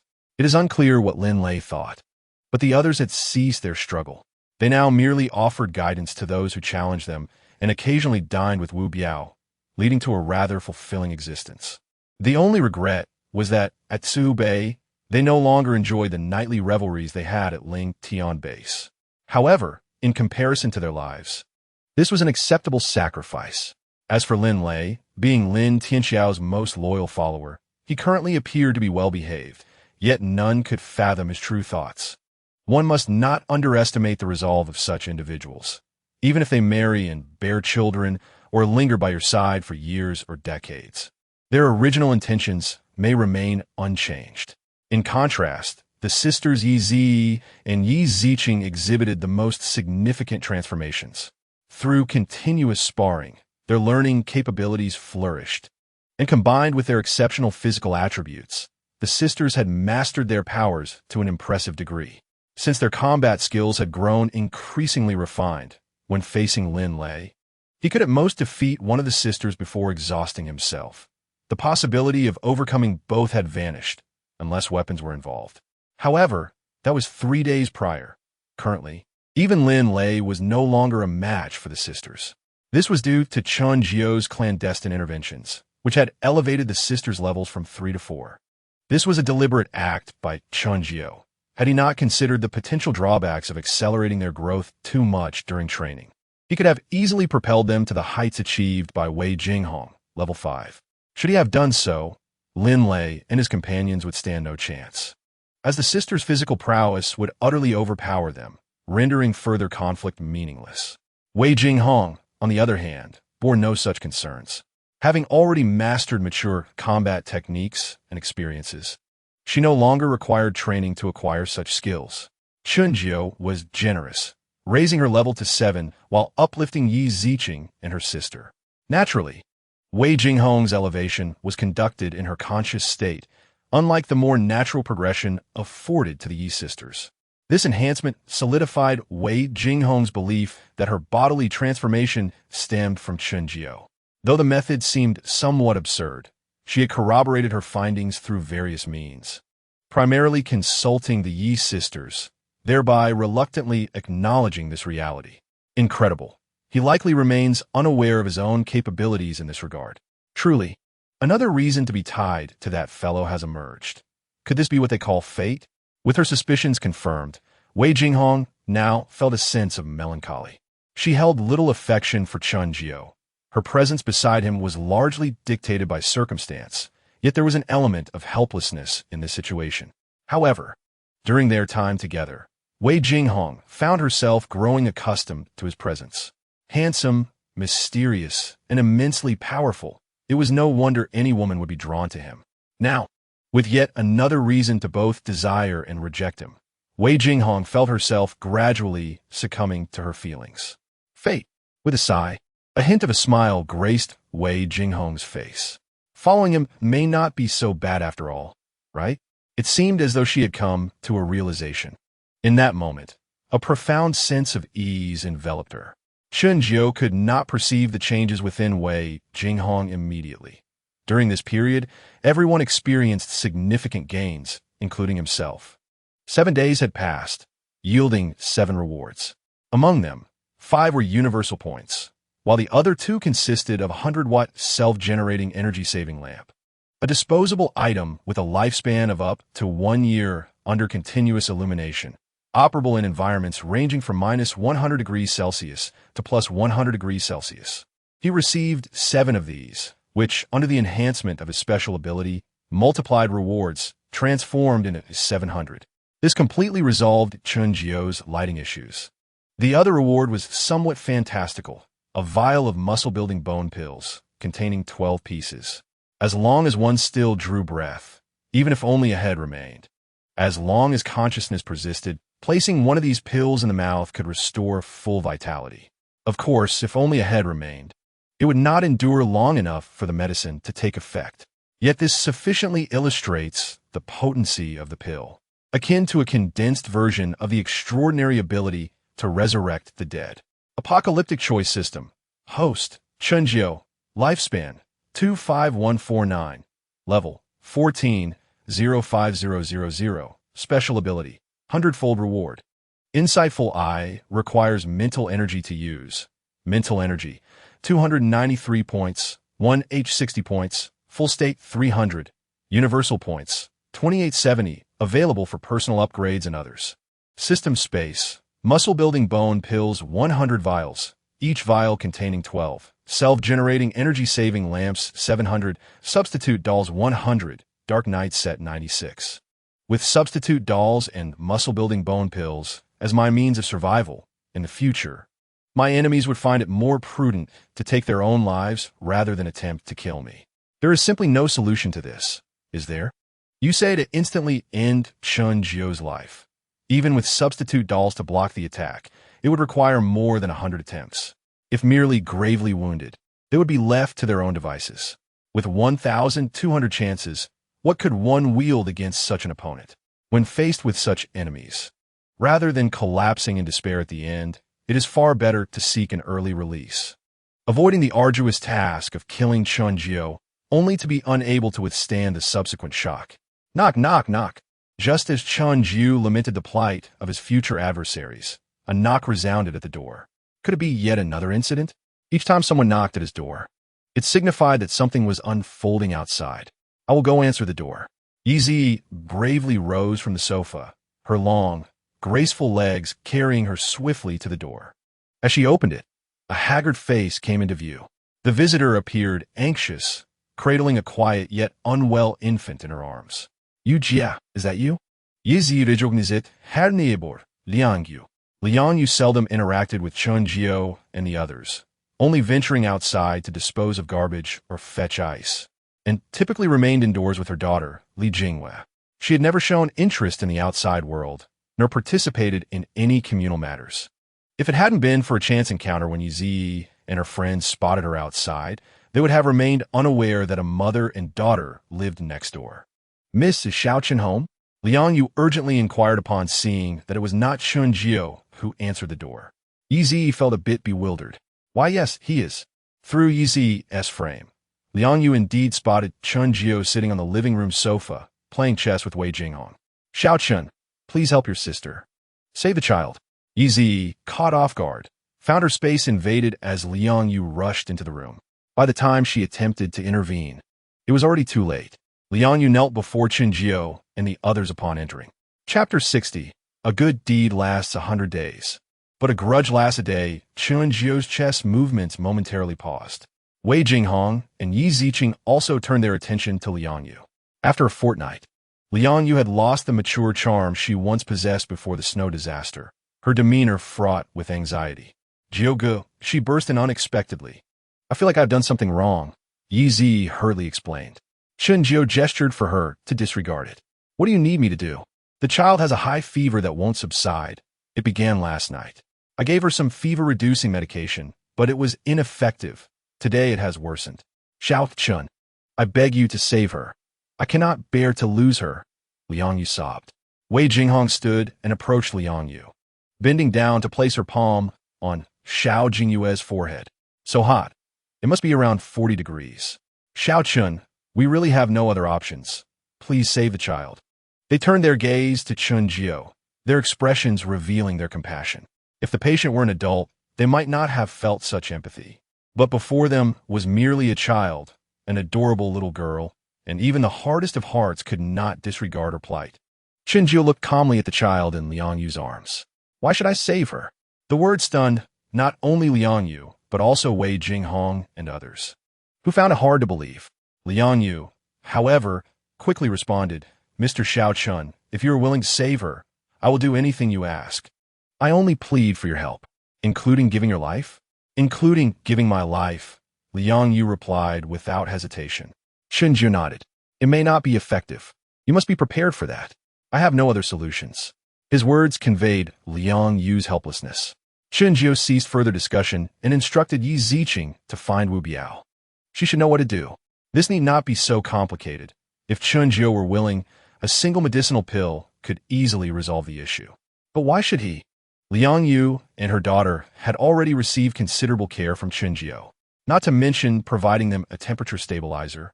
Merely shielding them from external disturbances was something most could only dream of.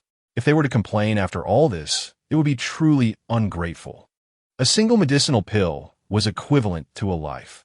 They were not significant enough to warrant such a sacrifice from Chun Jio.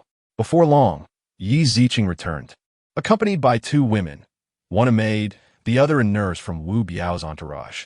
They both carried medical kits. Yi. They were doctors and nurses at the hospital before the snow disaster.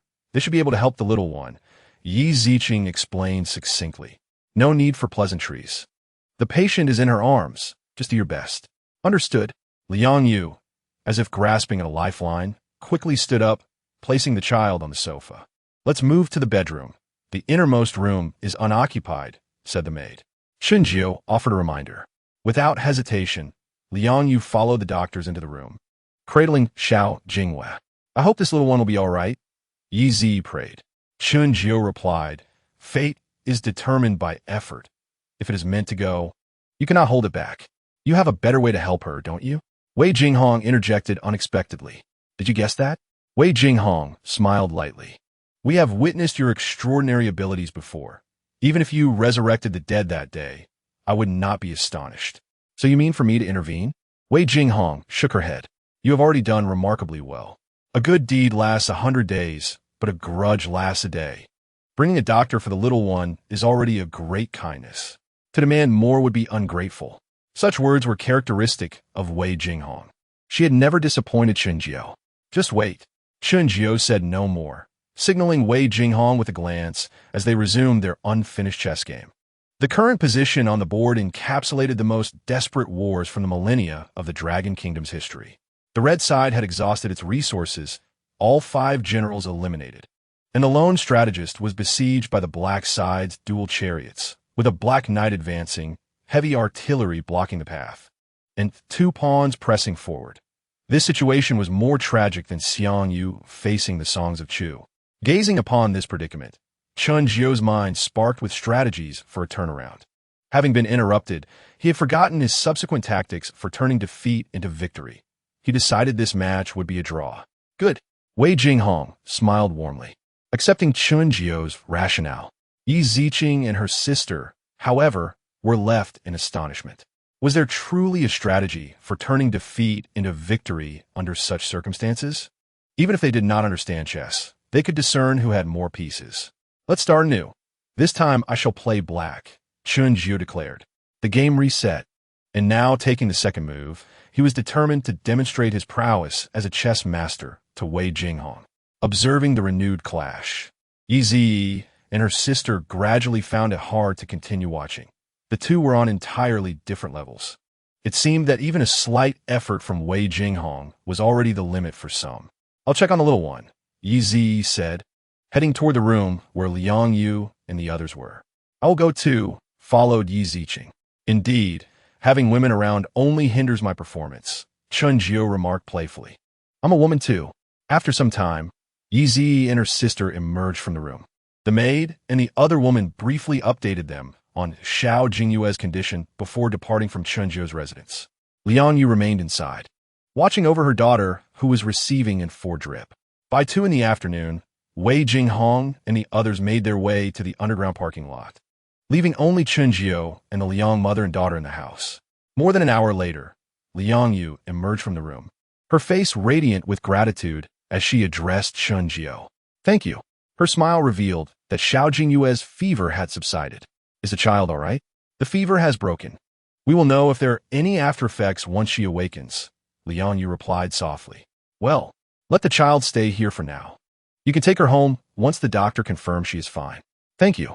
Liang Yu, moved, quickly recalled something. First, sir, I will keep my promise to you. I will not go back on my word.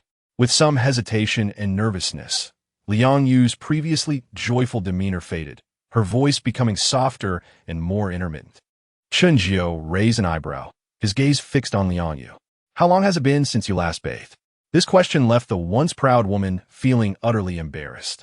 Chapter 61. The Invasion of External Forces. I have the means to clean myself, Liang Yu stammered, unable to articulate her thoughts further. She was not lying. Despite the arduous circumstances, with the constant supply of water provided by Chun Jio's temperature regulator, Liang Yu was not deprived of the means for personal hygiene. Although she could not enjoy the same freedom of water usage as Chun Jio and the others, every 2 or 3 days, she would utilize the regulator to thaw some ice cubes for a cleansing wipe. It was not excessively dirty, but it certainly did not reach an unbearable level of stench. There is hot water in the bathroom. You can wash properly, Chun Jio stated coldly. Now, Liang Yu exclaimed in surprise. You may choose not to wash. He replied curtly. No, I will wash. May I fetch a set of clean clothes from my home? Do as you wish. Seeing Chun Jio's lack of opposition, Liang Yu bit her lip in determination and left the room where he was situated. Shortly after, she returned, casting a fleeting glance at Chun Jio, who stood by the window, before entering the bathroom with an armful of clothes. With a self-made water dispenser, Chun Jio was not short of water. The hot water could also be freshly boiled, albeit with less convenience than before. When would the system provide me with a self-sustaining water heater? Chun Jio mused, as the sound of running water echoed from the bathroom. Liang Yu remained inside for over an hour. Upon her emergence, her damp hair had been hastily dried with a towel, her long black locks fashioned into a bun at the back of her head. Beneath a moderately high hairline, she had applied light makeup with willow-like brows, peach blossom eyes, and delicate, moist lips. She had also changed into a new outfit, a pair of thin pants and a white fitted top that barely concealed her waist. Liang Yu was undeniably beautiful. Though she did not surpass the Yi sisters, she was certainly not far behind. Moreover, she possessed other appealing attributes.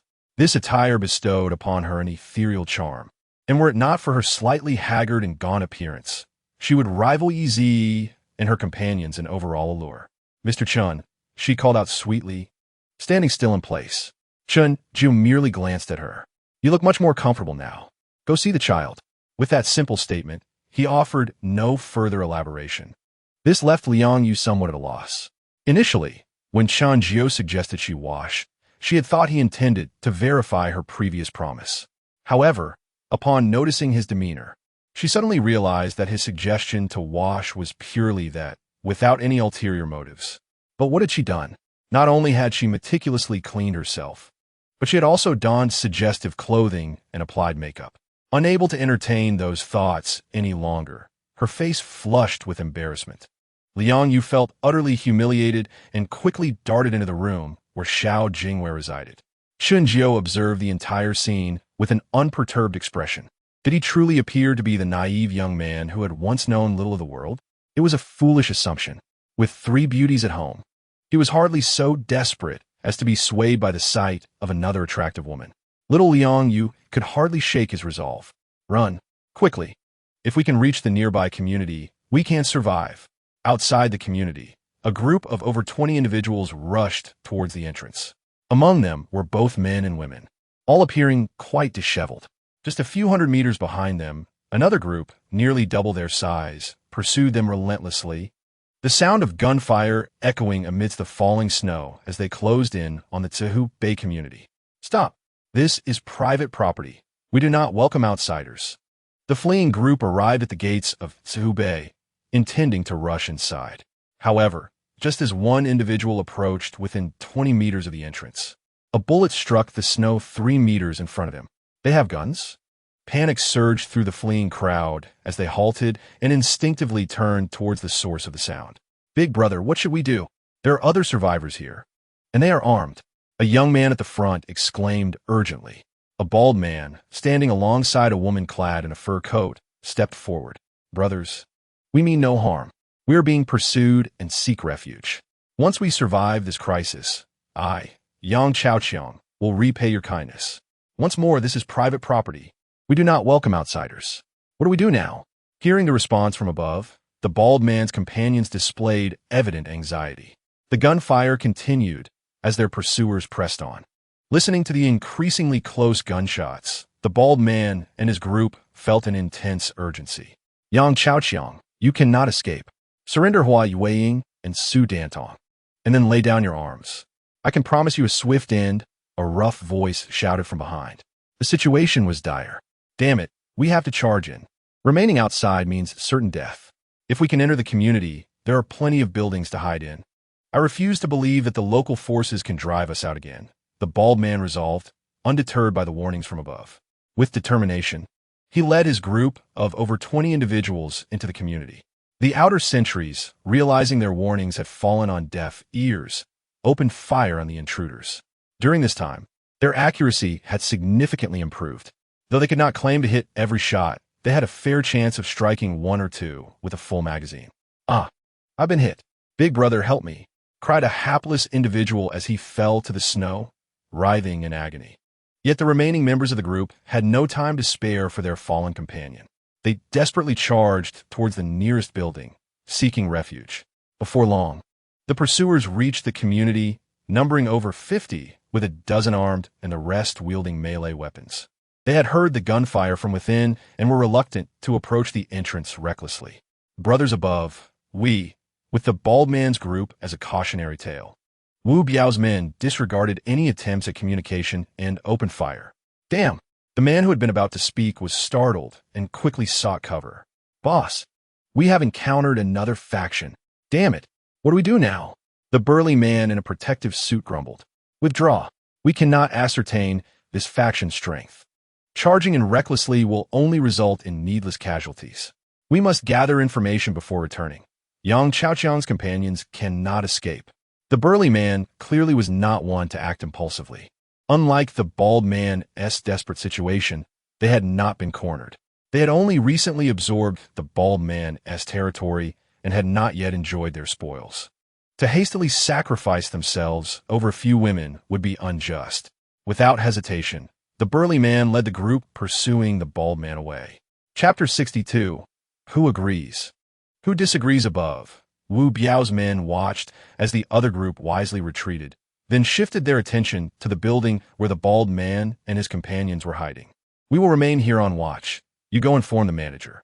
Be careful, Wu Biao's men instructed, making arrangements as they awaited reinforcements.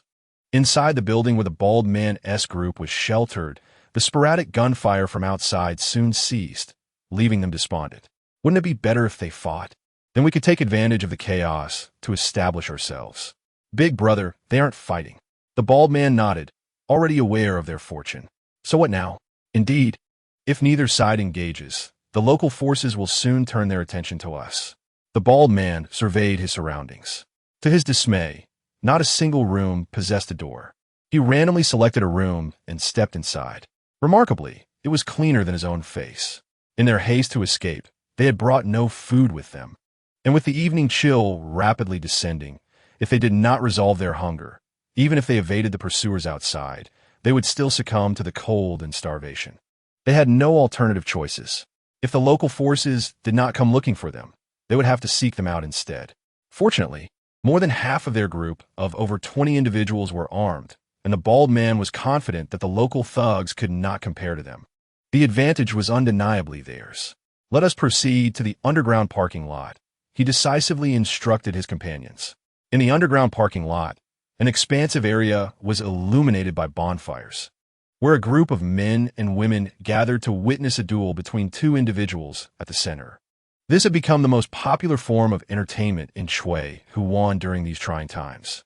Regardless of gender, as long as one had eaten, everyone, except those assigned to duty, would flock to this gathering. Wu Biao and his companions were oblivious to the impending danger, their focus entirely on the combatants in the center.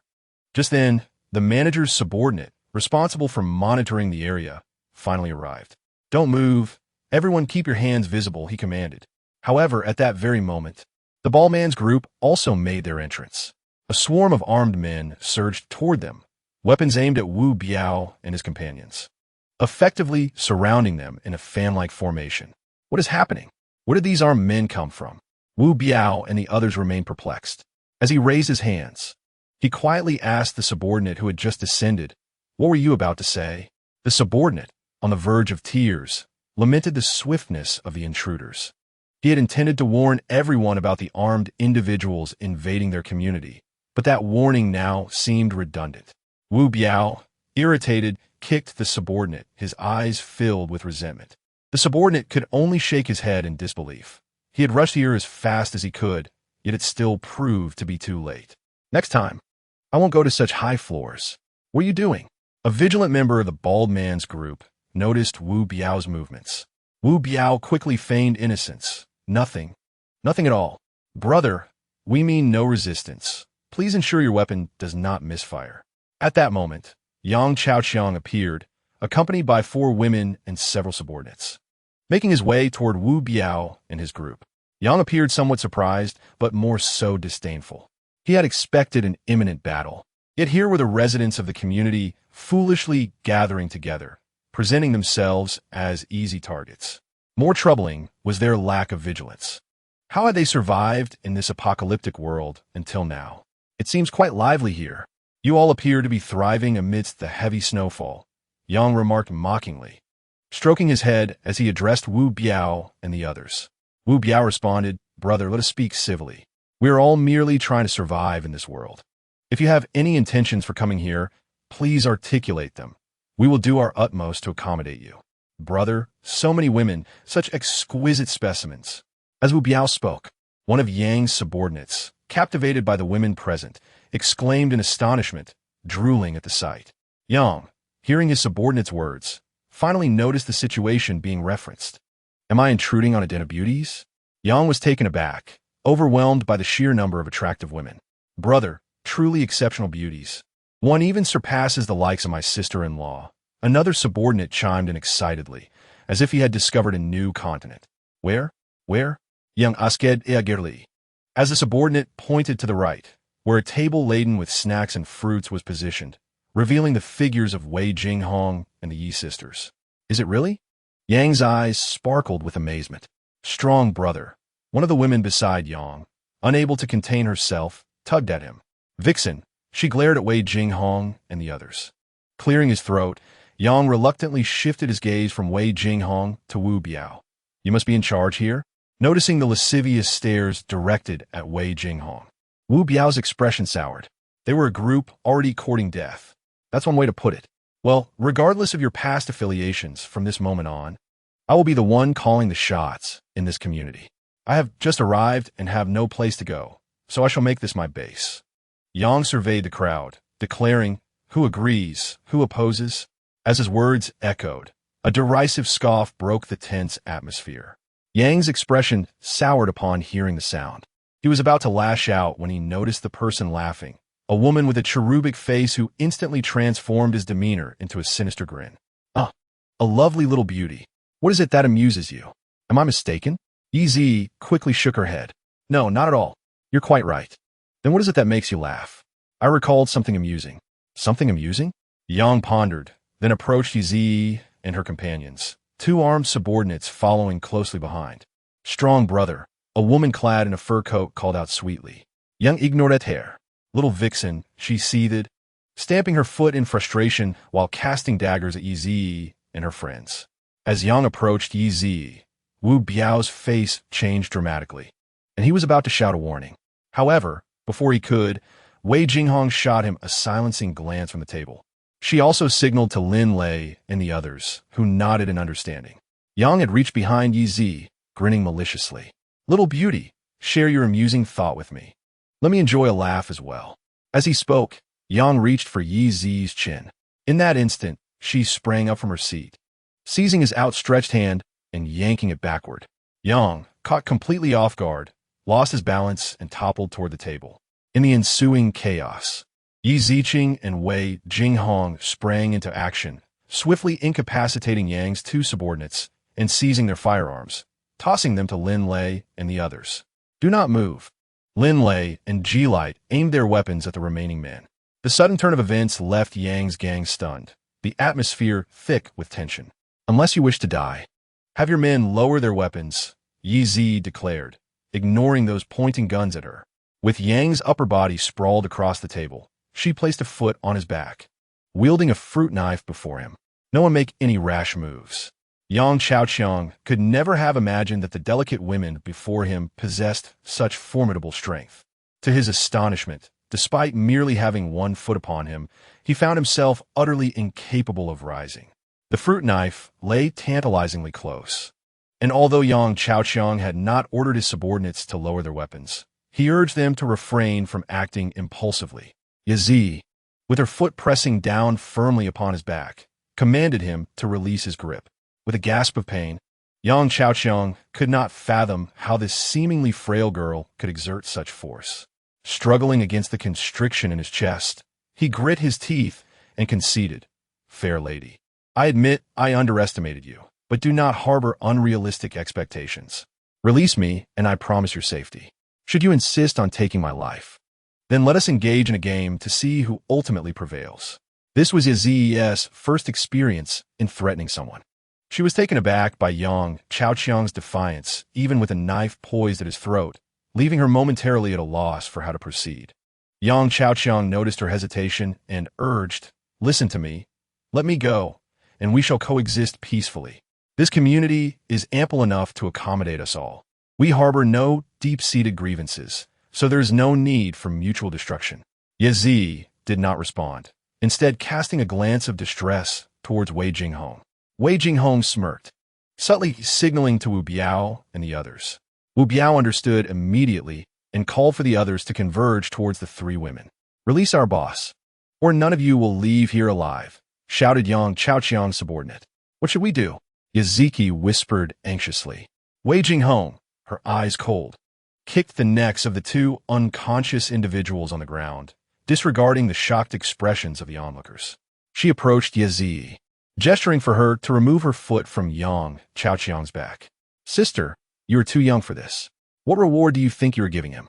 Although Yazi was uncertain of Wei Jinghong's intentions, she complied. In that moment, Wei Jinghong snatched the fruit knife from Yazi's hand and plunged it into Yang Chaoqiang's left shoulder. The blade sank deep, and the excruciating pain nearly caused Yang Chaoqiang to lose consciousness. This woman truly knows how to deliver a blow. My sister lacks the understanding of how to handle such situations, so, as her elder sister, it is my duty to intervene. You do not mind, do you? Yang Chaoqiang retorted defiantly. "If you have the guts, kill me. I assure you, none of you will escape unscathed." "Is that so?" Wei Jinghong scoffed. With a swift motion, she extracted the knife from Yang Chaoqiang's shoulder and without hesitation, drove it into the nape of his neck. This time, Yang Chaoqiang did not even emit a cry, his eyes rolling back as he succumbed to death. The onlookers were momentarily frozen, unable to process what had just transpired. No one expected Wei Jinghong, with her striking beauty, to strike with such lethal intent. It was as if a devil had donned the guise of an angel. Having disposed of Yang Chaoqiang, Wei Jinghong displayed no fear. Now that your leader is dead, do you intend to seek vengeance or heed my words? Lin Lei and Jia Li found themselves trembling involuntarily, their weapons shaking in their hands. Wei Jinghong's audacity instilled fear in them. Were it not for the circumstances, they would have questioned her. Sister, do you not see how many guns are aimed at us? He commanded you to kill. Yet have you considered the consequences? Wei Jinghong remained oblivious to their thoughts, her powerful aura intimidating all. Her piercing gaze fell upon Yang Chaoqiang's subordinates, none of whom dared to meet her eyes. What do you wish to say? It was the woman clad in a fur coat who finally spoke. As she did, it seemed the tension in the air dissipated, as if an invisible weight had been lifted. Wei Jinghong smiled. Surviving this snowstorm has not been easy for you. I trust that you would prefer not to take reckless risks. Acting out of emotion only yields temporary satisfaction. Through calm reflection, you will discern your true desires. She echoed Yang Chaoqiang's earlier statement, agreeing that the community was spacious enough to accommodate them all. If you conduct yourselves according to our rules, you will find not only shelter here, but also 2 meals a day, ensuring you do not go hungry. Of course, you may choose to gamble and see if you can eliminate us all. A word of caution, we are not merely a handful. With this multifaceted approach, she aimed to sway their hearts, instilling the understanding that survival was paramount, while simultaneously offering hope to undermine their spirit and issuing a threat to convey the consequences of violence. It was evident that Wei Jinghong understood human nature well. With just a few simple words, Yang Chaoqiang's followers saw their anger and resolve diminish by at least a third. Why should we believe you? The question revealed the wavering hearts of those present. If you do not trust us, you will perish. Suddenly, a voice rang out from outside. At the moment the words were spoken, Wu Biao and his companions felt their taut nerves relax. The man had arrived, transforming the imminent threat into a non-issue. Chapter 64. Marry chickens with chickens. Before the outsiders could approach the speaker, a man appeared beside Wei Jinghong, seemingly out of nowhere. When had he arrived? Do not move. Lower your weapons. Chun Jiao had emerged, accompanied by the subordinates who had been stationed on guard and those remaining from Building 9. Though few in number, only 8, they were undeterred by the guns aimed at them, taking control of the situation with authority. Their arrival undoubtedly startled the outsiders. Some instinctively aimed their guns at them, but one by one, they fell before the onslaught of fire. I surrender. Do not kill me. Several lay in pools of blood, and the remaining individuals, gripped by fear, raised their hands, discarding their weapons and huddling on the ground. Wu Biao, Wei Jinghong called out, prompting him to act. He quickly understood and led a group to collect the weapons and subdue the remaining 11 individuals. Thus, a crisis was effortlessly averted, remarkably without any casualties on Chun Jiao's side. Jiaoge, Yazi exclaimed, bounding to Chun Jiao's side, playfully clinging to his arm. Wei Jinghong remarked, I thought you would wait for me to resolve everything before appearing. Close enough. You performed admirably. How fortunate I am to receive such commendation. Jiaoge, what about me? I was the one who subdued their leader first. Surely I deserve recognition. Yazi interjected eagerly. Not bad. Just not bad. Her face fell as she expressed her dissatisfaction with Chun Jiao's assessment. Sir, how should we handle the remaining individuals? Please do not kill me. I will do anything you ask, as long as you spare my life. The woman in the fur coat pleaded as Wu Biao approached Chun Jiao. Her alluring face, adorned with a pitiful expression, gazed at Chun Jiao with tear-filled eyes. I am willing to do anything. Another equally attractive woman behind her quickly echoed. Chun Jiao merely glanced at the two before diverting his gaze. You may handle it as you see fit. Yes, sir. Chun Jiao then turned to Wei Jinghong and the others, inquiring, has the training concluded? Experiencing such events has diminished my interest in continuing. I shall return. I share the same sentiment, replied Yazi in agreement. Then, let us depart. As Wei Jinghong exited, he addressed Wu Biao, stating, the security within the community requires enhancement. Occurrences such as today must not repeat. Wu Biao solemnly assured, Madam, rest assured, such an incident will not happen again. It is best for Wu Biao to take this matter to heart. Even if he disregards Wei Jinghong, it would not concern him. This admonition was entirely for their consideration. As for Wei Jinghong and her companions, with Qin Jiu present, she believed he would not abandon them as long as they did not face a crisis beyond their control. The four departed under the watchful gaze of the crowd. Once they left, Wu Biao's expression turned grim. Lao Zetu, Lao Gao, take the men away and give them a thorough beating, but leave them breathing. As for the attractive women, let them remain untouched. You may decide the fate of the rest. Understood. The two responded, casting wicked glances at the surrendered outsiders. Brother, we were wrong. Spare us. No, help. Ignoring the pleas of the outsiders, Zhang Tianying and his men followed Wu Biao's orders and took a portion of them away. In the end, only the fur-coated woman and another companion of equal beauty remained. Manager, what shall we do with these two? A subordinate gazed at the two women with covetous eyes. Have them taken away for a thorough cleaning. Do not entertain any thoughts of them. Wu Biao assessed the two and made his decision. Though the women appeared somewhat disheveled, their beauty rivaled that of Yazi and her sister.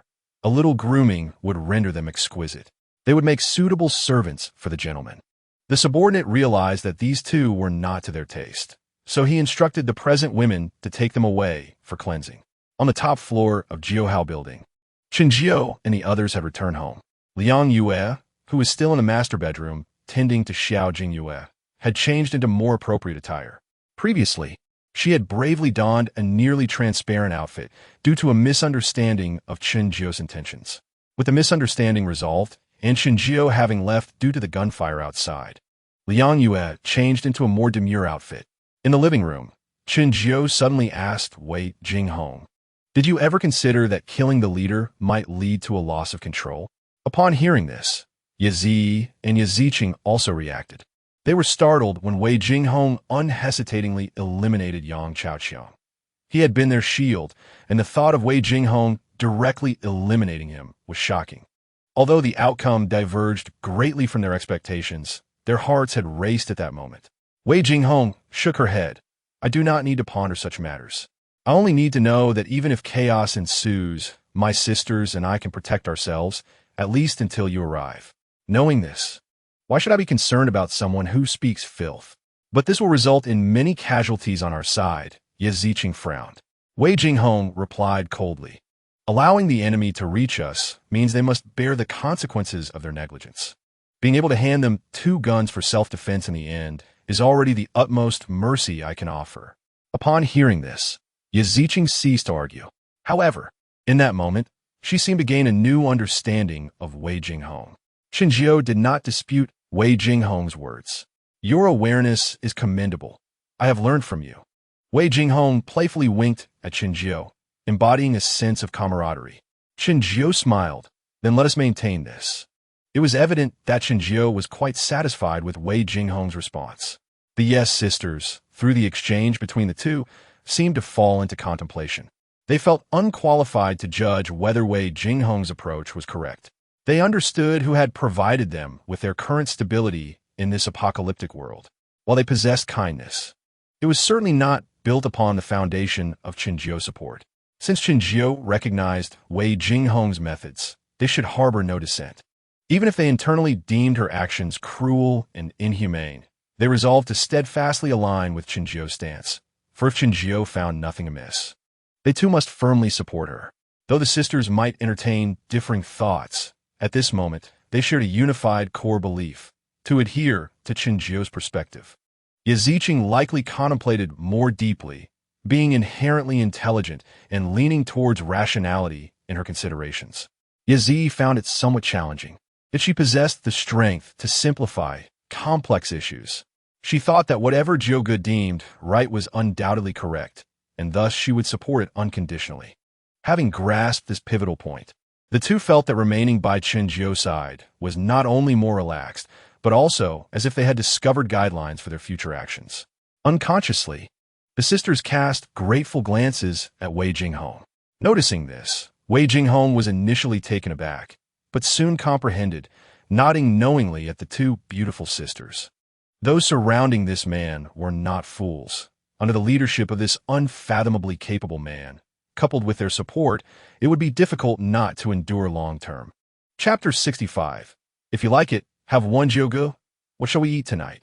Yazi inquired playfully, her face alight with anticipation. Noticing the time, which was approaching dinner, Chen Jiao countered, what do you wish to eat? How about a seafood feast? What about you two? Anything is fine. Wei Jinghong and Ye Ziqing replied in unison. Then we shall have seafood. Hooray, long live Jiao. Chen Jiao rose and made his way to the kitchen. Upon his return, he bore 2 portions of seafood, weighing a staggering 40 pounds each. Jiao, this is far too much. Typically, they managed with a single 20-pound portion of seafood, so Yazi was taken aback by the additional serving. Wei Jinghong adjusted her position to a more comfortable stance. Leaning back against the sofa, her long legs crossed, her gaze directed towards the master bedroom. We have guests tonight. Guests? Yazi initially did not grasp the implication, but soon connected the dots, nodding repeatedly. Yes, we have guests. Everyone come to dine. Understood. Yazi joyfully exclaimed, dashing towards the master bedroom. Liang Yue Jia, dinner is ready. Before long, 6 figures were gathered around the dining table, including Liang Yue and Li Jingyue. Initially, Liang Yue hesitated to join them, even after Yi's invitation, citing her responsibility to care for the little one. Had it not been for Chen Jiao's intervention, she might not have stepped out of the master bedroom at all. At the dining table, Wei Jinghong exchanged a meaningful glance with Liang Yue, then turned her attention to the expressionless Chen Jiao, smiling silently. What are you laughing at? Eat, Wei Jinghong teased. Come, Liang Jia, enjoy a large lobster. I'll serve myself. Thank you. Liang Yue could hardly refuse, as Wei Jinghong had already placed a hefty lobster weighing 2 or 3 pounds on her plate. How delightful. The little one is so entertaining. Sister, look, she is blowing bubbles. The little one had somehow found her way into Yezi's embrace. Xiao Jingyue, now awake and fully recovered, was well cared for by Liang Yue, remaining calm and quiet, her large eyes and rosy cheeks endearing her to all. Yezi cradled the little one, neglecting her meal as she fed her thin porridge while playfully teasing her, utterly enamored. If you adore her so much, then perhaps you should consider having one yourself. Both you and Chen Jiao possess striking looks, and your child would undoubtedly be beautiful. That is quite inappropriate. The meal concluded amidst a pleasant atmosphere. Later that evening, the maid and nurse came to check on Xiao Jingyue's health, confirming her complete recovery. That night, Liang Yue took the little one back to their own residence, though she felt reluctant to leave the brightness of Chen Jiao's home. She understood her position and departed tactfully. Liang Yue Jia, since we are so close, remember to bring Xiao Jingyue over to play. Of course, and you're always welcome to visit us. We will. In the basement parking lot of a large shopping mall several kilometers away from Tsue Huan, a territory that once belonged to Yang Chaoqiang, an external force had forcibly taken control this morning. Yang Chaoqiang failed to repel their assault, and, as a result, this location had naturally become a stronghold for the invading faction. Old Qi, did you return empty-handed? Did you fail to catch up with Yang Chaoqiang and his group? A man, seated near a fire surrounded by tents filled with women, inquired with a smile as he noticed a rugged figure returning from outside, covered in dust. The burly man shed his thermal suit, and someone immediately offered him a thick cotton jacket. He donned it, tightening the collar, and strode to the fire to sit down. Don't mention it. Just as we were about to catch up with that group, we encountered a blockade. Uncertain of their capabilities, we had no choice but to retreat for the time being. Did Yang Chaoqiang escape? Another asked. The rugged man shook his head. It's not as if he got away entirely. However, he did trespass onto another's territory, and I dare not launch a reckless attack. For now, I must allow him to exist a while longer. What about the other factions? Are they formidable? Uncertain, but they are armed, and they hold the high ground. A direct assault would be disadvantageous for us. Is it that Ling Tian base again? At the mention of firearms, the brows of those present furrowed. They were aware of the implication. The weapons they possessed were recently supplied by the Ling Tian base. The opposing force had approached them, proposing a trade of resources for weapons, and with ample supplies, they could acquire as many firearms as they desired. The rugged man and his group had invested heavily, exchanging 2/3 of their resources for over 30 firearms of various types. Moreover, they had noticed that since the emergence of the Lingtian base, their previously quiet surroundings had become bustling with activity, often punctuated by the sounds of gunfire. Some shots rang distant, while others were close, suggesting that in a matter of days, firearms had begun to proliferate throughout the city. Upon capturing Yang Chaoqiang's territory, they learned from the prisoners that the weapons in Yang Chaoqiang's possession were also supplied by the Lingtian base. This connection prompted some to link the two situations. It should be accurate, the rugged man asserted. What are these people up to? Do they thrive on chaos? What does it matter? We are discussing Yang Chaoqiang, someone interrupted, directing their gaze at the rugged man. Yang Chaoqiang cannot be spared. Having already offended us, he must be eradicated to prevent any future resurgence. The rugged man nodded in agreement. What do you think of the strength of that faction you encountered?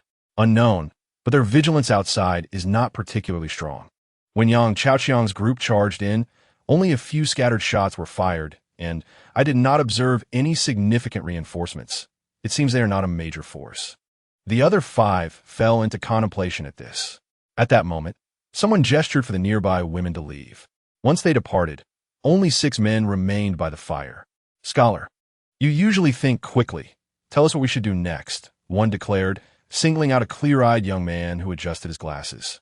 Boss Wei, actually, the answer to this dilemma was already hinted at in Brother Chi's earlier remarks, the scholar replied. You university students love to put on airs. Speak up if you do. I'll send you 4 beauties tonight, Boss Wei jested. Since Boss Wei is so generous, I shall graciously accept, the scholar responded with a chuckle. Enough of that, speak. The others awaited eagerly. The scholar readjusted his glasses. Surely, we all understand the principle of not allowing 2 tigers to inhabit the same mountain?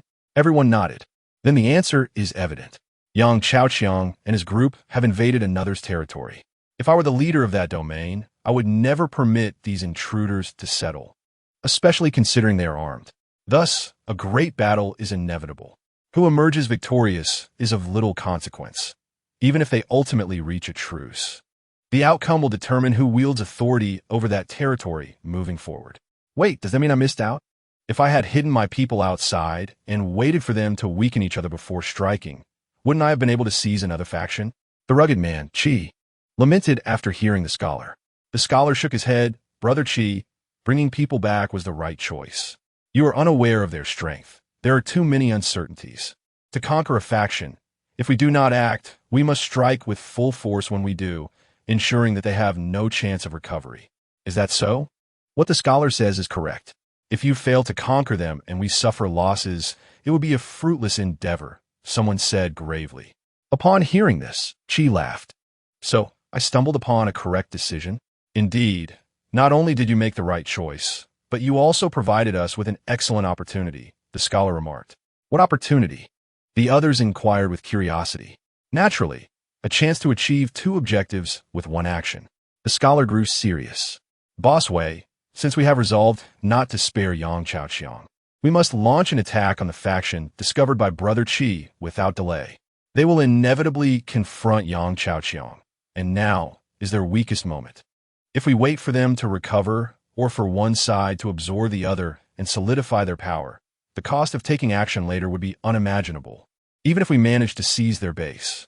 Therefore, this battle must not only occur, but must also be swift.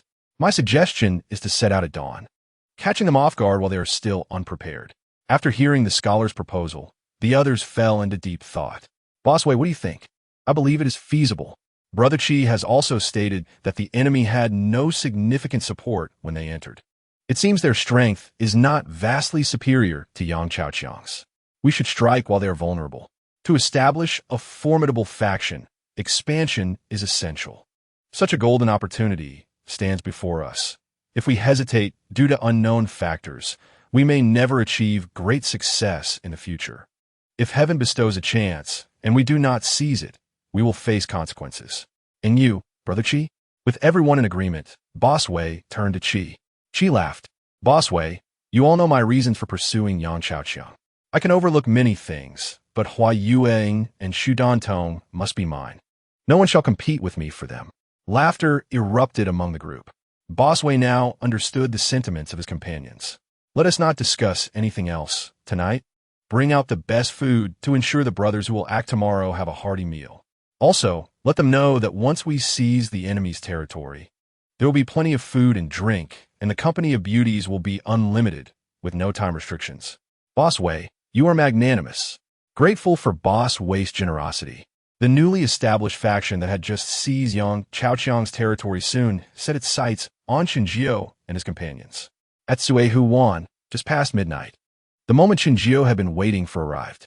Perhaps sensing his daytime desires, one of the 3 rewards offered this time was indeed something that fulfilled his wish. Self-heating instant water heater, complete with all necessary accessories. Lifespan of 3 years. Quantity 1. Beholding this reward for the first time, Qinjiao chose to overlook the universal points that appeared. He had confirmed that the refresh of universal points was essentially a guaranteed option, always available. However, the other rewards, once claimed, might not be accessible again for an indeterminate time. While strength could always be enhanced, enjoyment could not wait. Without a hint of hesitation, Qinjiao promptly selected the self-heating instant water heater. The night passed quietly. The next morning, the first to enter the bathroom, aside from Qinjiao, was Wei Jinghong, who discovered the newly installed water heater. The bathroom already had one, but it had become unusable after the power outage.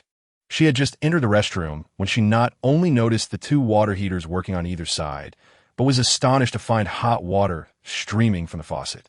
Did you do this? In the entire house, only Qinjiao possessed the capability to conjure such marvels. Wei Jinghong returned to the living room and inquired with Qinjiao, who stood by the window, and found no fault in his presence. Yes, the master bedroom's bathroom is small, so I installed one. The 2 bathrooms outside are sufficient for each of us to take 3 hot showers daily.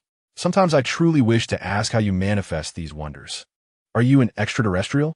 Or did you acquire some alien technology during this snow disaster? Wei Jinghong asked curiously. Do you wish to know? Qinjiao turned around, a smile playing on his lips. Wei Jinghong hesitated for a moment and shook her head. You may continue to keep your secrets. I'm not interested. As long as my life improves, I am content. Can we use it now?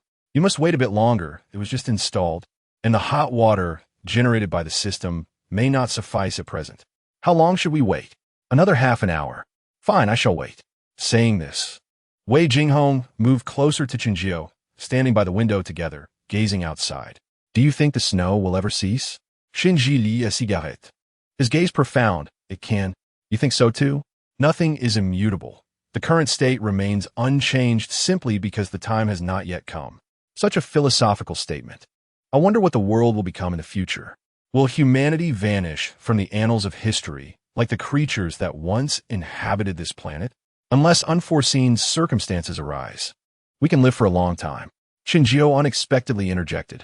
Wei Jinghong paused momentarily, then chuckled. Encountering you, I truly cannot decide whether I should feel fortunate or unfortunate. What do you think? Currently, it is unfortunate. This woman, must she be so direct? Qinjiao did not retort, for he understood that, given Wei Jinghong's status, everything she possessed, aside from the level of her abilities, could easily be replaced by alternatives, possibly even superior ones. Half an hour swiftly passed. At this moment, Yaziching and her sister also arose. When they learned that they would no longer need to pour heated water from the water dispenser into the bathtub, but could instead enjoy hot showers as before, their excitement was palpable. Like Wei Jinghong, they were unconcerned with how Qinjiao accomplished this. Enjoying the benefits was sufficient, and the reasons were of little importance. Outside the community, a large contingent was swiftly approaching from the southwest towards Quohoan.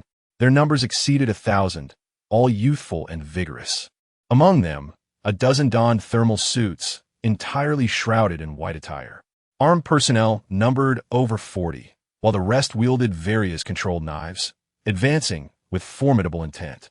Just as the white-faced scholar had stated the previous night, they would remain still unless provoked.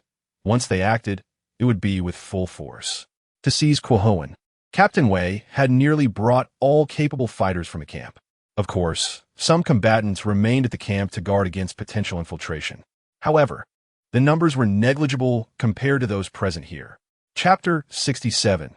Mercenaries regaining control of firearms. The team advanced quickly with the aid of the heavy snowfall. It was early morning, and barring any unforeseen events, it would be difficult for anyone to detect them before approaching Quohuan. Yet, sometimes surprises arise suddenly. Thanks to Wei Jinghong's warning the previous day, Wu Biao had taken multiple precautions. First was the transmission of information. The first floor outside was arranged with a point to receive messages transmitted from the lookout station above, while below, at the entrance to the underground parking lot. Others awaited updates as well. Next was the arrangement of the underground parking lot. Other than maintaining a clear safety passage from Building 9, he had blocked all other connections to the underground parking lot with ice, leaving only 2 as backups. Finally, he considered the arrangement of the training ground and the issue of personnel and weaponry. They had chosen to position the training ground near the passage of Building 9, away from the other usable safety passages. Regarding personnel equipment, at any given time, at least half of those entering the underground parking lot must be armed. They might not need to use their weapons, but it was imperative to have them available. Furthermore, Wu Biao had established 2 defensive positions in the shadows near the training ground, ensuring that at least one person would keep watch whenever they trained or cooked in the underground parking lot. In addition to these arrangements, Wu Biao had summoned everyone the previous night to emphasize that the guards must be vigilant regarding any movements around the community, and if any situation arose, they must ensure the information was relayed immediately. Although Wei Jinghong had not voiced any concerns, Wu Biao reflected extensively afterward. He understood that rather than merely reminding him, she was expressing her dissatisfaction in another manner. If it were not for the formidable strength and composure of Wei Jinghong and her companions, a lesser force would likely have succeeded the previous day. Knowing that intruders had breached the community and that information only reached internal forces just in time, it was clear that the defense was not merely lax. The protective strength was virtually non-existent. They might have escaped unscathed once, but could they guarantee the same for a second or third time? Humans are prone to error, but Wu Biao would not allow the same mistake to occur twice on his watch. Thanks to his preparations and reminders at this moment, a guard who had just completed the handover with a night shift in the outer building quickly spotted figures moving in the distance. A group of over 1,000 could not remain concealed, regardless of their caution. There's a situation. The alert guard issued a warning, and someone beside him promptly retrieved binoculars to peer into the snowy expanse. So many people? The guard's face displayed shock, yet he did not forget his duty. He relayed the information to the building's base immediately. Within moments, Wu Biao and his comrades, who were cooking in the underground parking lot, received the news. Is this never-ending? Wu Biao fumed. Manager, what should we do? Notify the sir. The women should return to Building 9, and everyone armed should immediately take up first-level alert. Speed is of the essence. Understood. Upon hearing Wu Biao's orders, the surrounding guards sprang into action. The women also did not remain idle. They removed the pots and unfinished dishes from the fire, and then retreated into Building 9. Arm them. Currently, only a few, including Lin Lei, remained inactive. Wu Biao merely glanced at them and instructed a guard to provide each with a weapon. Since being captured by Qinjiu, they had only handled weapons the day before. But after that, Wu Biao had taken them away. Now, looking at the rifles they held, Lin Lei and the others were surprised and turned their gaze toward Wu Biao. Are you not afraid we might turn against you in battle? Lin Lei inquired. Wu Biao dismissively replied, Yesterday, the lady entrusted you with valuable weapons, sending a clear signal that the sir does not fear you taking up arms against us. I lack the capability of the sir and several ladies, but I understand that your constraints have never been us. As long as the sir remains in this community, irrespective of your actions, your fate remains unchanged. Knowing this, what do I have to fear? If you truly wish to harm us, possessing a weapon or not would make no difference. By the way, starting today, you may move freely during your rest periods, as long as you do not leave the community. After speaking, Wu Biao did not concern himself with Lin Lei's reaction and swiftly led 2 guards toward the safety passage leading outside. Boss, what did Wu just say?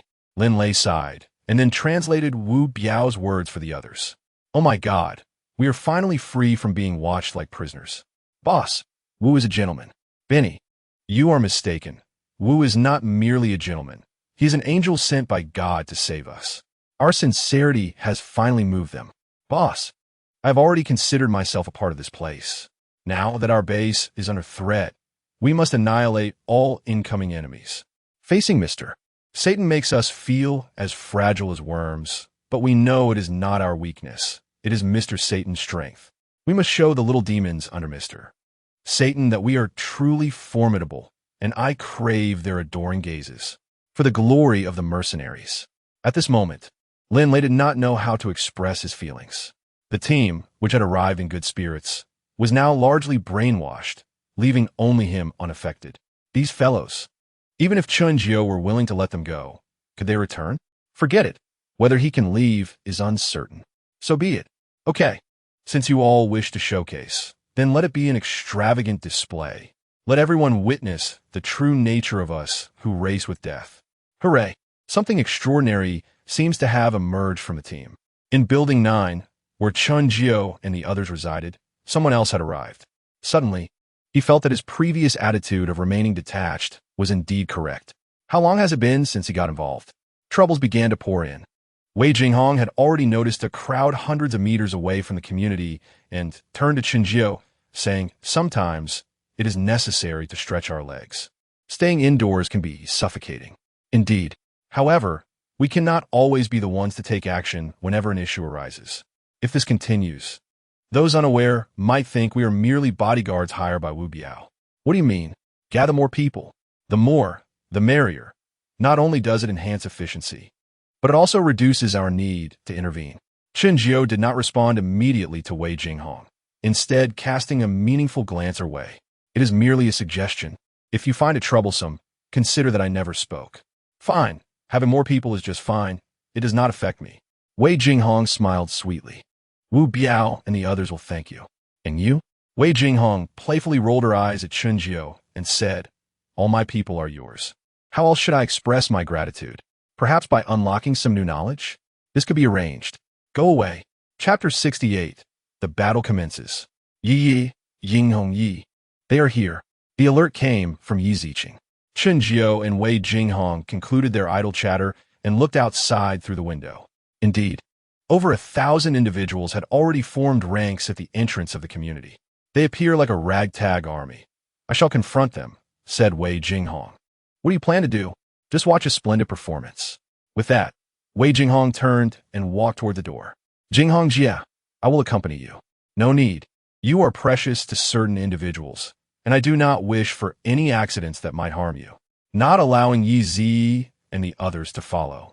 Wei Jinghong's figure quickly vanished from the sight of the three. An unsettled spirit. This was Chun Jio's evaluation of Wei Jinghong. Outside the community. Is this the place where Yang, Chao Qiang, and the others rushed in yesterday? Big Brother Wei inquired.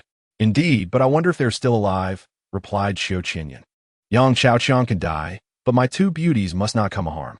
Rest assured, Brother Qiao, exceptional beauties are always scarce.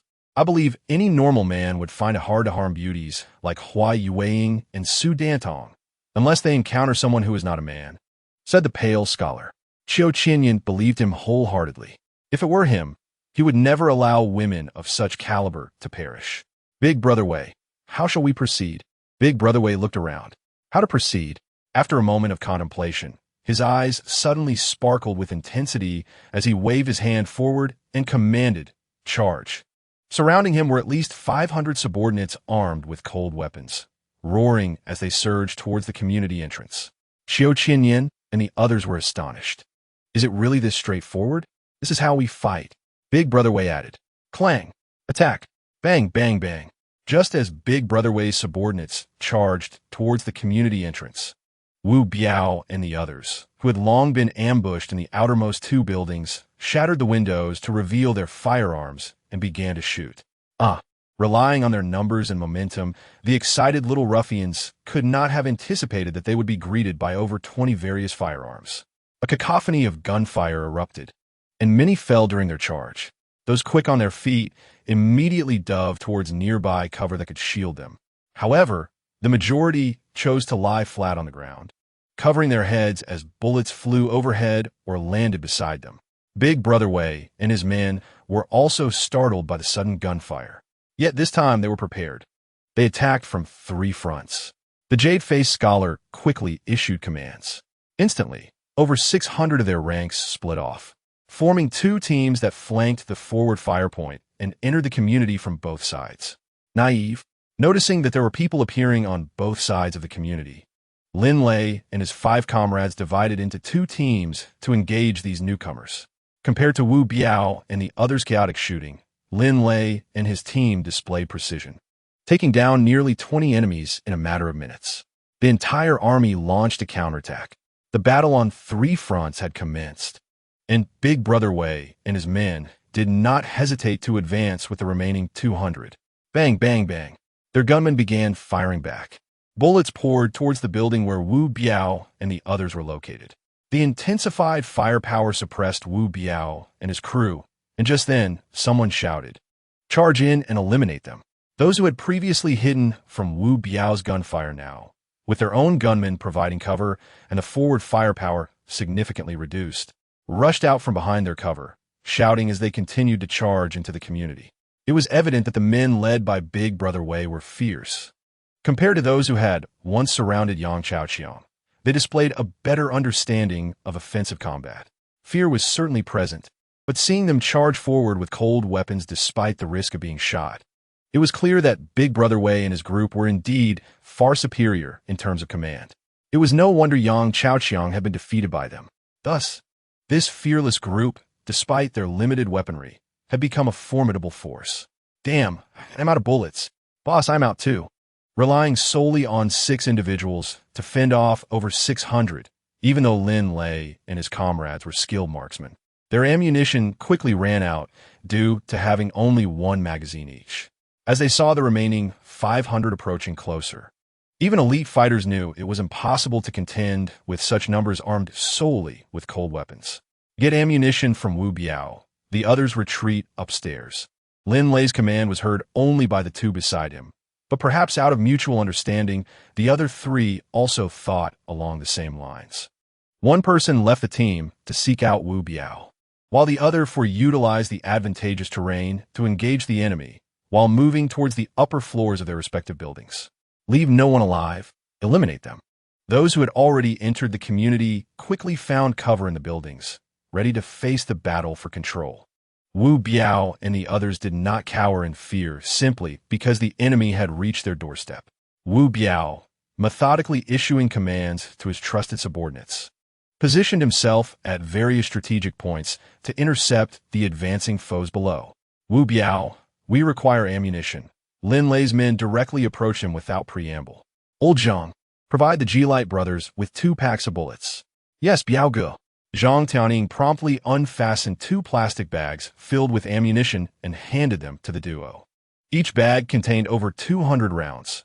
Use them sparingly, for once they are gone, Zhang Tianing advised. That will suffice.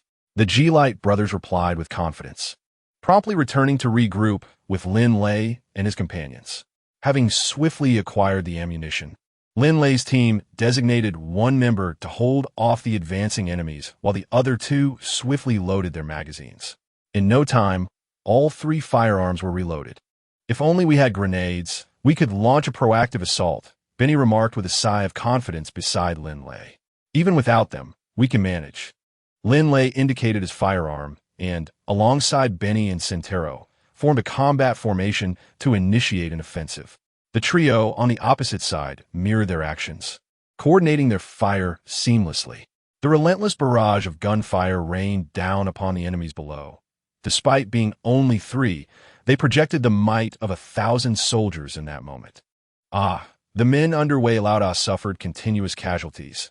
Those without firearms stood no chance against Lin Lei's group, while those armed, despite having opportunities to fire, were swiftly dispatched as Lin Lei and his team evaded. Goodness, are these foreigners truly that fierce? Wu Biao soon learned from his subordinates about Lin Lei's formidable prowess. Though astonished, he was not surprised. Did they truly believe that being captured rendered their opponents weak? They should consider whom they were facing. Not to mention, in their encounters at the parking lot, Wu Biao's men had yet to achieve any success against Lin Lei's team, except for Yi Zi and her companions. Had it not been for Chun Jio's earlier warnings, Wu Biao would have been oblivious to how many times his men had perished at Lin Lei's hands. Chapter 69. Solo Valor. Coordinate with the brothers. Do not envy them. As long as you survive, there will be opportunities to train with them, Wu Biao advised. Witnessing Lin Lei's battlefield capabilities, his men gradually transitioned from fighting individually to providing support around Lin Lei's group of 6. The unexpected assistance from Wu Biao's crew alleviated pressure on Lin Lei's team, allowing them to retaliate with even greater ferocity, resulting in a higher efficiency of enemy eliminations. Experts. The few remaining members of Wei Laoda, hidden in the stairwell of the second building to the right, deduced from the gunfire that formidable adversaries were present within the area, particularly as they observed their subordinates, who had initially advanced towards the 2 buildings, being forced back. Their perception grew sharper. Wei Laoda, the stairwell combat is unfavorable for us. It limits our numerical advantage. We cannot continue this way, spoke the scholar beside him. Then what do you suggest? We cannot simply abandon our efforts, Wei Laoda countered. Let us head to the underground parking lot. Survivors in such communities often seek refuge there due to heating issues. Undoubtedly, it will serve as their stronghold, housing ample supplies. If we can secure it, we can threaten their survival, and the spacious parking lot will allow our forces to fully deploy. A splendid idea. Let us proceed. Scholar, you are indeed a talent. I shall refer to you as the military strategist, Wei Laoda remarked without hesitation. There was no doubt about the scholar's words. Both they and Yang Chaoqiang's group had adopted similar strategies. Given the current weather, few forces remained in high-rise buildings. Without electricity or heating, enduring the cold in such structures meant a slow demise. The underground offered a larger space with comparatively higher temperatures, making it far more convenient for any activities compared to the frigid buildings. Without delay, Wei Laoda declared, let us move to the underground parking lot. Upon making the decision, the others quickly notified their teams to relocate underground. However, soon after, they were left dumbfounded. Their misfortune was evident. The path leading to the underground parking lot beneath their current building was one of the routes sealed off by Wu Biao and his men. Apart from Building 9, the only other access points to the underground parking lot were the 2 buildings closest to the community entrance, which Wu Biao's team was currently defending. Staring at the imposing ice wall blocking their way, the group couldn't help but twitch their mouths in disbelief. Let us return and seek alternate routes. I refuse to believe they can seal off all paths to the underground. The group swiftly retraced their steps. Upon returning to their previous location, they were surprised to find that the attackers from the 2 buildings that had assaulted Wu Biao's position had not returned. The knowledge that those 2 buildings could access the underground parking lot was immediately grasped by Wei Laoda's team. What shall we do, Wei Laoda? Qianwan inquired, his gaze wary of the 2 buildings outside. Should they charge out now, sacrifices would be inevitable. Previously, due to their numbers, the attackers from the 2 buildings had been unable to focus on them, resulting in minimal losses for their team, most of whom were clad in cold-resistant gear. But now, with the original attackers having retreated to the underground parking lot, if they would charge out, they would become easy targets for Wu Biao and his men above. The scholar was equally furious at this unexpected turn of events. He had not anticipated that the residents of this community would block the underground passage. Was this madness? The underground passage was not only a rare escape route in emergencies, but also a crucial space for residents to cook and vent smoke. While others wished for more ventilation points, the residents of this community had sealed off part of theirs. What were they thinking? The occurrence of such an absurdity had surpassed his expectations. It was no longer a matter of miscalculation on his part, but rather an indication that the residents of this community were devoid of rational thought. He could not fathom that, due to the existence of thermostats, Wu Biao and his men no longer needed to remain in the underground parking lot to keep warm. The minimal smoke generated daily in the underground parking lot was easily ventilated through 3 vents overnight. Wu Biao's team, unburdened by pressure, sealed off the routes without hesitation. Had it not been for the need to leave a few passages for air circulation, Wu Biao would have only considered leaving Building 9 as the sole entry point. Now, they had forced Wei Laoda and his crew into a dilemma. We shall wait. If our men below do not see us, they will surely send someone up to assess the situation. At that time, we can have them divert the attention of the enemies in the two buildings outside, while we make our move, Wei Laoda concluded, having no better plan at hand and wishing for his men below to quickly check the situation. His approach was sound. Unfortunately, what he could conceive, Wu Biao and his crew could also anticipate. At that moment, Wu Biao's group had already sealed off the two passages leading to the underground parking lot. Initially, they had found it puzzling why these individuals would choose to retreat to the underground parking lot instead of attacking the buildings, presenting them with an opportunity to catch them off guard. As for the issue of supplies, please, ever since the installation of thermostats, Wu Biao's group had relocated the vast majority of their resources to the floors of Building 9. A small amount remained in the underground parking lot, sufficient for only a meal or two. Often, they choose to transport items down from the upper floors. Now, they could do almost nothing but guard the 3 exits of the underground parking lot, leaving those below to starve. Lao Lin, there are still more than 40 people in the opposite building. What should we do? The enemies, led by Wu Biao, heading to the underground parking lot no longer require consideration. Only the group above, dressed in thermal suits, still needs to be dealt with. Just as I, Lin Lei, was about to speak, my expression suddenly changed, my gaze filled with shock as I looked out the window. What's wrong? Noticing Lin Lei's expression, Wu Biao curiously peered through the window at what lay outside. He was taken aback as well. The madam? What madam? More and more people turned to look outside, their expressions mirroring that of Wu Biao and Lin Lei as they stood frozen in place. Outside, Wei Jinghong was approaching the location where Wei Laoda and the others were. She did not conceal herself, but boldly stepped out from building number 9, exposing her figure to everyone's sight. Naturally, Wei Laoda and his group noticed Wei Jinghong. A woman? What does she intend to do? Don't shoot. She is a rare gem. We must not fire. Well, that last remark was made by Qiu Qianwan. While others worried for their safety, he took the initiative to speak on Wei Jinghong's behalf. Wei Laoda felt speechless.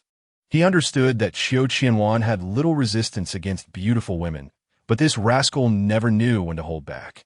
Had this fellow not encountered women in his past life? While internally mocking, Wei Laoda did not regard a single woman as a threat. Could she be sent by the other party to negotiate with us? The scholarly young man suddenly spoke. Ah, yes, she must be here to negotiate, and to ensure the success of the negotiations, they sent such a beautiful woman. They certainly do not wish for this negotiation to fail, Qiu Qianwan added, filling in the blanks in his mind. Wei Laoda ignored him and asked the scholarly young man, "What do you think?" There is a high possibility, but we cannot rule out other reasons. However, with so many of us, there is no need to fear a single person, especially if she is a woman, the scholar replied with a smile. Let us make one thing clear. During the negotiation, none of you should compete with me. Let me handle her first. When it comes to negotiations, no one understands better than I do, especially when negotiating with beautiful women, Qiu Qianwan eagerly stated. Wei Laoda and the scholar exchanged glances. The former inquired, and the latter nodded. The scholar agreed, primarily for the reason that letting Qiu Qianwan negotiate meant that if anything were to happen, they wouldn't be caught off guard. Women can often be the most dangerous. Wei Laoda was the backbone of their group. As long as he remained unharmed, they would not fail. As for Qiu Qianwan, his position in the group was self-evident. But if an irreversible crisis were to occur, sacrificing him for the team's sake would not be out of the question. At worst, they could have all the men in the vicinity accompany him in death. Qiu Qianwan, I believe a woman is even better. With the scholar's nod, Wei Laoda acquiesced to Qiu Qianwan's wishes. All right, you go, but the premise is that she is here to negotiate. Qiu Qianwan was thrilled. It must be. I have already seen through everything. You truly are a talent. As they spoke, Wei Jinghong had already arrived at the building where Wei Laoda and the others were located. Without hesitation, Wei Jinghong boldly entered the building alone. Would the madam be in danger? Watching Wei Jinghong enter the building where Wei Laoda and the others were, Wu Biao's heart raced to his throat. At that moment, Lin Lei snapped out of shock. Noticing the concern in Wu Biao's eyes, he calmly replied, "You should worry about those inside the building now." Huh? Why? What do you think? Wu Biao was taken aback. Suddenly, he thought of something. Oh God, may they not die too miserably. Wu, aren't you people from Long non-believers? Wu Biao nodded. That is why I asked God to bless them. Inside the building where Wei Laoda and the others were, the hallway was filled with shadows on both sides. Beautiful lady, you are here to negotiate, right? As Wei Jinghong's figure entered the view of Wei Laoda and the others, the ever-eager Qiu Qianwan immediately stepped aside from the crowd and rushed forward. To make Wei Jinghong feel his charm more clearly, he even removed his face mask and eye cover, revealing a mature visage adorned with a beard. Are you their leader? I am smitten. This voice is utterly captivating. I apologize, my Hua, my Tong. Brother has found true love. Consider my previous infatuation with you two as a mere accident. It is not now, but it soon will be. Just wait. Saying this, Qiu Qianwan turned to Wei Laoda, who stood by the door with the scholar. Wei Laoda, let me be the boss for a day, okay? Wei Laoda face-bombed. Fine, you're the boss. From now on, you're my boss. Is that all right? Hey, beautiful. Did you hear that? My former boss said I am now the boss. You can speak to me about anything. I, Qiu Qianwan, will not be vague in my commitments. At that moment, however, Wei Jinghong's gaze landed on Wei Laoda. As long as the boss is here, you are of no use. With a swift motion, before anyone could react, Wei Jinghong suddenly brandished a fruit knife, swiftly slicing Qiu Qianwan's throat. A powerful kick sent him crashing backward, his body acting like a cannonball, knocking several people behind him to the ground. Seizing the chaos, Wei Jinghong surged forward. The fruit knife in her hand became a tool of death. With each step she took, shadows fell one after another, their necks severed. Go, Wu. Just as Wei Laoda was about to retreat into the room behind him, Wei Jinghong was even quicker. With a distance of about 3 meters remaining, she hurled the fruit knife, piercing Wei Laoda's shoulder and pinning him against the door. With the fruit knife gone, Wei Jinghong drew a handgun from her waist and began shooting at the remaining people in the hallway. Each shot found its mark, claiming lives with deadly precision. Within moments, she stood before Wei Laoda. Die, you filthy woman. Wei Laoda barely had time to react before Wei Jinghong seized his gun-wielding hand, twisting it violently, rendering his arm a twisted mess. The excruciating pain made Wei Laoda scream in agony. Meanwhile, Qiu Qianwan slumped against the wall, one hand clutching his throat, pointed weakly at Wei Jinghong, summoning his last strength to utter, "My life is without regrets." As they were about to die, he was still trying to add drama to his character. This fellow must know he is merely a character in a story. I surrender. Wei Jinghong noticed another person inside the room with Wei Laoda. As she moved her gun, the individual immediately dropped to the ground, hands raised in surrender, showing no intent to resist. It was the scholar. This fellow was quite astute. The moment Qiu Qianwan was kicked away, he retreated into the room. Seeing Wei Jinghong appear at the door, he decisively discarded his weapon, preparing himself to bow down. His preparation proved useful. Surprised by the straightforwardness of the situation, Wei Jinghong found herself momentarily reluctant to harm him. It is rare for someone to recognize the situation to such an extent. Get up, take him with you, and let us go. No problem, goddess. The scholar sprang to his feet, moving toward Wei Laoda. Wei Jinghong took a few steps back down the corridor, maintaining a relatively safe distance and aiming her gun at him. Scholar, I have been good to you. The contorted face of Wei Laoda glared at the scholar. Wei Laoda, I call this being a man of insight. Our group of over 40 is no match for a single goddess. My resistance has become utterly meaningless. I implore you, my brother, for one last favor. In the next life, should you wish to kill or mutilate, feel free to do so. You are indeed quite pragmatic. It is all for the sake of survival, something you can comprehend. My apologies. Yet another wretched scream escapes from Wei Laoda's lips, akin to that of a slaughtered pig. The fruit knife lodged in his other arm was abruptly extracted by the scholar, leaving Wei Laoda caught off guard, nearly causing him to lose consciousness. At this moment, he does not harbor any resentment towards Wei Jinghong. Instead, he directs his ire towards the seemingly harmless scholar before him, wishing he could flay him alive and grind his bones to dust. The scholar, with a hint of resignation, remarks, I had warned you. I believed you understood. If I survive, I will do everything in my power to ensure you escape with me. For now, accompany me as we traverse this path together. The scholar harbors no doubts about Wei Laoda's words, nor does he forget what Wei Jinghong had instructed. Wei Laoda, his eyes aflame with fury, reluctantly follows the scholar's push towards one end of the corridor, with Wei Jinghong trailing closely behind. Before long, the three emerge from the building. Wu Biao and his companions, who had been observing from the adjacent structures, are elated by the sight. Quickly, assist the lady. With that, Wu Biao leads the charge down the stairs. Lin Lei and his companions remain stationary, yet their eyes reveal a profound sense of trepidation. How long did it take? Lin Lei sudelinquiris. G-Light inhales deeply. From the moment the screams began to the cessation of gunfire, it was no more than 20 seconds. Boss, I have no intention of challenging her in this lifetime. Fortunately, she has two benevolent angels by her side. Their presence is our salvation, and I relish the sensation of being bested by them. It seems the boss has already earned the right to confront the female demon. Benny interjects unexpectedly. Indeed, Lin Lei has triumphed over Yi Zi and Yi Ziqing, having vanquished all those who dare to challenge him, including Wu Biao. There is no rush. I still need time to reflect. Yes, indeed, reflection is essential. Outside, Wu Biao has reunited with Wei Jinghong. Madam, are you injured? Wu Biao inquires anxiously. Wei Jinghong responds. Ensure they are thoroughly interrogated. I want the individuals from the underground parking lot alive. Undeterred by the lack of a desired response, Wu Biao affirms, understood, madam. Immediately, he directs his subordinates to restrain the scholar and Wei Laoda.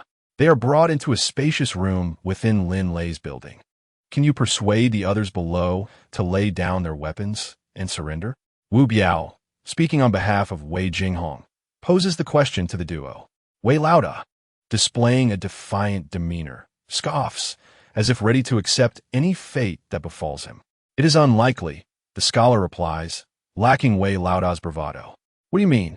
After a moment's contemplation, the scholar responds earnestly. He is a commendable leader. He provides the best resources for the fighters in his team, ensuring that their families are prioritized and free from worry. For his own people, there is no question. As long as he lives, there will be many who resist. And should he fall, countless will seek vengeance. Upon hearing the scholar's words, Wei Jinghong and her companions furrow their brows, casting a glance at Wei Laoda that carries an unusual weight. In this post-apocalyptic world, leaders who treat their subordinates as if they were soldiers willing to die for them are rare. Do not assume that such soldiers are merely laborers bearing hardship. True soldiers are those who are well cared for by their leaders and would not hesitate to lay down their lives when the moment calls for it.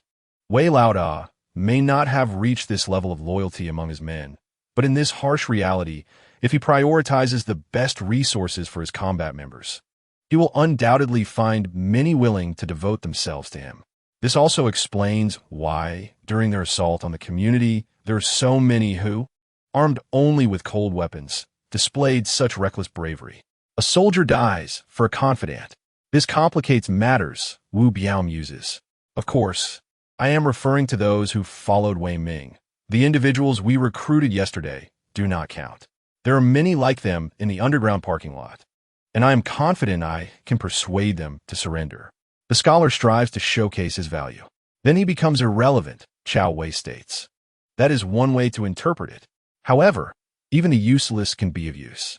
After we seized Yang Chaoqiang's territory, many of the newcomers suffer losses, harboring resentment towards Wei Ming. If I can eliminate him in front of them, persuading them will become much easier. Furthermore, regarding our base 3 kilometers away, if you esteemed leaders trust me, I can bring back everything from there, including the people. That base still houses over 1,000 individuals, predominantly women, which I believe you would find appealing. After expressing this, the scholar glances anxiously at Wei Jinghong. You are quite impressive, Wei Jinghong suddenly remarks.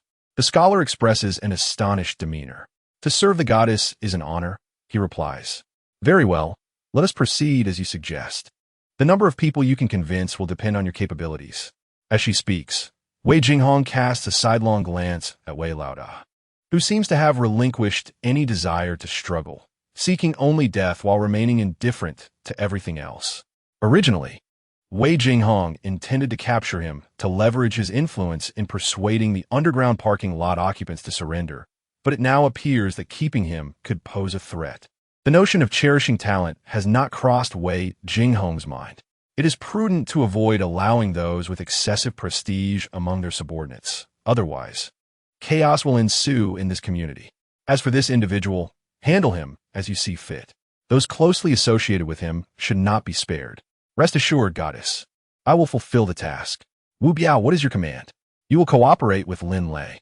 At this point, Wei Jinghong's beautiful gaze lingers on Lin Lei for a moment before she smiles enigmatically, adding, including the task of gathering the population from 3 kilometers away. Ensure he remains within your sight. If he shows any signs of defiance, eliminate him immediately. Yes, my subordinates understand. Very well, let it be so. Despite the considerable effort expended, the results have not met expectations. Alas, I wonder how I will endure the mockery of that individual upon my return. With that, Wei Jinghong rises from her seat. We bid farewell to the madam, Wu Biao and his subordinates chorus. Wei Jinghong waves her hand, her figure gradually fading from sight. Biao Gu, is it acceptable to address you in this manner? The scholar inquires. With Wei Jinghong's presence now absent, Wu Biao shifts his gaze back to the scholar. It is fine. What would you like to ask? Biao Gu indeed possesses keen insight. I was just about to voice my inquiry. Flattery is universally appreciated, and Wu Biao is no exception, particularly when this individual speaks so eloquently. Enough with the pleasantries. Of course, the scholar, with a playful grin, remarks earlier, I heard you refer to the goddess as madam. Is there another prominent figure within this community? Upon hearing the scholar's curiosity about Qinjiao, Wu Biao regards him with a knowing look. Biao Gu, did I inquire about something I should not have? Not at all. Your question was quite appropriate. Indeed, there is another gentleman in our community. You should consider yourselves fortunate that he does not regard you as significant. Had it been him today, you would not only lack the opportunity to strategize for the madam, but would find it difficult to set foot in this community. Could it be that the gentleman you speak of is more powerful than the madam? Wu Biao appears to be lost in thought. More powerful? You're still too young. Not long ago, this gentleman single-handedly repelled 600 fully armed members of the Ling Tian base without a scratch. Remember, it was a direct confrontation. That battle left the members of Ling Tian base terrified. Can such power be described as merely strong? The scholar finds it unfathomable to imagine a single individual turning back 600 fully armed warriors. In addition to the Ling Tian GD, are those not the very individuals who are selling weapons to them? It is unexpected that such enigmatic and formidable figures in their eyes harbor grievances with Cui Huan. The mysteries abound. Yet, can humans truly possess such strength? If given the opportunity, you shall witness it. Now, let us promptly fulfill the tasks assigned by the lady. Having chosen to align with us, harbor no ulterior motives. Offending the lady will lead to consequences you cannot bear. Absolutely not. Such a powerful faction would be impossible to find even with a lantern. I yearn to serve them to the utmost. How could I entertain other thoughts? I must trouble Brother Biao to escort this individual to the entrance of the underground parking lot. Thereafter, you shall observe my performance. That would be most prudent. Wu Biao nodded, then instructed his subordinate to support Wei Ming as they proceeded towards the secure exit of the building. Chapter 72. Calculations abound. The subsequent events unfolded with minimal obstacles. Wei Ming's reputation was indeed commendable. However, upon encountering Xu Sheng, the instigator, those who had only joined their ranks yesterday under Yang Chaoqiang found themselves incited to violence against Wei Ming's associates. Wei Ming's demise, coupled with the support of Wu Biao and his team, rendered the opposition nearly devoid of combat capability. While some did not surrender, Xu Sheng, fearing treachery, proposed that Wu Biao eliminate all of Wei Ming's followers who had voluntarily surrendered, whether for self-preservation or to present a satisfactory report to Wei Jinghong. Thus, Xu Sheng's betrayal of Wei Ming was absolute. Originally, over 1,000 individuals had arrived at the underground parking lot, but the battle had claimed nearly half their number. The remaining individuals were primarily from Yang Chaoqiang's previous faction. Xu Sheng could not guarantee that these individuals genuinely surrendered to Wu Biao. but their credibility far surpassed that of those who had followed Wei Ming. Next, we shall approach our encampment, where over 200 of Wei Ming's former associates and a dozen marksmen remain. Brother Biao, as we draw near, I will lead these individuals inside to secure the situation, after which you and Brother Lei can enter to deal with the aftermath. Understood. Just remember my words. If you dare entertain any treacherous thoughts, whether we live or die is inconsequential. But even if you flee to the ends of the earth, you will face certain death from the lady. Understood. I will not take my life lightly. Wu Biao nodded in satisfaction. Subsequently, he arranged for some of his men to maintain vigilance within the vicinity while he, accompanied by 6 others, including Lin Lei and his 6 companions, departed the area with Xu Sheng and the 500 newly allied individuals. In the room where Chun Jiao and the others resided, Wei Jinghong had returned. The spectacle she intended to showcase did not materialize, leaving them feeling disappointed. At this moment, Wei Jinghong met Chen Yu's enigmatic smile. Yi Ziqing and Yi Zi sat on the sofa, clutching chips in anticipation of a grand performance. Wei Jinghong shot a glance at the Yi sisters and, amidst their laughter, stated, "I did not foresee that there were schemers among them." Their entrance into the underground parking lot was beyond my expectations, and Wu Biao's arrangements were particularly surprising. It was a dead end, and I did not have the opportunity to execute my plans. Thus, in accordance with your previous speculation, what do you propose to do? Lure the enemy into a trap, then capture them within that trap. This trap, however, does not lie in the underground parking lot. It should be positioned above ground. Then, you will descend like a divine soldier, intimidating all present, and subsequently implement a strategy to pacify them. This will also serve to establish an invincible and formidable image among the newcomers. Chun Jiao added. Wei Jinghong nodded. Wu Biao's actions were indeed serendipitous. Yet among those who attacked us, the decision to abandon the building in favor of the underground indicates they possess some level of intellect. Chun Jiao's demeanor grew tranquil. Do not underestimate ordinary individuals.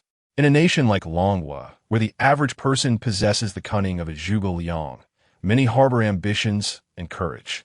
Previously, their thoughts were constrained by the environment, but now that this shackle has been removed, their understanding surpasses imagination. Wei Jinghong wholeheartedly concurred. Approaching Chun Jiao, she gazed at the departing group from the community's entrance. I truly should not have underestimated them. Even minor changes among the common folk can yield significant impacts on a broader environment. You clever individuals often overthink things. What scheme do you have in mind by allowing Lin Lei and the others to leave the community? You have discerned my intentions? Chun Jiao chuckled inwardly. Though reluctant to dwell on trivial matters, he was not oblivious. Throughout their interactions, Lin Lei and his 6 companions appear to have fully integrated into their community. Yet that was merely a facade. The other 5 may have developed a sense of belonging, but Lin Lei's resolve would not be easily swayed. Within the community, staying too close to Chun Jiao, even a perceptive individual like Lin Lei, would have to conceal his ulterior motives. He understood that as long as Chun Jiao was present, escape was not an option. However, now that there was an opportunity to depart the community and venture 3 miles beyond, Chun Jiao believed Lin Lei would not remain patient. Similarly, if Chun Jiao could deduce this, Wei Jinghong, being astute, would not be oblivious either. Yet, she still dispatched Lin Lei. And Chun Jiao could not believe that such a decision was made without ulterior motives. So what are your true intentions? With her thoughts laid bare, Wei Jinghong could only smile helplessly. It is nothing significant.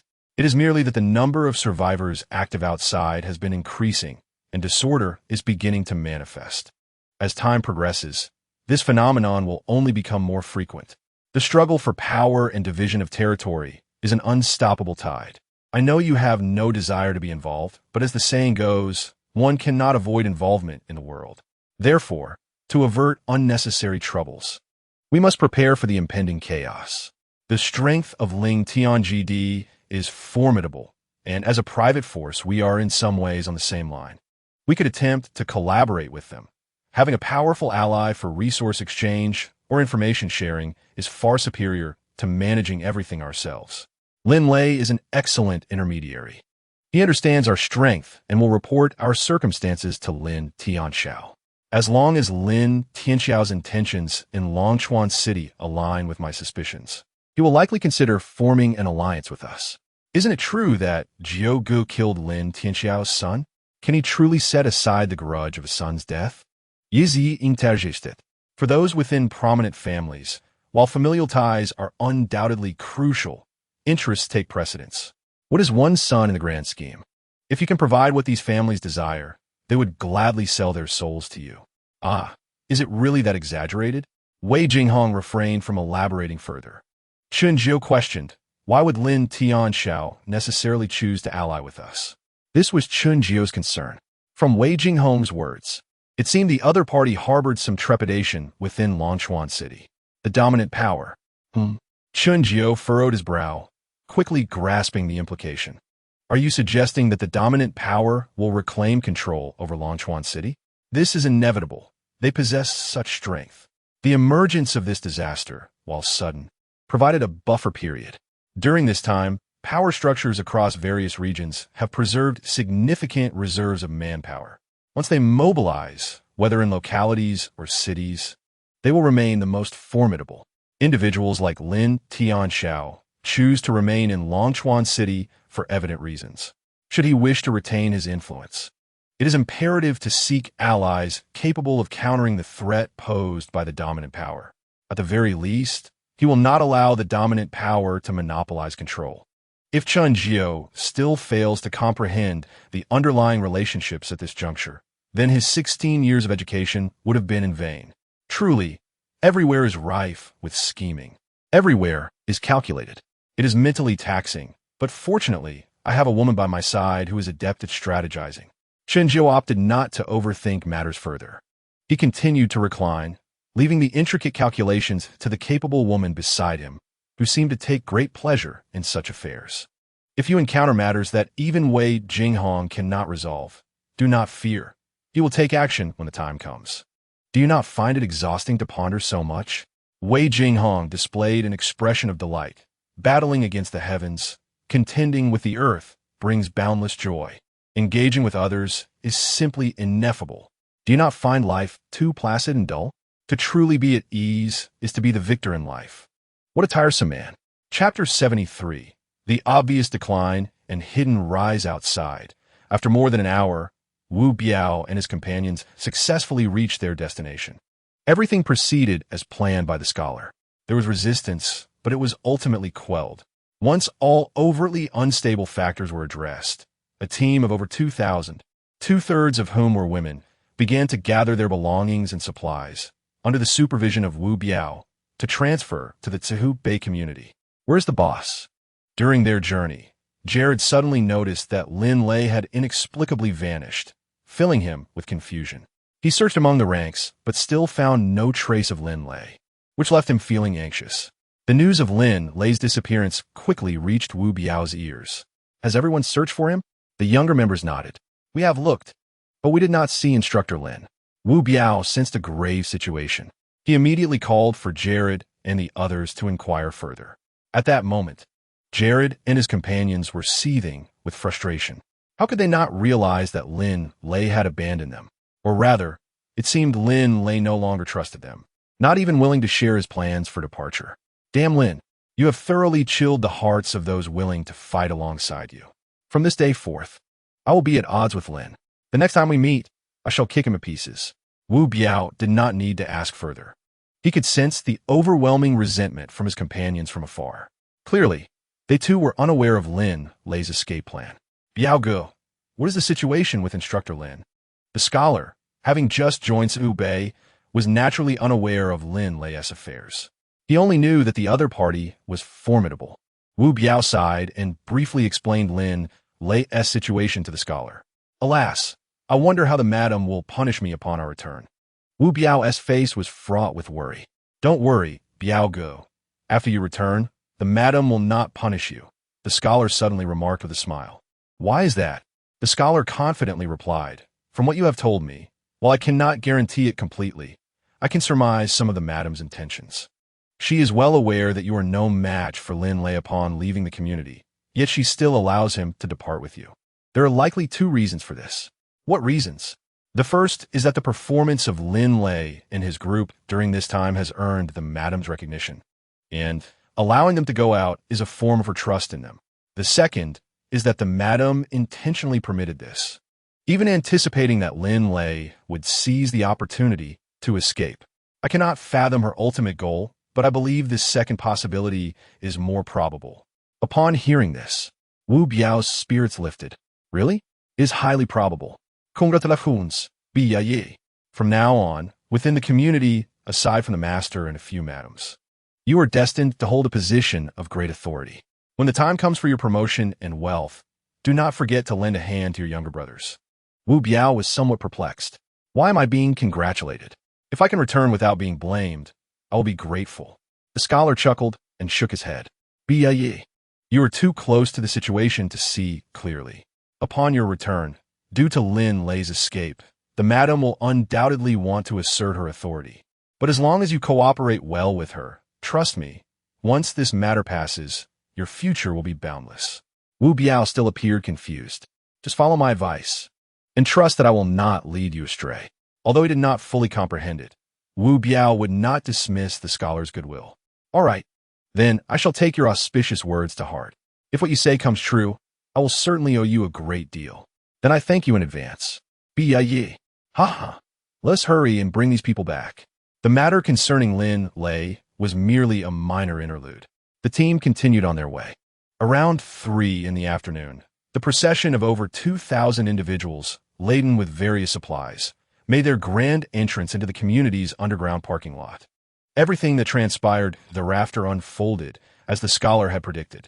Upon learning of Lin Lei's escape, Wei Jinghong publicly punished Wu Biao and removed him from his position as the spokesperson for Zhubei, appointing Zhang Taning to take his place. Throughout this process, Wu Biao calmly accepted everything, even delivering a lengthy apology spanning thousands of words for allowing Lin Lei to escape.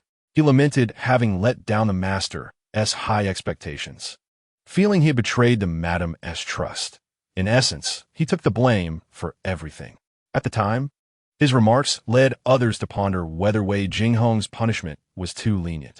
Given the numerous transgressions he cited, even being executed would have seemed a light consequence.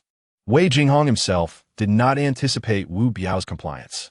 Could it be that this fellow has discerned my intentions? Wei Jinghong found himself doubtful. Once the newly arrived individuals were settled, that evening, Wu Biao was summoned to the room where Chunjiu resided. This was Wu Biao's first time entering this place. Previously, he had only stood guard outside. In the living room, Wu Biao stood in the center, while Chunjiu and others were seated on the sofa. The current atmosphere bore a resemblance to a council meeting. Wei Jinghong looked at Wu Biao and smiled. Speak. How did you deduce that Lin Lei was intentionally let go by me? Madam, Lin Lei was indeed released on purpose by you? Wu Biao had not expected the scholar's previous conjecture to hold true. With Wu Biao's expression, even a fool could discern that something was amiss. Wei Jinghong's interest was piqued. Who told you this? Recollecting himself, Wu Biao dared not be negligent and recounted the scholar's earlier deductions to Wei Jinghong and the others. This scholar is no ordinary person. Yi Ziking remarked it. Her sister, Yi Zi, nodded in agreement. Interesting, Wei Jinghong mused, then turned his gaze toward Chunjiu. Chunjiu found Wei Jinghong's method of managing subordinates somewhat tedious. Yet, considering that the other party was currently his woman, he thought to indulge her whims for the sake of establishing authority in the minds of Wu Biao and the others, treating it as a form of entertainment. Rising, Chunjiu made a trip to the master bedroom. Subsequently, he brought out an energy-saving lamp, a water dispenser, and a matching water heater. This is a gift from Jinghong. The lamp can be used for 1 year once turned on. How to use it is up to you. The water dispenser has a self-heating function once activated. You need not worry. It will generate a certain amount of pure water daily. The water heater operates similarly. I will have the maid assist you in moving it to the room on the 22nd floor near the stairs. From now on, you will reside on the 22nd floor. Set aside external matters. Your primary responsibility henceforth is the safety of Building 9. A barrage of words from Chunjiu left Wu Biao utterly stunned. The scholar's words had once again proven true. Listening to the rewards that Chunjiu offered, considering the floor he would now occupy and the duties assigned to him. He thought, oh my, I have been stripped of my position as the spokesperson for Tsuhu Bay, yet I am now promoted to the chief steward. It may seem like a demotion, but my authority appears to have grown. What does being the steward next to the master signify? I shall be among the closest to the sovereign. Any significant movements or news from above, I shall be the first to know. Under one roof, above 10,000, I have truly ascended. First, it is from the master. Jinghong has conferred this upon you. Noticing Wu Biao's excitement, Chun Jiao reminded him. Yes. It is from the madam. I am grateful for the madam's nurturing and trust. From this day forth, I am willing to serve the master and madam, even at the cost of my life. You do not hold any grievances regarding my previous punishment? That cannot be. Even if the madam did nothing, I would view it as motivation and encouragement. I am deeply grateful. How could I harbor any resentment towards a madam? Your performance has been noted. Those who are loyal to us shall not be treated unfairly. Now, go call someone to help move the items. Today, you have worked hard as well. After dinner, make sure to have a good night's rest. Indeed, I shall not disturb you, esteemed sir and madams. As he spoke, Wu Biao suppressed the excitement within him, feeling somewhat lightheaded, and he scarcely remembered how he left. Chapter 74. Foster Father, is this true? Once Wu Biao summoned the maid from the 22nd floor to move the gifts bestowed by Chun Jiao to his new room, he eagerly opened the door, instantly becoming the brightest star in the eyes of the maids. Brother Biao, will we be able to bathe here in the future? Bathing with water melted from ice cubes is both cold and unsafe. The lighting here is truly brilliant. I wish to live in such a room. Hearing the flattery from the beautiful maids, Wu Biao felt as though he had reached the pinnacle of his life at that moment. This sensation was something he had never experienced even when he became the property manager of this community. Not a problem, as long as I don't need it. You all are welcome to use it. Brother Biao is so kind. No wonder the esteemed sir and madams hold you in such high regard. We all look forward to your care in the future. Wu Biao did not lose himself in the maid's adulation. He did not forget the person who had prepared him psychologically in advance. Therefore, after trying out the new appliances, Wu Biao went to the parking lot to find Xu Sheng. Brother, I must thank you properly. Without your reminder, I would not have attained my current status. You have no idea. This time, the esteemed sir and madams have rewarded me with many wonderful gifts. Xu Sheng replied, Brother Biao, you are being too modest. Even without my reminder, given the esteemed sir and madam's regard for you, what you have now would have come to you eventually. I merely added a touch of embellishment. One cannot say it that way. From now on, you, Xu Sheng, are my sworn brother, unrelated by blood. Lao Zhang, Lao Chao, did you hear that? Congratulations to brother Xu Sheng. From now on, we are all family. If you need anything in this community, feel free to let us know. Zhang Tianing, Gao Wei, and others chimed in. Xu Sheng remained humble, responding graciously. By the way, brother, Xu Sheng is not your real name, is it? That was my oversight. My real name is Su Sheng. Before the snow disaster, I was a junior student. Because my name is similar to Xu Sheng, people began calling me that. You are still a university student. No wonder you are so clever, Wu Biao said, pulling Su Sheng's shoulder affectionately. Among those I brought back this time, I discovered quite a few foreign girls. How about I help you choose a few tonight? The best ones, originally elegant and refined. Su Sheng's eyes sparkled at these words. Foster father, please allow me to bow before you. Who doesn't have their interests and hobbies? Meanwhile, at Ling Tian building, in order to return quickly, Lin Lei had been on the move without a break. Fortunately, after more than 3 hours, he finally saw the building he had been longing for. Sir, Lin Lei has returned. In the office where Lin Tianxiao was, the old steward suddenly entered and whispered in his ear. Lin Tianxiao, who had been reviewing the recent developments at Ling Tian base, stiffened and immediately stood up in surprise. Lin Lei has returned? Yes, I have arranged for him to wait outside. Quickly, let him in. The old steward nodded and went out to call Lin Lei. Uncle Lin, I have failed your trust. Please punish me. Lin Lei entered the office, and upon seeing Lin Tianxiao, he stepped forward and half knelt on the ground, bowing his head, his tone filled with shame. The old steward, perceptive, closed the door, leaving the space for the two. Lin Tianxiao quickly walked around the desk to personally help Lin Lei up. Just return safely. That is what matters. Uncle Lin, no need to explain. Cool me. Sit down with me and tell me what you have experienced during this time. Lin Tianxiao led Lin Lei to a nearby sitting area. He did not ask how Lin Lei had returned, nor did he blame him for the mission's failure. His tone was filled only with concern and urgency. Lin Lei was not one to be overly sentimental. As he sat with Lin Tianxiao, he immediately recounted everything that had happened to him, including the incident where Lin Feng and the others were eliminated by Chen Jiao on the very day they entered Chui Huan. He spoke for over half an hour, and throughout this time, Lin Tianxiao did not interrupt. Once Lin Lei finished, Lin Tianxiao's expression grew serious. Did you discover why they were so strong? Lin Tianxiao was inquiring about Chen Jiao's strength. From Lin Lei's account of Chen Jiao's existence, combined with the information brought back by Qin Feng and the others, Lin Tianxiao no longer doubted the existence of someone who could single-handedly hold back thousands. What he was now concerned about was the reason behind their strength. One person can stand against 1,000 troops. If I could master such a method of becoming stronger, how could I fear that my grand ambitions would not come to fruition? Apologies, Uncle Lin. The crux of the problem lies with Chen Jiao and his 3 women. Do you think we have a chance to capture one of them? I mean, along with your brothers and the more than 100 mercenaries we currently possess? Lin Lei shook his head. Uncle Lin, until you face that man, you cannot imagine his power. Conventional weapons have no effect on him. What is even more despairing is that his speed and strength have reached inhuman levels. Capturing him alive is virtually impossible unless we use heavy weaponry to bombard the area they are in.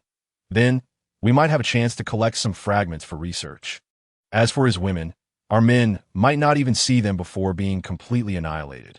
Hearing Lin Lei's words, although Lin Tianxiao was reluctant, he had to concede defeat. However, he remembered Chen Jiao. Extraordinary power? No one does not desire it.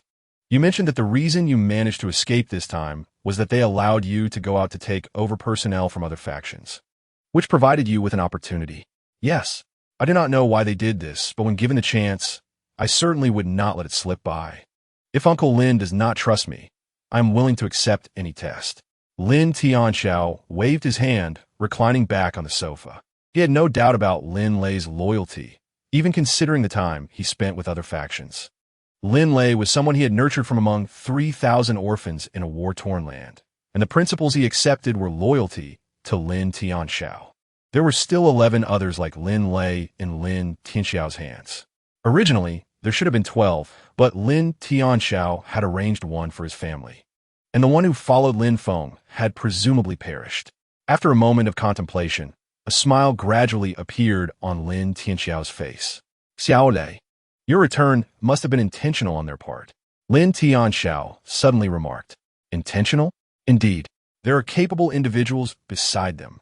They realized you would not remain obedient in their base, so they devised a plan, allowing you to return to my side. Lin Lei would not doubt Lin Tianxiao's words. He too was not ignorant.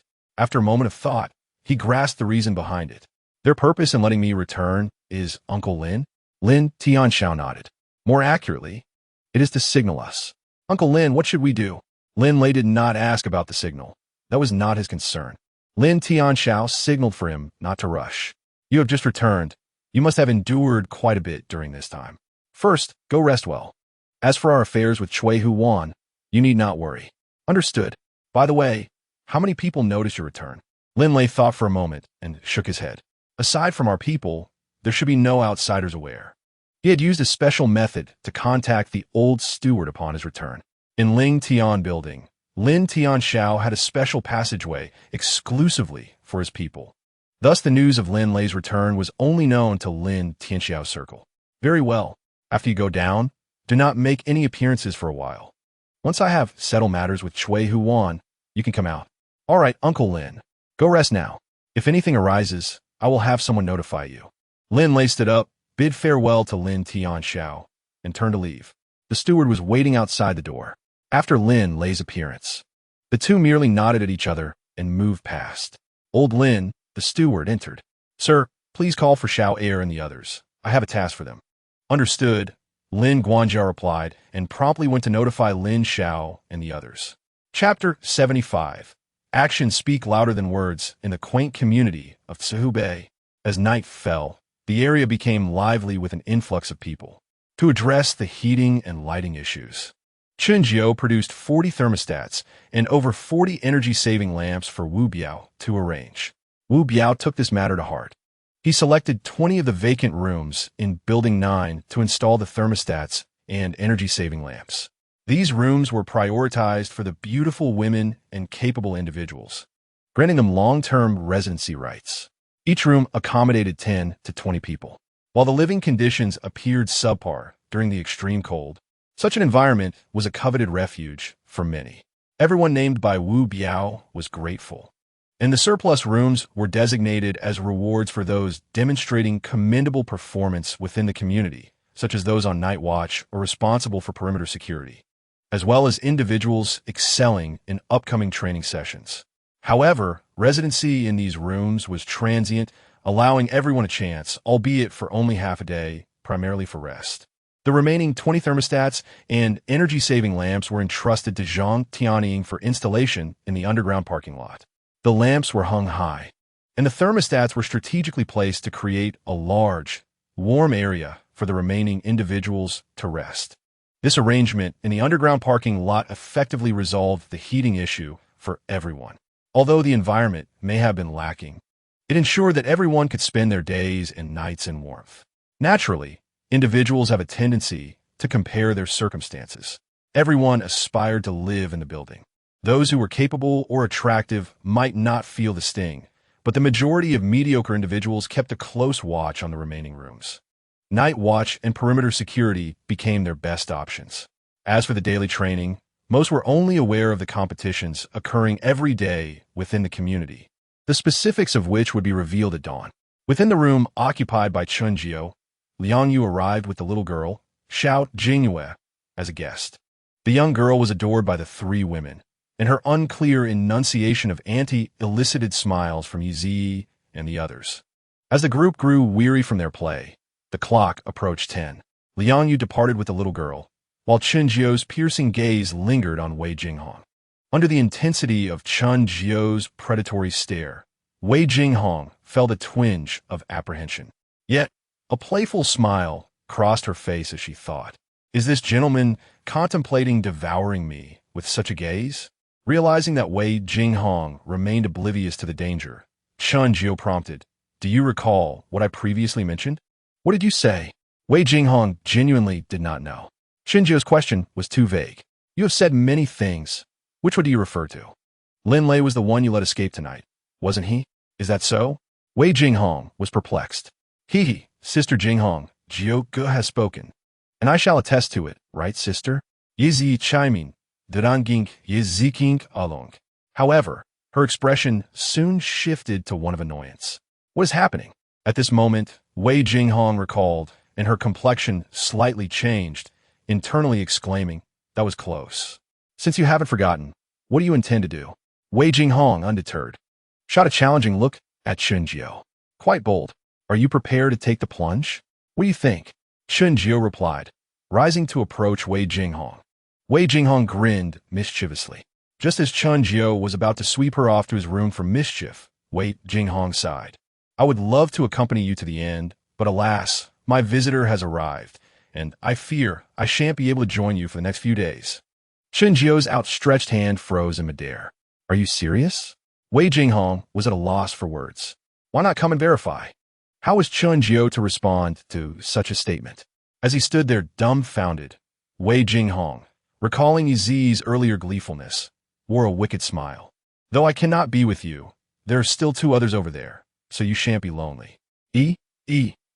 Yizi, unexpectedly caught in the crossfire, hesitated. "Don't tell me you are coming too?" Chunjiu's face darkened. Yes, not only me, but my sister as well." "What a coincidence, all on the same day." "Indeed. Jiuge, we speak the truth." To assure Chunjiu, Yizi emphasized her statement. Giggling, Wei Jinghong could no longer contain herself. Amused by the sheer absurdity of the situation, Chunjiu's mouth twitched in response. "What is this? It seems some individuals may face discomfort in the coming days. Wei Jinghong declared triumphantly. Chun Jiao glared at Wei Jinghong, clenching his teeth. I never go back on my word. If I say all night, then it shall be all night. Ah, Chun Jiao, what are you doing? I did not deceive you. Let me down. I know.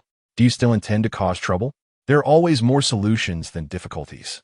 Wei Jinghong, she stuttered, then blushed. I shall bite you.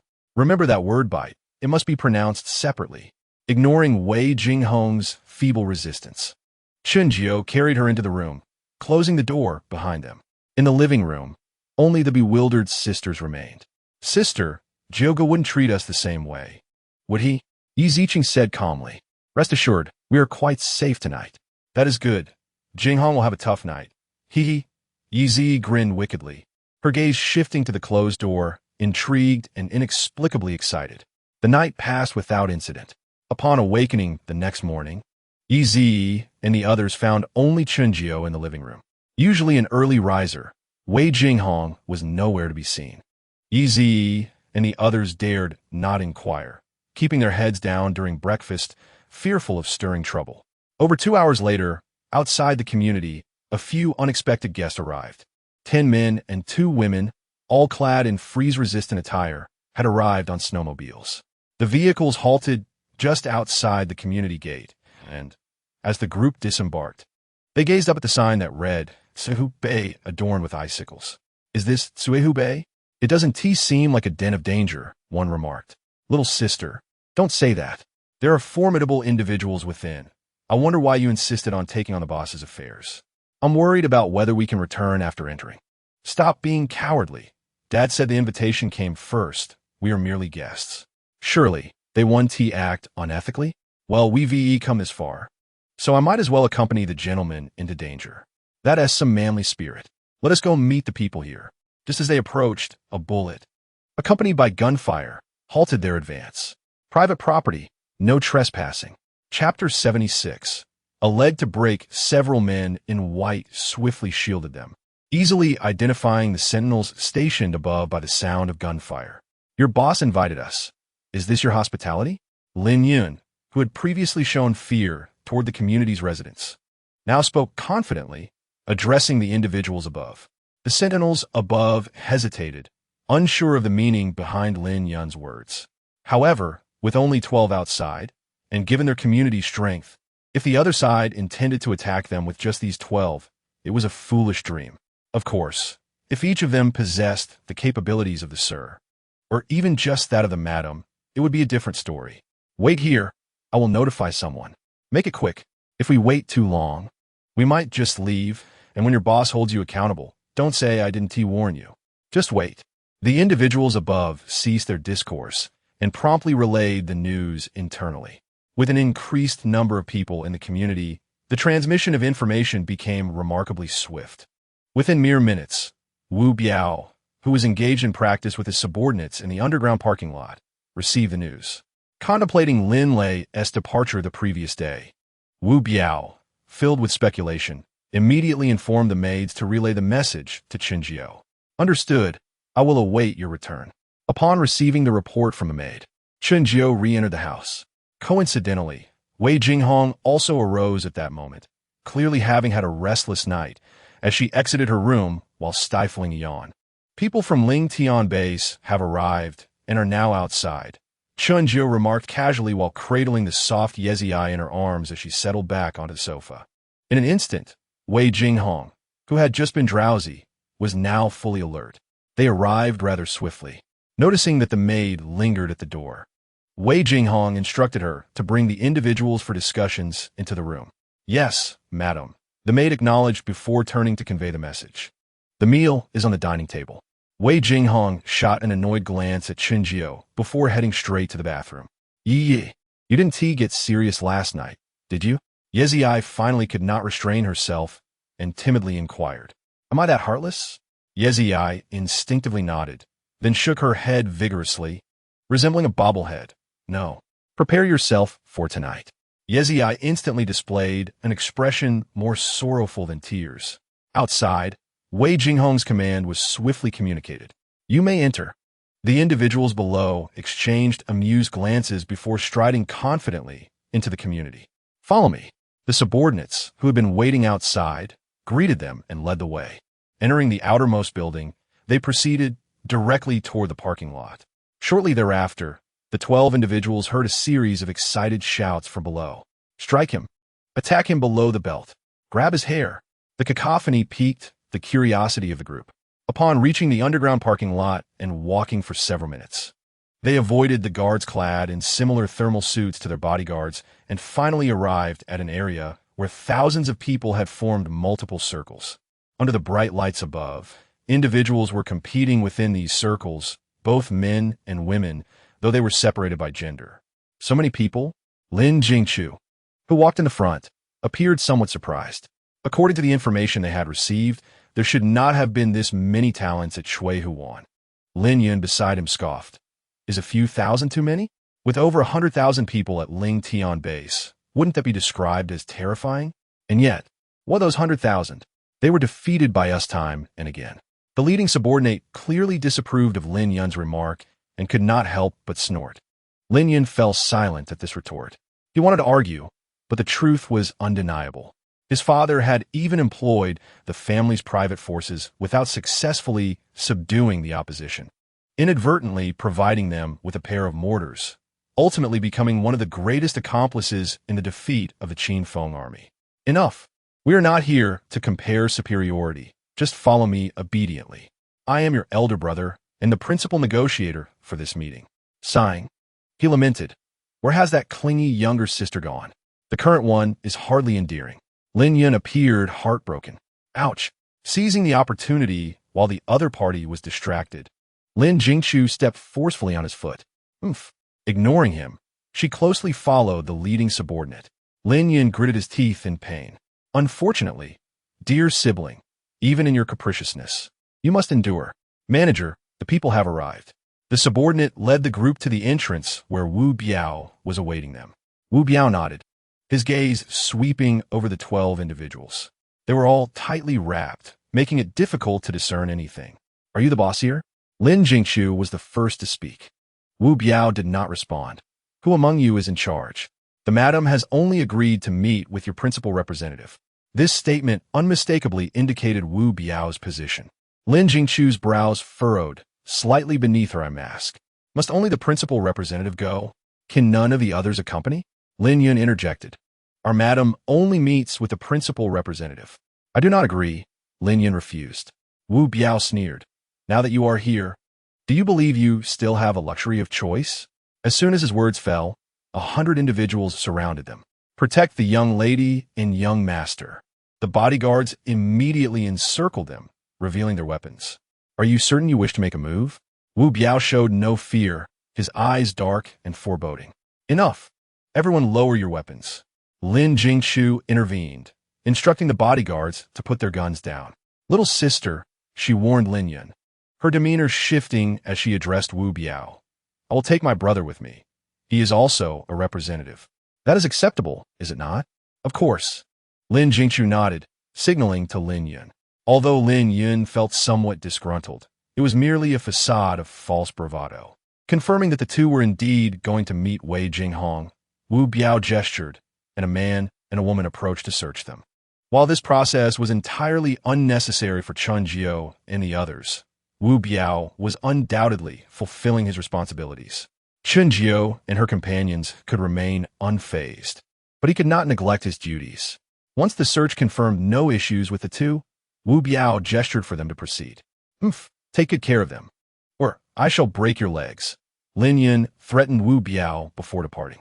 Wu Biao remained unfazed, watching as the two followed the subordinate through the secure passage. Upstairs, it took merely half an hour for the Lin siblings to arrive at the door of their destination. I'm utterly exhausted. Is a leader here unwell? Living this high up without an elevator, does he not find it burdensome to ascend and descend daily? 23 floors. I have never traversed such a challenging path in my life. Lin Yun complained, feeling as if he had never walked such a difficult road. Lin Jingchu felt similarly.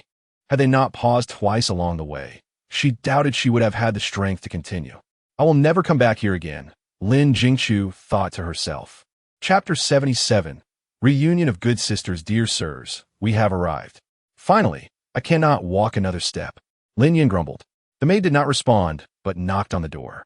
Soon, the door was opened from within. Madam, the guests have arrived. The one who opened the door was Yi Ziqing, who merely glanced at the two without discerning anything. You may return. Call for you if needed. Understood. The maid respectfully nodded and turned to leave. Guomin, Yi Ziqing beckoned, stepping aside to allow them entry. The siblings did not hesitate and walked inside. The door closed behind them. It is not cold inside. You may remove your thermal suits. No, I feel more comfortable dressed this way, Lin Yun replied, refusing to comply. Lin Jingqiu echoed his sentiment. However, they did remove their goggles and masks, revealing their faces. Yi Ziqing did not press the matter further, leading them through the entrance and into the hall. You have arrived? Wei Jinghong, waiting in the hall, said calmly. At first, Lin Jingqiu and her brother focused their attention on Chun Jiao, who was cradling Yezhi in his arms, but upon hearing a sound from the sofa to the side, they turned their heads. Upon seeing who it was, both were taken aback. Sister Jinghong? Wei Jinghong? Wei Jinghong, equally surprised, turned to face them. Jingqiu, Lin Yun, why are you two here? Wei Jinghong expressed her astonishment. It truly is you. How did you end up here? Recognizing a familiar face, especially one of a close sister, Lin Jingqiu immediately let go of her earlier aloofness and approached Wei Jinghong with a mix of surprise, sitting beside her and linking arms with her.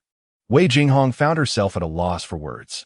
She had anticipated that Lin Tianxiao would dispatch a mature and composed individual for the negotiations, perhaps a seasoned negotiator.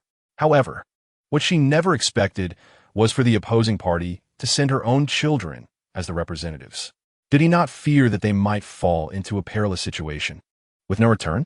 I did not foresee that it would be you who arrived. What was Uncle Lin thinking? Enough of that. You haven't yet explained how you found yourself here. Shouldn't you be in the imperial capital? Did Uncle Jingmin not inform you when they departed?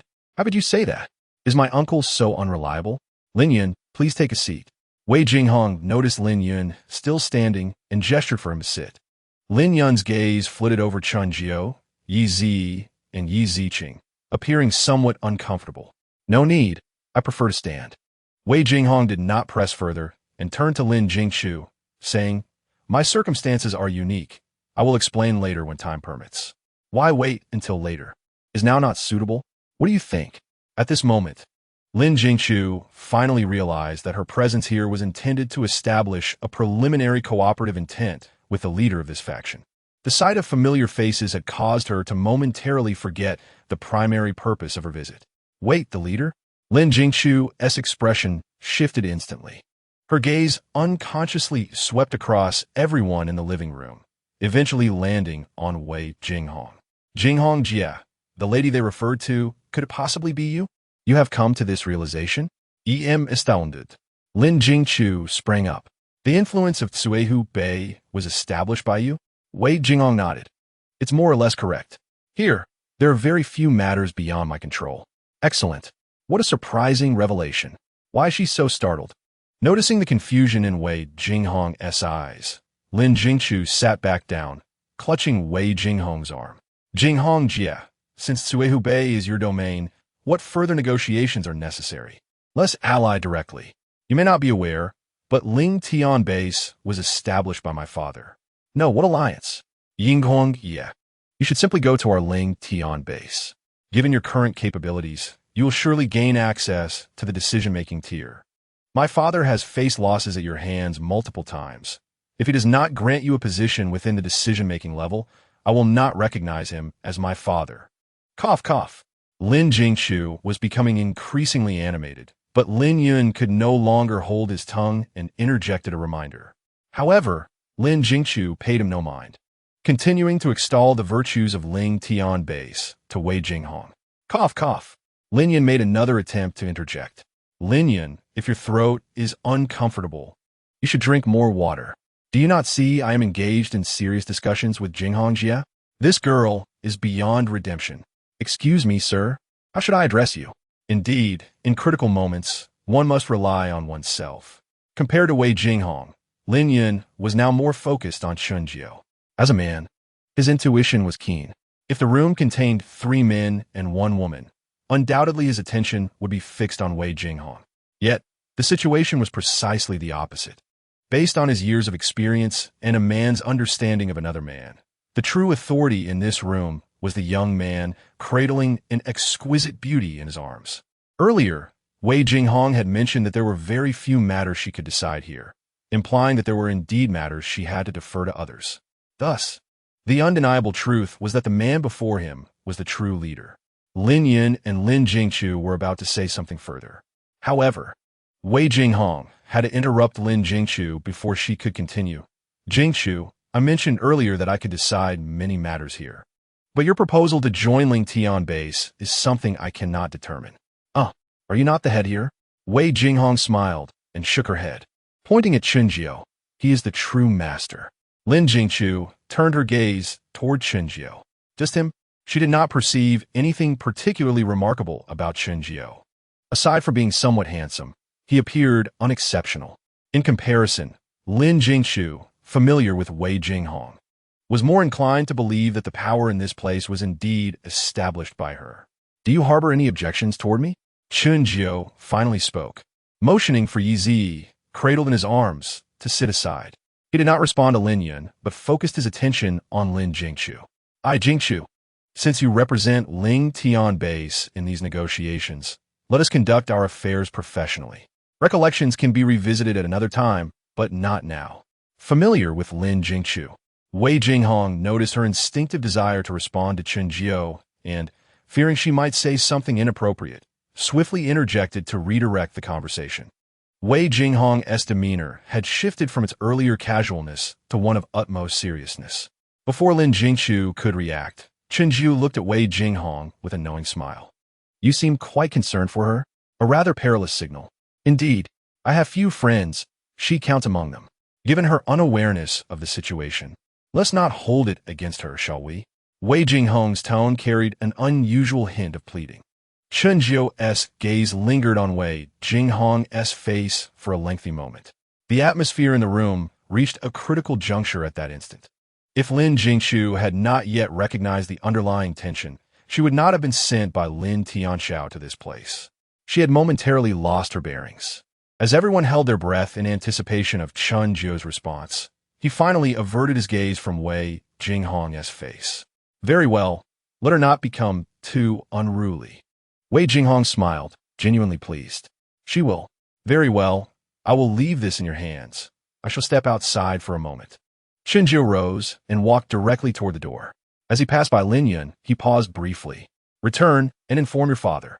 Next time, do not send a woman to negotiate. She is not suitable. Without waiting for Lin Yun's reply, Chunjiu exited.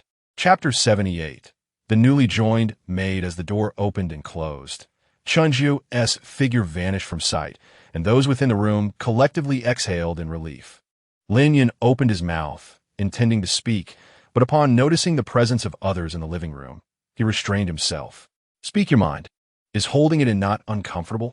Eager to express himself, Lin Yun felt as if a heavy burden had been lifted after hearing Wei Jinghong's words. Just who was that individual?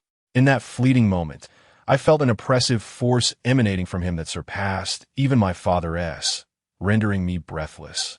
Did you not already surmise this? He is the true leader here. I know you're not inquiring about that. I mean his past.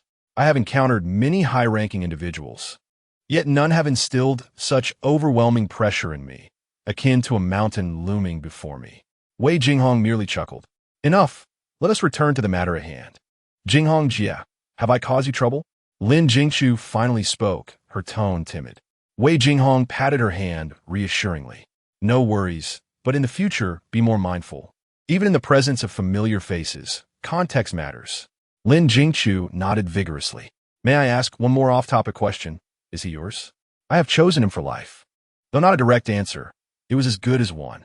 Lin Jingchu was somewhat astonished and incredulous. Let us cease idle chatter here, now.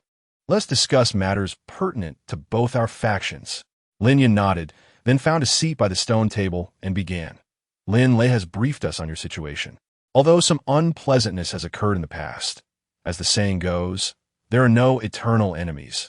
only everlasting interests. As long as we have common ground moving forward, everything can be negotiated. This is the correct attitude toward negotiation. Wei Jinghong responded. Naturally, without common ground, we would not express any intention of cooperation.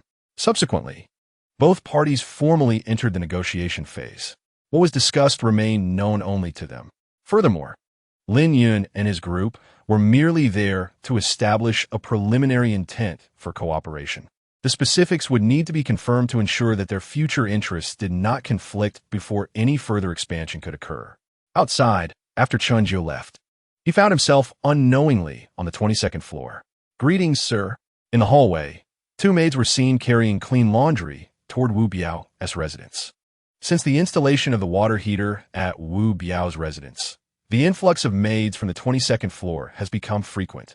Naturally, this occurs during the day while Wu Biao trains in the underground parking lot. Wu Biao dares not make any advances towards these maids. From the moment he escorted them to the 22nd floor, he marked them with a label of private ownership.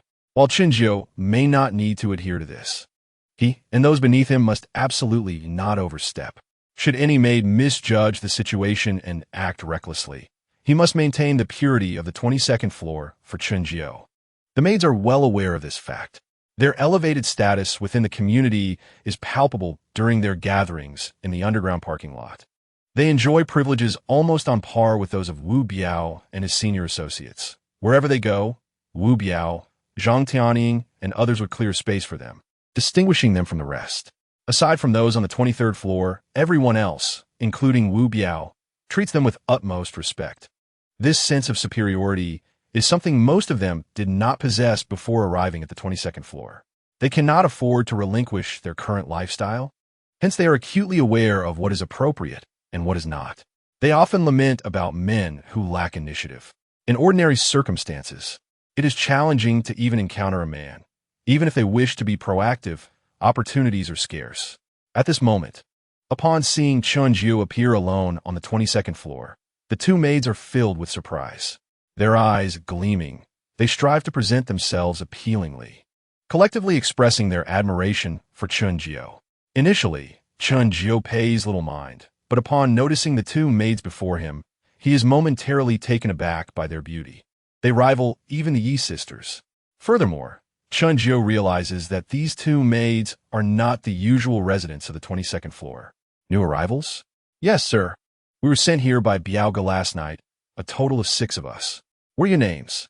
Responding to the sir, I am Hua Yueying. I am Su Dantong. Hua Yueying and Su Dantong introduced themselves.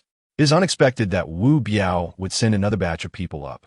Judging solely by the appearance of these two, it is evident that the quality of individuals Wu Biao has sent this time surpasses that of the previous ones. What brings you here?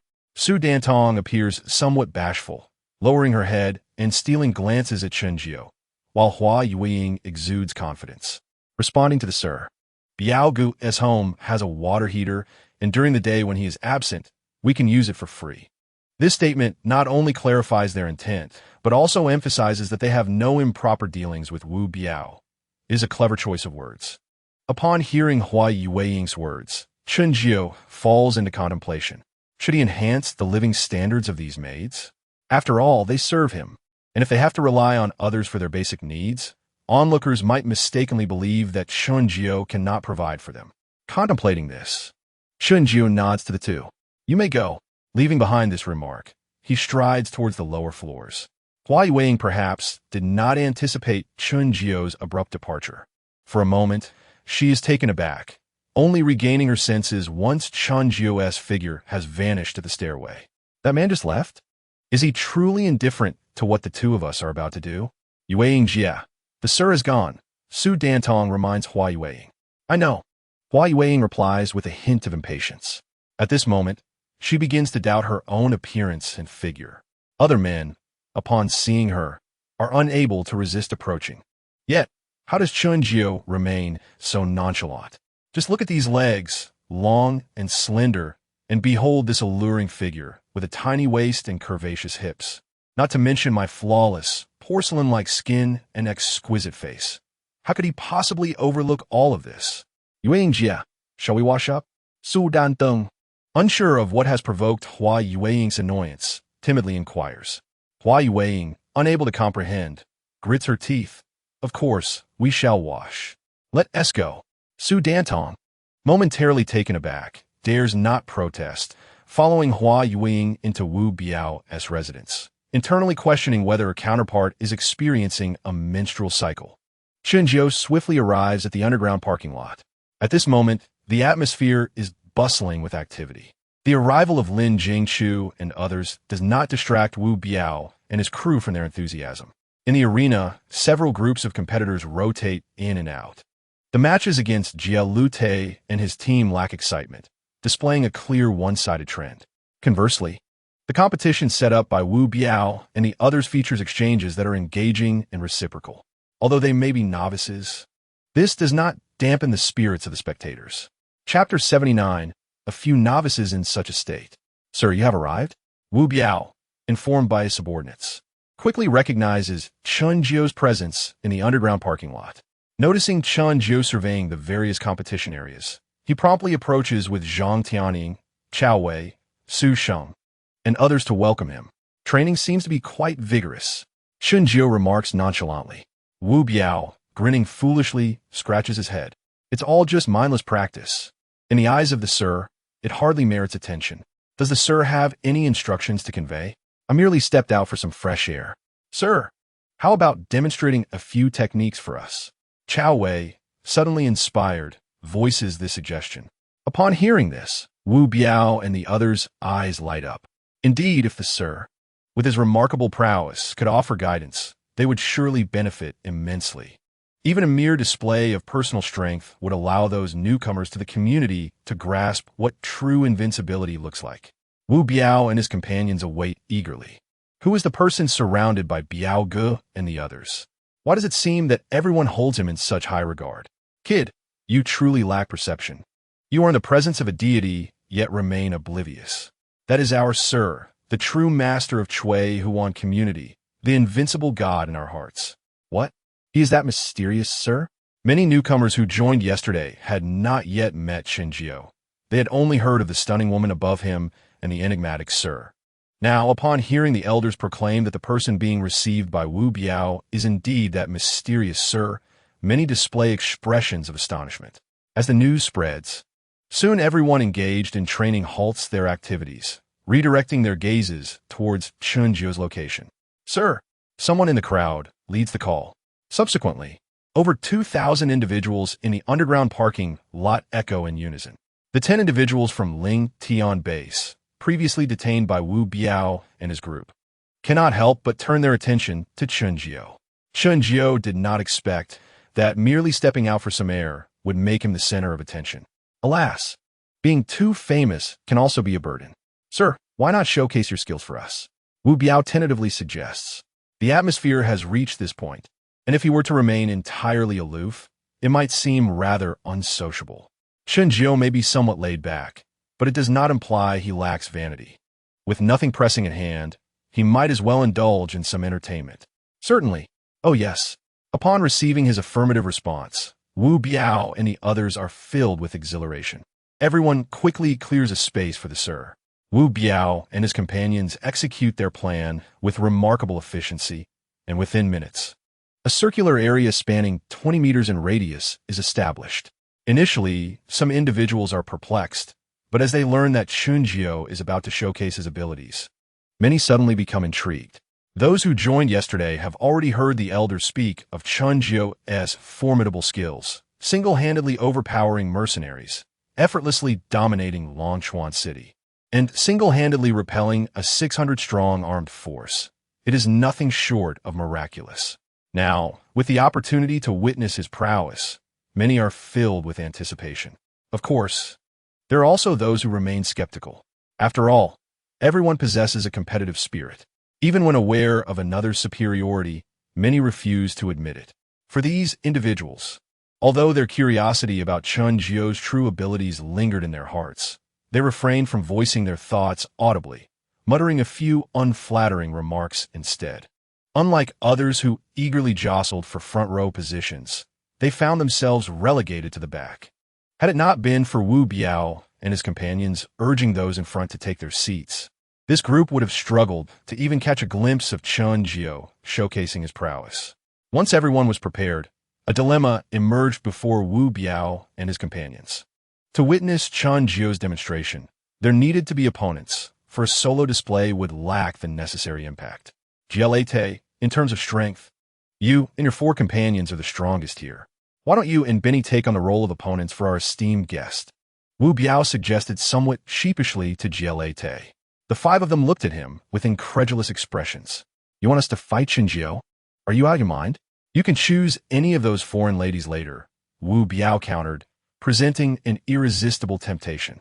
Honestly, whether it's about women or not doesn't concern me. I simply wish to spar with our esteemed guest. This opportunity is too precious to miss, Froys interjected earnestly. I share the same sentiment. To personally experience the power of Lord Satan would render my life complete, Jialete added, seemingly resolute. Upon meeting Jialete's gaze, Wu Biao felt a shiver run down his spine. A promise is a promise, he declared. Having procured a training dummy, Wu Biao hastened to Chunjio's side. Sir, I've arranged for Jialete and his companions to serve as your opponents. Would that be acceptable? Chunjio's eyes swept over Jialete and the others. Just moments before, the 5 had summoned their courage to accept Wu Biao's request, but upon feeling Chunjio's gaze upon them, their resolve wavered. Was it truly worth risking everything for a few women? No need, I have my own opponent.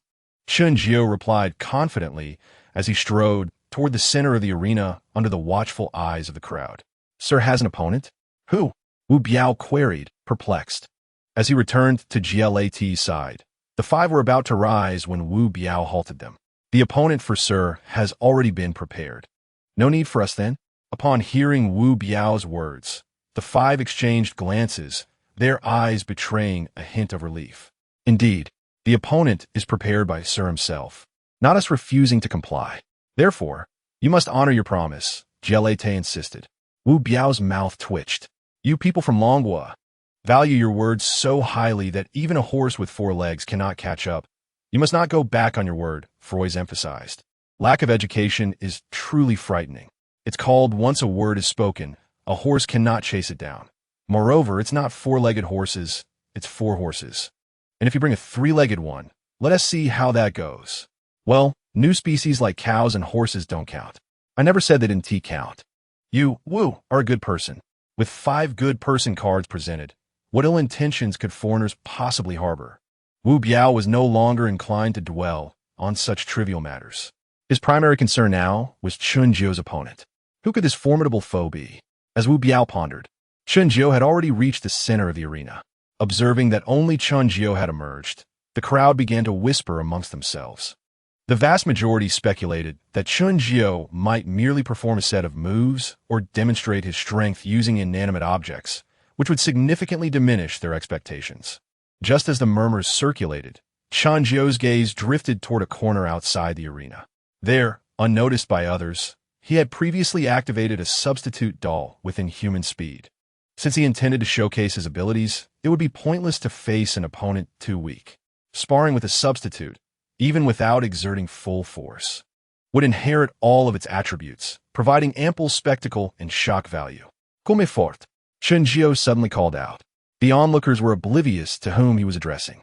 As Wu Biao and the others looked around in confusion, a figure cloaked in night attire, brandishing a sheathed blade in each hand, emerged from behind a crowd. Chapter 80. Martial arts brought into reality. A killer? A masked assassin? What a cool outfit. The appearance of the substitute undoubtedly stirred quite a commotion among the audience. Noticing only a pair of eyes visible beneath the mask, many spectators expressed curiosity and astonishment. Is that the opponent of our esteemed guest? Wu Biao and his companions gazed intently at the emerging figure. The substitute, resembling a cold-blooded assassin, disregarded the gazes of those around him and approached the center of the arena. He halted about 5 meters from Chunjio, his frigid aura causing the surrounding onlookers to sense his extraordinary presence. This man in black is formidable. One of the 10 individuals brought by Lin Jingchu remarked to his companion. The latter, maintaining his focus on the 2 in the arena, nodded earnestly. His aura is overwhelming. How is he achieving this? Just as they began to speak, the substitute made his move. He casually tossed a Tang Hung Dao to Chunjio. Is this how it begins?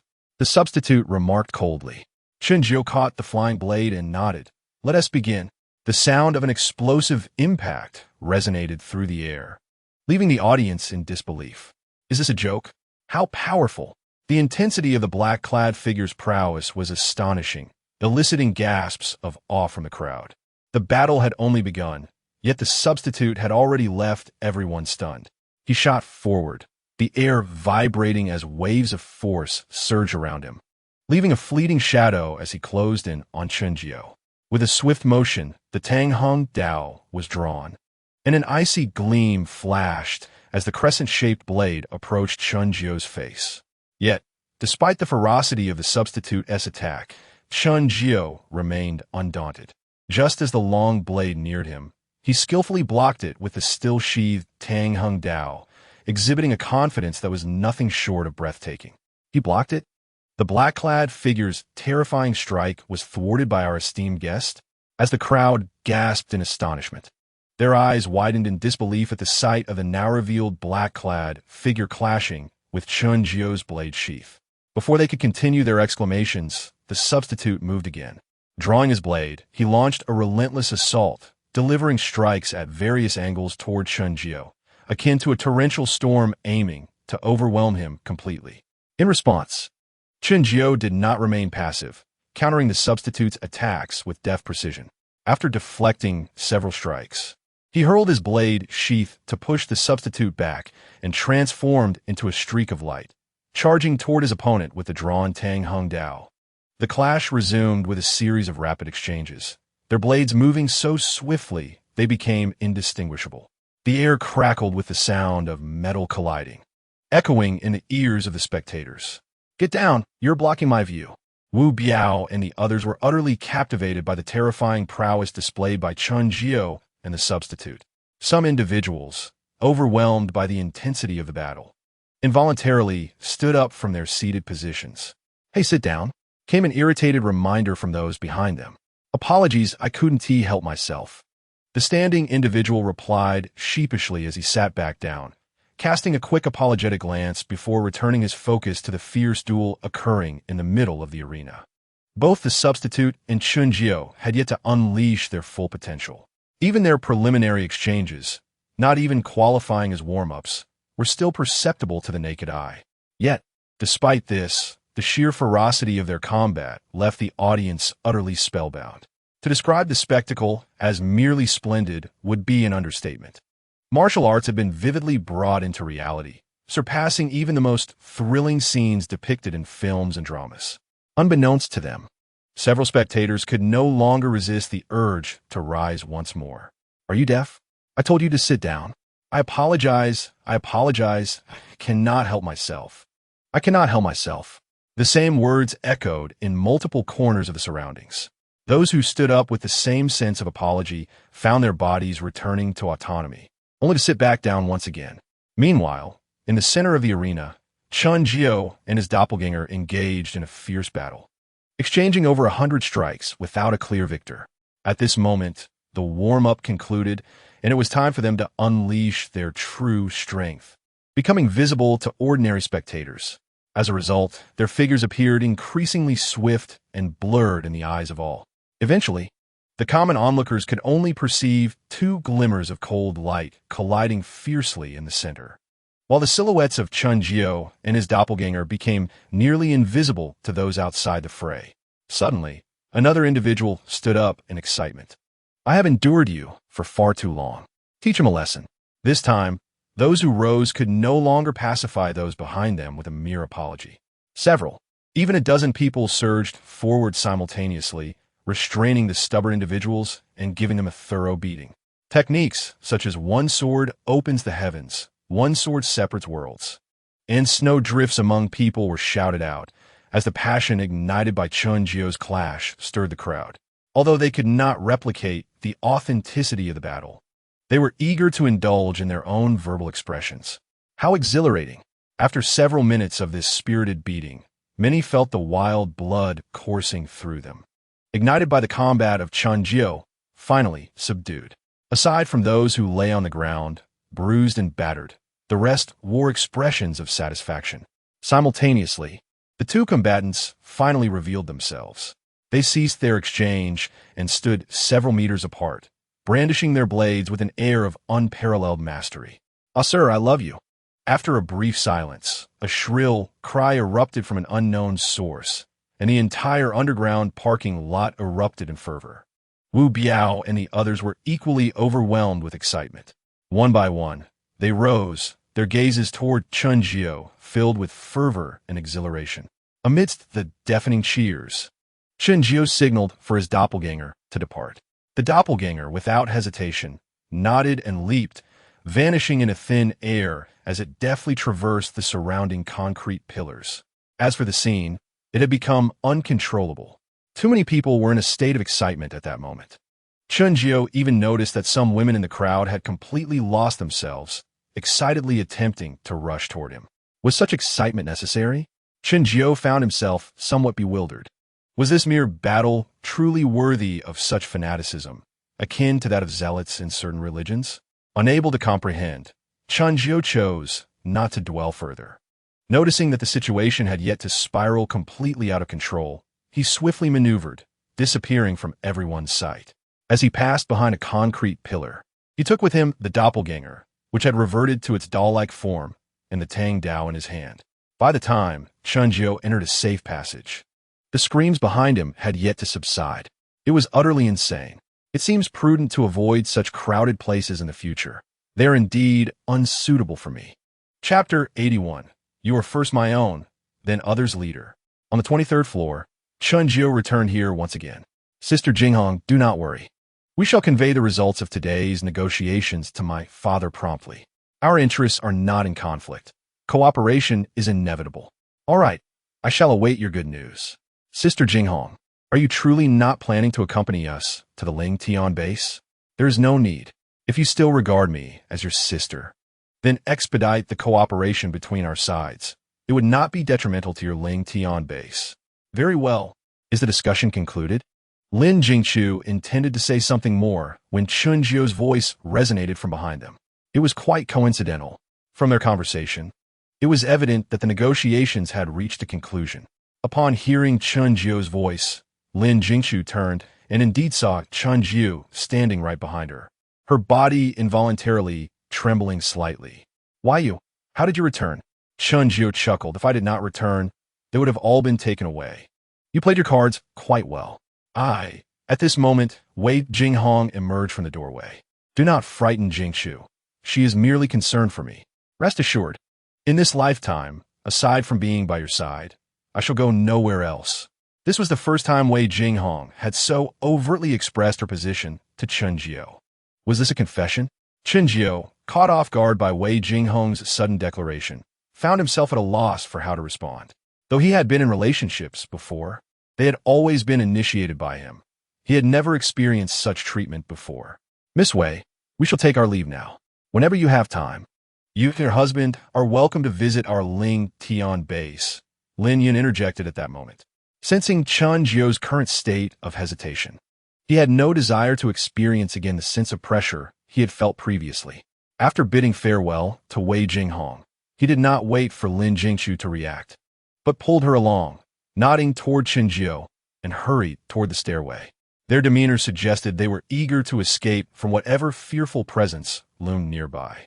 At this moment, Chun Jiao also regained his composure, noticing the hasty departure of the siblings and instinctively touching his nose. Am I that frightening? Wei Jinghong shot him a glance. Aren't you coming in? This sounded oddly reminiscent of a nagging housekeeper. Oh, very well. Chun Jiao's acquiescence momentarily stunned Wei Jinghong. Watching him obediently step into the house, a smile suddenly broke out on her face. It seemed she had discovered a significant weakness in Chun Jiao. Jiao, you have returned? In the living room, Yi Zi, seeing Chun Jiao's return, immediately hopped over to his side, wrapping her arms around his. Chun Jiao, who had appeared somewhat out of sorts, returned to normal upon hearing Yi Zi's voice. He nodded. How did the negotiations go? You must ask Sister Jinghong. She conducted all the negotiations. My sister was like a bodyguard, silent as a mouse. while I was merely a maid responsible for serving tea, unable to comprehend their discussions. Right, Sister Jinghong? If you are a maid, then I must be a nanny? Hee hee. Wei Jinghong refrained from continuing the playful banter. Let us go to the living room first. Once seated, I shall explain everything to you. Chunjiu did not respond, allowing Yizi to cling to him as they made their way to the living room to sit down. Yi Ziqing called out. Chunjiu merely nodded. Once Wei Jinghong settled onto the sofa, Chunjiu finally spoke. Tell me, how did the discussions go? Well, there's not much to say. It is merely about establishing a defensive alliance, providing mutual support until each of our forces can firmly establish themselves in Longchuan City. Additionally, regarding resource transactions, whether it is a surplus goods we do not require or resources we need, we can approach them for sales or purchases. Chunjiu remarked. The first point is beneficial for both sides, while the second seems to favor us disproportionately. Wei Jinghong understood Chunjiu's implication. Essentially, Ling Tian base assisting them in offloading excess resources and procuring necessary items would seem to be a thankless endeavor. What would they gain from such an arrangement? Aside from providing aid to the enemy, it appeared that the expenditures and gains were entirely disproportionate. As for the middlemen profiting from the price differences, although Chunjiu was not well versed in the situation at Ling Tian base, based on the capabilities they had displayed in previous encounters, would they truly find their trifling resources worthy? They were not fools, and they would not provide such assistance without a fair exchange. But what do we possess that they lack? What could it be? Terrifying personal strength. Wei Jinghong continued. Many things cannot be accomplished merely by having a large number of people, nor can they be swayed solely by the size of your influence. Each individual may require assistance from unrelated parties for various reasons to resolve some pressing issues. At such times, an ally with formidable combat prowess can save them considerable trouble. Are you intending to become a bounty hunter? This description may not be entirely accurate, yet it aligns with the conditions for their agreement. That is indeed the essence of it. Of course, there is no need to concern ourselves with matters that exceed our capabilities. They cannot naively believe that by simply providing me with resources, I would be compelled to exert myself for them. Everyone engages in trade on a relatively equitable plane. Your negotiation is quite challenging. Fairness? How can both parties perceive it as fair? As long as both find value in the exchange, it is indeed fair. You should manage it yourself and not entangle yourself in it. You're first my subordinate, then the leader of others, do you understand? Wei Jinghong did not perceive Chunjiu's words as mere casual remarks. She nodded earnestly. Conversing with an intelligent individual is certainly effortless. However, excessive cleverness can sometimes diminish one's sense of accomplishment in them. Nevertheless, having such a person nearby is advantageous. At least I need not worry about trivial matters that others could handle. Let us dine. Concluding their idle chatter, Chunjiu rose and made her way to the kitchen. At Ling Tian base, after an hour's journey, Lin Jingchu and the others returned. Upon seeing Lin Tianxiao, they promptly informed him of the results of their negotiation with Wei Jinghong. Many aspects were anticipated by Lin Tianxiao, and they did not stir his emotions. Conversely, it was the mention of Wei Jinghong by Lin Jingchu that drew his utmost attention. Wei Jinghong is in Longchuan City? Indeed. Father, you cannot imagine. When I saw Sister Jinghong, I could hardly believe my eyes. Had it not been for our childhood companionship, I would have preferred to think her a woman resembling Sister Jinghong rather than accept it was her. Does this imply that the Wei family has established a foothold in Longchuan City? Lin Tianxiao furrowed his brow. Lin Yun, I don't think so. I only saw Wei Jinghong at Suhu Bay, and moreover, What happened to her? Lin Yun pondered for a moment and said, It seems she has other men now. Chapter 82. A personal visit to Ling Tian building upon Lin Yun's utterance. Lin Tianxiao's reaction was extraordinarily intense as he sprang to his feet. Nan Gongwenye is also in Longchuan City? Not Nan Gongwenye, but another man named Chunjiu. Lin Yun added. Lin Tianxiao's fierce gaze lingered on Lin Yun. Lin Yun felt a surge of emotion. Father, I speak the truth. Wei Jinghong's man is indeed named Chunjiu, and she personally acknowledged it. If you do not believe me, you may inquire with my sister. She is aware as well. Lin Jingchu. Yes, I can attest to that. This is also the reason I previously expressed a preference for the other party to be someone resembling Sister Jinghong, rather than admitting she is indeed Sister Jinghong. While Lin Tianxiao might remain skeptical of Lin Yun's words, the corroboration from Lin Jingchu dispelled any doubts. Lin Tianxiao resumed his seat, pondering which faction in the capital bore the surname Chun. After considerable thought, he could not identify any. The Chen family in the capital could only be deemed a third-rate force. With such limited power, he found it hard to believe anyone would dare provoke Wei Jinghong, let alone become her man. What do you know about this Chun Jiao? Terrifying, he is a villain. Two responses, similar yet entirely different. Lin Yun hurried to clarify. I have never felt such a formidable pressure from anyone, not even from Chu Xiaojuan's grandfather. Father, that fellow is absolutely extraordinary. Indeed. Lin Jingchu nodded in agreement. Upon hearing his son's words, Lin Tianxiao could not help but reassess Chun Jiao's identity. Although this second son appeared frivolous on the surface, Lin Tianxiao was well aware that he was no ordinary individual. The very comparison between Chun Jiao and Chu Xiaojuan's grandfather indicated Chun Jiao's remarkable nature. In a short span, Lin Tianxiao found it challenging to ascertain Chun Jiao's origins. The myriad of information brought back by his children was overwhelming. Particularly, the fact that Wei Jinghong had not returned to the capital with Wei Jingmin and had instead taken a man was astonishing. Had this news emerged before the snow disaster, it would have caused a seismic reaction. With so many considerations weighing on him, Lin Tianxiao felt momentarily overwhelmed. Setting aside all thoughts, he conversed with his children for a while before sending them on their way. Shortly after their departure, butler Lin entered. Sir, Zishu and Maotu have matters to report. Zishu and Maotu, like Lin Lei, were trained from a young age as Lin family's elite guards, and they now serve as Lin Yun and Lin Jingchu's personal bodyguards. One male and one female. Let them in. Understood. Butler Lin acknowledged and went to summon them. Lin Shu, Zishu, and Maotu entered, kneeling on one knee to greet him. Lin Tianxiao gestured for them to rise. Do you have something to convey? The two exchanged glances, and Zishu began. Yes, Uncle Lin. We made an unexpected discovery during our visit to Tsehu Bay. What unexpected discovery? Zishu, not daring to delay, recounted the battle he and Maotu had witnessed in the underground parking lot at Tsehu Bay. Once Zishu finished, Lin Tianxiao's expression grew grave once more. Is it truly as exaggerated as you say? Zishu, it is even more so. The two at that time were merely sparring and did not exert their full strength. Even so, we could not capture their movements. If they had gone all out, we cannot fathom how powerful they truly are. Is it still related to that Chun Jiao? Lin Tianxiao felt as if this individual had appeared from thin air. Mysterious, powerful. And now he is also Wei Jinghong's man. Interesting. At this moment, Lin Tianxiao's curiosity towards Chun Jiao had transformed from apprehension to profound intrigue. Does such a world truly harbor untold secrets? All right, I understand. You may go and rest now. Understood, Uncle Lin. Having conveyed all necessary information, the course of action was no longer for them to ponder. After bidding farewell to Lin Tianxiao, the two turned to leave. Chun Jiao, it seems we must meet.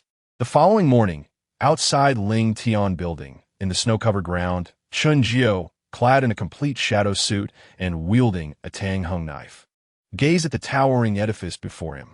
For a long time, Ling Tian building had been the source of trouble for Tsehu Bay, which had only engaged in passive defense.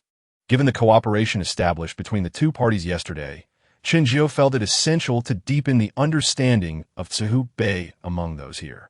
After all, hearing about something and witnessing it firsthand are two entirely different experiences. Only through direct observation can one develop a profound comprehension of a matter. Moreover, during this visit, Chun Jiao had another objective.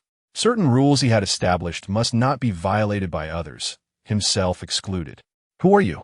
Chun Jiao's attire was exceedingly enigmatic. Shrouded in a black combat suit, topped with a military cap, only his eyes were visible, making it difficult for him to avoid attracting others' attention. The inquiry came from a patrol team of 9 members in the snow. Each was clad in cold-resistant gear, equipped with simple batons. While firearms were not absent, their maintenance was necessary, and they were only armed when required. Otherwise, prolonged exposure to the cold air could lead to malfunctions.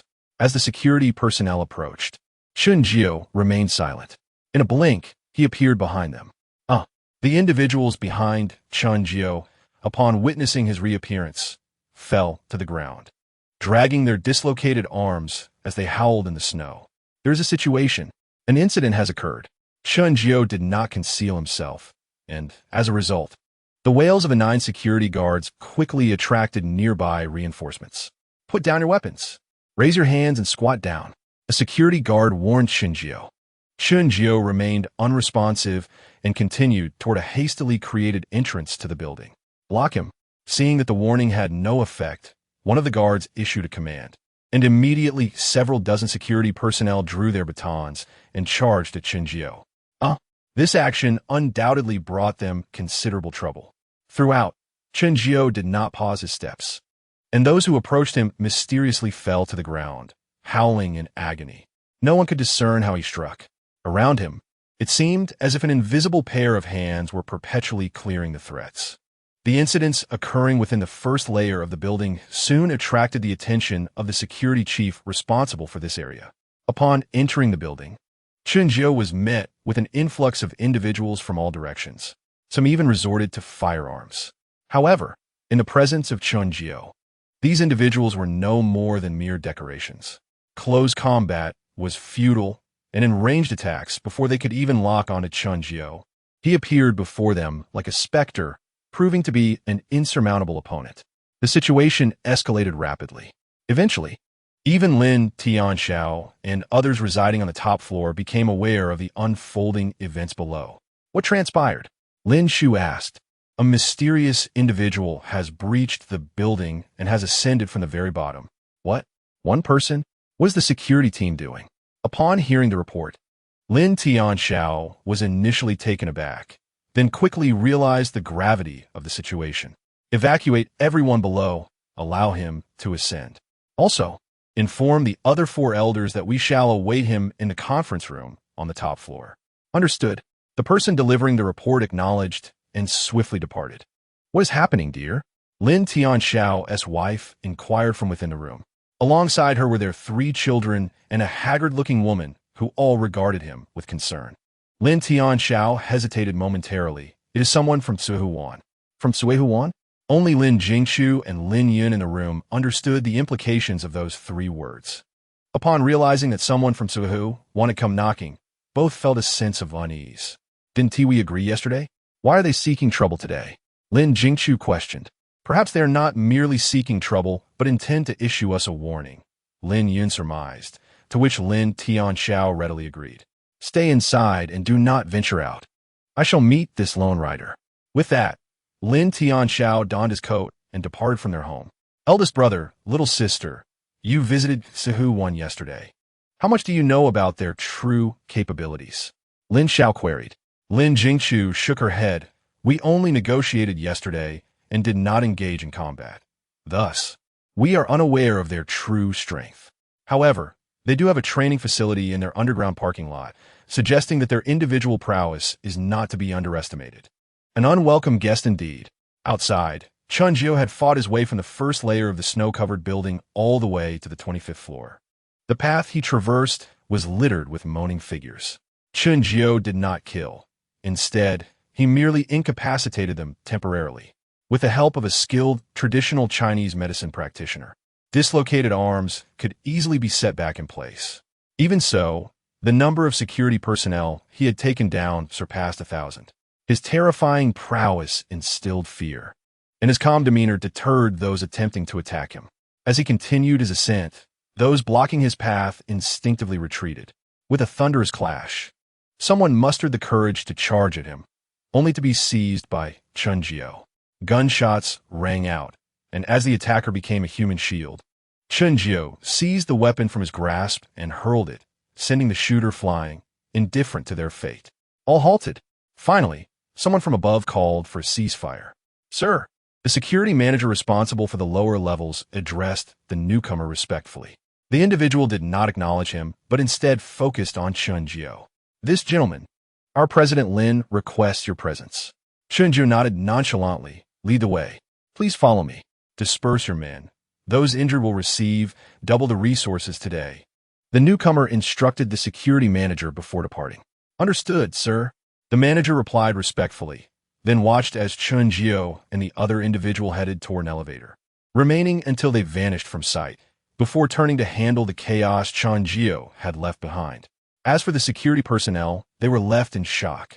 One man had single-handedly battled 1,000 without a scratch, reducing them to near ruin. What kind of terrifying ability was this? Moreover, he had evaded bullets as if he were not of this world. Who was this extraordinary figure? Did such hidden masters truly exist in this world? Accompanying the newcomer in the elevator, Chunjiu soon reached the top floor of the building. Upon exiting the elevator, he observed armed personnel clad in thermal suits stationed throughout the corridor. The powerful aura they exuded was clearly beyond that of the security guards below. Most importantly, their thermal suits were equipped with firearms. Had he encountered these individuals earlier, they would have posed considerable difficulty, and his advance would have undoubtedly been slower than dealing with the guards below. After a moment of contemplation, Chunjiu discerned that the height of the floor determined the identities of the individuals within the base. The higher one ascended, the greater the status of the occupants, and correspondingly, the strength of the security force increased. However, to Chunjiu, these were mere obstacles. In a seemingly secure environment, should he unleash his full capabilities, no one could impede him, unless they had prepared an elaborate trap in advance, waiting for him to walk into it. Continuing to follow the lead individual, Chunjiu noticed the guards casting glances at his attire. Quite ostentatious, they thought, their first reaction to Chunjiu's current ensemble. Some even contemplated suggesting to the higher-ups that such a uniform should be tailored for the armed personnel as well. In no time, the guide arrived at the designated location set by Lin Tianxiao. Sir, President Lin and the others await you inside. I shall not accompany you. Observing the closed door ahead, Chunjiu nodded to signal the guide as departure. Approaching the door, he pushed it open and entered. I have arrived. Behind the door, Lin Tianxiao and the others were already waiting. The 5 men, all nearly 50 years old, stood up from a sofa upon the door's opening. Aside from them, several other figures were present in the room. Gorgeous women in kipayos and solemnly dressed bodyguards filled the space, totaling 22 individuals. Among the qipao-clad women, 10 were positioned around the 5 elderly gentlemen, each tall and youthful, embodying beauty akin to that of campus goddesses. They held either wine bottles or trays adorned with exquisite delicacies, displaying exceptional reverence. The remaining 2 stood before the bodyguards, demure and graceful, seemingly awaiting their master's arrival. Indeed, these upper-class individuals truly knew how to indulge in luxury. Chunjiu merely cast a glance at the qipao-clad women, and from their still pure, clear gazes, he could surmise their status. Upon seeing Chunjiu's figure, Lin Tianxiao immediately exchanged a glance with the 2 standing nearby. Understanding, they approached Chunjiu with warm smiles reminiscent of a gentle spring breeze. Master, their voices were as melodious as larks, ringing clear like bells. What a playful display. These nefarious capitalists, Chunjiu chuckled lightly.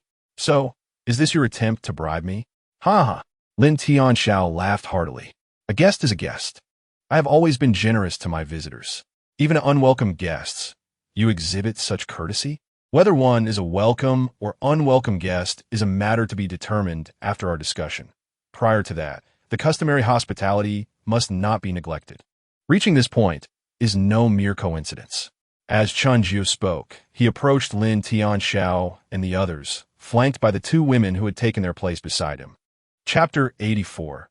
You are no different from others at this moment. Someone suddenly spoke up. President Lin treats friends with great consideration, but this gentleman has yet to reveal his true self.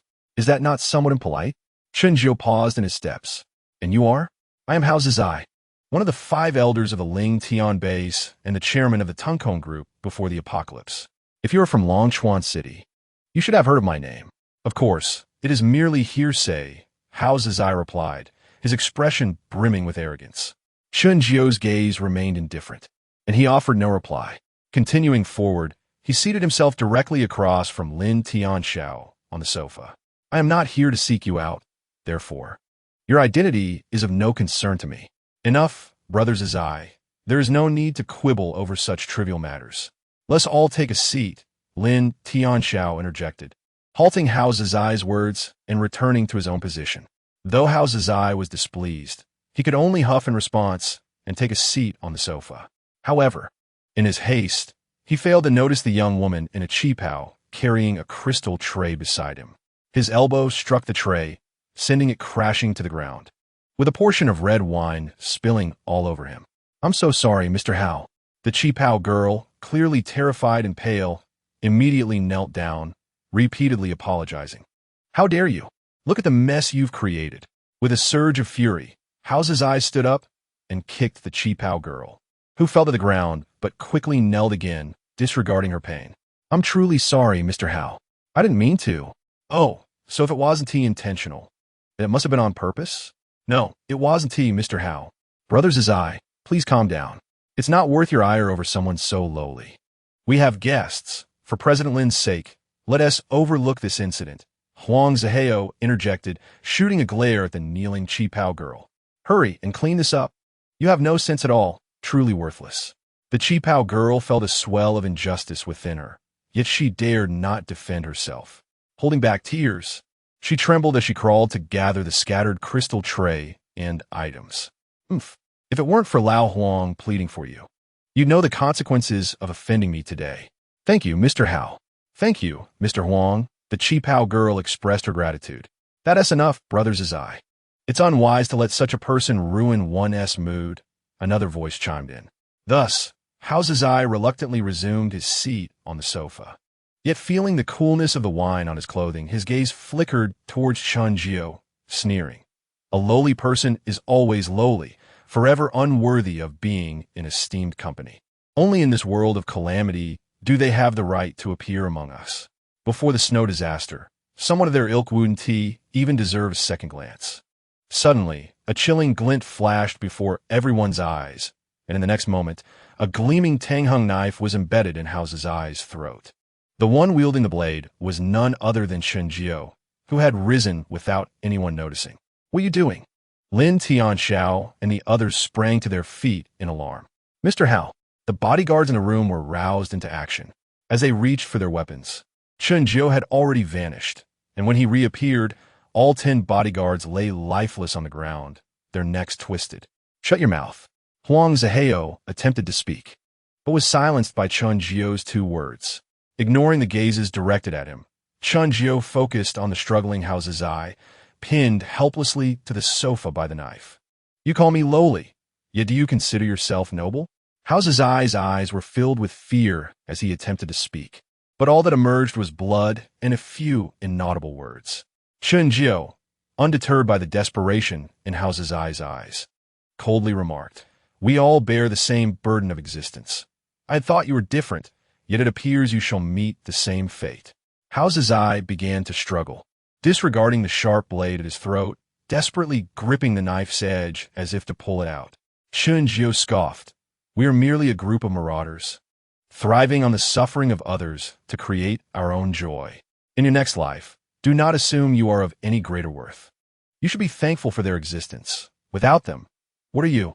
As he spoke, Chen Jiao twisted the knife. The sharp blade stirred within Hao Zizai's throat, and all present witnessed his slow demise, engulfed in despair and agony. Drawing the knife back, he flicked away the blood before sheathing it. Life is indeed fragile. Chen Jiao mused, a hint of melancholy in his tone. Lin Tianxiao and the others twitched at the corners of their mouths. What manner of person is this? Do you all agree with my assertion? The group forced smiles that barely concealed their discomfort. Sir, I welcomed you graciously, yet you treat my people this way. Shouldn't you provide an explanation? Lin Tianxiao asked, his voice growing cold. Explanation? Did you not hear? He believed himself unique, so I tested the truth of his words. The result is clear. He is no different from us, and when faced with fatal injury, he too shall perish. Or do you think you're different? Different? And then you wish for a knife to your throat? Lin Tianxiao struggled to suppress his anger. Resuming his seat, he coldly stated, Let us discuss your purpose for visiting our Ling Tian base. Though you possess great power, we are not to be trifled with. If you push us too far, no one will fare well. Enough with the melodrama. I am not unaware of your hypocrisy. The death of one power broker merely means that their share will transfer to you. Is it worthwhile to pretend here? This statement left Lin Tianxiao and his companions momentarily speechless. I require a person from you, Chen Jiu stated calmly. Chapter 85. A statement of justice. You seek someone from me? Lin Tianxiao was taken aback. Indeed, his objective had been achieved. It was time for him to depart. Yet, to truly leave Subei, his demands had yet to be fulfilled. No need for Chen Jiu to spell it out. Lin Tianxiao quickly grasped his meaning. Impossible. Lin Tianxiao flatly rejected. Lin, it's just one person. There is no need to be so forceful. Since this gentleman desires him, why not oblige? If it's truly unfeasible, I can offer you 10 of my own men for you to choose from. Huang Zihao unexpectedly interjected, surprisingly advocating for Chen Jiu. Your generosity is commendable, Chen Jiu remarked with a semblance of a smile. I am known for my benevolence. This gentleman has traveled a long way to our midst. I cannot let him return empty-handed. Not forcing? This is a statement of justice. Chen Jiu narrowed his eyes, fixing his gaze on Lin Tianxiao. What do you think, President Lin? At this moment, Lin Tianxiao felt as if he were being devoured by Chen Jiu's penetrating stare. However, he had no choice. With Hao Zizai gone, should Huang Zihao also perish here, the Ling Tian base would descend into chaos without needing the main powers to intervene. Very well. I hope this is your only request. The objective accomplished, Chen Jiu retrieved the Tang Hung knife resting on Huang Zihao's shoulder. The crux of the matter lay here. One could not help but wonder why Huang Zihao would suddenly speak in favor of Chen Jiu. Such an occurrence defied reason. With the blade withdrawn, Huang Zihao felt as though the heart lodged in his throat could finally return to its rightful place. Feeling unsafe in such close proximity to Chen Jiu, he instinctively sought to shift aside. Is it uncomfortable sitting next to me? Chen Jiu's cold voice pierced the air. Huang Zihao's movement faltered momentarily. No, not at all. It's quite comfortable. Then sit properly. All right, I will. Lin Tianxiao, observing this scene, felt as if his heart and lungs might burst with frustration. Go inform those outside. Summon Lin Lei and relay my message, he instructed the young woman in a qipao standing beside him. She dared not hesitate. After acknowledging his command, she hurried toward the door. Master, would you like something to drink? At that moment, one of the qipao-clad attendants approached Chen Jiu, gracefully presenting a crystal tray filled with refreshments. Her dulcet voice reverberated in Chen Jiu's ears, stirring a ripple in his otherwise tranquil heart. He turned to regard the young woman beside him. With her hair styled in a bun, a high nose, and sparkling, gem-like eyes, her delicate visage bore a hint of rosy allure, making her quite enchanting. In terms of appearance, she fell short compared to Wei Jinghong.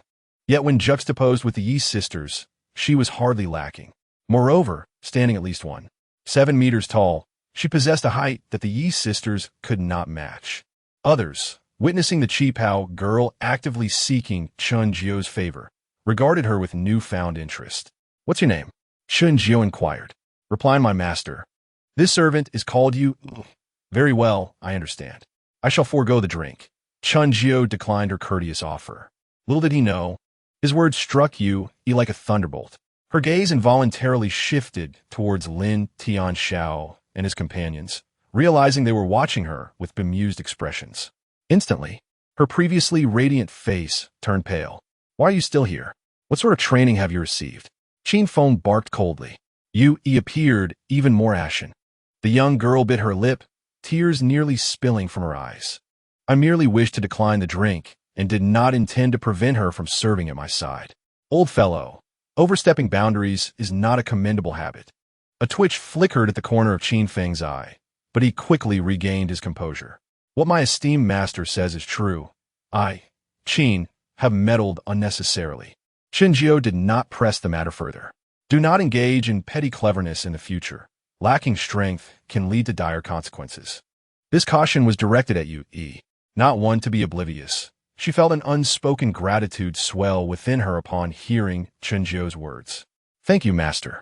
After this brief interlude, a figure entered from outside the door. It was Lin Lei. Upon learning that Lin Tianxiao sought him, he promptly followed the guide to this location. Seeing Lin Lei, Lin Tianxiao found himself at a loss for words and instead directed his gaze toward Qinjiao. Qinjiao, in turn, did not leave Lin Tianxiao in an awkward position. Rising from a sofa, he turned to face Lin Lei. Is there something you wish to discuss? Noticing Qinjiao's presence, Lin Lei's pupils contracted sharply. You, don't be surprised. I merely come to escort you. Surely, you would not refuse? Xiao Lei, do not fear. If you do not wish to leave, no one can compel you, Lin Tianxiao reassured. PFFT, Lanzong, Lanshu. At this moment, Lin Tianxiao attempted to garner support, only to be met with Qinjiao's unyielding demeanor. The Tangheng knife was swiftly unsheathed and flipped back, its blade piercing Lin Tianxiao's left shoulder, pinning him firmly to the sofa. He had not taken Lin Tianxiao's life, for the latter was a crucial player in Wei Jinghong's plans. Acknowledging that Wei Jinghong had invested both effort and merit in his endeavors, Qinjiao refrained from extinguishing his ambitions. However, Lin Tianxiao had threatened him before, and without imparting a lesson, he might truly consider himself invincible. What will you do if I force him? Qinjiao, I know it's you. Do you think I hesitate to fight you to the death? Lin Tianxiao, once the wealthiest man in Longchuan City, could not endure such humiliation any longer. Suppressing the excruciating pain in his shoulder, Lin Tianxiao seemed ready to risk it all. Qinjiao's expression darkened profoundly. Annihilating the entire Ling Tian building may pose a challenge. Yet I remain confident in dealing with just you and your families. I am genuinely curious to see how you intend to confront me. Qinjiao spoke as he turned. I will return with you. Master, please do not harm Lin Shu. Lin Lei interjected urgently. He was acutely aware of Qinjiao's terrifying capabilities. Not to mention, that peculiar agility of his was enough to instill despair. Should he truly decide to unleash a massacre, no one at the Ling Tian base could stand in his way. Could you not deduce that he has already abandoned you? Qinjiao regarded Lin Lei, a smirk gracing his lips. That is not abandonment. What do you call it then? A necessity. Do you not blame him? If I can return to Lin Shu's side, I hope he does so again next time. How loyal must one be to defend their master in such a manner? Qinjiao once believed that in today's environment, pledging oneself to a cause with unwavering dedication was merely words. Yet now, Lin Lei's response revealed that there truly exist individuals willing to act upon such sentiments. To be honest, Qinjiao felt a flicker of emotion. While admiration may not be the right term, he simply did not expect such fools to exist in today's society. In contrast, for others betrayed, even if they did not blame their betrayers, the bond between them would have ended there. Yet Lin Lei, remarkably, was still contemplating a future. Qinjiao remained oblivious to Lin Lei's thoughts and had no desire to delve into the entanglements between him and Lin Tianxiao. He swiftly moved beside Lin Tianxiao. Master, please show mercy.